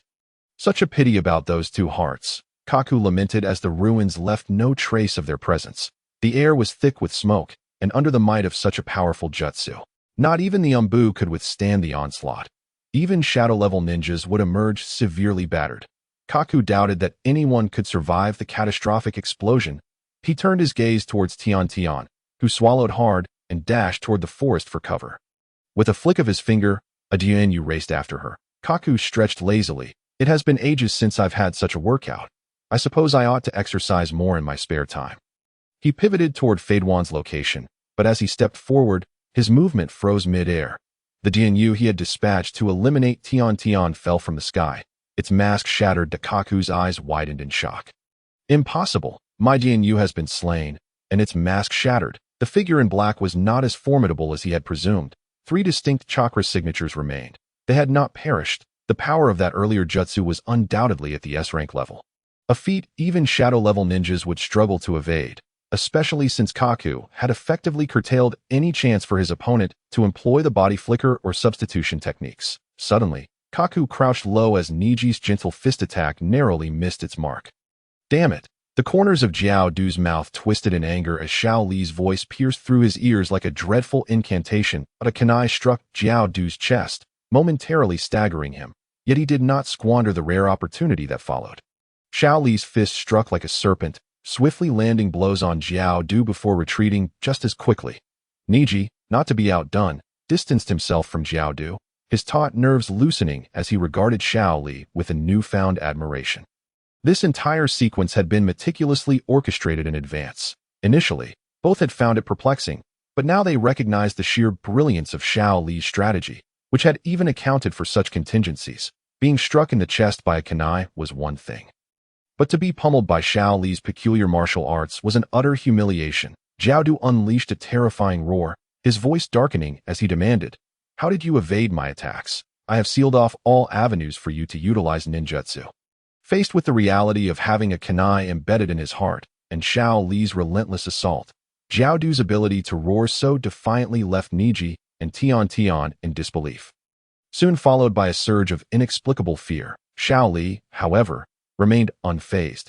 The fact that he had incapacitated one of Xiao Du's hearts surpassed their original capabilities. Frankly, Xiao Li would rather confront someone as boisterous as Heiyin than face Xiao Du, who was both terrifyingly powerful and unsettlingly calm. Taking a breath, he slowly stated, "You were merely attacking our shadow clones." Shadow clones? That's impossible. How could you have had the opportunity to use shadow clones? No, Xiao Du suddenly realized when the moment of their shadow clone deployment had occurred. Was it that kick you just delivered to me that encompassed all of this? Regaining his composure, Xiao Du was now utterly convinced that the figure before him was an intellect-driven ninja. Typically, intellect-driven ninjas are regarded as top-tier talents across the major ninja villages. Every village yearns for two types of elite individuals, the shadow-level powerhouse and the intellect-driven ninja, whose combination of courage and strategy is formidable and flawless. You are only half correct. Every situation possesses its uncertainties. I merely devised a rough plan to counter you, which included your companions. However, the success of this plan hinged on your ally taking the bait. And indeed, he did. Had he not, all our subsequent calculations would have fallen through. So I must extend my gratitude to your partner at this moment. Xiao Li did not mind revealing the details of his strategy, as numerous unforeseen events had transpired during its formulation. For instance, Niji and Tian had been utterly astounded when confronted with Xiao Du's 5 elemental ninjutsu, and on another occasion, Tian had leapt to rescue Niji, causing a deviation from the original plan. Thus, Xiao Li had accelerated the application of his techniques. Now, the plan had smoothly resumed its course.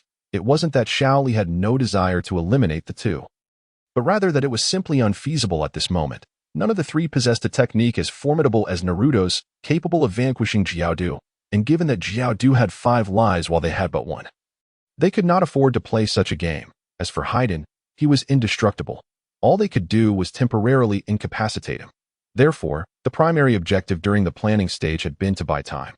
Now that all plans had been exhausted, revealing them could potentially raise the opponent's vigilance and create opportunities. Chapter 55. The curse such precise calculations. Unfortunately, individuals of such talent often meet in early demise or eventually rise to prominence in the ninja world. Yet today he must perish. Within his heart, Xiao Du was resolute in his desire to see Xiao Li dead, yet he was also acutely wary of him, for such individuals surely retained a trump card for moments of life and death. As Xiao Du contemplated this possibility, 4 earth grievance spirits materialized before him in a triangular formation. The destroyed earth grievance spirit was of the lightning attribute, and the heart he had just lost was also of the lightning attribute. If the earth grievance spirit had been obliterated, it would merely require some time to regenerate and reappear, as the lightning attribute heart still remained. However, with both the lightning attribute heart and the spirit destroyed, the blow to Xiao Du was monumental. Had a powerful opponent shattered one of his hearts, he could have accepted it, but now he stood before individuals who were not even shadow level, and they had ensnared him through a series of elaborate schemes. What are Xiao Li's next plans? We have no backup strategies, Niji pondered, his body marred with wounds, having just utilized shadow clones which had inflicted some backlash. Leaving him with scant chakra, he silently hoped that Xiao Li had some contingency plan in reserve. Feigning ease, Xiao Li scratched his head and casually remarked, "Your strength is commendable. You have earned our recognition that I believe you should not remain a mere mercenary ninja. Why not join us in Konoha? It would be a pity to have someone with your talents as an enemy." What? Niji and Tian exchanged bewildered glances. What was Xiao Li saying? Even at this juncture, he still, however, based on their past experiences, they chose to remain silent, as they observed Xiao Li's unhurried demeanor, a swell of confidence rising within them. Xiao Du was momentarily taken aback before coldly retorting, "You think your recognition means anything? Do you not find your words laughable? I require your acknowledgement. The younger generation truly grows increasingly arrogant. Allow me to inform you that I am a rogue ninja. Do you truly believe any ninja village would dare to take me in?" With that, Xiao Du adjusted his forehead protector, indicating for the trio to take note that so, He is a rogue ninja from Tenga, and no wonder he resorts to being a mercenary. However, we in Konoha do not hold your past actions against you. For we belong to the roots of Konoha, part of its dark underbelly. As long as you are willing to join us, we guarantee your safety. Xiao Li emphasized the term roots with gravitas. Jiao Du's body trembled. The figure before him was indeed from the roots. He had heard of this organization, a powerful faction led by another formidable leader of Konoha, one that remained shrouded in secrecy. Moreover, within the roots, as a shadow-level powerhouse, one could enjoy significant benefits, such as ample wealth and beautiful women, resources that the roots readily provided. Wealth? How much wealth? Jiao Du's eyes gleamed. With money, anything was possible. Truth be told, no one loved money more than Jiao Du. It was his obsession, his beloved, and he would never tire of its abundance. As long as he could embrace money while sleeping, he would be utterly content. He immediately inquired, seeing Jiao Du gradually taking the bait. Xiao Li feigned a sorrowful expression and replied, as mere second-tier subordinates, we earn only around 7 to 800,000 a year. Why do you ask? 7 to 800,000 a year. You must be lying, Jiao Du exclaimed, trembling as he pointed at Xiao Li in disbelief. The income of a second-tier subordinate being 7 to 800,000 a year was astonishing. The roots were simply overflowing with wealth. If Danzo were to discover that Xiao Li was here spinning such tall tales, he would likely be enraged to the point of bloodshed. Yet, Xiao Li's intent was to buy time, luring Jiao Du in step by step. Why would I deceive you? 7 to 800,000 a year is merely a small sum. For instance, a first-tier subordinate can earn nearly 2 million a year. As a shadow-level individual, you wouldn't have to toil as we do. And you might only have one task a year, yet the benefits you enjoy would be the highest. You could easily earn 5 million Rio annually. Xiao Li extended 5 fingers. Jiao Du was utterly dumbfounded. He calculated. Their fee for this mission was a mere 100,000 Rio, and they were to remain in this border area for over 10 days, although the organization's expenses were self-funded. The difference between 100,000 and 5 million Rio was staggering, a blow far greater than the loss of a heart for someone who valued money above all else. Lost in thought, Jiao Du was truly calculating the sums. The more he pondered, the more frenzied he became. No. You must tell me, is your organization truly wealthy? Jiao Du asked, his demeanor frantic. That I cannot ascertain. I'm not part of the finance department. Are you tempted? I see you are not making much as a mercenary. If you join our roots, you could amass immense wealth and power. With your shadow-level strength, it is not impossible for you to become the finance department head. Xiao Li continued to speak casually, the seductive tone unwavering. Wealth? Wealth? Wealth! So much wealth! Good! Good! Good! Good! Jiao Du exclaimed 4 times, a fierce glint in his eyes as he gazed at Xiao Li and the others. Are you out of your mind? Jiao Du, this brat is clearly trying to tempt you, and you're foolishly taking the bait. That I now realize that the biggest fool isn't me, but you. Heiyin had somehow risen to his feet, brandishing his scythe with a disdainful expression directed at Jiao Du. Upon hearing this, Jiao Du's expression shifted from fierce to sullen, finally realizing that this brat had been deceiving him. You scoundrel, attempting to lure me with riches. I shall slay you. Now that's more like it. Nonetheless, this guy is indeed formidable. I must admit, I cannot defeat him. In hindsight, you were right. My taijutsu requires rigorous practice. I will leave this fellow to you. I shall handle his 2 companions. Haydn's demeanor underwent a complete transformation, prompting Jiao Du to marvel at the sudden change to is it possible? This man withstood such a powerful taijutsu attack from Xiao Li and is still standing.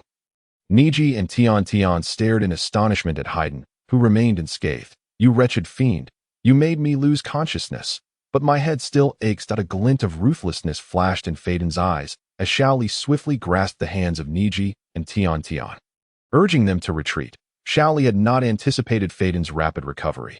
His single utterance had entirely dismantled the temptation he had initially posed. Moreover, it was evident that Feiden was now significantly more astute than before. Xiao Li resolved to make another attempt. Just as he created a slight distance from Jiao, he continued to taunt.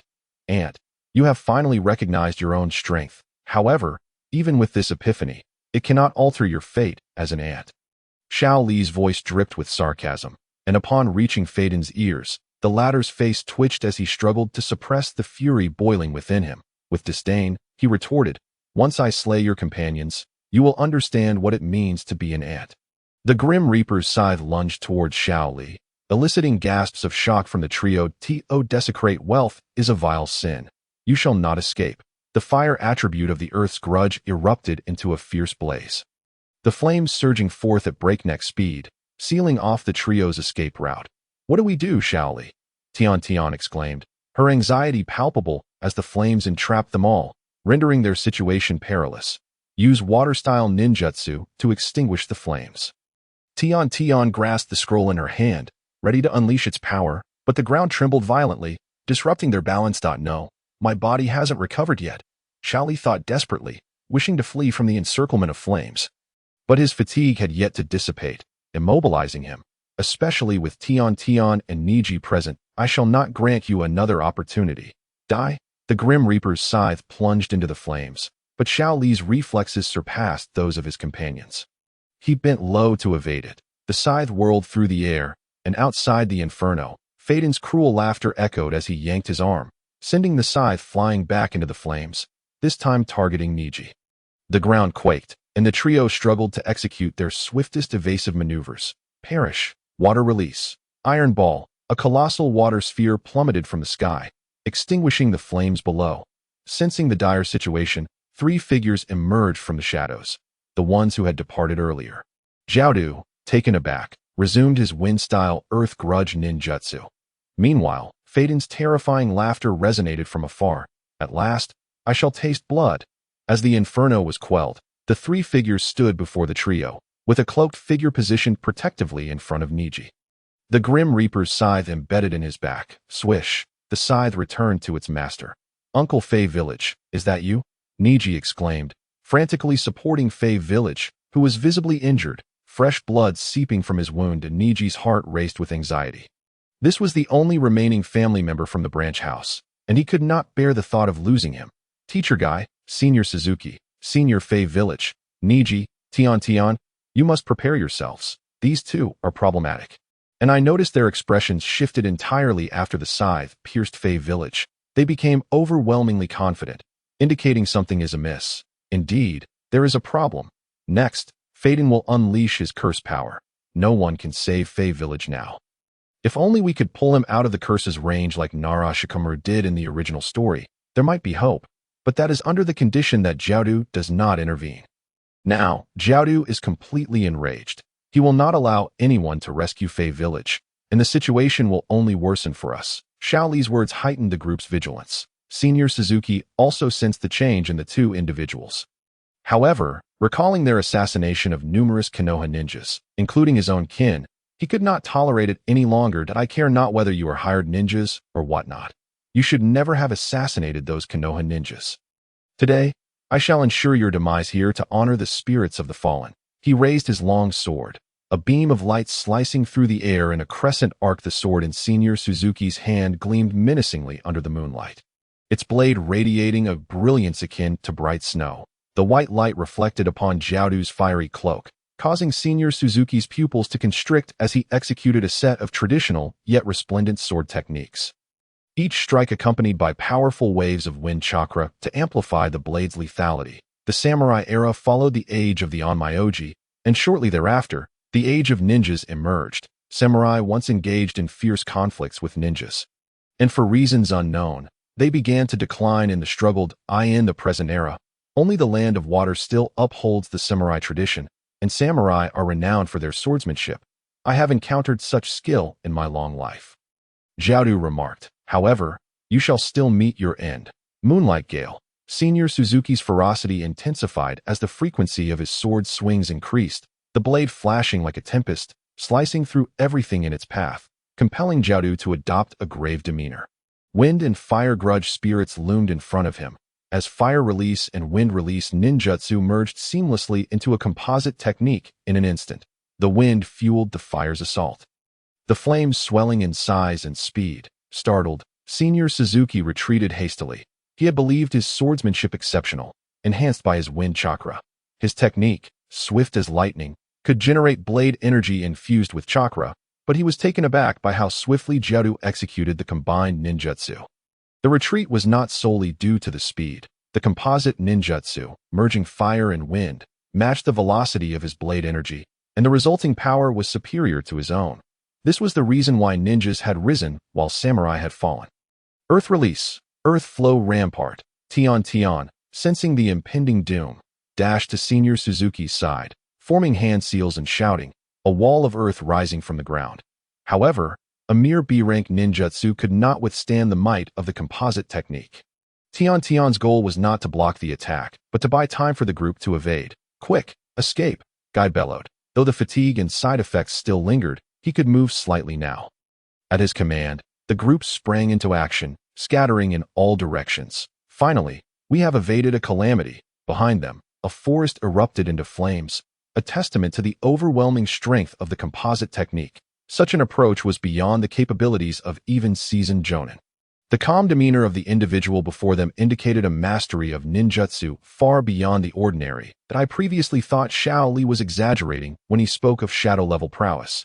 Now I believe it. Those two are undoubtedly shadow-level, Senior Suzuki exclaimed in shock. Cough. Shadow-level? We should consider retreating. Engaging shadow-level opponents leads only to death, and this grave incident must be reported back to Konoha for the Hokage to decide. Fei Village coughed, blood oozing from his back wound. Just as he finished speaking, his expression froze, as if witnessing something horrifying. Niji, puzzled, looked at Fei Village, whose face had paled as he noticed blood pouring from his chest. What is happening, Uncle Fei Village? Why is so much blood flowing from your chest? Niji's hands trembled in panic as he supported Fei Village. I do not know. He has cursed me to share life and death. Ha! Feiden's arrogant voice rang out from the other side. The group turned to see Feiden had transformed grotesquely, his lips white and his face black, blood streaming from his body as he held a black kunai plunged into his own heart. Beneath him, he had inscribed a bizarre formation with his own blood, resembling a six-pointed star. But he a lunatic. Except for Xiao Li, everyone else was struck with terror at the sight of Fei Duan. Was the figure before them human or ghost? Not only was the appearance frightful, but he also pierced his own chest with 1,000 blades. What kind of curse was this? Xiao Li coldly inquired. Breaking the fear that gripped the hearts of the others, they quickly regained their composure, realizing that the person before them was indeed human, not a specter. A curse? Explaining it is rather troublesome, but I can certainly demonstrate. Fei Duan chuckled, pulling out another black 1,000 blade. Watch closely. This time I shall pierce my left eye. Indeed, Fei Duan drove the blade into his own eye. Puffed. My left eye. No. What is happening to my eye? Beside Ningxiai, the eyes of Fei Village began to overflow with blood, an ominous liquid seeping from within. He clutched his eyes in excruciating pain, collapsing to the ground. Fei Village. Uncle Fei Village, Ningxiai exclaimed. Attempting to support him, but Fei Village struggled frantically against him. As Ningxiai tried to advance, he found Fei Village lying on the ground, barely clinging to life. Uncle Fei Village, haha, what a disappointment, just a stab to the heart and left eye. And you can't handle it? I must have overestimated you, Fei Duan remarked, equally wounded, as this technique was one of mutual destruction. However, such pain meant little to him. He had endured far greater suffering. Damn it. What sorcery have you employed? I shall unravel your secrets. Sasuke Suzuki realized that Fei Duan must be behind this and sought to draw his blade. Yet, a fierce wind barrier stood in his way. And before he could react, a gust of wind sent him flying. Curse it all. Chapter 57. Farewell curses are among the most mysterious and enigmatic forces in the world, seemingly intertwined with fate itself. Ningxiai widened his eyes. Fei Village's condition was dire. He noticed the chakra emanating from Fei Village was dissipating at an alarming rate. Stop! Stop this! Spare Uncle Fei Village! Ningxiai roared, his heart heavy with despair. Observing Ningxi's emotional turmoil, Xiao Li shook his head in silence. The barrier prevented anyone from approaching Fei Duan, and the possibility of saving Fei Village seemed bleak. Moreover, Fei Duan had already pierced both the heart and the left eye. Even if they managed to rescue him, he wouldn't survive long. Yet for reasons unknown, Xiao Li felt an unsettling turmoil within him, as if Ningxi's roar had pierced his heart. Spare him? What a farce. His life has always been one of suffering. I am merely granting him a swift release. In fact, you should thank me. Fei Duan sneered, unfazed by the agony he inflicted upon himself. He relished the expressions of torment on others' faces, the madness of familial devotion.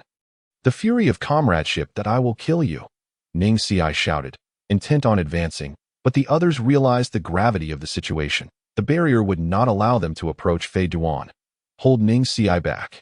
Akai shouted. Sasuke Suzuki, nearest to Ning Xi, attempted to restrain him, but his hands fell numb. To have mastered the gentle fist to this extent, Sasuke Suzuki was overcome with astonishment, having long guarded the border alongside Fei Village.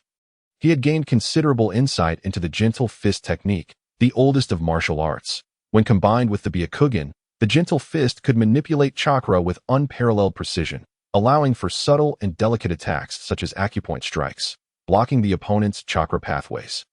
The gentle fist strikes were soft yet powerful, concentrating chakra into a minuscule point, capable of penetrating the opponent's internal organs, which are the most vulnerable parts of the human body.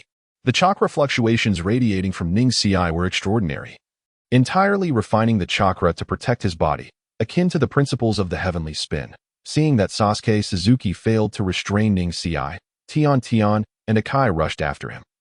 I will not let you pass. The wind barrier loomed before Ning Xi, and as a powerful gale surged, Ning Xi charged forward, ignoring the wind jutsu. Ning Xi, Tian cried out in panic, but it was too late. Damn it! I cannot fall. I must save Uncle Fei Village.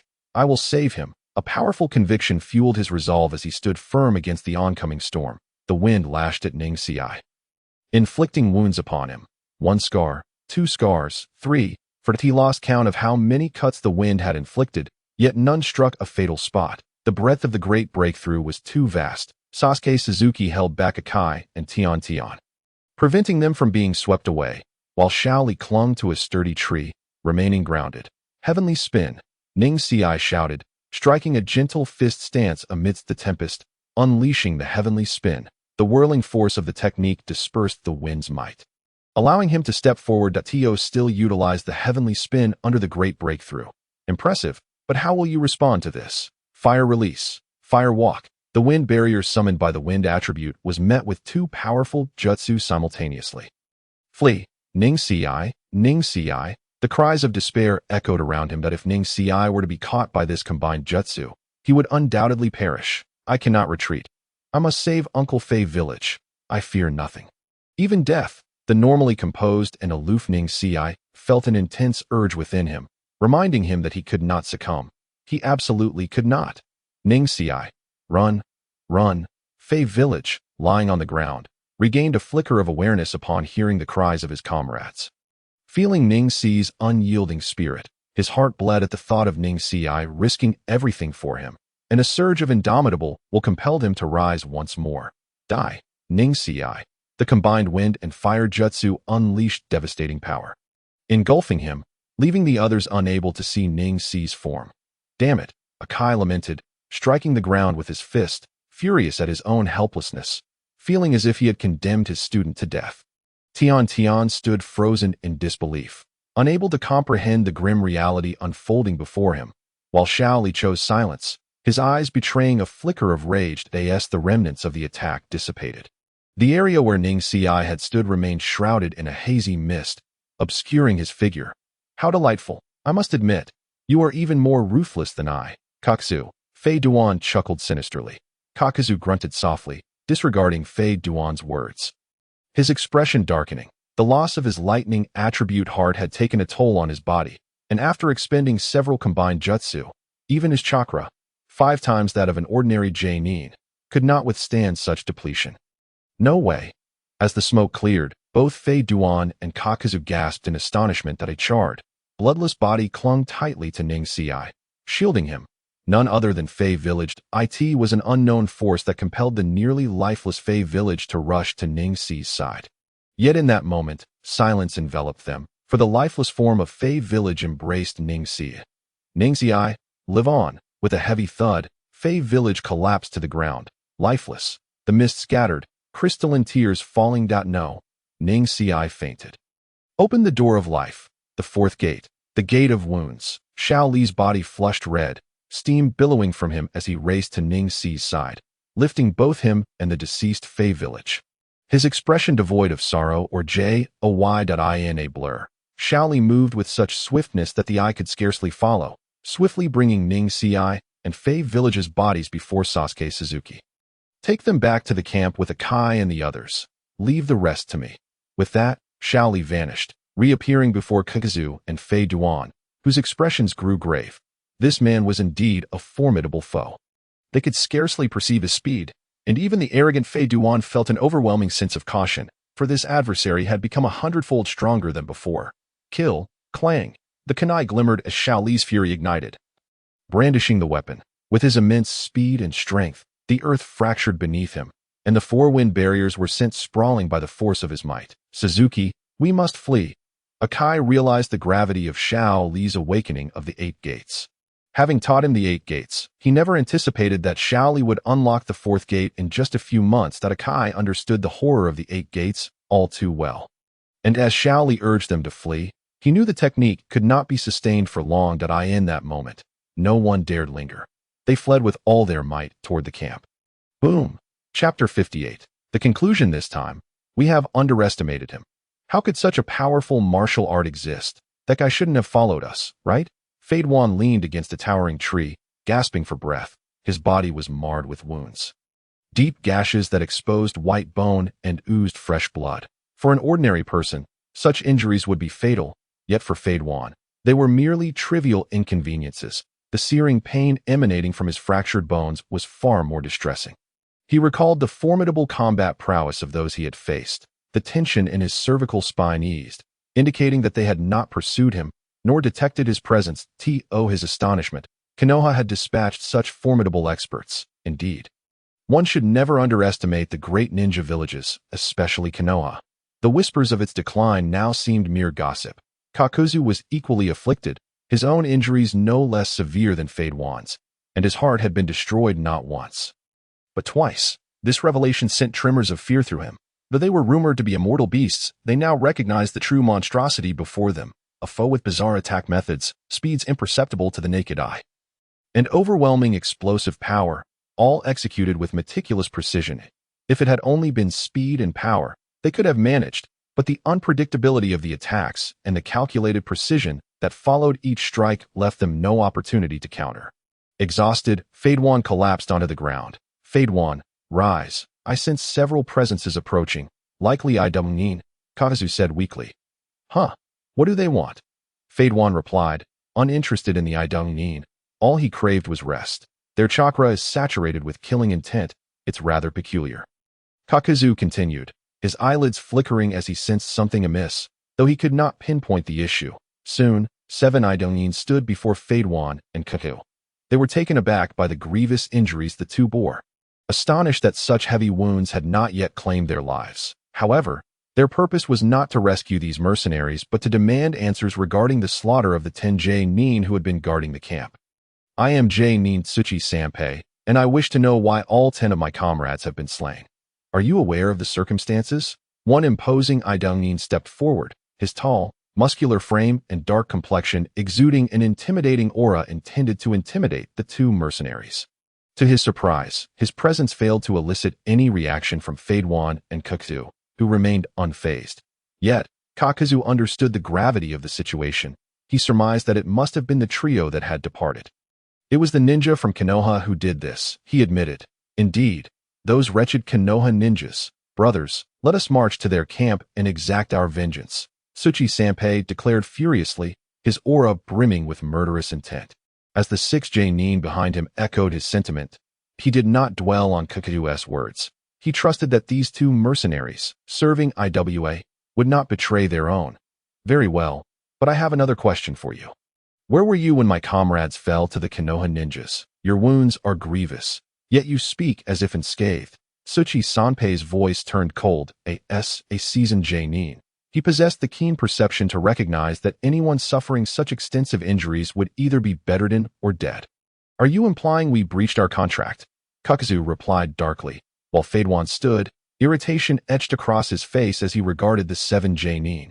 Had it not been for the contract and the threat of their leader, he would have already unleashed havoc upon not a contract. Huh? Do you dare speak of contracts when our men lie dead? The contract is null and void.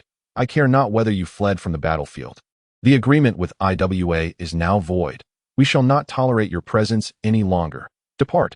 Suchi Sanpei commanded, leading the 6 IW toward Konoha's camp, only to be halted by Kakeu's icy voice. So, you will not provide any remuneration? Not a single coin. They say the people of the Earth Country are tyrannical. I have finally seen it for myself. Fade 1, I am incensed. Dispatch them. Kakuzu ordered. Uncle Kakuzu, you've finally come to your senses. I have long found these scoundrels intolerable, treating us like fools. Ha! Fade 1 laughed maniacally. Oh, you seek death. Then allow us to grant your wish. The 7 Nin scoffed at the 2 mercenaries. Oh, you happen to possess earth, fire, or lightning attribute hearts. I find myself in need of 3, Kakuzu taunted, igniting yet another battle. Meanwhile, back at the camp, Kai and his companions had just returned, only to find a dozen figures waiting for them, which filled him with joy. Sasuke Suzuki dashed forward, exhilarated yet conflicted, for this mission had seen the demise of his comrades, leaving him the sole survivor. The profound sorrow enveloped him. The only concern of his fallen friend, Hinata, had been for his well-being. Prepare medical assistance at once. Quickly, he shouted at Sasuke Suzuki's roar. The camp's inhabitants sprang into action, unveiling the tents to witness Kai and the others, disheveled and pale. The gravity of the situation dawned upon them. Hachi, DZA, Riku, it's you? Excellent. Prepare medical aid. My student requires treatment, and immediately organize a search party. I have another student on patrol. Dispatch someone to locate him. Kai exclaimed, his excitement palpable, before he suddenly fainted. The 3 figures emerging from the tent were the Inuzuka trio, who, recognizing Kai's plight, were taken aback. Initially, they had anticipated only minor disturbances at the border, but now realized the severity of the predicament. Kai, are you all right? Hachi called, but was interrupted by Tenten's frantic voice. Please, you must hurry to save Li. I beg you. Please, she cried, unable to contain her sobs. Haiti, just 12 years old, she had faced a reality more brutal than any ordinary mission, and overwhelmed by grief, she too succumbed to unconsciousness. Witnessing 2 of their comrades collapse, with Li lying motionless, Riku furrowed his brow and swiftly ordered, Hachi, DZA, gather the remaining 3 and head to the patrol area to search for Li. Remember, do not split up. Riku spoke gravely. Understanding the gravity of the situation as Kai had fainted, he feared that splitting up could expose DZA and the others to danger, so despite the smaller search radius, they would prioritize safety. DZA and Hachi nodded in agreement, rallying the 3 Nin to head toward the patrol area. Yes, the remaining members immediately tended to the injured. Suzuki, can you provide me with the details? Riku inquired, as the 2 entered the tent where Sasuke Suzuki recounted the events. Upon hearing the full account, Riku gasped in shock. He had received his orders from the Hokage, without any indication of the dire circumstances awaiting them. Realizing the urgency, they had rushed without rest. That Li's analysis was astute, and his actions decisive. However, I did not expect the Earth Country to employ ninjas, let alone 2 from the elite ranks, to attack us. I must report this to Lord Hokage. Suzuki, you should rest. We will handle the rest, Riku said, empathizing with Sasuke Suzuki's turmoil. Before exiting the tent, in the patrol area, a shadow of a figure, on the brink of losing consciousness, ambled through the thicket, its movements sluggish and devoid of agility. Blood trickled from its mouth with each labored step, driven by sheer willpower. That I cannot believe I would be angered by such trivial matters. Companions. Bonds, such laughable concepts, compelling me to fight for these trivialities. Life is indeed filled with absurdities. Alas, I am but a solitary specter traversing the night. Companions are merely tools, and emotions. Ha ha ha, the figure muttered, gazing into the vast emptiness ahead, before succumbing to the ground. Chapter 59. Treatment. As dawn broke, illuminating the sky, DZA and Hachi detected a faint fluctuation of chakra. One of the Nin trailing behind them spoke up. How far away? 200 meters at the 12 o'clock position, the Nin replied. Good. Let us proceed immediately and continue to survey the surroundings for any threats, DZA commanded. Understood. 5 individuals hurried along their path. But as they traversed a certain area, a site of a prior battle involving Xiao Li and his companions, they were struck by expressions of shock. The ground lay utterly devastated, and the surrounding jungle had been reduced to nothingness. A testament to the ferocity of the conflict, this sight heightened the vigilance of Ding Zhua and his companions. The faint fluctuations of chakra nearby ceased their disturbance, prompting a weary Jonin to say, Hai, your perception is stronger than mine. I shall leave it to you, for I am fatigued. It was understandable, given that the group had journeyed through the night to reach the camp with little to no rest. And upon arrival, they had immediately resumed their mission. Hai nodded in agreement. Let us proceed. Leaving the area behind, the five continued their search, ultimately discovering a young boy clad in a white robe lying in the grass. His aura exceedingly faint. It was Xiao Li. We must take him back to the camp for treatment, Hai stated grimly. This boy, Xiao Li, was quite youthful, nearly the same age as his daughter, stirring within him both admiration and anger. The villagers of IWA were truly despicable. Dingzhua hoisted Xiao Li into his arms, signaling the others to return to the camp immediately. Withdraw. Meanwhile, the immortal duo sat atop a rock, feeling somewhat fatigued from their demanding assignment. Before them lay the corpses of 7 fallen adversaries, being devoured by wolves drawn by the scent of blood. Fei Duan took a deep breath of the blood-soaked air and boasted, "We are nearly recovered. Kakuzuda, shouldn't we head to Konoha's camp and eliminate those few remaining? Of the 7 corpses, 6 belonged to Earth-affiliated shinobi, and 1 to a Fire-affiliated shinobi." This replenished Kakuzu's energy significantly. Hearing Fei Duan's words, Kakuzu regarded him with a look of incredulity. "We have established enemies in both locations, and I suspect that Konoha's Jonin will soon arrive. With so many of Iwa's Jonin dead, do you truly believe we can continue this slaughter? I have no desire to die, and you have already botched the mission. The leader has decreed that you shall not receive a salary for the next year. We must return to headquarters." "Damn it! Why am I the only one who gets my pay docked? Why don't you get penalized, Kakuzu? Explain yourself." Fei Duan, despite his disregard for wealth, occasionally needed money. His displeasure was palpable as he witnessed Kakuzu's dismissive demeanor. "If you doubt my words, let me remind you. When we encountered the Konoha shinobi, you ignored my advice and allowed those 3 to proceed to Iwa's camp, resulting in significant losses. The bounty you squandered was largely due to your negligence. You may have come to your senses afterward, but with your recent killing of 7 IWA shinobi, their village will surely retaliate against our Akatsuki. The leader will be extremely displeased, and you will face his wrath upon our return. I, on the other hand, am the treasurer. The funds are mine, so how could I possibly be penalized? You scoundrel, I can accept what happened previously, but regarding these 7 IWA shinobi, Fei Duan suddenly realized that it was indeed he who had killed them, with Kakuzu merely assisting in collecting the blood. Damn it, I've been duped. Enraged, Fei Duan felt as if he could explode, his desire to strike Kakuzu 100 times palpable. Enough of this nonsense, we must vacate the border swiftly.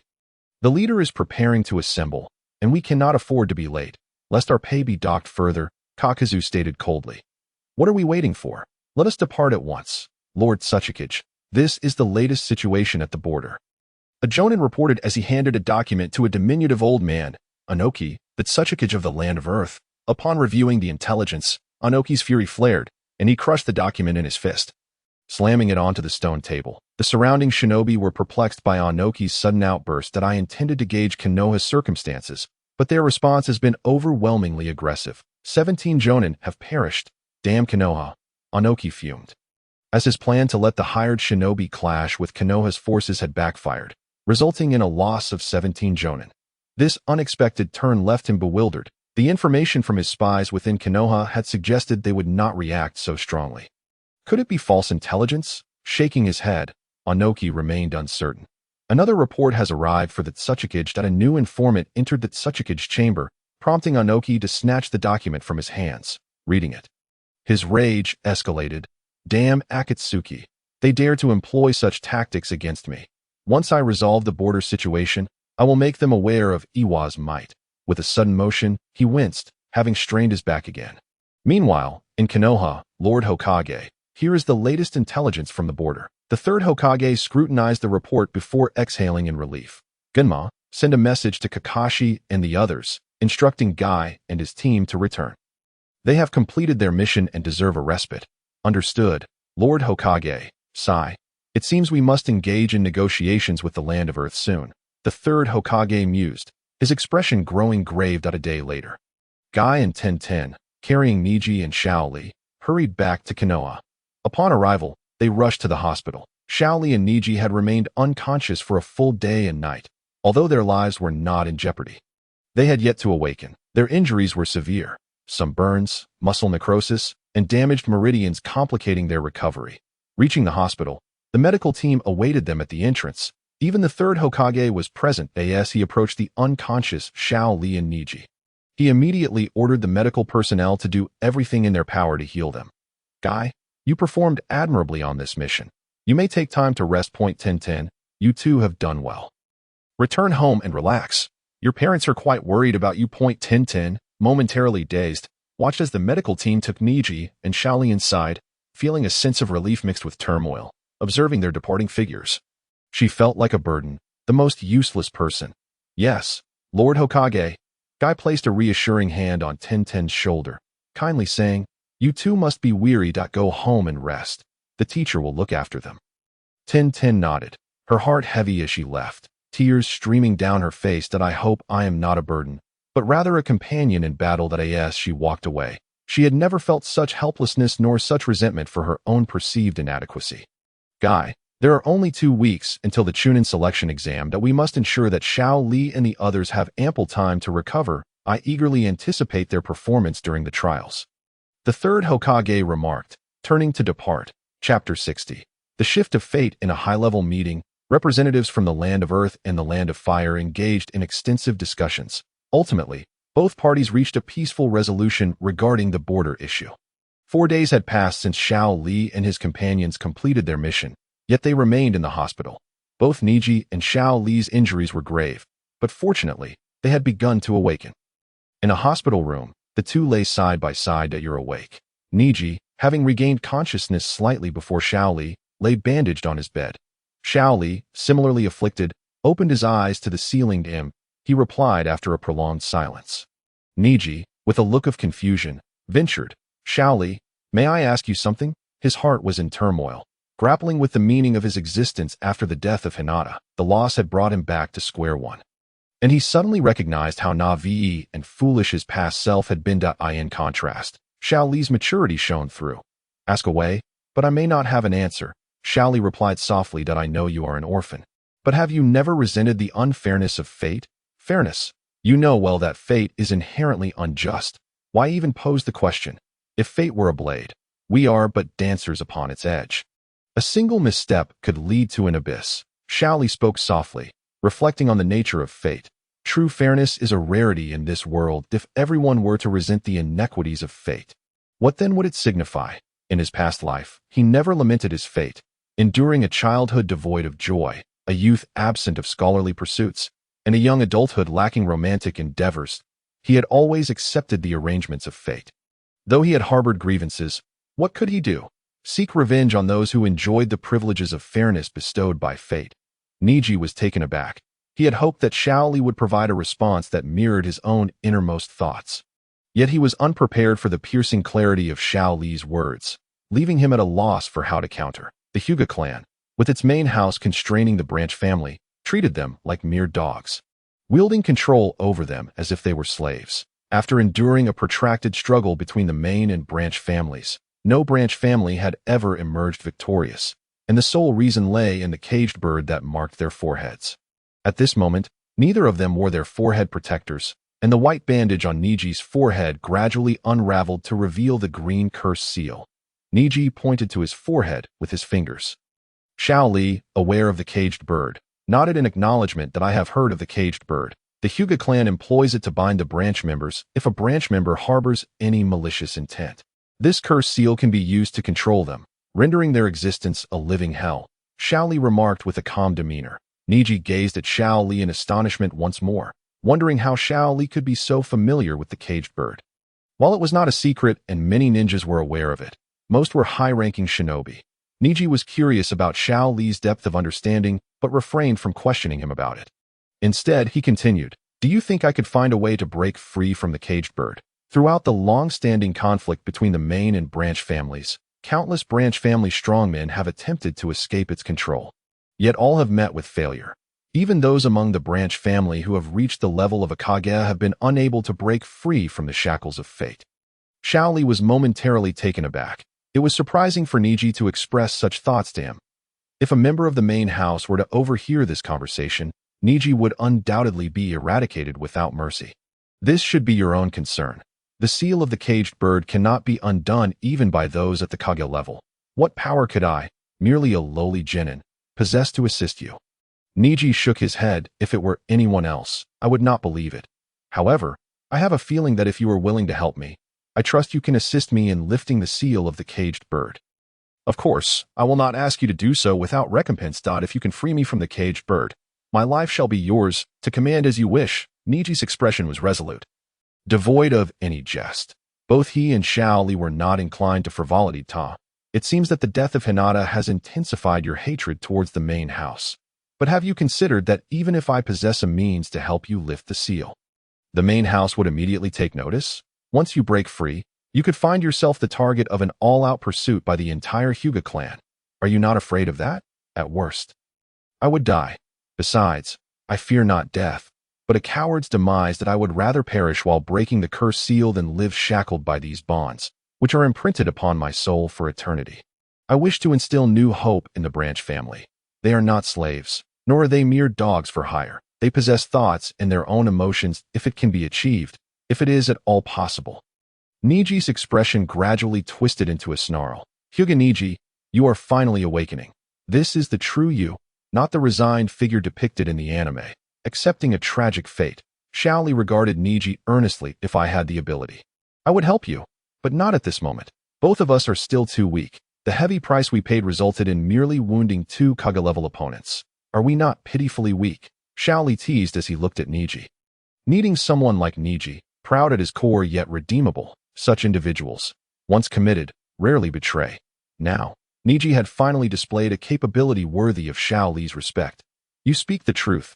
Our power is indeed insufficient. It seems we must devote ourselves to continual training. Niji nodded gravely. Xiao Li shook his head. You might want to take a look at the sky outside. Just how far does the sky stretch? And how vast is the village of Konoha? If we remain confined within Konoha, our strength will not significantly improve.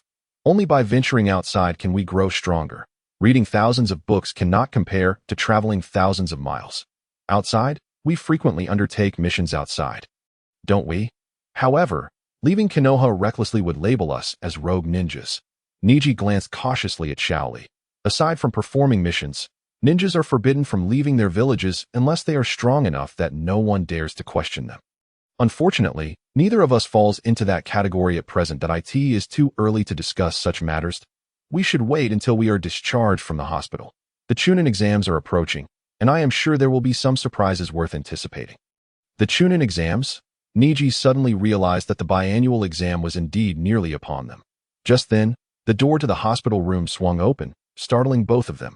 Had someone overheard their conversation? If so, they would be in serious trouble. Exchanging glances, they braced themselves, but when the door opened, a girl emerged, and they both sighed in relief. It was Tintin. Tintin entered, cradling a bouquet of flowers and carrying a basket filled with fruit. Seeing that Xiao Li and Niji were awake, she exclaimed in delight, "Wonderful! You two are finally awake." Tintin explained that she had known they would awaken yesterday, but had been too busy with family business to visit until today. And since Kai-sensei had matters to attend to, she had come alone. Did you hear what we were just discussing? Xiao Li asked with a smile. Tintin looked puzzled, shaking her head as if she did not understand. Xiao Li felt a wave of relief wash over him. It was for the best that she was unaware if Tintin had heard their conversation, even if he trusted her not to speak out of turn. Xiao Li would have no choice but to eliminate her. He preferred to eradicate any potential threats preemptively. Niji felt a twinge of anxiety at Xiao Li's inquiry towards Tintin.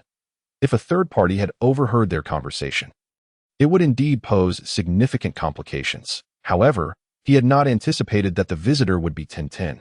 Yet Xiao Li continued to question her, and from this Niji sensed that should Tintin have caught wind of their dialogue, she could be in jeopardy as a comrade. Niji could not be as ruthless as Xiao Li. What happened to you two? I brought you a bag of fruits, Tintin exclaimed excitedly as she sat by Xiao Li's bedside, engaging in lively conversation with both of them. Chapter 61. Cleansing the Soul. A week later, the medical prowess of Konoha proved undeniably formidable, far surpassing the standards of the previous world. Niji was discharged a day earlier than Xiao Li.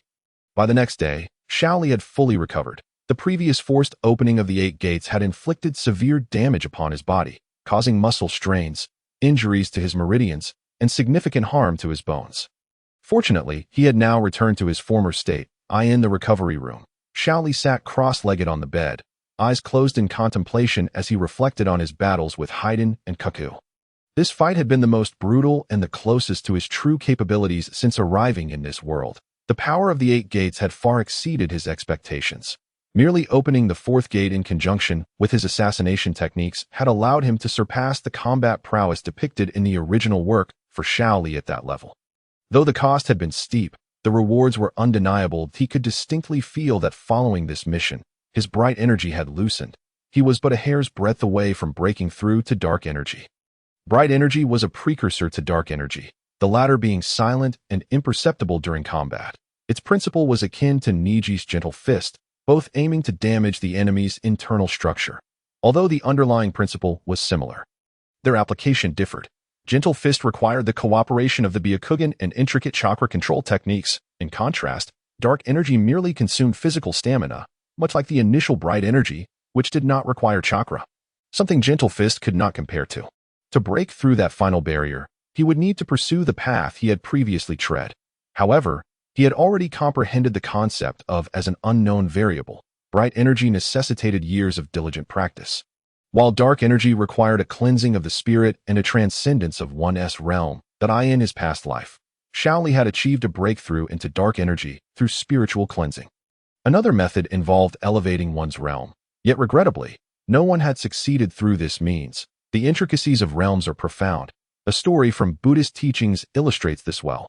Once, a woodcutter encountered a young monk sitting beneath a large tree. Gazing at the distant mountains, curiosity piqued. The woodcutter asked, "Monk, what do you see?" The young monk replied, "Mountains." The woodcutter chuckled lightly and departed, pondering the absurdity of the monk's response. Years later, the woodcutter, now middle-aged, found himself on the mountain, gathering materials when he spotted a middle-aged monk seated under a tree, similarly gazing at the distant peaks. Intrigued, he approached and inquired, "Monk, what do you see?" The middle-aged monk, with solemnity, replied, "I see that mountains are not mountains." This provoked a hearty laugh from the woodcutter. "There are mountains all around. How can you say they are not mountains? The peaks here are high, and those below are small. Do not presume me to be a fool." The woodcutter then left, while the middle-aged monk gazed at his retreating figure, turning his eyes back to the mountains, sighing, "Mountains are indeed mountains, yet why do I see them as anything but mountains at this moment?" 20 years have passed since then. The old mountain man has now entered his twilight years. On this day, he takes his young grandson on a mountain excursion and once again discovers the old monk, clad in a tattered kasaya, sitting beneath the familiar large tree, gazing at the distant peaks. The aging mountain man approaches calmly and speaks. 40 years ago, I saw you here contemplating the mountains. 20 years ago, you were also here, though you claimed you were not observing the mountains. Now, as we both grow old, I wish to ask you, what do you come to see this time?" The old monk smiles faintly, his smile radiant like flowers blooming under the nurturing spring sun. The realm of the mountains transcends ordinary understanding, akin to the profound truths of martial arts. Simplicity emerges from complexity, and all experiences eventually return to their origins. Though it appears straightforward, it encompasses an abundance of philosophical wisdom. Conversely, the path of spiritual cleansing is rather effortless. For him, the journey of cleansing the spirit involves scaling Mount Everest, and upon reaching its summit, his entire being undergoes a radical transformation, entering a state of concealed strength. This time, he intends to embark on a similar journey of purification, with just a week remaining before the Chunin selection exams. I find it necessary to venture out at least once during this week, or seek a tranquil, deserted place to cleanse my spirit. My mind is currently too chaotic, filled with distractions, especially since coming into this world. As if a veil has shrouded my soul, obscuring the pathway to my inner strength. Taking a deep breath, Xiao Li conjures 2 shadow clones. He must accelerate his training in the Flying Thunder God technique. Through this recent battle, he has gained a deeper understanding of the power of ninjutsu. As for the purification of his inner strength, he needs to find a new location. Climbing mountains will not suffice, as he has a vague sense that such an endeavor would yield no results. The next morning, as dawn breaks, Xiao Li steps onto the streets, needing to purchase new ninja tools. He has discarded the 200-pound weight he carried during missions and requires a new one. Along with some specially crafted shuriken, as the Flying Thunder God technique necessitates uniquely designed shuriken, despite not having yet mastered the technique. Upon entering a ninja tool shop, distinct from the one he frequented before, Xiao Li finds a middle-aged man polishing tools at a table. Noticing the young boy's entrance, the man politely asks, "Young ninja, are you looking to purchase some tools?" Xiao Li nods, unbothered by the term young ninja. Given his age and the forehead protector he wears, "What tools do you need? We have a comprehensive selection.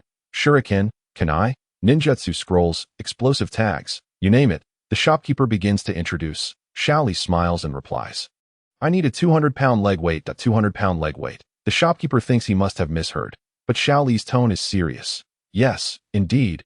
Provide me with a set that I also require some specially crafted shuriken." "You need specially crafted shuriken?" The shopkeeper ponders for a moment. "For those, you'll have to draw up the designs yourself for us to make them, and you'll need to cover the material costs. Such custom items are rarely requested." Xiao Li hadn't realized he needed to provide the designs for the special shuriken. In a wonder, the shuriken used by the fourth Hokage differed from the ordinary ones. They were originally conceived by him. "All right, I will draw the designs for you. You can create them according to my drawings, and I'll pay you in full," he states, pulling out a pen and notebook from his small pouch at his waist and beginning to sketch. The shopkeeper, astonished that Xiao Li requires no time to think before drawing, ultimately decides to cater to the customer's needs without further thought. After a while, the shopkeeper retrieves a 200-pound leg weight and places it on the ground. The effort has left him sweating profusely. 200 pounds is no trivial burden. He glances at Xiao Li, who is absorbed in his drawing, and smirks, thinking about how the boy will manage to carry this weight. After 20 minutes, Xiao Li finally completes the designs, tears off the page, and presents it to the middle-aged shopkeeper. The shopkeeper squints at the drawing, incredulous that someone so young could produce a competent design. However, as he examines the shuriken design, his pupils widen in shock. It is not due to Xiao Li's lack of skill. Rather, he is captivated by the drawing itself. "Are you sure you want this type of shuriken?" This custom design. Seeing the shopkeeper's excitement, Xiao Li feels perplexed. The shuriken he drew was based on the fourth Hokage's own design. "Yes, this is the one. Can you make it?" he inquires cautiously. "Absolutely. It's been years since anyone has requested such a design." The shopkeeper exclaims, clearly thrilled. "Good. Now, along with the 200-pound weight and the custom shuriken, could you please calculate the total for me? I need to leave soon," Xiao Li requests. The shopkeeper, still fixated on the drawing, seems momentarily distracted, but eventually snaps back to reality, looking at Xiao Li in astonishment before shaking his head. This young lad is capable of using the Flying Thunder God technique. Surely, it must be for someone else, as only the fourth Hokage has ever designed such shuriken. He muses, feeling a sense of relief wash over him. "All right, let me calculate that for you," the shopkeeper says, moving to the counting table with the drawing in hand. While Xiao Li picks up the weight and casually straps it to his legs, lightly jumping to test its heft. The total comes to 20,000 Ryo, the shopkeeper announces, just as he sees Xiao Li practicing with the weight strapped to his legs, leaving him speechless. How old is this kid? This is terrifying. Chapter 62. Voting amidst the shopkeeper's astonished expression, Xiao Li places 20,000 Ryo on the table and asks, "When can I pick up the custom shuriken?" The shopkeeper regains his composure, staring at Xiao Li, stammering, "You can come to collect it in 3 days. Very well. I shall return in 3 days. Thank you," Xiao Li replies, not lingering any longer, and heads towards the training ground. On his way, he notices an influx of unfamiliar figures in Konoha village, realizing they are ninjas from other countries here to participate in the Chunin exams. This thought weighs heavily on his mind. As he recalls that the aftermath of the exams will lead to the Konoha collapse plan, he wonders if the legendary Sannin have arrived. Never mind, I shall focus on my own path. Worrying further is futile. The village's prosperity is something rarely witnessed in his past life, which explains why so many nations covet it. Even a slight weakening in strength would invite others to rise against it. Finally, they have returned. The mission in the Land of Waves successfully completed. Haruno Sakura, Uchiha Sasuke, and Uzumaki Naruto returned to the village, brimming with pride. Having undergone the trials of their mission, both have significantly enhanced their abilities.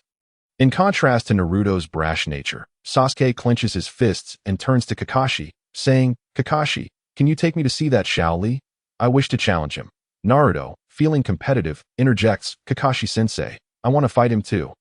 Sakura, enamored, gushes about Sasuke's charm. Kakashi, scratching his forehead, notes that Sasuke has not forgotten about Xiao Li. Considering the disparity in their strengths, even with the Sharingan activated, Sasuke would still struggle against Xiao Li. Of course, if he were to fully unleash the power of the Sharingan, Xiao Li would be at a disadvantage. Nevertheless, it might be beneficial for them to face some challenges. He decides to take them to test their mettle against Xiao Li the following day. You wish to challenge Xiao Li? That will have to wait until tomorrow. Having just returned to Konoha, there are many matters to attend to. I must report to the Hokage about our mission first. Let us meet at the training ground tomorrow, he instructs. All right, they reply in unison, with Naruto adding, Kakashi-sensei is the best. With that, Kakashi vanishes, and the three young ninjas return to their respective homes, to the Hokage's office. The room is bustling with activity. Upon Kakashi's arrival, many turn to greet him. Kakashi, sensing something amiss, approaches and observes, it seems quite a few Jonin are gathered today. Even Danzo is here, and I must have missed something significant. As he approaches, the third Hokage taps his pipe, clearing his throat. Kakashi, your timing is fortuitous. There are matters you need to be informed of. It turns out that Lugio, Dingzhua, and Hai had hurried back to Konoha a day prior. The border issue was temporarily resolved peacefully, with both sides suffering losses among their Jonin. However, AWA Shinobi faced a more severe toll, with 17 fatalities compared to Konoha's 9, when the third Hokage briefed Kakashi on the situation. He was utterly shocked, unable to fathom that a single mission could nearly escalate into war. At that moment, Kakashi reflected on his students' actions and capabilities, realizing how immature they were. Furthermore, I must announce something to you all. The next Chunin selection exam will be held 1 week earlier than originally scheduled. You may inform your students about the self-recommendation slots, which must be submitted by tomorrow.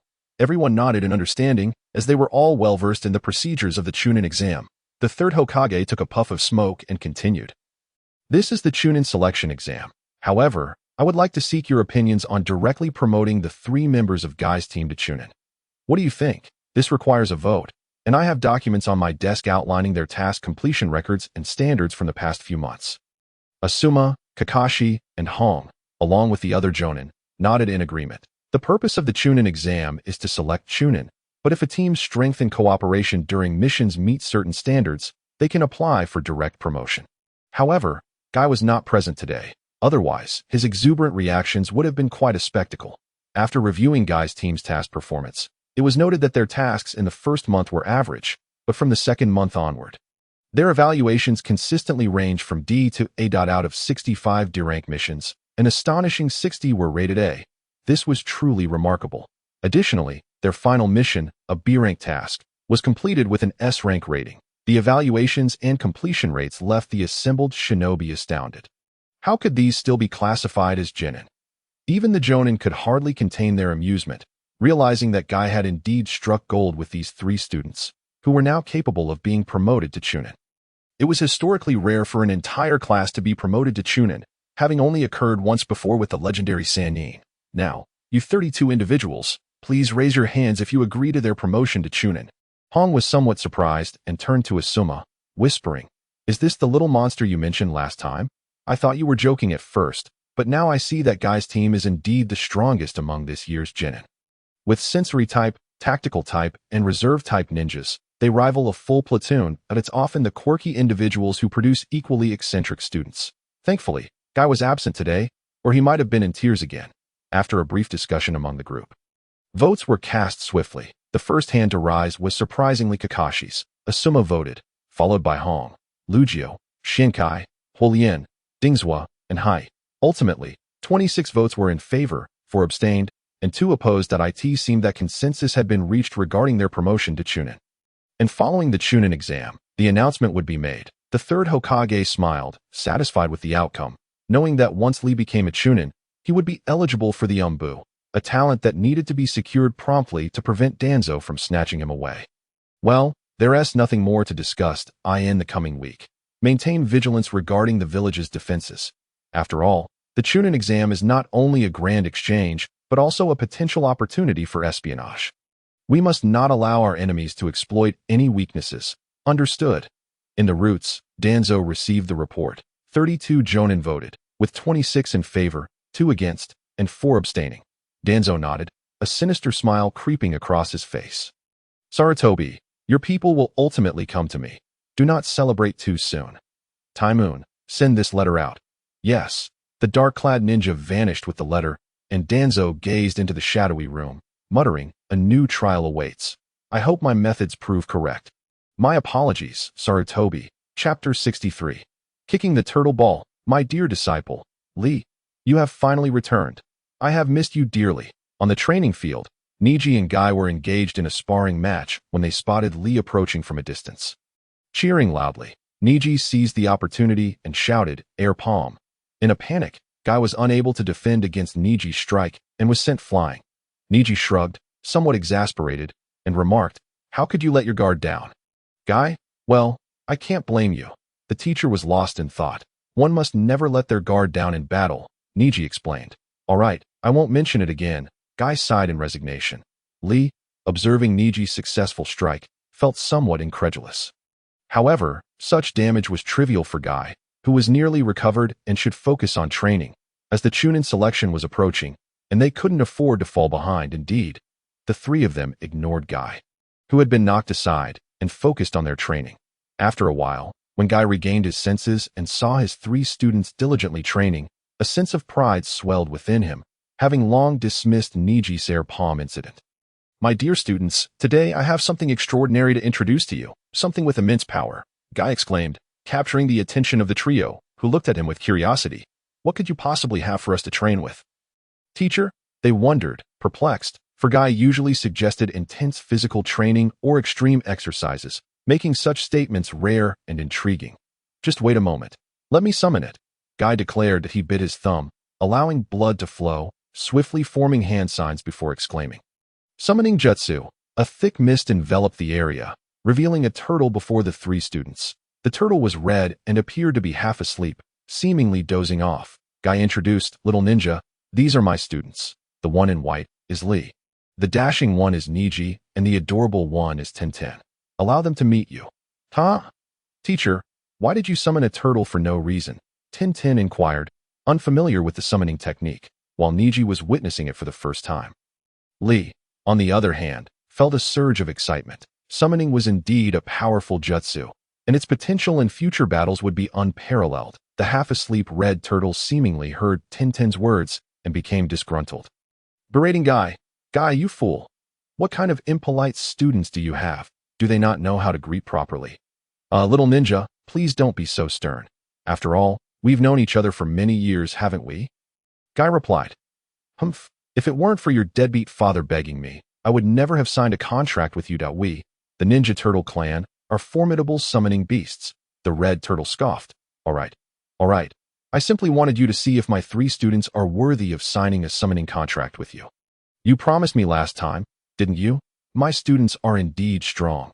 With students like these who lack manners, there is no way I would ever consider a contract with your clan. Come on, you can't do this to me. I spent a lot of money last time to treat you to that feast. Guy protested, growing anxious, for he was the type to be soft-hearted, especially towards those close to him. Wait, Teacher Guy, why should we sign a summoning contract with this weak creature? Why should we care about its opinion? Tintin retorted defiantly. Silence, Tintin. How can you speak so rudely to little ninja? Guy reprimanded. Tintin merely stuck out her tongue in response to, Teacher Guy, we appreciate your intention, but I understand that to sign a summoning contract, we need to gain the other party's approval. However, this turtle seems to look down on us, just as we look down on it. Generally, those who are overly arrogant are often cowards who fear the strong. We can seek out another summoning partner later, Li stated, disdainfully regarding the red turtle. Upon hearing Li's words, the turtle became infuriated, ready to retaliate. You little brat, you dare call me a coward? Very well, I'll show you just how powerful Ninja Turtle. Little ninja can be. What's the matter?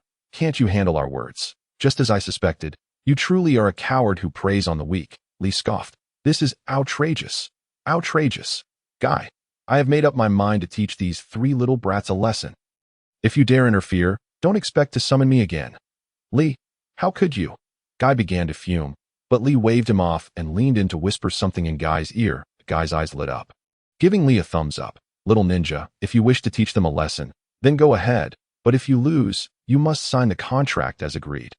Humph. I am oblivious to what that little rascal confided in you. But I assure you, I will make them face the consequences. Rest assured, I will never be as untrustworthy as you. Akai nodded with satisfaction, signaling to Xiao Li. Xiao Li acknowledged with a nod, grasping the hands of Ningxi and Tiantian. Whispering a few words, and their eyes lit up, Tiantian could not help but chuckle. Xiao Li, you are truly wicked. This is possible. As you said, we shall continue until it surrenders. Let us commence our action.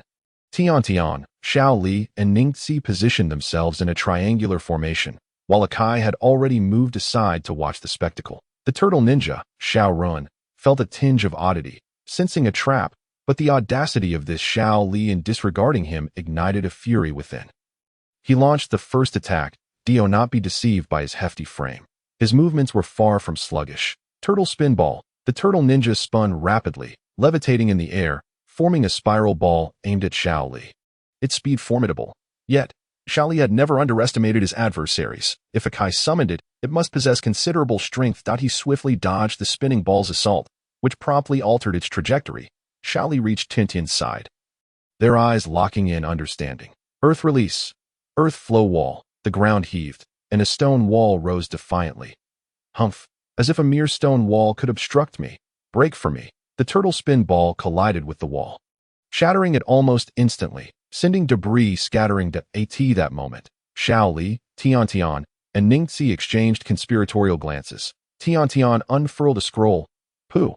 A bag crafted from snake skin emerged. Tiantian seized the bag and tossed it to Ningxi, who leaped to catch it midair. Xiao Li shouted, Stinky turtle. Come on, I'm right here. Dare to call me a stinky turtle? Sister can endure, but uncle cannot. Provoked by Xiao Li, the turtle ninja surged with rage, intent on attacking him again. However, just as it prepared to strike, darkness clouded its vision, accompanied by a sudden assault on its shell. Boom! The turtle spin ball was halted. Confused, Xiaoran found himself in an inexplicable situation, wondering if these three little rascals had cast an illusion unbeknownst to him. Now the kicking begins. Ningxi, catch! Xiao Li bellowed. Thus commenced a ludicrous game of ball with the turtle. The red turtle weighed at least 200 pounds. A burden even for the three who regularly trained. Yet Xiao Li was an exception. His legs had been honed to the strength of steel, even bearing an additional 200 pounds. Ningxi and Tiantian struggled. He could endure. Bang! Stuffed into the snake skin bag, the turtle ninja belatedly realized it had been captured, feeling both shame and anger at being toyed with by these three little rascals. Xiao Li kicked, sending the hefty turtle soaring from the bag, disorienting it. The trajectory pointed towards Ningxi, who crouched and assumed a gentle fist stance. Return. With a deft motion, the snakeskin bag flew back into the air, this time towards Tiantian. Her expression turned serious as she swiftly unfurled her scroll. Pooh! An iron rod appeared, and she gripped it tightly, striking with force. Thud! The turtle ninja felt the iron rod strike its head, sending it into a whirl of pain. Cursing furiously, You three rascals, when I get out, you will pay dearly.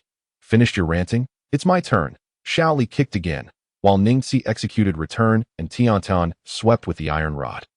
Tiantian bore the brunt of the effort, and after 3 rounds, fatigue began to set in. Observing her struggle, Xiao Li called out, Tiantian, take a break. Let me have some fun with Ningxi. This is a rare training opportunity. Tiantian, feeling a tad embarrassed, smiled and retreated beside Akai, who was rendered speechless, his expression beyond description. Xiao Li had just whispered to him about a method to summon the turtle, and he had allowed it. Only to find Xiao Li employing such a strategy. Ningxi, I must accelerate. This is a unique chance for training, Xiao Li remarked, gazing at the snake skin bag with determination. Let us see how to refine the power of return. Meanwhile, the turtle ninja, overhearing their exchange, felt genuine fear and called out, Please, no more kicking. I yield. Just let me out. I will sign the contract with you. With each back and forth toss, the turtle felt it might soon be driven to madness. Oh, but what if you regret it once freed? Xiao Li questioned skeptically. I am not like Akai, who is untrustworthy. If I say I will sign, I surely will, came the furious roar from within the snake skin bag. After one final kick, the bag veered off course, crashing into a tree with a resounding thud. Xiao Li gave a thumbs up to Akai. All set, teacher Akai. Akai stood frozen, recalling the arduous process of signing a contract with the Ninja Turtle clan. where even his father had begged on his knees and endured numerous trials to succeed. He never anticipated Xiao Li would resort to such means, yet he found a strange satisfaction in it. As if reclaiming his father's past tribulations, Xiao Li approached the snakeskin bag and untied the ropes, revealing the turtle ninja, who was dizzy and disoriented. Xiao Li flipped it over with force. "What are you doing?" Tian asked, perplexed that I fear it might betray us. "Have you ever heard of a turtle flipping over and being unable to move?" Xiao Li replied with a grin. After a few minutes, the turtle ninja regained its senses, realizing it was no longer in the bag. Just as it was about to voice its outrage, it discovered itself lying on its back. "You scoundrel! How dare you flip me over? What is your intention?" I fear you may have second thoughts, and I am not so foolish. Now, let us sign the contract. All three of us must agree." "Are you jesting? Who would willingly sign a contract after being treated so?" "Only a fool or a madman would do so. Besides, with the turtle's volatile temperament, how could it possibly comply?" You, I will not sign." The turtle ninja seethed, its anger boiling over at being humiliated for the first time. It had intended to teach Xiao Li a lesson upon emerging, but Xiao Li's cunning had caught it off guard, inciting its fury. "Very well, Tian, bring the snake skin bag over. We shall continue our game," Xiao Li said nonchalantly. Tian found it amusing, responding with enthusiasm. "Understood." She picked up the snake skin bag, instilling fresh fear in the turtle ninja. "You scoundrel, I will sign. Just stop this madness." "If you had mentioned this earlier." "Where is the contract?" Xiao Li inquired. "Are you blind? The scroll hanging from my neck is the contract. Can you not retrieve it yourself?" Another roar erupted from within, so loud that Xiao Li covered his ears. Swiftly retrieving the contract. Such speed! How could this creature be so astute? Earlier, when the turtle had intended to bite Xiao Li's hand as he reached for the contract, it had planned to flip over. But Xiao Li's swiftness thwarted its scheme. "Do not think for a moment that I am unaware of your intentions. I am not so naive," Xiao Li scoffed, unfurling the red contract scroll. As it opened, Akai and the others gathered to observe. Few had signed the red scroll, fewer than 10, including Akai's father, with the final signature being that of Mike K. "How does one sign?" Ningxi inquired, after a moment of silence. Akai, seeing his father's name, felt a pang of nostalgia. "First, write your names with the black ink pen, then press your 5 fingers in blood. That will suffice." "Oh, how simple!" Tian exclaimed, eager to try. Xiao Li interrupted. "Allow me to go first. It seems this contract signing is not as straightforward as it appears." Hearing Xiao Li's words, Akai nodded approvingly. "Indeed, a regular summoning contract poses no issues, but the Ninja Turtle Clan's contract is somewhat unique. Signing it will consume a significant amount of your chakra as the price. If not careful, it may even endanger your life." "Akai, why did you speak so much? I want to see how these little rascals meet their end." "Silence," Akai retorted angrily upon hearing the turtle ninja's words. These were his students, and he could not bear to see any of them harm him. They were akin to his own children, despite their treatment of the turtle. He would prefer to prevent them from signing the contract altogether. Upon witnessing Akai's furious outburst, the tortoise Sharon found itself momentarily bewildered. Akai had always treated it with utmost courtesy. Why this sudden aberration? Had it perhaps erred in some way? Meanwhile, Xiao Li grasped his ink brush and inscribed his name, Liloaka, then bit down on his thumb, pressing all 5 fingers onto the contract with the fervor reminiscent of Naruto from the original tale. Whoosh! Chapter 65. The Ninja Turtle System. As his fingers made contact, the red scroll emitted a peculiar pulling force, rapidly siphoning the chakra from within Xiao Li's body. Sweat beaded on his forehead as he felt his chakra dwindle. Yet, he underestimated Xiao Li's resolve. With a focused intent, he fixated on the red scroll. After 2 minutes, he gradually withdrew his fingers, astonished by the sight of the scroll. Xiao Li struggled to maintain his stance, nearly collapsing onto the ground, but fortunately, Akai caught him just in time. Shaking his head, Xiao Li remarked, "This contract consumes an excessive amount of chakra, but at least it was successfully executed." Seeing Xiao Li's success, Tian and Niji rejoiced and eagerly approached to sign the contract, only to be met with Xiao Li's cautionary words. "You too must exercise utmost caution if you wish to sign this contract. Especially you, Tian. Your chakra reserves are the most limited. Otherwise, an accident may indeed occur." Akai concurred. Xiao Li is correct. The pressure involved in signing this contract is substantial, demanding a vast amount of chakra. A misstep could result in life-threatening consequences. Niji and Xiao Li are somewhat better off. But as for you, Tian, I advise you to wait for the next opportunity. Akai's intention was for Niji and Xiao Li to sign the contract, while Tian would be safeguarded by them. However, to their surprise, Tian glared at them in anger. I have become stronger and do not wish to hold back Xiao Li and Niji any longer. I must sign this contract. The three exchanged wry smiles at her determination, which was unexpectedly assertive. Very well, but you must recover your chakra before proceeding. We will keep a close watch on you. Should anything go awry, we will intervene. Tian nodded, and next, it was Niji's turn to place his fingers down. His experience mirrored Xiao Li's. He too successfully signed but staggered back, his face pale and nearly retching. Humph, you two little brats managed to sign this contract. It seems you possess some strength. However, even if you do sign, I won't permit you to summon. I am the mighty tortoise Sharon. The four ignored its boastful proclamation, leaving it feeling quite insignificant. An hour later, it was Tian's turn. Give it your all, Akai advised. I will. You can count on me. With that, Tian stepped forward, bit her thumb, and pressed it onto the red scroll. Her body trembled as chakra rapidly drained away. Despite being aware of the situation, she was unprepared for the speed at which her chakra was being absorbed, catching her off guard. Thankfully, Akai, Niji, and Xiao Li stood behind her, ready to act should an emergency arise. 1 minute passed. 2 minutes passed. Tian's contract signing extended longer than the others, as she had exhausted her chakra entirely, standing solely on willpower. This transformation did not go unnoticed by Xiao Li and the others, without realizing it. Tian had grown stronger. Over the past few months, the three had faced life and death situations repeatedly, emerging unscathed each time. They were no longer the same trio from the original story but had evolved into a far more formidable force. Success. Tian weakly withdrew her fingers, her face alight with joy as she turned to the others, only to have her eyelids grow heavy and succumb to slumber. Akai gently laid her down on the grass for rest. Marveling at the unexpected success of all three students in signing the contract, a result that exceeded his expectations, they would now have a significant ally in the Ninja Turtle clan, providing a semblance of assurance in the face of danger. Akai then approached the upside-down Shaoran, flipping it over before it could unleash a torrent of complaints. Shaoran, my three students have passed their trials, but let's put the past behind us. After all, you are their elder, and they are your juniors. Let bygones be bygones. Shaoran turned its head away, visibly displeased. Yet, Akai was correct. Those who could sign the Ninja Turtle clan's contract possessed formidable willpower, as most ninjas found it challenging to manage the temperament of the Ninja Turtle clan. Only those with strong wills could forge such agreements, indirectly earning the clan's recognition. Fine. Since you put it that way, I have nothing further to say, but if they continue to display such rudeness, I will truly lose my temper. How dare they kick me about? Haha, Shaoran, after all these years, I shall make it up to you. Upon hearing the word compensation, Shaoran's eyes sparkled, and it exclaimed, then I want 100 servings of steak. What? Are you robbing me? Akai exclaimed, taken aback. This tortoise, a creature primarily herbivorous, had an odd penchant for meat, specifically steak. To maintain harmony, Akai was reluctant to anger Xian in more than 50 servings.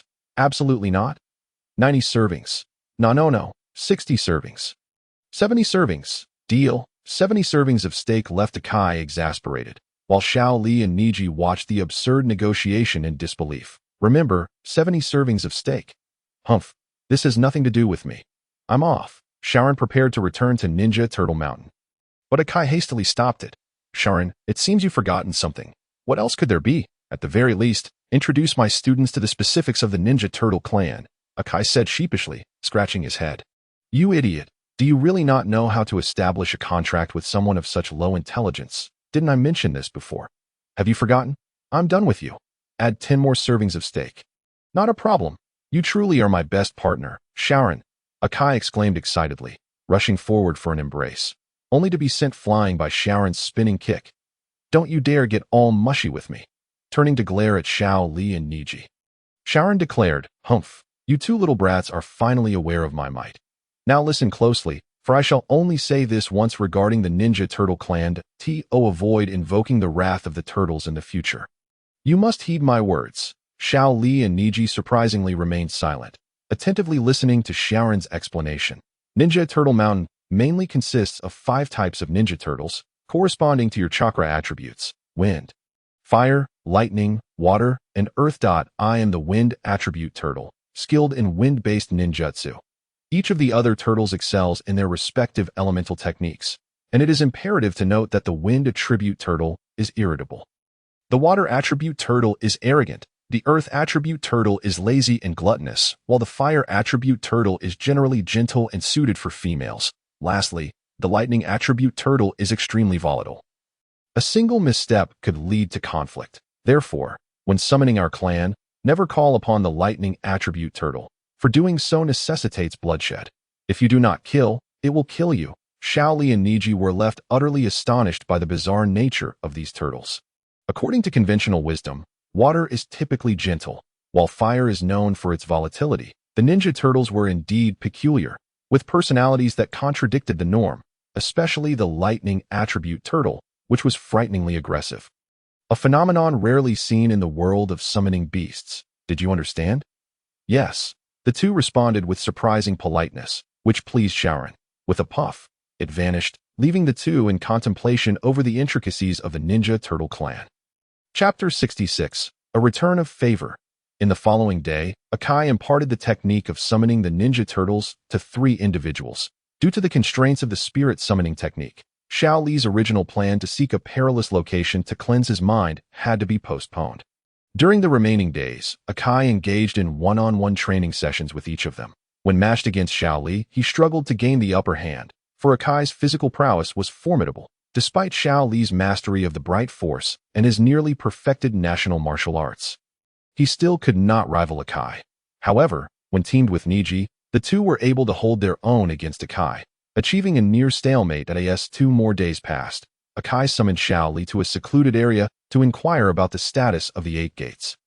Xiao Li candidly reported that while the opening of the 8 gates might be a daunting challenge for others, those who practiced national martial arts would discover that its training transcended mere surface techniques. Delving into the internal workings, the 8 gates represent the breaking of 8 acupuncture points within the body, which remain tightly sealed under normal circumstances, only to be forcibly opened under intense stimulus. Unlike the original Xiao Li, who required the stimulation of the lotus blossom to activate the 8 gates, Xiao Li had learned to rely on the power of the bright force to stimulate the acupuncture points. Akai expressed his serious concern, having observed Xiao Li's previous activation of the 8 gates, which he suspected was under the influence of the lotus blossom. He reminded Xiao Li of the potential after-effects, emphasizing the necessity of self-restraint when utilizing such forbidden techniques. Akai's expression was grave as he reiterated the dangers associated with the 8 gates, cautioning that without a means of self-regulation, one could easily become overly reliant on them, leading to catastrophic bodily collapse. This lesson was imparted to him by his father, and now he sought to pass it on to Xiao Li, urging him to refrain from using it unless absolutely necessary. Adhering to one's own ninja way is the best form of restraint, Akai praised. You have done remarkably well. In that situation, activating the 8 gates was indeed the correct choice. I am proud of you. Up until now, I have imparted nearly all that I can teach you. In the upcoming Chunin exams, you, Niji, and Tian are all poised to advance to Chunin. Soon, you will be leading your own squads. Akai sighed, reflecting on the news he had received the previous day from other Jonin. It had been confirmed through their votes that Xiao Li, Niji, and Tian had qualified for direct promotion to Chunin. This should have filled him with joy, yet he found himself engulfed by a sense of melancholy, lamenting that his students were simply too exceptional. However, the news remained under wraps, destined to be announced only after the conclusion of the Chunin exams. For the trio, participation in the exams had lost its significance. Internally, Akai made a resolution. He wished to provide Xiao Li and the others with one final trial, an opportunity to hone their skills in preparation for the Chunin exams. Xiao Li nodded in agreement. Sensing the weight of unspoken thoughts in Akai's demeanor, it seemed there were things Akai chose to conceal, but Xiao Li refrained from pressing for answers, trusting that Akai would share if he deemed it necessary. Teacher, I believe this is something you should express to all 3 of us, rather than just to me, Xiao Li remarked. Akai smiled warmly. Indeed, Xiao Li, you know me best. Regrettably, I hesitate to share such sentiments with the others, fearing it might inflate their egos. However, I feel at ease discussing this with you. The Chunin exams commenced next Monday. This period was originally intended for you all to intensify your training, yet I trust you have each devised your own training regimens. That peculiar style of boxing you've been practicing is quite formidable. I have long wished to learn that unique technique from you. But alas, I have been unable to grasp it that I hesitate to ask. But might you share a glimpse of your training with me? Xiao Li was momentarily taken aback, surprised that Akai sought knowledge about national martial arts. Previously, he had only given a cursory explanation of the bright force. And now his teacher was asking for his guidance. Deeply moved, Xiao Li thought, a true master is one who recognizes their students as teachers. If Master Akai is interested, let us sit down and discuss it thoroughly. Of course, these are merely my personal insights, so please forgive any inaccuracies. Xiao Li sat down on the ground, grinning. Really? That's fantastic. Thank you so much, Xiao Li. Unbeknownst to him, Akai had long desired to ask this question but had refrained out of respect for his status as a teacher. Today, he overcame his embarrassment to approach Xiao Li, expecting rejection, yet was pleasantly surprised by the ease of Xiao Li's acceptance. The two sat on the ground, a gentle breeze stirring the air as leaves danced and petals fluttered. Xiao Li began explaining the principles of national martial arts in simple terms, gradually delving into the methods of practice. Their discussion persisted until dusk, and it was not until Tian arrived to call them that they snapped back to reality.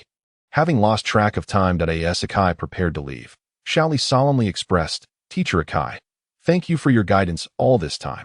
Akai's steps faltered momentarily, and he felt tears of gratitude welling up in his eyes. He raised his hand in a gesture of acknowledgement, departing with a sense of fulfillment.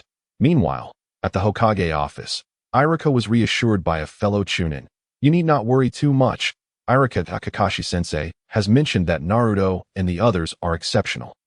Have faith that they will excel in the Chunin exams. Just then, a green figure dashed through the Hokage's entrance, startling both Irika and the Chunin. At first glance, they mistook the figure for a wild beast, only to realize it was Akai. Excuse me, are you Teacher Akai? One of them stammered, recognizing the green-clad figure who collapsed at the table, panting heavily. Has the self-nomination for the Chunin exam concluded? Akai urgently inquired. I am afraid the self-nomination has already ended, Irika replied. Realizing the urgency, Akai dashed up the stairs, vanishing in the blink of an eye. Irika and his companion stood in stunned silence. Lord Hokage, Lord Hokage. Akai burst through the door, startling the third Hokage, who was leisurely smoking a pipe, along with two other ninjas who were equally taken aback by Akai's abrupt entrance. How many times must I remind you to knock before entering? The third Hokage scolded, his irritation evident. Forgive me, Lord Hokage. I am here to self-nominate my 3 students for the Chunin exams. Akai straightened up, speaking with earnestness. I've already registered Xiao Li and the others. You didn't know? Akai froze, tears of joy streaming down his face. Lord Hokage, you are truly wonderful. You are like a second father to me. Don't come here with your sarcasm. Recalling this now only makes me work harder to help you self-nominate. Are you trying to wear this old body out? The third Hokage feigned annoyance. Meanwhile, the 2 ninjas exchanged looks, one female ninja murmuring, what an eccentric character Akai is. The burly male ninja beside her ignored her comment. His gaze fixed on Akai. Humph, if you choose to ignore me, then so be it. Chapter 67.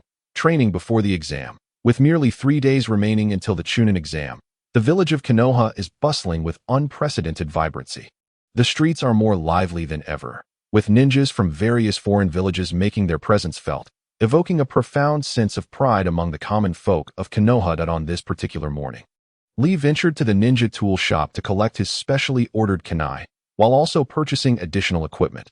The Chunin exam, a pivotal event in the original anime, coupled with the Konoha collapse plan, occupies Lee's thoughts. However, his interest lies solely in the Chunin exam, as the Konoha collapse plan holds no significance for him.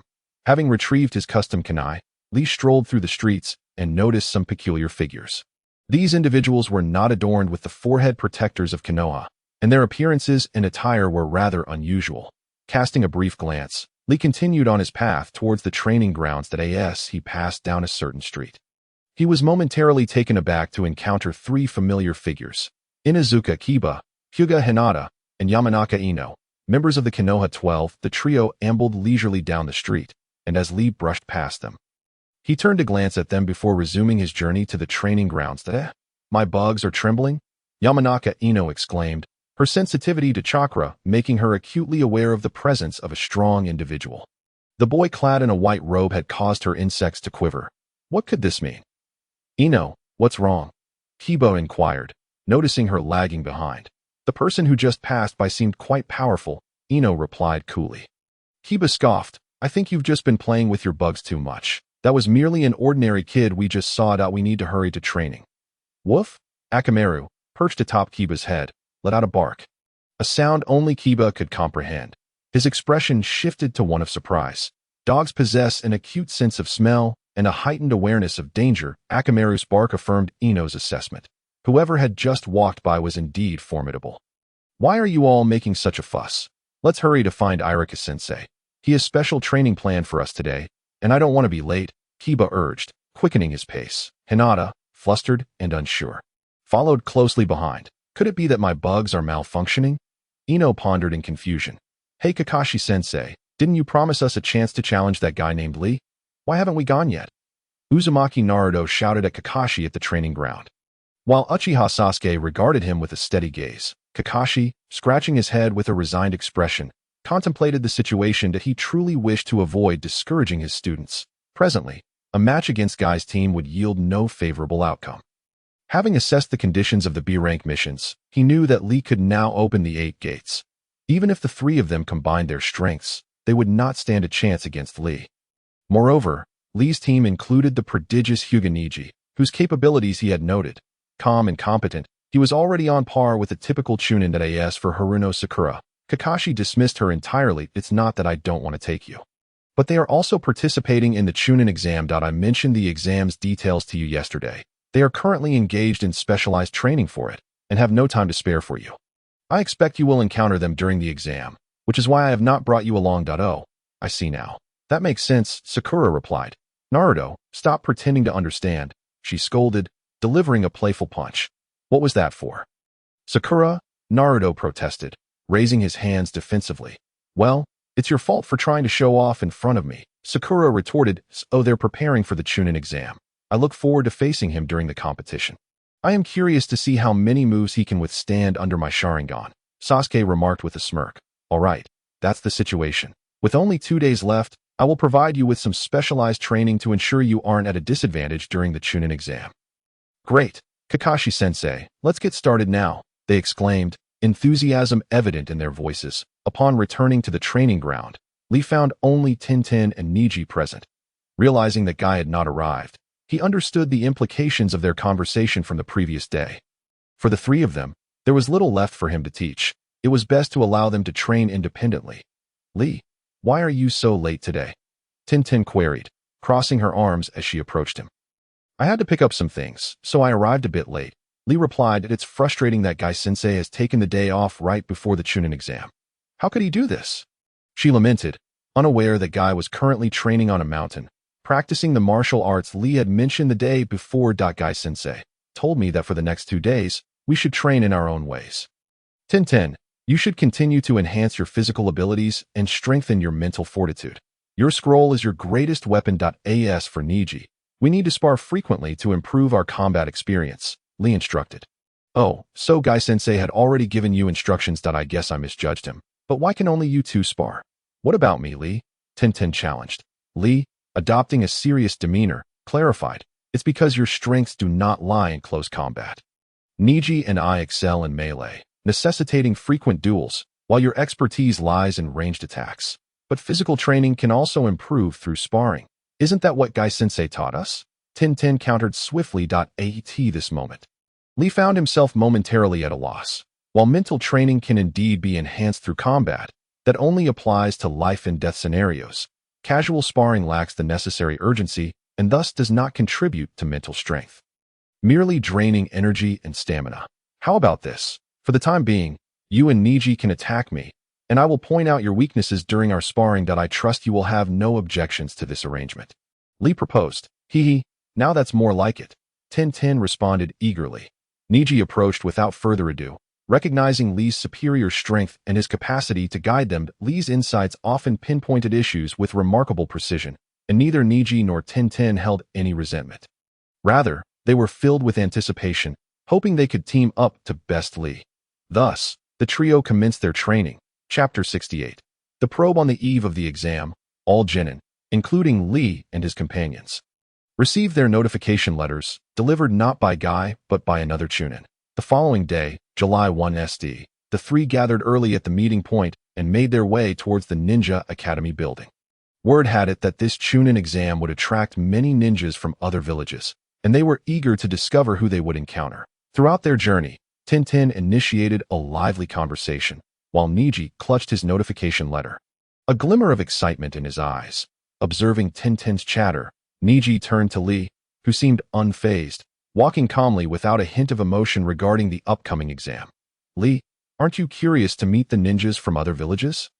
I'm quite intrigued, Tintin exclaimed, wrapping her arm around Li's. Li shook his head, replying coolly, I was contemplating that the Chunin exam, as per tradition, consists of 3 phases. The first may very well be a written test. What do you think? The two were at a loss for words, shaking their heads in uncertainty. That I have researched some materials regarding the Chunin exam. There is typically a break between each exam. And while the last exam's first phase was not a written test, the one prior to it was. Based on patterns from the last 5 years, I believe this year's first phase will also be a written test.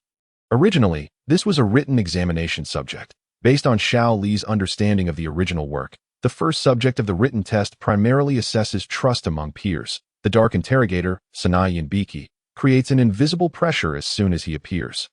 Stemming from the trust, or lack thereof, among companions, doubts about one another only serve to heighten this pressure.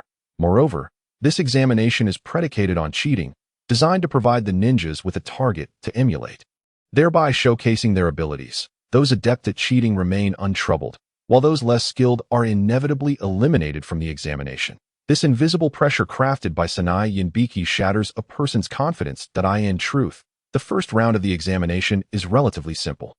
As long as one perseveres until the end, success is assured, even if it means submitting a blank paper, for the 10th question is the key to advancement. Naturally, Xiao Li would not divulge these insights to the two individuals. As it pertains to future events, revealing such information would only sow seeds of doubt in their minds. His intention in raising this issue was merely to instill a sense of vigilance in them. In reality, he harbored little concern, for this stage primarily tests the trust among companions and the ninja's dedication. Xiao Li, are you saying there will be a written test? But I haven't studied, Tian exclaimed. A hint of anxiety creeping into her voice. In recent days, she had been so engrossed in training that she scarcely found time to review her studies. Niji furrowed his brow slightly, even with his self-proclaimed genius intellect. He had nearly forgotten the content of textbooks. You needn't worry. The Chunin exam will not feature such simplistic questions. Historically, the written tests have revealed that although they are written, they primarily stem from environmental pressures, a kind of invisible oppression.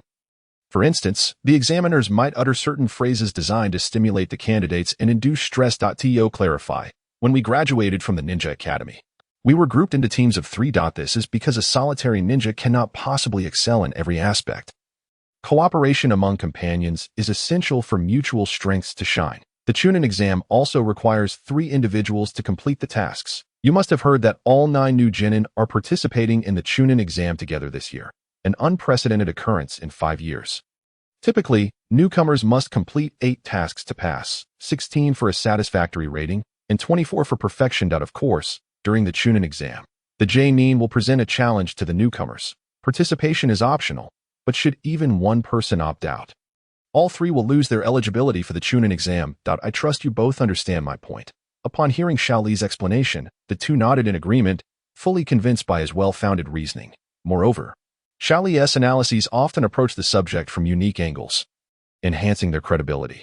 According to what you said, if the first round is a written test, we can disregard the questions on the paper and simply wait until time is up to pass. Niji, ever quick to catch on, inquired eagerly. Is that true, Xiao Li? Xiao Li chuckled. You two aren't as dull as I thought. It seems you've finally grasped the concept. Xiao Li spoke with a deliberate clarity, prompting the two to express their frustration in a flurry of exclamations. Damn it. All right, let us end the jesting here. What I mentioned was merely speculation. The specifics will depend on the situation, but we've arrived at the teaching building. I wonder if Teacher Akai is waiting for us. With a light sigh, Xiao Li took the lead, stepping through the doors of the teaching building. Hello, Sasuke. Are you also here for the Chunin exam? Naruto Uzumaki, along with his team from Class 7, arrived at the teaching building about 10 minutes after Xiao Li and his companions. However, unlike the scenario in the original work, they did not immediately encounter teammate. The Inuzuka, Nara, and Akimichi trio. Hey, Ino, why are you hugging Sasuke? Ino wasted no time in giving Uchiha Sasuke an enthusiastic embrace, which only fueled Sakura Haruno's jealousy, leading to a playful tug-of-war that left Sasuke utterly exasperated. Hey, are you guys, the weakest trio, really here for the Chunin exam?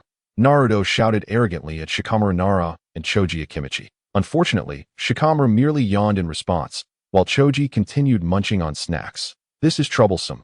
I was hoping to sneak in a nap.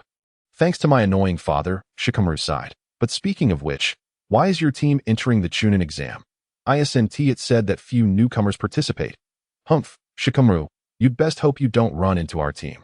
Otherwise, you won't even have a chance to flee. We've become quite strong, Naruto declared, brimming with confidence. Observing Naruto's self-satisfied demeanor, Shikamaru sighed again, bemused by his friend's obliviousness to his own question.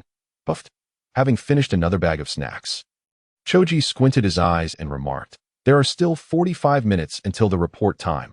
Now isn't the time for chit-chat. At once, the five of them realized the urgency of the situation. Ino released her embrace on Sasuke and sweetly stated, Sasuke, you must wait for me during the Chunin exam, okay? She then dragged Shikamaru and Choji toward the teaching building. Damn, Ino, Sasuke wouldn't wait for you. Sakura retorted, turning to look at Sasuke with a rosy blush, her heart racing. Sasuke, the ever-cool individual, was focused on maintaining his aloof demeanor. Sakura resolved to make an impression during the Chunin exam, hoping to win Sasuke's affections.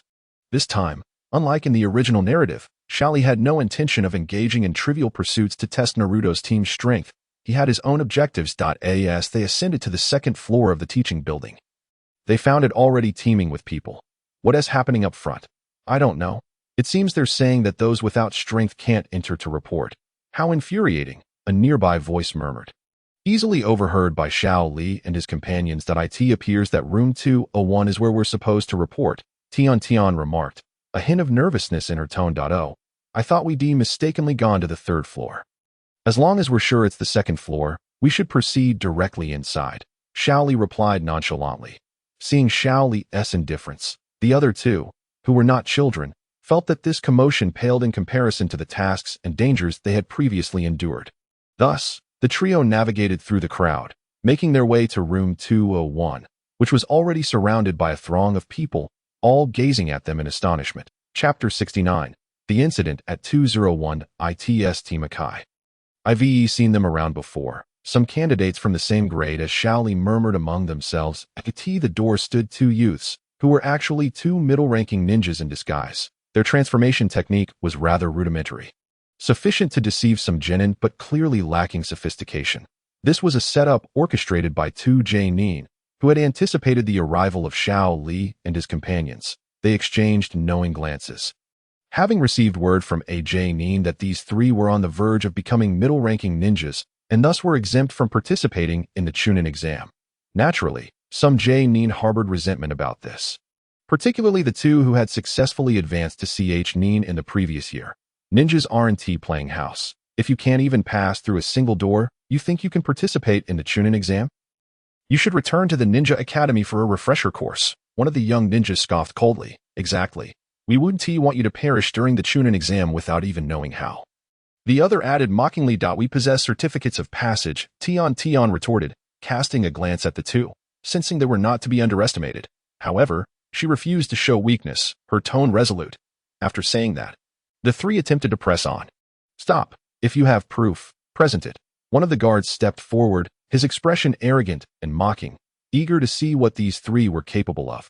Here it is, Niji replied, producing the certificate from his hand.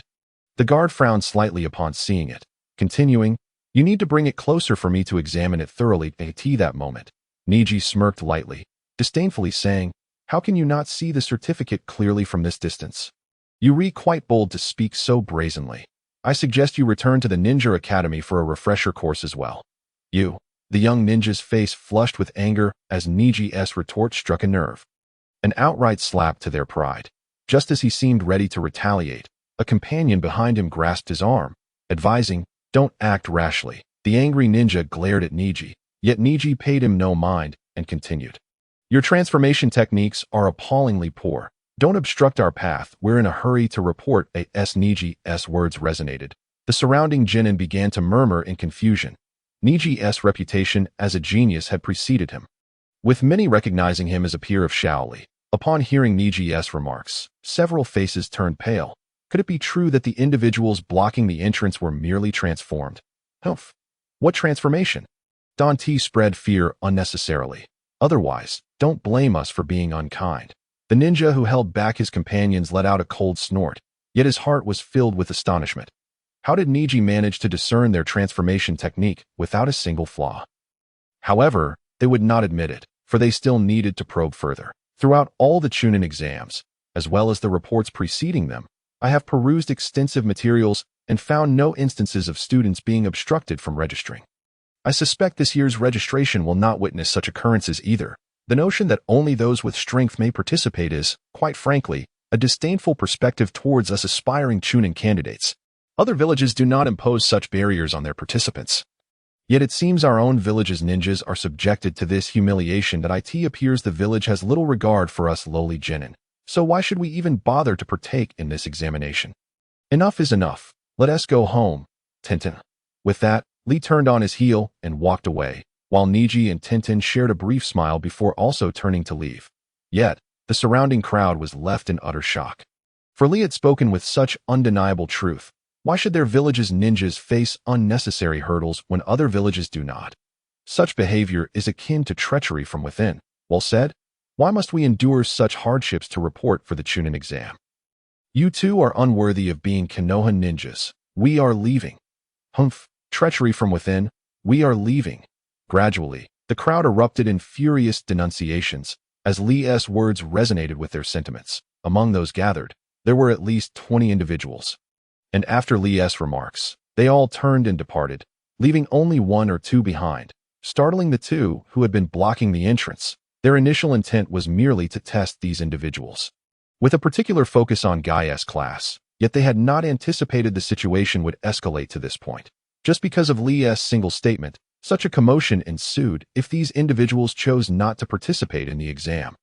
Their own culpability would be immense, not for their refusal, but for being thwarted by their fellow villagers, rendering them unable to register for the Chunin exam. That it seemed that both of them would no longer have a future as ninjas. Thus, shedding their prior arrogance, they called out, "Wait, we were merely joking with you two. You may enter now." The candidates, having taken a few steps, glared at the two with seething anger. At this moment, Li turned back and mocked. "What is this? One moment you bar us from entering. The next you permit us? You truly regard us as less than human.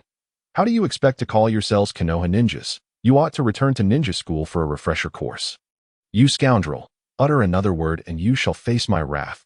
This time, the two were genuinely incensed, all due to Li. Had he not uttered those words, they would not have felt compelled to let them in. In truth, they had already forgotten their initial purpose of testing. With a furious glare directed at Li, one of them shouted, "What if I continue to speak my mind? You two ought to return to school for a refresher. Those who lack respect for ninjas have no right to be ninjas. Although we are all genin, we have invested tremendous effort to participate in this Chunin exam, and finally, we have gained the village's recognition. Yet you two, relying on a modicum of strength, seek to oppress us, the ninjas of this village. Your conduct is utterly despicable. Even dogs understand gratitude. Do you dare compare yourselves to dogs? Indeed, they are inferior to dogs." Yes, Li speaks the truth. You two are unworthy of being Konoha ninjas. With Li's impassioned words, a wave of agreement surged through the crowd as they echoed his disdainful remarks. After all, they were merely young adolescents, around 11 or 12 years of age, incapable of discerning the underlying issues. Meanwhile, Niji and Tintin observed Li quietly, noticing a faint, cold smile curled upon his lips, leaving them to feel pity for the two guarding the entrance. How unfortunate for them to have offended Li. "You vile wretches, how dare you slander us? I can hardly restrain myself from taking action." Having been berated by so many, and with their intention to test these individuals now abandoned, they found themselves caught in a predicament thanks to Li's unexpected outburst, leaving them with no graceful exit. One hot-headed individual bellowed, and in an instant, his figure vanished, reappearing beside Li. The previously noisy scene fell into sudden silence as the attacking ninja delivered a swift kick aimed at Li's abdomen, thinking to humiliate him. However, his expression changed dramatically as he realized that Li had, somehow, seized his leg. The low rumble reverberated through the bones, and the assailant cried out in agony, "My foot! Let go of my foot! You scoundrel!" The ninja shouted at Li, who regarded him with indifference. Tightening his grip, the sudden surge of power radiated through the assailant's leg, accompanied by the unmistakable sound of cracking bones, which echoed for all to hear. With a sudden pop, the transformation technique dissipated, revealing the true form of the ninja whose leg Li had grasped. A man in his early 20s, his face obscured by a white bandage, with striking black hair. "What on earth? Is this truly a transformation technique?" Another voice cried out, as yet another figure dispelled their transformation, exclaiming, "You must be Li, right? We are Chunin. Release us immediately." "Chunin, produce your identification," Li replied calmly. Chapter 70, Ninja Identification Cards. Li's words ignited a fury within the Chunin. Did they truly need to provide proof of their status? Chunin were expected to possess certain insignia, but neither of them had donned such attire that day. "What proof do you require? Just release Zidi's foot." With a snap, "Scoundrel, I shall kill you for this. You have broken my foot." Zidi seethed with rage, feeling his leg become numb, as if it had ceased to exist. While the intense pain radiating from his limb nearly caused him to faint, that he growled, "Outcloud, why aren't you helping me?" Finally, another Chunin, Outcloud, sprang into action. The reason Chunin were recognized as such was due to their outstanding teamwork and overall competencies. Outcloud vanished in an instant, reappearing directly in front of Li, throwing a punch. Although swift, Niji also moved in a flash, delivering a kick that left Outcloud's face paling. He had believed his speed was commendable. Yet Niji's strike was even swifter, forcing him to retreat. "What is happening on the second floor?" Haruno Sakura exclaimed, noticing a large crowd gathered. This piqued the curiosity of Uchiha Sasuke and Uzumaki Naruto. "Let us go take a look," Naruto said, hastening forward. Hinata Niji, last year's prodigious student, truly possesses formidable strength. His speed and reflexes surpass mine, and with his Byakugan bloodline limit, he excels in close combat. Outcloud was drenched in sweat. Niji's speed was far beyond his own. Just then, a voice from the crowd called out, "You are up to no good again, you vile scoundrel. This time I will flatten you." As Naruto, Sakura, and Sasuke arrived, they witnessed Li holding onto a person's foot, leaving Naruto to think Li was once again engaging in mischief, reminiscent of the incident at the barbecue shop, where he had wreaked havoc. Fueled with enthusiasm, he charged forward. Sakura attempted to call out to Naruto, but he had already formed hand signs. Shadow Clone Jutsu. Li glanced at him, feeling utterly exasperated. This individual truly possessed an extraordinary lack of awareness. In an instant, another ninja materialized before Naruto, his serious expression addressing the crowd. "How long do you intend to cause a ruckus? If you do not report soon, you will truly lose your eligibility to participate in the Chunin exam." "Kakashi-sensei, Kakashi." The appearance of Kakashi brought a sigh of relief to Outcloud, who stood and approached him, ready to explain. However, Kakashi waved his hand dismissively, stating, "I am already aware of the situation that I will report this matter to Lord Hokage. So prepare yourselves for the consequences." Outcloud remained silent, nodding heavily. "Li, you may release him now. They mean no harm," Kakashi added awkwardly. Although it was common for Chunin to test Genin during the exam, such actions were entirely ineffective against Li and his companions.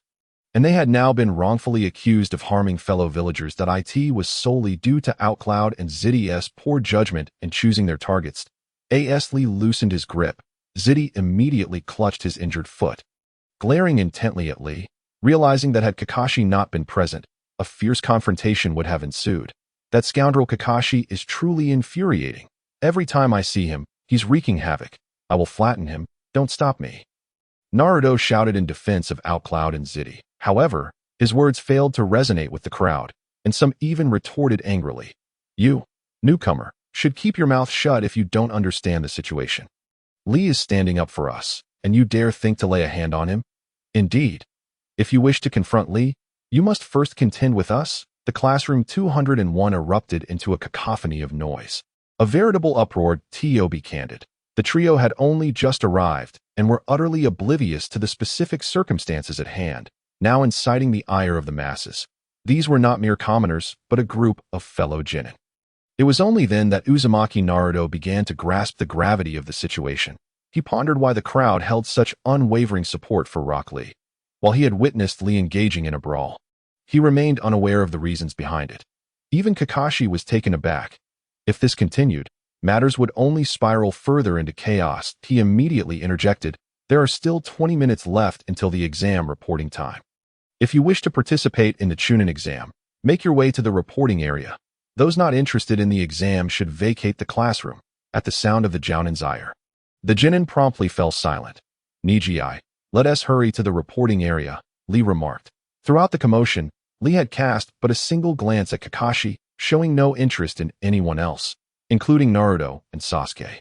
He turned and pushed through the tumult of classroom 201, muttering to himself about the troublesome little brats. Kakashi rubbed his forehead and sighed skyward. "Sasuke, Naruto, Sakura, you three should head to classroom 301 for reporting.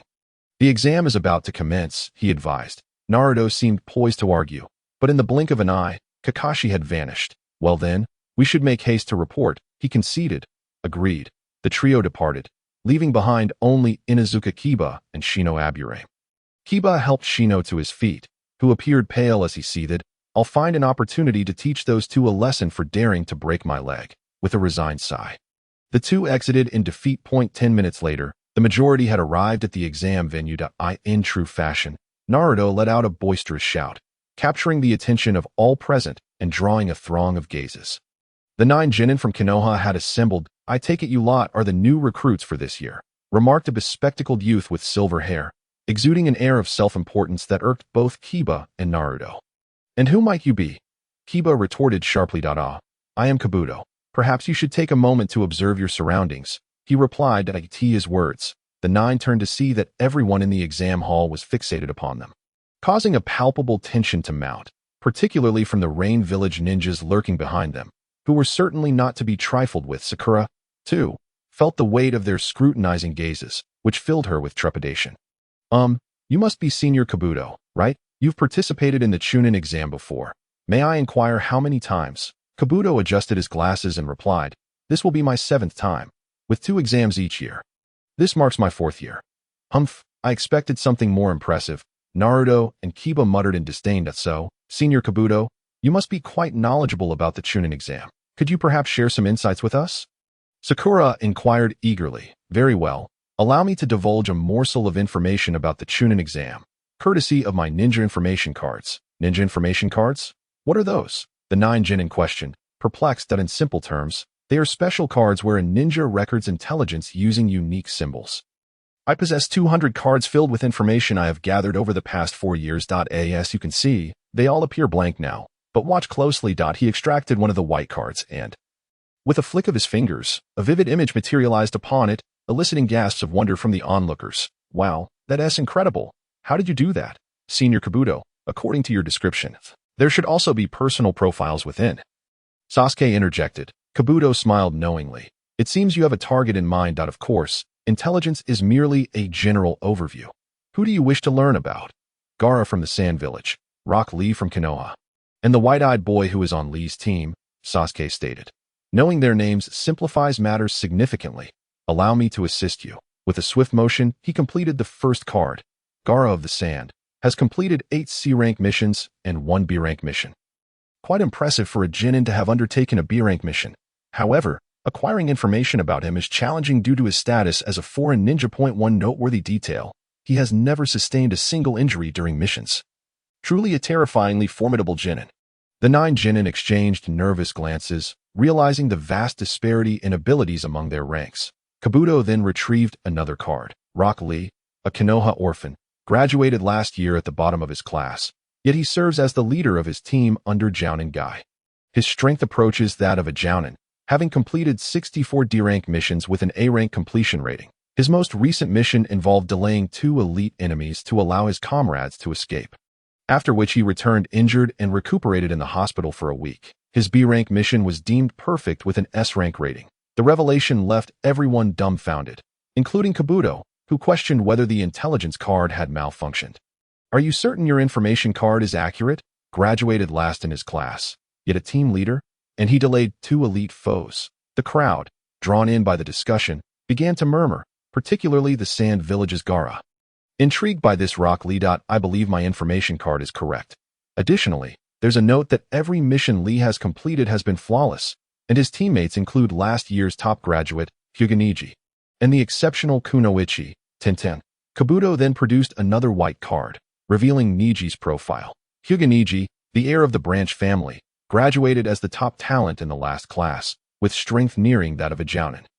Specializing in taijutsu, his mission record includes 64 D-rank missions, which is similar to Lee's, but you might be more interested in his B-rank mission, where he faced an elite foe without suffering fatal injuries. Returning gravely wounded to the Konoha hospital for a week, the 9 genin were left in disbelief. Even Naruto, who had little understanding of elite ranks, was astonished. His shock stemmed not from Lee's prowess, but from realizing that both Lee and he shared similar backgrounds as orphans. A pang of regret washed over him for his earlier dismissive attitude towards Lee. And what about Tenten? Is she also exceptionally skilled? Ino asked, her voice trembling. Tenten, last year's top female graduate, excels in taijutsu and space-time ninjutsu, playing a pivotal role in all missions. Her record mirrors that of Lee, and it's noted that she has already reached the level of a chunin, making her the strongest female genin of this class. Incredible. They are all so formidable. The realization of their strength stung the 9 genin, especially for Sasuke, who clenched his fists in frustration, not out of resentment towards Lee and the others, but from dissatisfaction with his own inadequacies. The Uchiha name demanded respect and could not be tarnished by weakness. Even Kabuto, typically composed, was taken aback by the revelations contained within his information cards. Some of the data had been acquired through unconventional means. Yet he had not anticipated such formidable intelligence. It was imperative he report the circumstances of these 3 to Orochimaru, especially the remarkable Rock Lee, who possessed such extraordinary strength at merely 13 years of age. You need not worry so much. They are merely a year your senior and have trained extensively for a year. They did not participate in the last Chunin exam, while you have only just graduated a few months ago and dare to enter the Chunin exam. Trust in your abilities, Kabuto reassured them, shifting the topic. This year's Chunin exam has gathered ninjas from various nations: Konoha, the Sand Village, the Waterfall, the Grass, the Rain, and the Sound. Except for the Sound Village, which is a newly established small country with scarce intelligence. The other nations have dispatched their finest genin. In essence, everyone here is an elite genin, so do not underestimate them. I'm losing confidence. They are all so strong, Ino murmured. Even Naruto, usually oblivious, felt the weight of the moment. Sakura noticed Naruto trembling, unable to articulate his thoughts. Naruto, relax. It's going to be fine, she began to comfort him. Yet, Naruto suddenly burst into laughter, pointing at everyone in the exam hall and declaring, I am Uzumaki Naruto, and I will never lose to any of you. An eerie silence enveloped the area. I told you not to associate with that fool, someone quipped, and Naruto's words inadvertently turned them into the center of attention.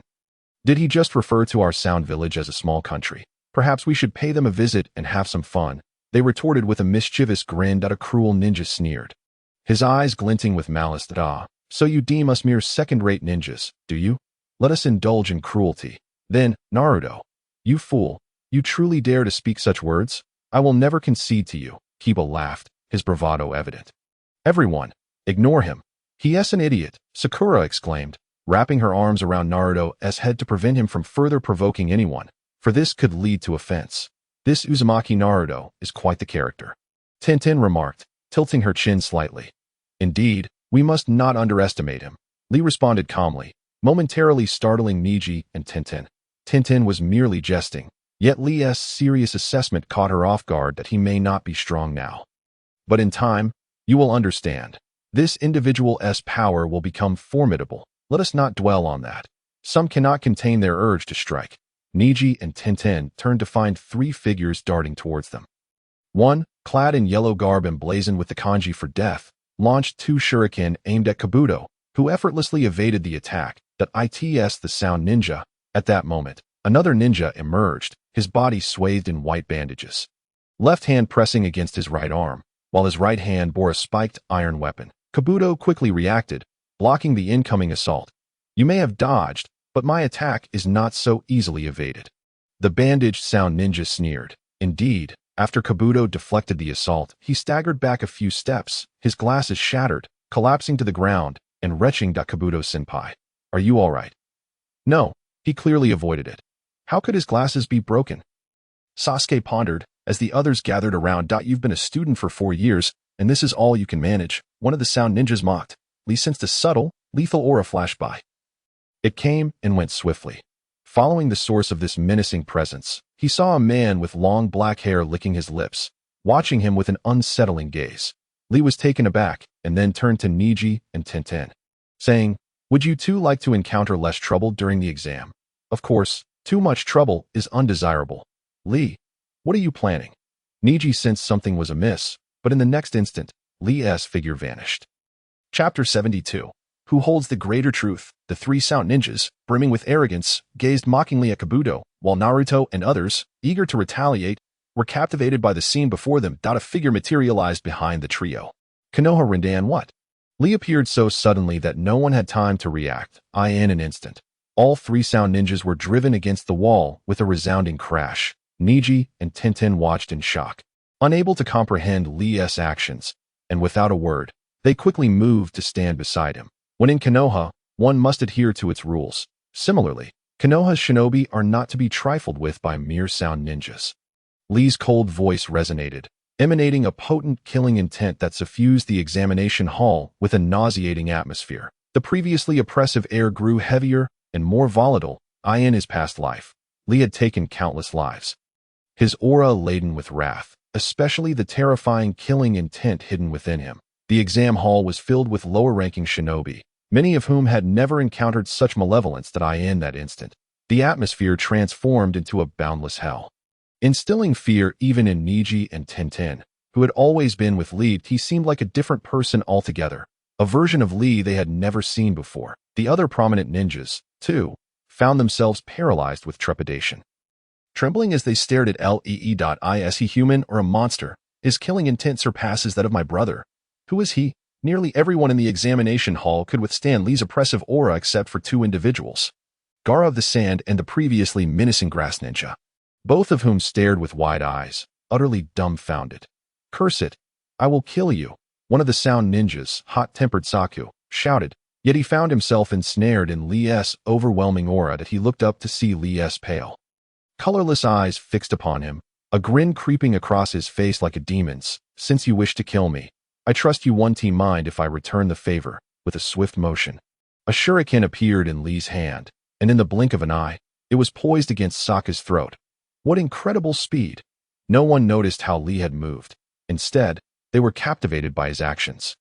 It seemed he was genuinely intent on killing Saku, his expression devoid of jest, heightening the fear among the onlookers. Some, unable to bear the tension, began to vomit. The already suffocating atmosphere was thick with dread. If Lee were to kill someone, the consequences would be dire. "Enough, you bastards, be quiet." A group of individuals entered the scene, growing impatient. "Are we? I am Imbishi, the proctor for this exam." A burly ninja at the forefront proclaimed. "You sound ninjas better temper your behavior. And you in the white garb, put down your shuriken, or I will revoke your examination privileges," a proctor shouted, pointing at Leas. The crowd gathered. The eerie tension dissipated in an instant. Lee glanced up at them, his gaze sharpening, and with a light chuckle directed at Saku, he asked, "Do you really think I wouldn't dare to kill you?" Saku was incredulous that someone would threaten him in front of the proctors. The shuriken glided across, blood splattering against the wall. Silence engulfed the room. Everyone, including the Konoha shinobi, stood in shock, utterly unprepared for Lee's defiance against the proctor's warning. "Did you truly just kill Saku?" Toshi could hardly believe it. He had thought they were ruthless enough, yet Lee had proven to be even more merciless. The female ninja stood frozen in disbelief, rendered senseless. "How dare you kill someone? Your examination privileges are revoked." One of the proctors shouted in fury. It seemed Lee had disregarded their authority entirely. Even the usually composed Imbishi furrowed his brow in concern. Who is this student so audacious as to kill in broad daylight? Lee sheathed his shuriken, standing beside Niji and Tenten. With a light-hearted smile, he addressed them. "Niji, what should we do in this situation?" Niji hesitated, his mind racing, as Li stepped forward to the proctors, asserting, "This individual sought to kill us Konoha shinobi without provocation. I had no choice but to retaliate. You may inquire with them if you wish. Am I mistaken?"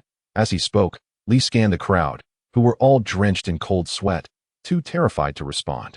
This man was nothing short of a demon. The proctors gaped at Li, astonished by his brazen demeanor after committing murder. They had observed the events unfold, having arrived just as the situation escalated.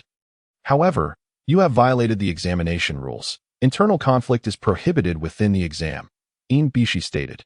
"You are mistaken. I did not initiate the conflict. The two sound ninjas are the true offenders that I believe their examination privileges should be revoked instead," Li countered. The lower-ranking ninjas were left speechless as the atmosphere grew increasingly tense. "If you doubt my words, you may ask the multitude present. Surely, many pairs of eyes cannot lie. Nonsense. To kill and then feign innocence. Revoke his examination privileges immediately," another proctor bellowed, a familiar figure from earlier, who had clashed with Li. The absence of another Chunin likely meant he was recuperating. His silence was fortuitous, as upon recognizing Li, he inwardly scoffed. "So, it's you, the one who bullied our Konoha ninjas. How curious that you are a proctor. It intrigues me how someone like you could hold such a position. Bullying our ninjas?" Bishi and the others were bewildered. What was this about? "You are slandering me. It was clearly you." "How am I slandering you? If I have done no wrong, why fear my words?" Li smirked. "You, Izumi, be quiet. What I am stating is that your actions have breached our village's rules. You have unlawfully killed a foreign ninja, and you no longer have the right to participate in this examination. I can formally arrest you now." Bishi, well-versed in Konoha's rules, sought to avoid further entanglement with Li, especially during such a critical moment in the Chunin exams. Two Chunin moved to apprehend Li. He calmly interjected, "Wait, you must be Bishi, correct? I wish to ask, what wrong have I committed?" "Humph." Knowing full well, to arbitrarily slay the ninjas of another nation is indeed a grave sin. But if the ninjas from another nation seek to take my life, and I am compelled to slay him, how then shall it be regarded? Bishi furrowed his brow.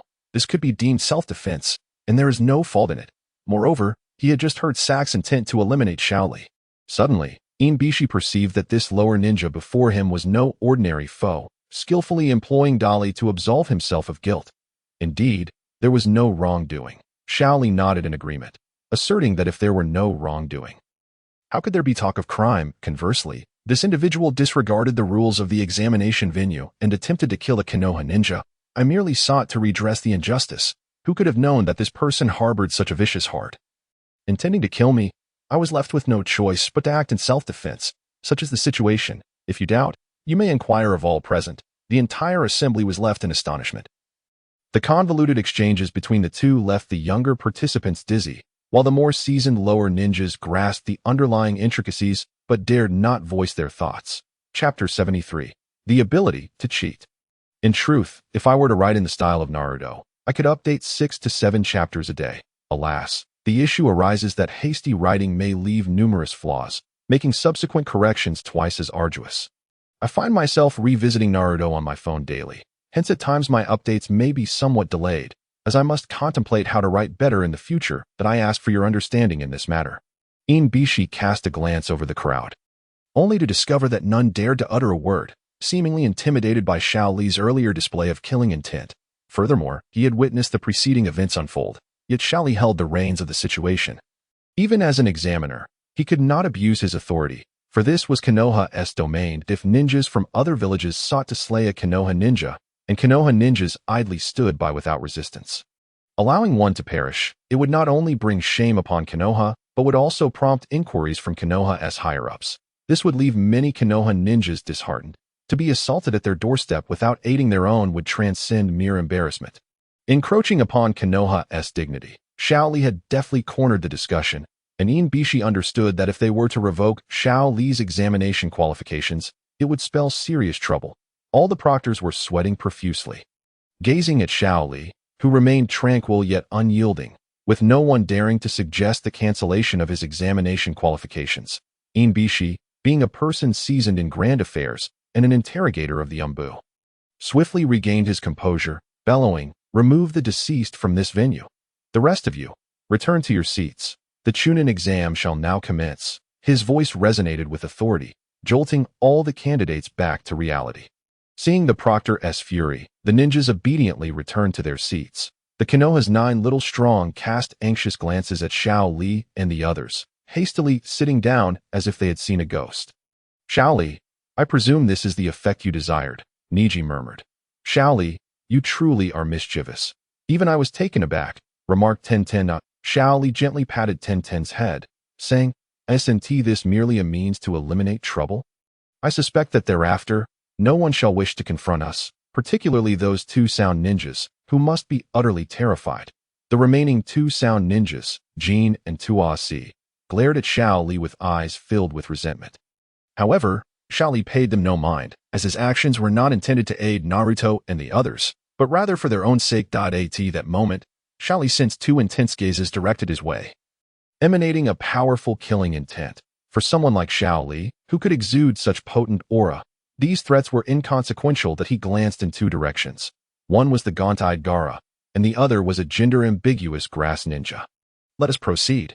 The examination is about to begin, Xiao Li declared. Tenten's cheeks flushed with embarrassment from Xiao Li's touch, while Niji merely smiled faintly. Indeed, the 3 of them returned to their seats in succession. Gaara, what troubles you? Temari inquired, her concern evident. But Gaara's eyes were fierce, his body trembling uncontrollably. He was poised to kill, such a strong individual. I must slay him to affirm my existence. Stop, please, Kanjiro exclaimed in terror, fearing that Gaara might disregard the exam and unleash carnage. Fortunately, Gaara soon calmed himself and took a seat. The Chunin exam has commenced. Now, I shall take this moment before the exam starts to outline the rules. Without the proctor's permission, no question shall be posed, nor shall any private disputes arise.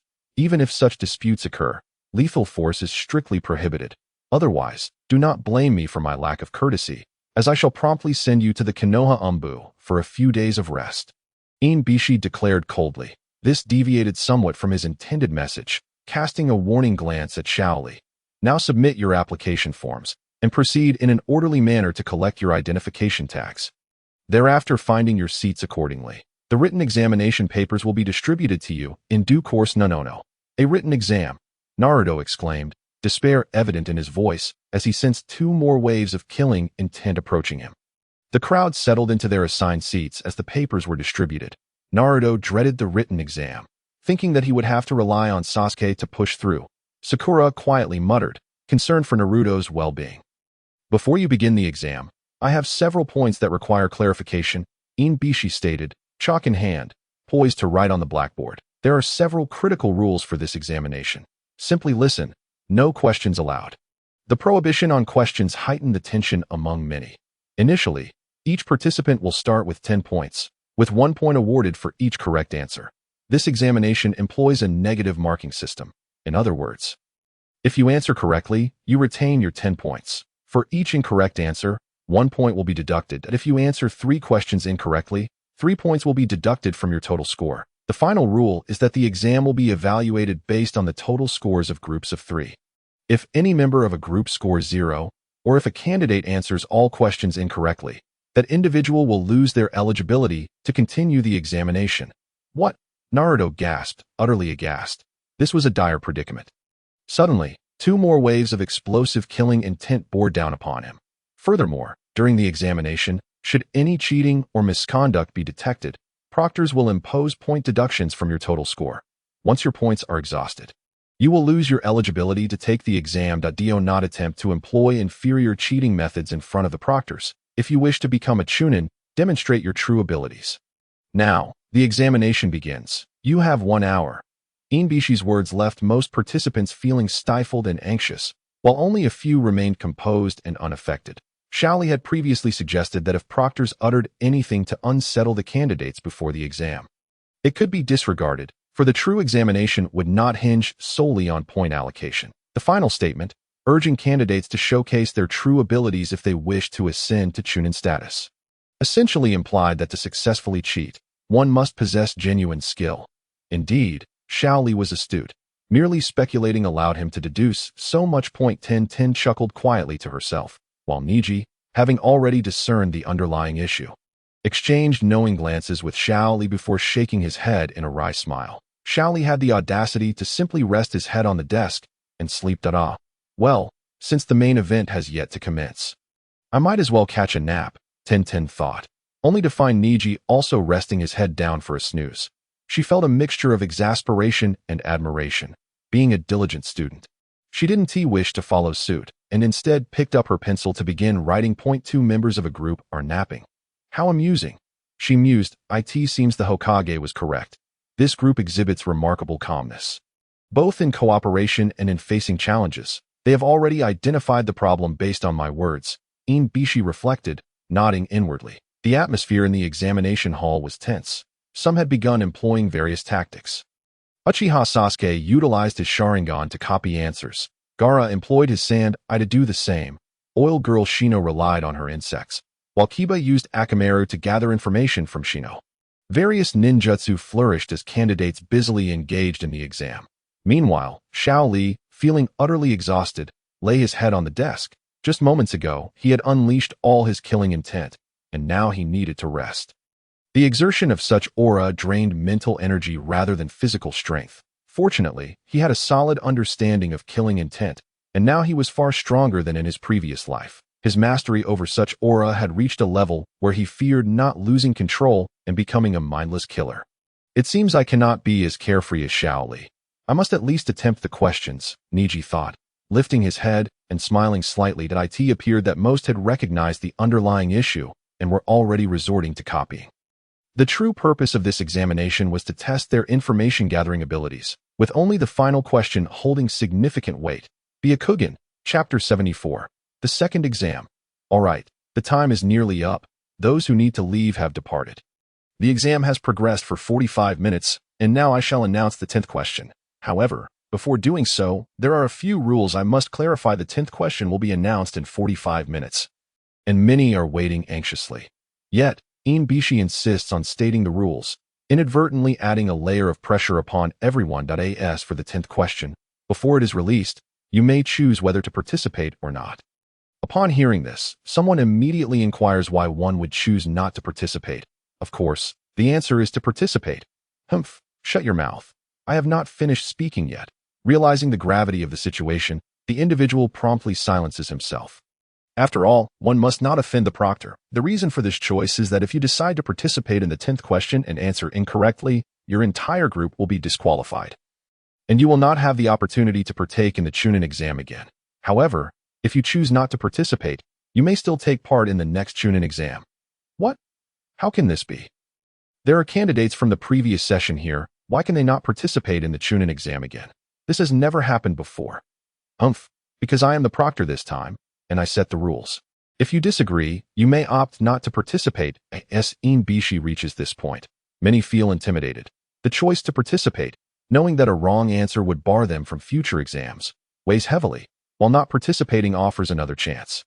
This decision is indeed nerve-wracking. Those who choose not to participate may raise their hands, while those who wish to stay must remain. The opportunity is singular. Bishi states again, and the atmosphere in the examination hall becomes tense. After a minute or two, some begin to raise their hands, for failing to pass means they would never be able to take the exam again, leaving them with no choice but to endure the current situation. A burden that anyone would find immense. What to do? Xiao Li is still asleep. Can it truly be ignored? Day after day, a twinge of anxiety lingers, yet I choose to believe in Xiao Li and wait patiently for the outcome.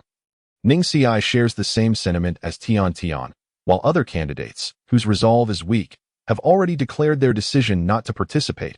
Naruto, if you raise your hand, we won't blame you. After all, the 10th question presents no possibility for you. So neither Sakura nor I will hold it against you. Naruto, just raise your hand. Sakura murmurs to him, don't underestimate people. I will not back down now, even if I can only be a genin for the rest of my life. I will not easily give up, nor will I abandon my dream of becoming Hokage. Pose the question.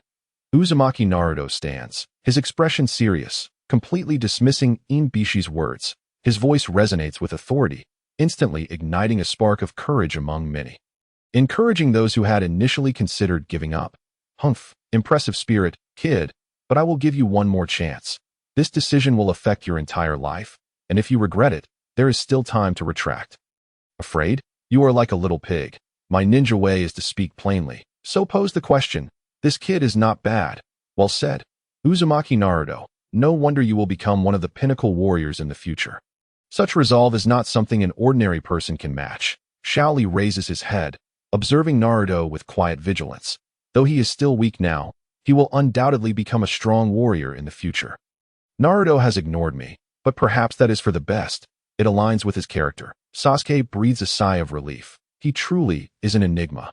Humph, this batch of youngsters is not bad, especially this one with exceptional spirit. It seems waiting any longer will yield no results. Bishi surveys the remaining candidates, 77 in total, a somewhat large number, but unexpected occurrences are unavoidable that I hereby announce. You have all passed the first round of the Chunin exam. Stunned silence envelopes the room. Everyone is taken aback, unable to comprehend how they have passed the exam without the 10th question being revealed. Confusion reigns as they hear Bishi continue.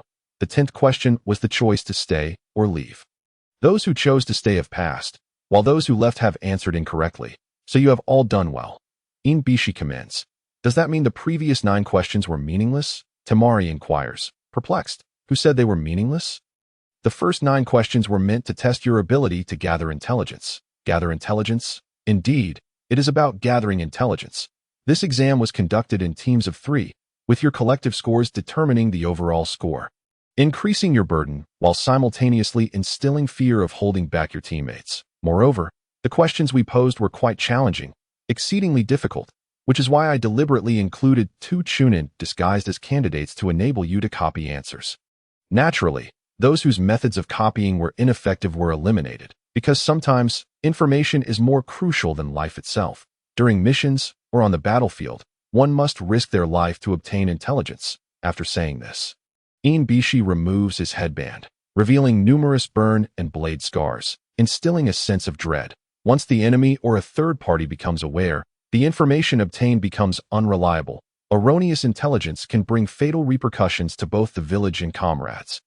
Therefore, the purpose of this exam is not merely to assess your problem-solving abilities, but to emphasize the importance of gathering intelligence, rather than eliminating the unqualified. As Bishi elaborates, Temari interrupts again. Then what is the significance of the 10th question? The 10th question embodies the true essence of this challenge, the choice between participating or not, a dilemma that many find difficult to navigate, for if one opts out, they hinder their 2 companions. While those who choose to participate face the risk of answering incorrectly and being relegated to a lifetime as a genin. The question itself presents a dilemma. Imagine encountering such a situation during a mission. How would you choose between yes and no? The task is to seize the enemy's confidential documents, knowing the enemy has numerous personnel and ambushes. Given these circumstances, would you choose to evade or confront your fears? Would you abandon the mission out of fear for your comrade's safety? Wrong. The reason a Chunin is that when faced with such difficult choices, one must instill courage in their companions and assist them in overcoming adversity. This is the true meaning of being a team leader, or a Chunin. Those who tremble in the face of danger and place their hopes on next year's candidates are not only timid but also exhibit a profoundly weak will. Such individuals are unworthy of becoming Chunins. Upon hearing Bishi's explanation, many quietly clench their fists. He speaks the truth. The Chunin exam tests not only individual strength, but also the trust among team members. Finally, I congratulate you all on passing the first exam. Bang! Glass shatters, and a shadow comes flying in. What on earth is this? Don't celebrate too soon. I am Washiakane, the proctor for the next round of exams. And the next test awaits you. Follow me. An awkward silence ensues that it seems no one is acknowledging you. Bishi whispers to Akane, who pouts. Mind your own business. The second exam has finally arrived. Xiao Li stretches lazily, casting a fleeting glance at Washiakane, a hint of mischief flickering across his face. Chapter 75, The Serpent Duel Part 1. However, before you begin the exam, I have something to discuss with you. There are currently 77 candidates remaining, and only 2 from the Sound Ninja Village. Should I disqualify them or allow them to continue in the exam? Bishi inquires, while Akane looks puzzled. How can there be a 2-person team? The Chunin exam always requires teams of 3, but she is not one to concern herself with details, so she dismisses the matter. 2 people are just 2 people. I will eliminate half of the candidates in the second exam regardless. That it seems you do not care at all. Then the candidates are yours to manage. I will take my leave. Poof. Bishi vanishes along with several chunin. Now, everyone, follow me. Exam room number 44, the Forest of Death. Xiao Li wonders if the second exam will take place here. Tian looks at Xiao Li with a hint of glee. If I am not mistaken. It truly is here. It has been a long time since I last came. Indeed, it has been quite a while. I really miss those days. Ningxi is also no stranger to the Forest of Death. This forest feels so eerie and terrifying. Sakura expresses her fears as everyone gazes at the vast expanse of the forest. This place is known as the Forest of Death, but soon you will understand why it bears such a name. Akane glares at everyone menacingly. Next, Uzumaki Naruto boldly declares, and Akane makes her move. The grass ninja, neither male nor female, retrieves a kunai, casting an eerie atmosphere over the scene. Please do not stand behind me with such murderous intent, or I might not be able to control myself. Akane warns the grass ninja behind her, who coldly replies, I am merely excited by the scent of blood. Well then, before the second exam commences, I will distribute the consent forms. Please take a good look at them. What consent forms? What are they for? Some individuals express their confusion, prompting Hondo to clear his throat and declare, you are required to sign the consent form, as there is a possibility that someone may perish during the second examination. This is to obtain your agreement. Otherwise, should you meet an untimely end within, I would be at a loss to explain the circumstances, and that would lead to complications. Upon signing the consent form, you will register with the examiners at the nearby tent. Hondo continued, now, allow me to elucidate the rules of the second examination. Just as the first examination had its regulations, so too does the second. Pay close attention. The Death Forest is encircled by 44 locked entrances, and within lies a wilderness of forests, rivers, and rocky outcrops. At the very heart of this forest stands a towering spire, and the distance from your starting point to the central tower measures 10 kilometers. You are tasked with seizing scrolls and reaching the central tower within a limited space and time. Scrolls? Indeed, the competition for scrolls is at hand. I possess two types, the Celestial Scroll and the Terrestrial Scroll. There are 77 of you in total, with 2 individuals forming a team, thus creating 26 teams.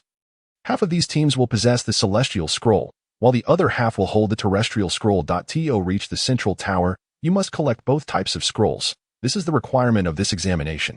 Furthermore, there is a time constraint of approximately 120 hours, or 5 days, during which you must survive in the Death Forest. But what about food? Inuzuka Kiba interjected, clearly alarmed. That will be for you to manage. The Death Forest is home to beasts, ferocious predators, and various poisonous creatures, all of which can serve as sustenance, depending on your resourcefulness. That summarizes the situation. My explanation is complete. You may now proceed to register and collect your scrolls. You have 1 hour of rest. Make good use of it. Tian, Niji, we should now formulate our plan for the upcoming challenges. Since participating in the first examination, Xiao Li had chosen silence, save for the moment of violence. Upon hearing his words, Niji and Tian's eyes sparkled with intrigue. They gathered closer, and Xiao Li spoke. We have 1 hour remaining to end the forthcoming examination. We must seize the scrolls from others. The Death Forest is familiar territory for the 3 of us. Indeed, after that previous ordeal, our understanding of it surpasses that of these other candidates. Therefore, let us eliminate any external threats first, with your keen eyesight. Who among these contestants appears most formidable? Niji surveyed the candidates milling about. The grass ninja who retrieved the kunai for the examiner earlier seems noteworthy, as does that individual with the panda eyes. When you unleashed your murderous intent during your earlier act, I sensed that this person remained entirely unaffected. Indeed, those 2 are rather formidable. The reason I displayed violence earlier was to instill a sense of dread in the examination hall. Now, take a careful look around you. Upon hearing Xiao Li's words, the 2 began to scan their surroundings, noticing some candidates watching them with a mix of wariness, panic, and fear. Suddenly, realization dawned upon them. This was the effect Xiao Li had sought to achieve. To avoid unnecessary troubles. Indeed, it seems effective. Henceforth, we have but 2 targets. One being the androgynous team of grass ninjas, and the other being the team with the panda-eyed individual. I trust you do not wish to challenge weaker teams. Although this is the Chunin exam, what we seek is challenge and growth, for only through adversity can our strength flourish. Of course, This is merely my personal stance. If you both prefer to confront the weaker teams, I shall not hinder your decision. Xiao Li's words struck Tian as peculiar. Since the onset of the Chunin exam, he had transformed. Concealing many secrets, she remained oblivious to it. Seemed only Niji grasped Xiao Li's intentions. Nodding in agreement. Xiao Li is correct. Our strength is still insufficient. To grow powerful, we must engage in relentless training and challenges. This moment presents a prime opportunity we cannot afford to squander. Niji felt a surge of emotions, grappling with the helplessness in the face of elite opponents. Witnessing loved ones perish in their attempts to protect him brought immense anguish, an agony that perhaps Tian could not fully comprehend. He resented his own weakness. Had it not been for Xiao Li's delay, they might have perished at the hands of those elite foes. Simultaneously, his resentment towards the clan surged to an unforgivable level. His furious gaze landing on the timid, blushing figure of Hinata Hyuga standing shyly behind Kiba. Initially, Hinata was as timid as a mouse, hiding in embarrassment, but at that moment, she sensed an unusual gaze from afar. Turning her head, she instinctively took a few steps back as she met Niji's furious stare. Hinata, what is the matter? Kiba and Shino noticed something amiss, following Hinata's fearful gaze to find themselves locking eyes with Niji, eliciting a strong sense of danger within them. Hinata, do not worry. Shino and I will protect you. We will not allow him to harm you. Although Kiba was arrogant, he was fiercely protective of his comrades, promptly offering reassurance. Yes, I will defer to your guidance. I will follow your lead. Tian reluctantly acquiesced, with their opinions aligned. Upon entering the examination venue, Niji immediately sought out the location of Naruto Uzumaki's group. I must locate them with utmost haste. Huh? Isn't that the grass ninja and the panda-eyed individual? Why seek out Naruto's group? Are they particularly strong? Niji and Tian found themselves perplexed by Xiao Li's intentions. Xiao Li offered no further explanation. Finding Naruto Uzumaki leads us to the grass ninja. Soon enough, you will discover that the ensuing events will be exceedingly intriguing. Chapter 76. The Battle with the Serpent, Part 2. Xiao Li had always been enigmatic, and the two did not press for further details. Before Gate 16 stood the entrance number for the trio. An hour passed. The second examination of the Chunin exam commenced, with a command from Hondo. The participants dashed into the death forest with utmost speed. Tian, you hold on to the terrestrial scroll. Understanding the implication, Tian sealed the scroll within the space-time scroll. After walking for a minute or two, Niji's expression shifted dramatically. Byakugan. Xiao Li, something is amiss. It seems we are being followed. Who is it? The panda-eyed individual. It appears the situation is even more intriguing than I anticipated. However, our current objective remains the group of Naruto Uzumaki. Let us shake them off and begin our search for Naruto. Understood. The trio quickened their pace. Among the participants, only that grass ninja masquerading as an elite could match their speed. Their specialty lay in taijutsu, and speed was their advantage. Let us hasten our journey to the central tower. Temari, though not a sensory-type ninja, possessed some tracking skills, and upon noticing the three trailing them had accelerated their pace. It was clear they had detected their pursuit. Beside her, Gaara wore a cold expression, a sinister smile creeping across his lips. If they wish to evade us, let them continue to run. This is bad. Gaara has gone mad. Kankuro sensed the impending danger. Upon entering the death forest, Gaara urged Temari to immediately track down Xiao Li and the others. He understood Gaara's intent to pursue Xiao Li, believing the latter held the potential for a worthy kill. The previous examination had revealed to him that not all Leaf Shinobi were inept. Xiao Li's team was undoubtedly formidable, and he sensed something even more terrifying emanating from Xiao Li himself. Xiao Li, I have noticed they are also increasing their speed, and they are not lagging behind. They are less than 800 meters from us, Niji stated once more. Xiao Li pondered briefly before continuing. Have you located Naruto Uzumaki's group? Not yet. They seem to be diverging significantly from our direction. It appears we must push ourselves even harder. I am particularly interested in Naruto's group. For now, let us disregard the Panduite team. Let us unleash our full speed. This forest is our domain. Xiao Li's declaration ignited excitement in Niji and Tian. Indeed, the three had previously endured life and death trials within the death forest, and to refer to it as their home ground was not an exaggeration. In that instant, the trio surged forth with their utmost speed. What is happening? Their chakra fluctuations have vanished, Temari exclaimed in astonishment. Despite their already considerable speed, Why could they not keep up? Could it be that their accomplishments in taijutsu surpassed theirs? It seems they wish to avoid contact. Perhaps they are afraid if they truly possess strength, they would surely confront us at the central tower. Wouldn't you agree, Gaara? Kankuro chuckled softly, his tone veiled with subtlety, hoping to persuade Gaara to relent in his pursuit of Xiao Li. Upon hearing this, Gaara lowered his head, contemplating, his bloodshot eyes revealing a savage intensity as he growled, "Then we shall await them at the central tower.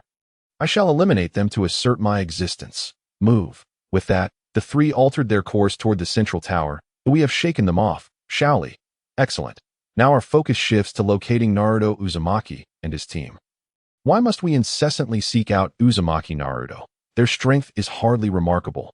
Why should we place such importance on them? Niji could no longer restrain his curiosity and inquired, "It is because that grass ninja has taken an interest in Uzumaki Naruto. And by locating Naruto, we can find him. I am quite eager to discern the true extent of his prowess. Is that grass ninja truly so formidable? Xiao Li, Tian, do you believe my judgment could be flawed? He is indeed powerful, possibly even surpassing the two shadow-class ninjas we encountered. Of course, if he is truly that strong, we would not be marching to our demise at this juncture." Xiao Li realized he was divulging too much information and decided to halt his discourse. Niji and Tian were taken aback. Xiao Li had asserted that the grass ninja was stronger than those two shadow-class ninjas. Was he not then on par with the shadow class? They had always trusted Xiao Li's assessments. Yet doubts began to surface, though they dared not voice them, for they had no rationale to refute him. Even if they did, the outcome would likely mirror Xiao Li's predictions, as if he possessed the gift of foresight. Elsewhere, "You are not Naruto. Who are you?" Uchiha Sasuke exclaimed in terror, immobilized alongside Haruno Sakura. A Jinjutsu combined with a murderous aura enveloped them, rendering them helpless. I wish to ascertain the measure of the Uchiha's fortitude. Damn it, Sakura has completely lost consciousness. 20 minutes later, Xiao Li and Niji detected an immense sound of destruction emanating from another direction. Niji activated his Byakugan, scanning the area, and spotted 4 figures. Uzumaki Naruto, kneeling beside Haruno Sakura, while Uchiha Sasuke and a rogue grass ninja engaged in combat. His eyes brightened as he turned to Xiao Li. "We found them. They are in combat, approximately 900 meters to the 8 o'clock direction. Excellent. We need not pursue at high speed. Let us approach stealthily." After instructing his companions, Xiao Li slowed their pace, employing covert methods to advance. "Who on earth are you?" Uchiha Sasuke had never encountered such a powerful genin. Or perhaps this individual was not a genin at all, but rather someone who had infiltrated their ranks. "I am Orochimaru. Remember this name. Fear not, you will seek me out in the future. However, I must take my leave for now. But first, allow me to present you with a small gift." With a swift motion, a snake's head lunged forth, biting Sasuke's neck and leaving behind a cursed seal. Sasuke, quite impressive, young one. You certainly possess the bloodline of that person. Yet, you shall also endure the trials imposed by my 3 subordinates. Oh, 2. And I find that little one quite intriguing as well, provided you can survive under the curse's influence, Orochimaru said with a sinister chuckle. Uchiha Sasuke collapsed, while Haruno Sakura's face turned pale. Her 2 companions lay defeated, leaving her isolated in an abyss of despair.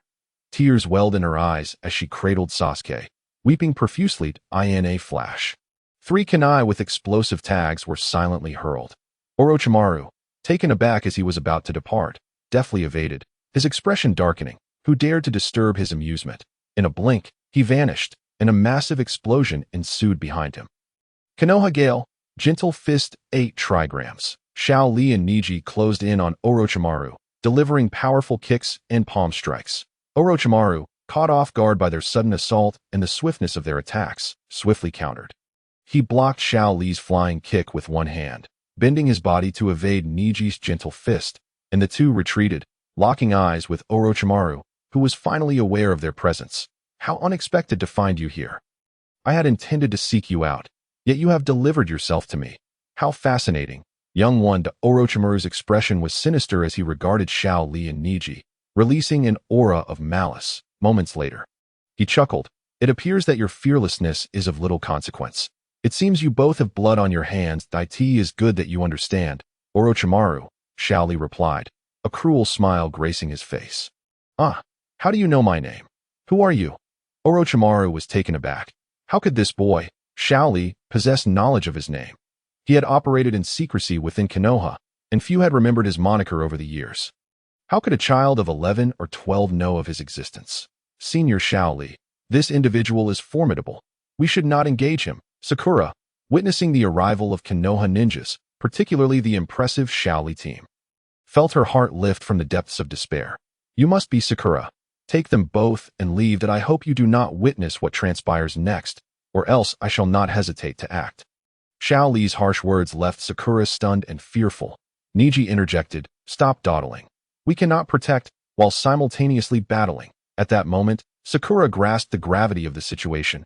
Her agile mind quickly processed the reality that her two companions lay defeated.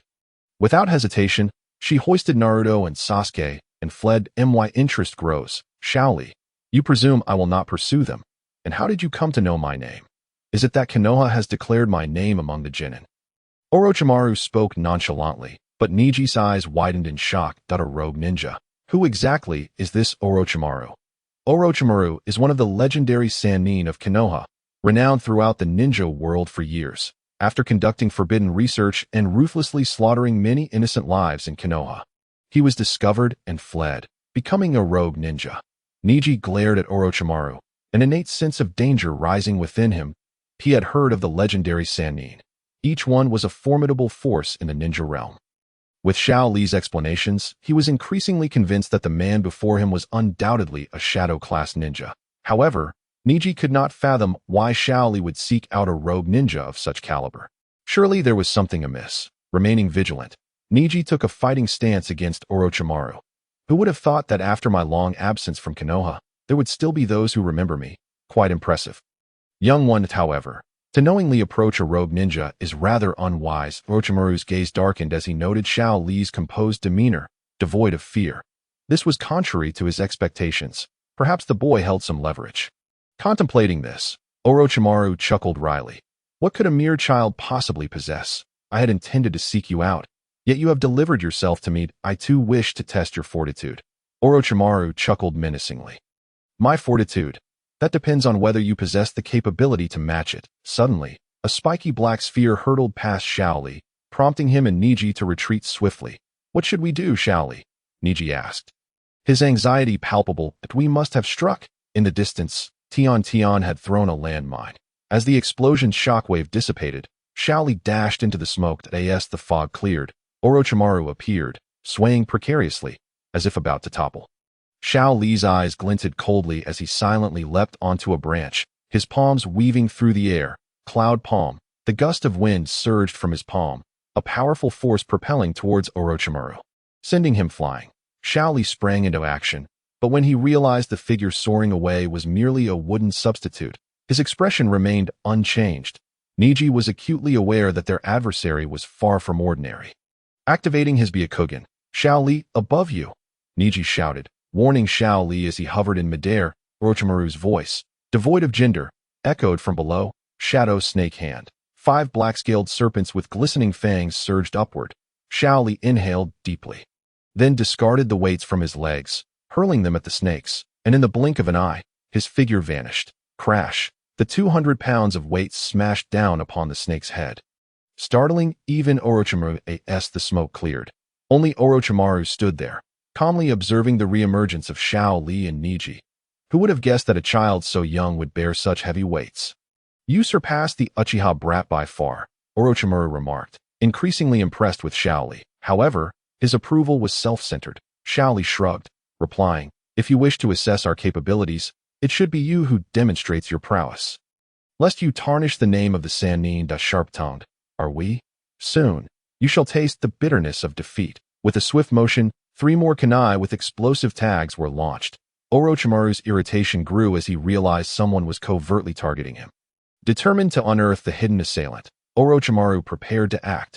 Boom! As Xiao Li and Niji reacted promptly, retreating as kunai flew past them, they soon realized that Orochimaru had vanished. This is bad. Tian, he moves with incredible speed. It's the body flicker technique. The 2 individuals were aware of Tian's concealed location, yet Orochimaru was equally informed, for the keen perception of a Kaga-level ninja surpasses that of ordinary beings, and Orochimaru is, after all, a serpent in every sense. The troublesome little brat displayed commendable projectile skills. Although his reactions were somewhat sluggish, Orochimaru's figure loomed near Tian-Tian's ear, instilling an involuntary shiver down one's spine. Tian-Tian drew a kunai and thrust it backward. But Orochimaru deftly restrained his hand with one of his own while gripping Tian-Tian's throat with the other, Bagua palm. Hyuga style. Orochimaru was certainly no stranger to the Hyuga clan's techniques. Having frequently encountered them during his time in Konoha, the attacker was Niji, whose speed was astonishing, his palm becoming a mere blur aimed at Orochimaru. A cold smirk flickered across Orochimaru's face as he yanked Tian-Tian closer, causing Niji to gasp in shock and immediately retract his Bagua palm. How could a Kaga-level ninja resort to using a subordinate as a shield? Orochimaru, you have truly sunk to a new low. Such a troublesome little brat, Xiao Li sneered, now at Tian-Tian's side. His snake fist clenched tightly, exuding an intense energy that reverberated like thunder, ringing in Orochimaru's ears and causing a persistent buzzing.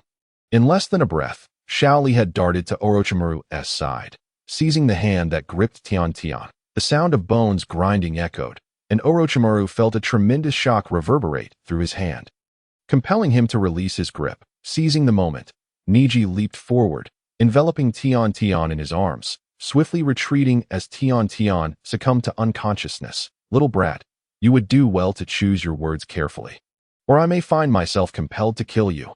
Orochimaru, irked, could hardly tolerate such insolence. Even with his cold demeanor and composed nature, he could not withstand such disgraceful taunts. My words hold no falsehood. A dignified Kaga-level warrior resorting to attacking a mere chunin. How shameful. Is your skin as thick as that of your serpent form? Seeking death. Chapter 78. The Battle of Serpents, Part 4. The air around them suddenly crackled with intense energy. A presence that could only emanate from those who have reached a certain pinnacle of strength, an aura possessed solely by the powerful. While Xiao Li may not be classified as a strongman, he was undoubtedly a formidable warrior in his past life, having survived countless battles and brushes with death. Lacking the raw power of a true strongman, he compensated with an indomitable spirit and a determination to ascend to greatness. Well, you can withstand my pressure. My curiosity in you grows. Show me your true strength. As you wish. The two figures vanished. This time Orochimaru forewent ninjutsu and jinjutsu, engaging Xiao Li purely in a contest of taijutsu. Although Orochimaru was not primarily a taijutsu specialist, his numerous battles and survival through 2 wars had honed his skills far beyond those of many who dedicated themselves solely to physical technique. And his movements were as unpredictable as a serpent. With the weight removed, Xiao Li's speed surpassed that of ordinary ninjas, boosting 3 to 4 times upon shedding his burden. Yet, even at this speed, Orochimaru was able to keep pace. Their exchange of blows became a blur, each strike a mere shadow. This high-intensity confrontation called for the use of the snake fist, a technique that strikes without leaving a trace. Reminiscent of Orochimaru's current predicament, observe my snake fist. Who is truly the serpent here? Boom, boom, boom.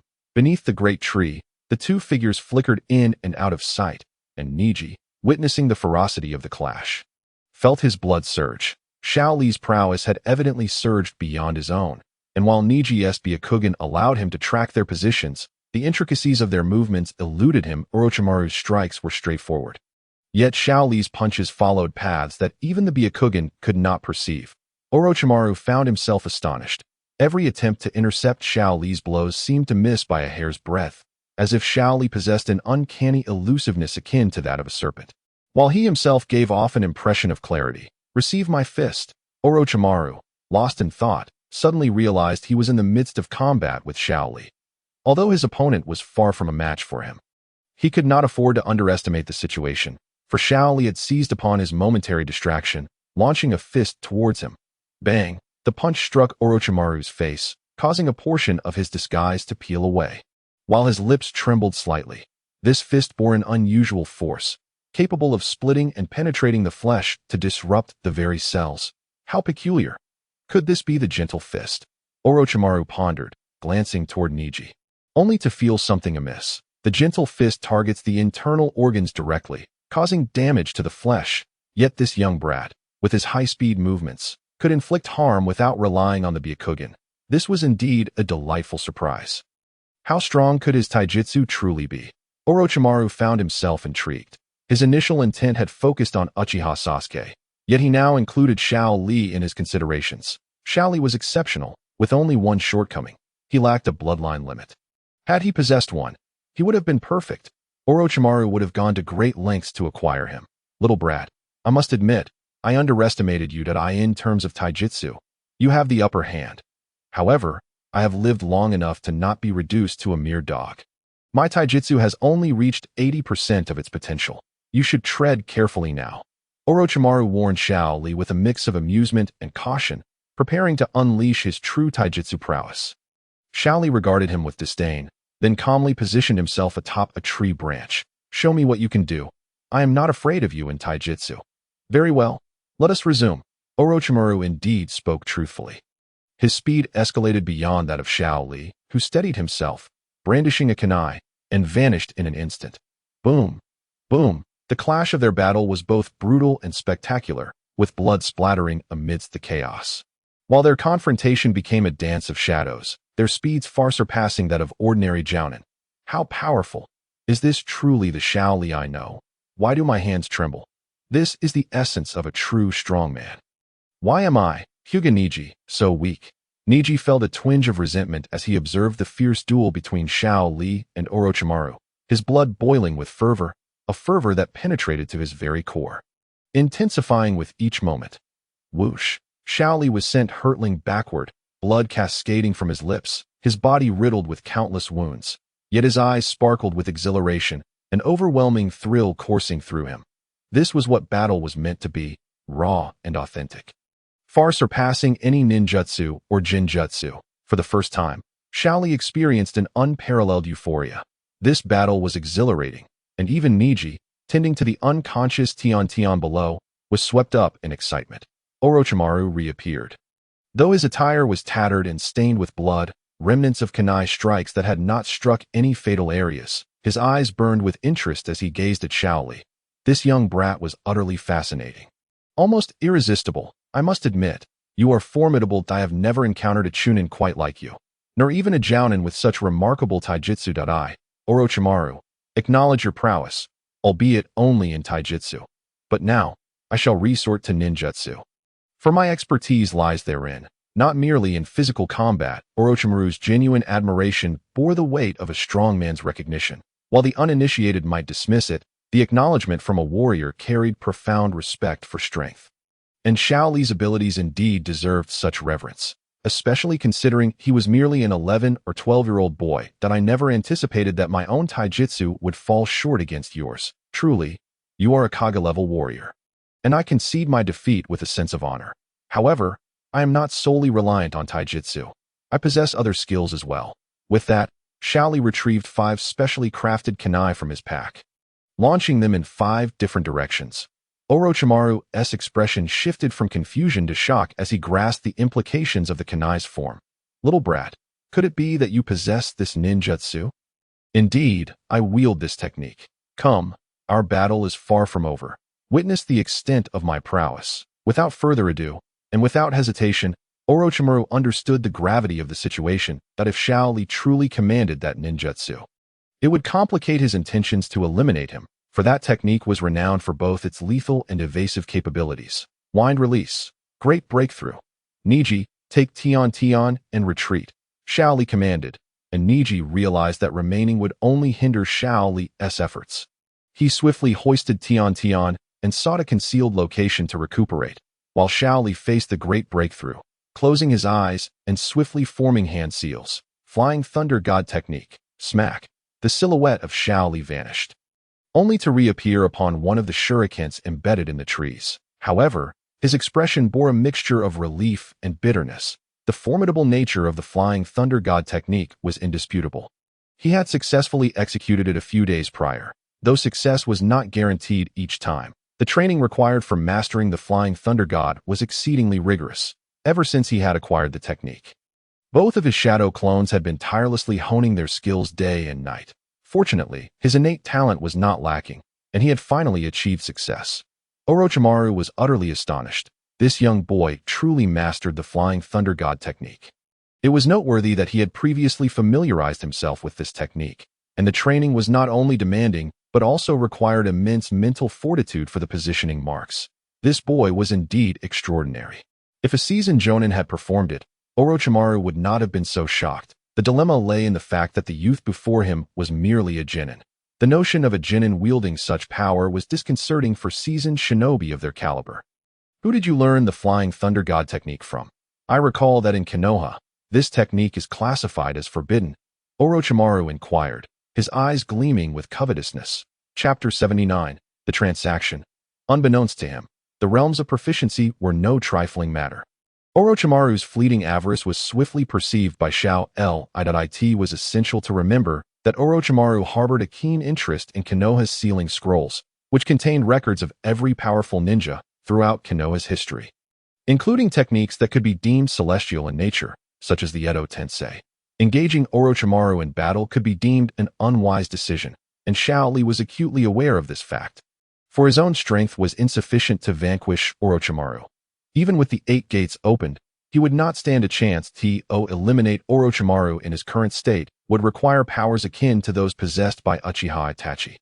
Suddenly, Xiao Li burst into laughter, waving his hand dismissively. I am under no obligation to disclose how I acquired this technique. On the contrary, with the Flying Thunder God in my arsenal, what can you do to me?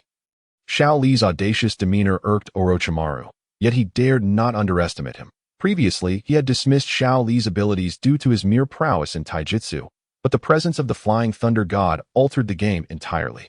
Orochimaru estimated his chances of eliminating Xiao Li to be less than 10%. Should he fail, the potential for Xiao Li to grow into a formidable adversary in the future was a daunting prospect. You may perceive me as overly benevolent. While I may not be able to kill you, I am certainly capable of eliminating them, such as that brat from the Hyuga clan, am I not? Orochimaru replied coldly, shedding the air of superiority he had previously exuded. Eliminate them. You might as well try that if you dare to kill them. I shall not hesitate to slay Uchiha Sasuke. What did you say? Orochimaru roared in fury. Uchiha Sasuke was to be his future pawn against Uchiha Itachi. That I would dare to slay your subordinates before the proctor's eyes. Why would I hesitate to eliminate a mere Uchiha Sasuke? Do you truly believe I am the kind of person who shows mercy? Orochimaru paused momentarily. If it were anyone else, he would not have felt so threatened, but the first exam was vividly etched in his memory. Xiao Li had indeed killed someone. Presenting a plethora of justifications that left the proctor speechless, Orochimaru's expression contorted in disbelief, unable to fathom how a mere child could threaten a seasoned shinobi of his caliber. What do you truly desire? Are you not afraid that I might actually kill you? Faced with Orochimaru's intangible aura of menace, the air crackled with tension, causing leaves to flutter wildly. Xiao Li remained as tranquil as a solitary boat navigating against the currents of a mighty river. His gaze steadied. If you truly wish to kill me, I fear it would require considerable effort on your part.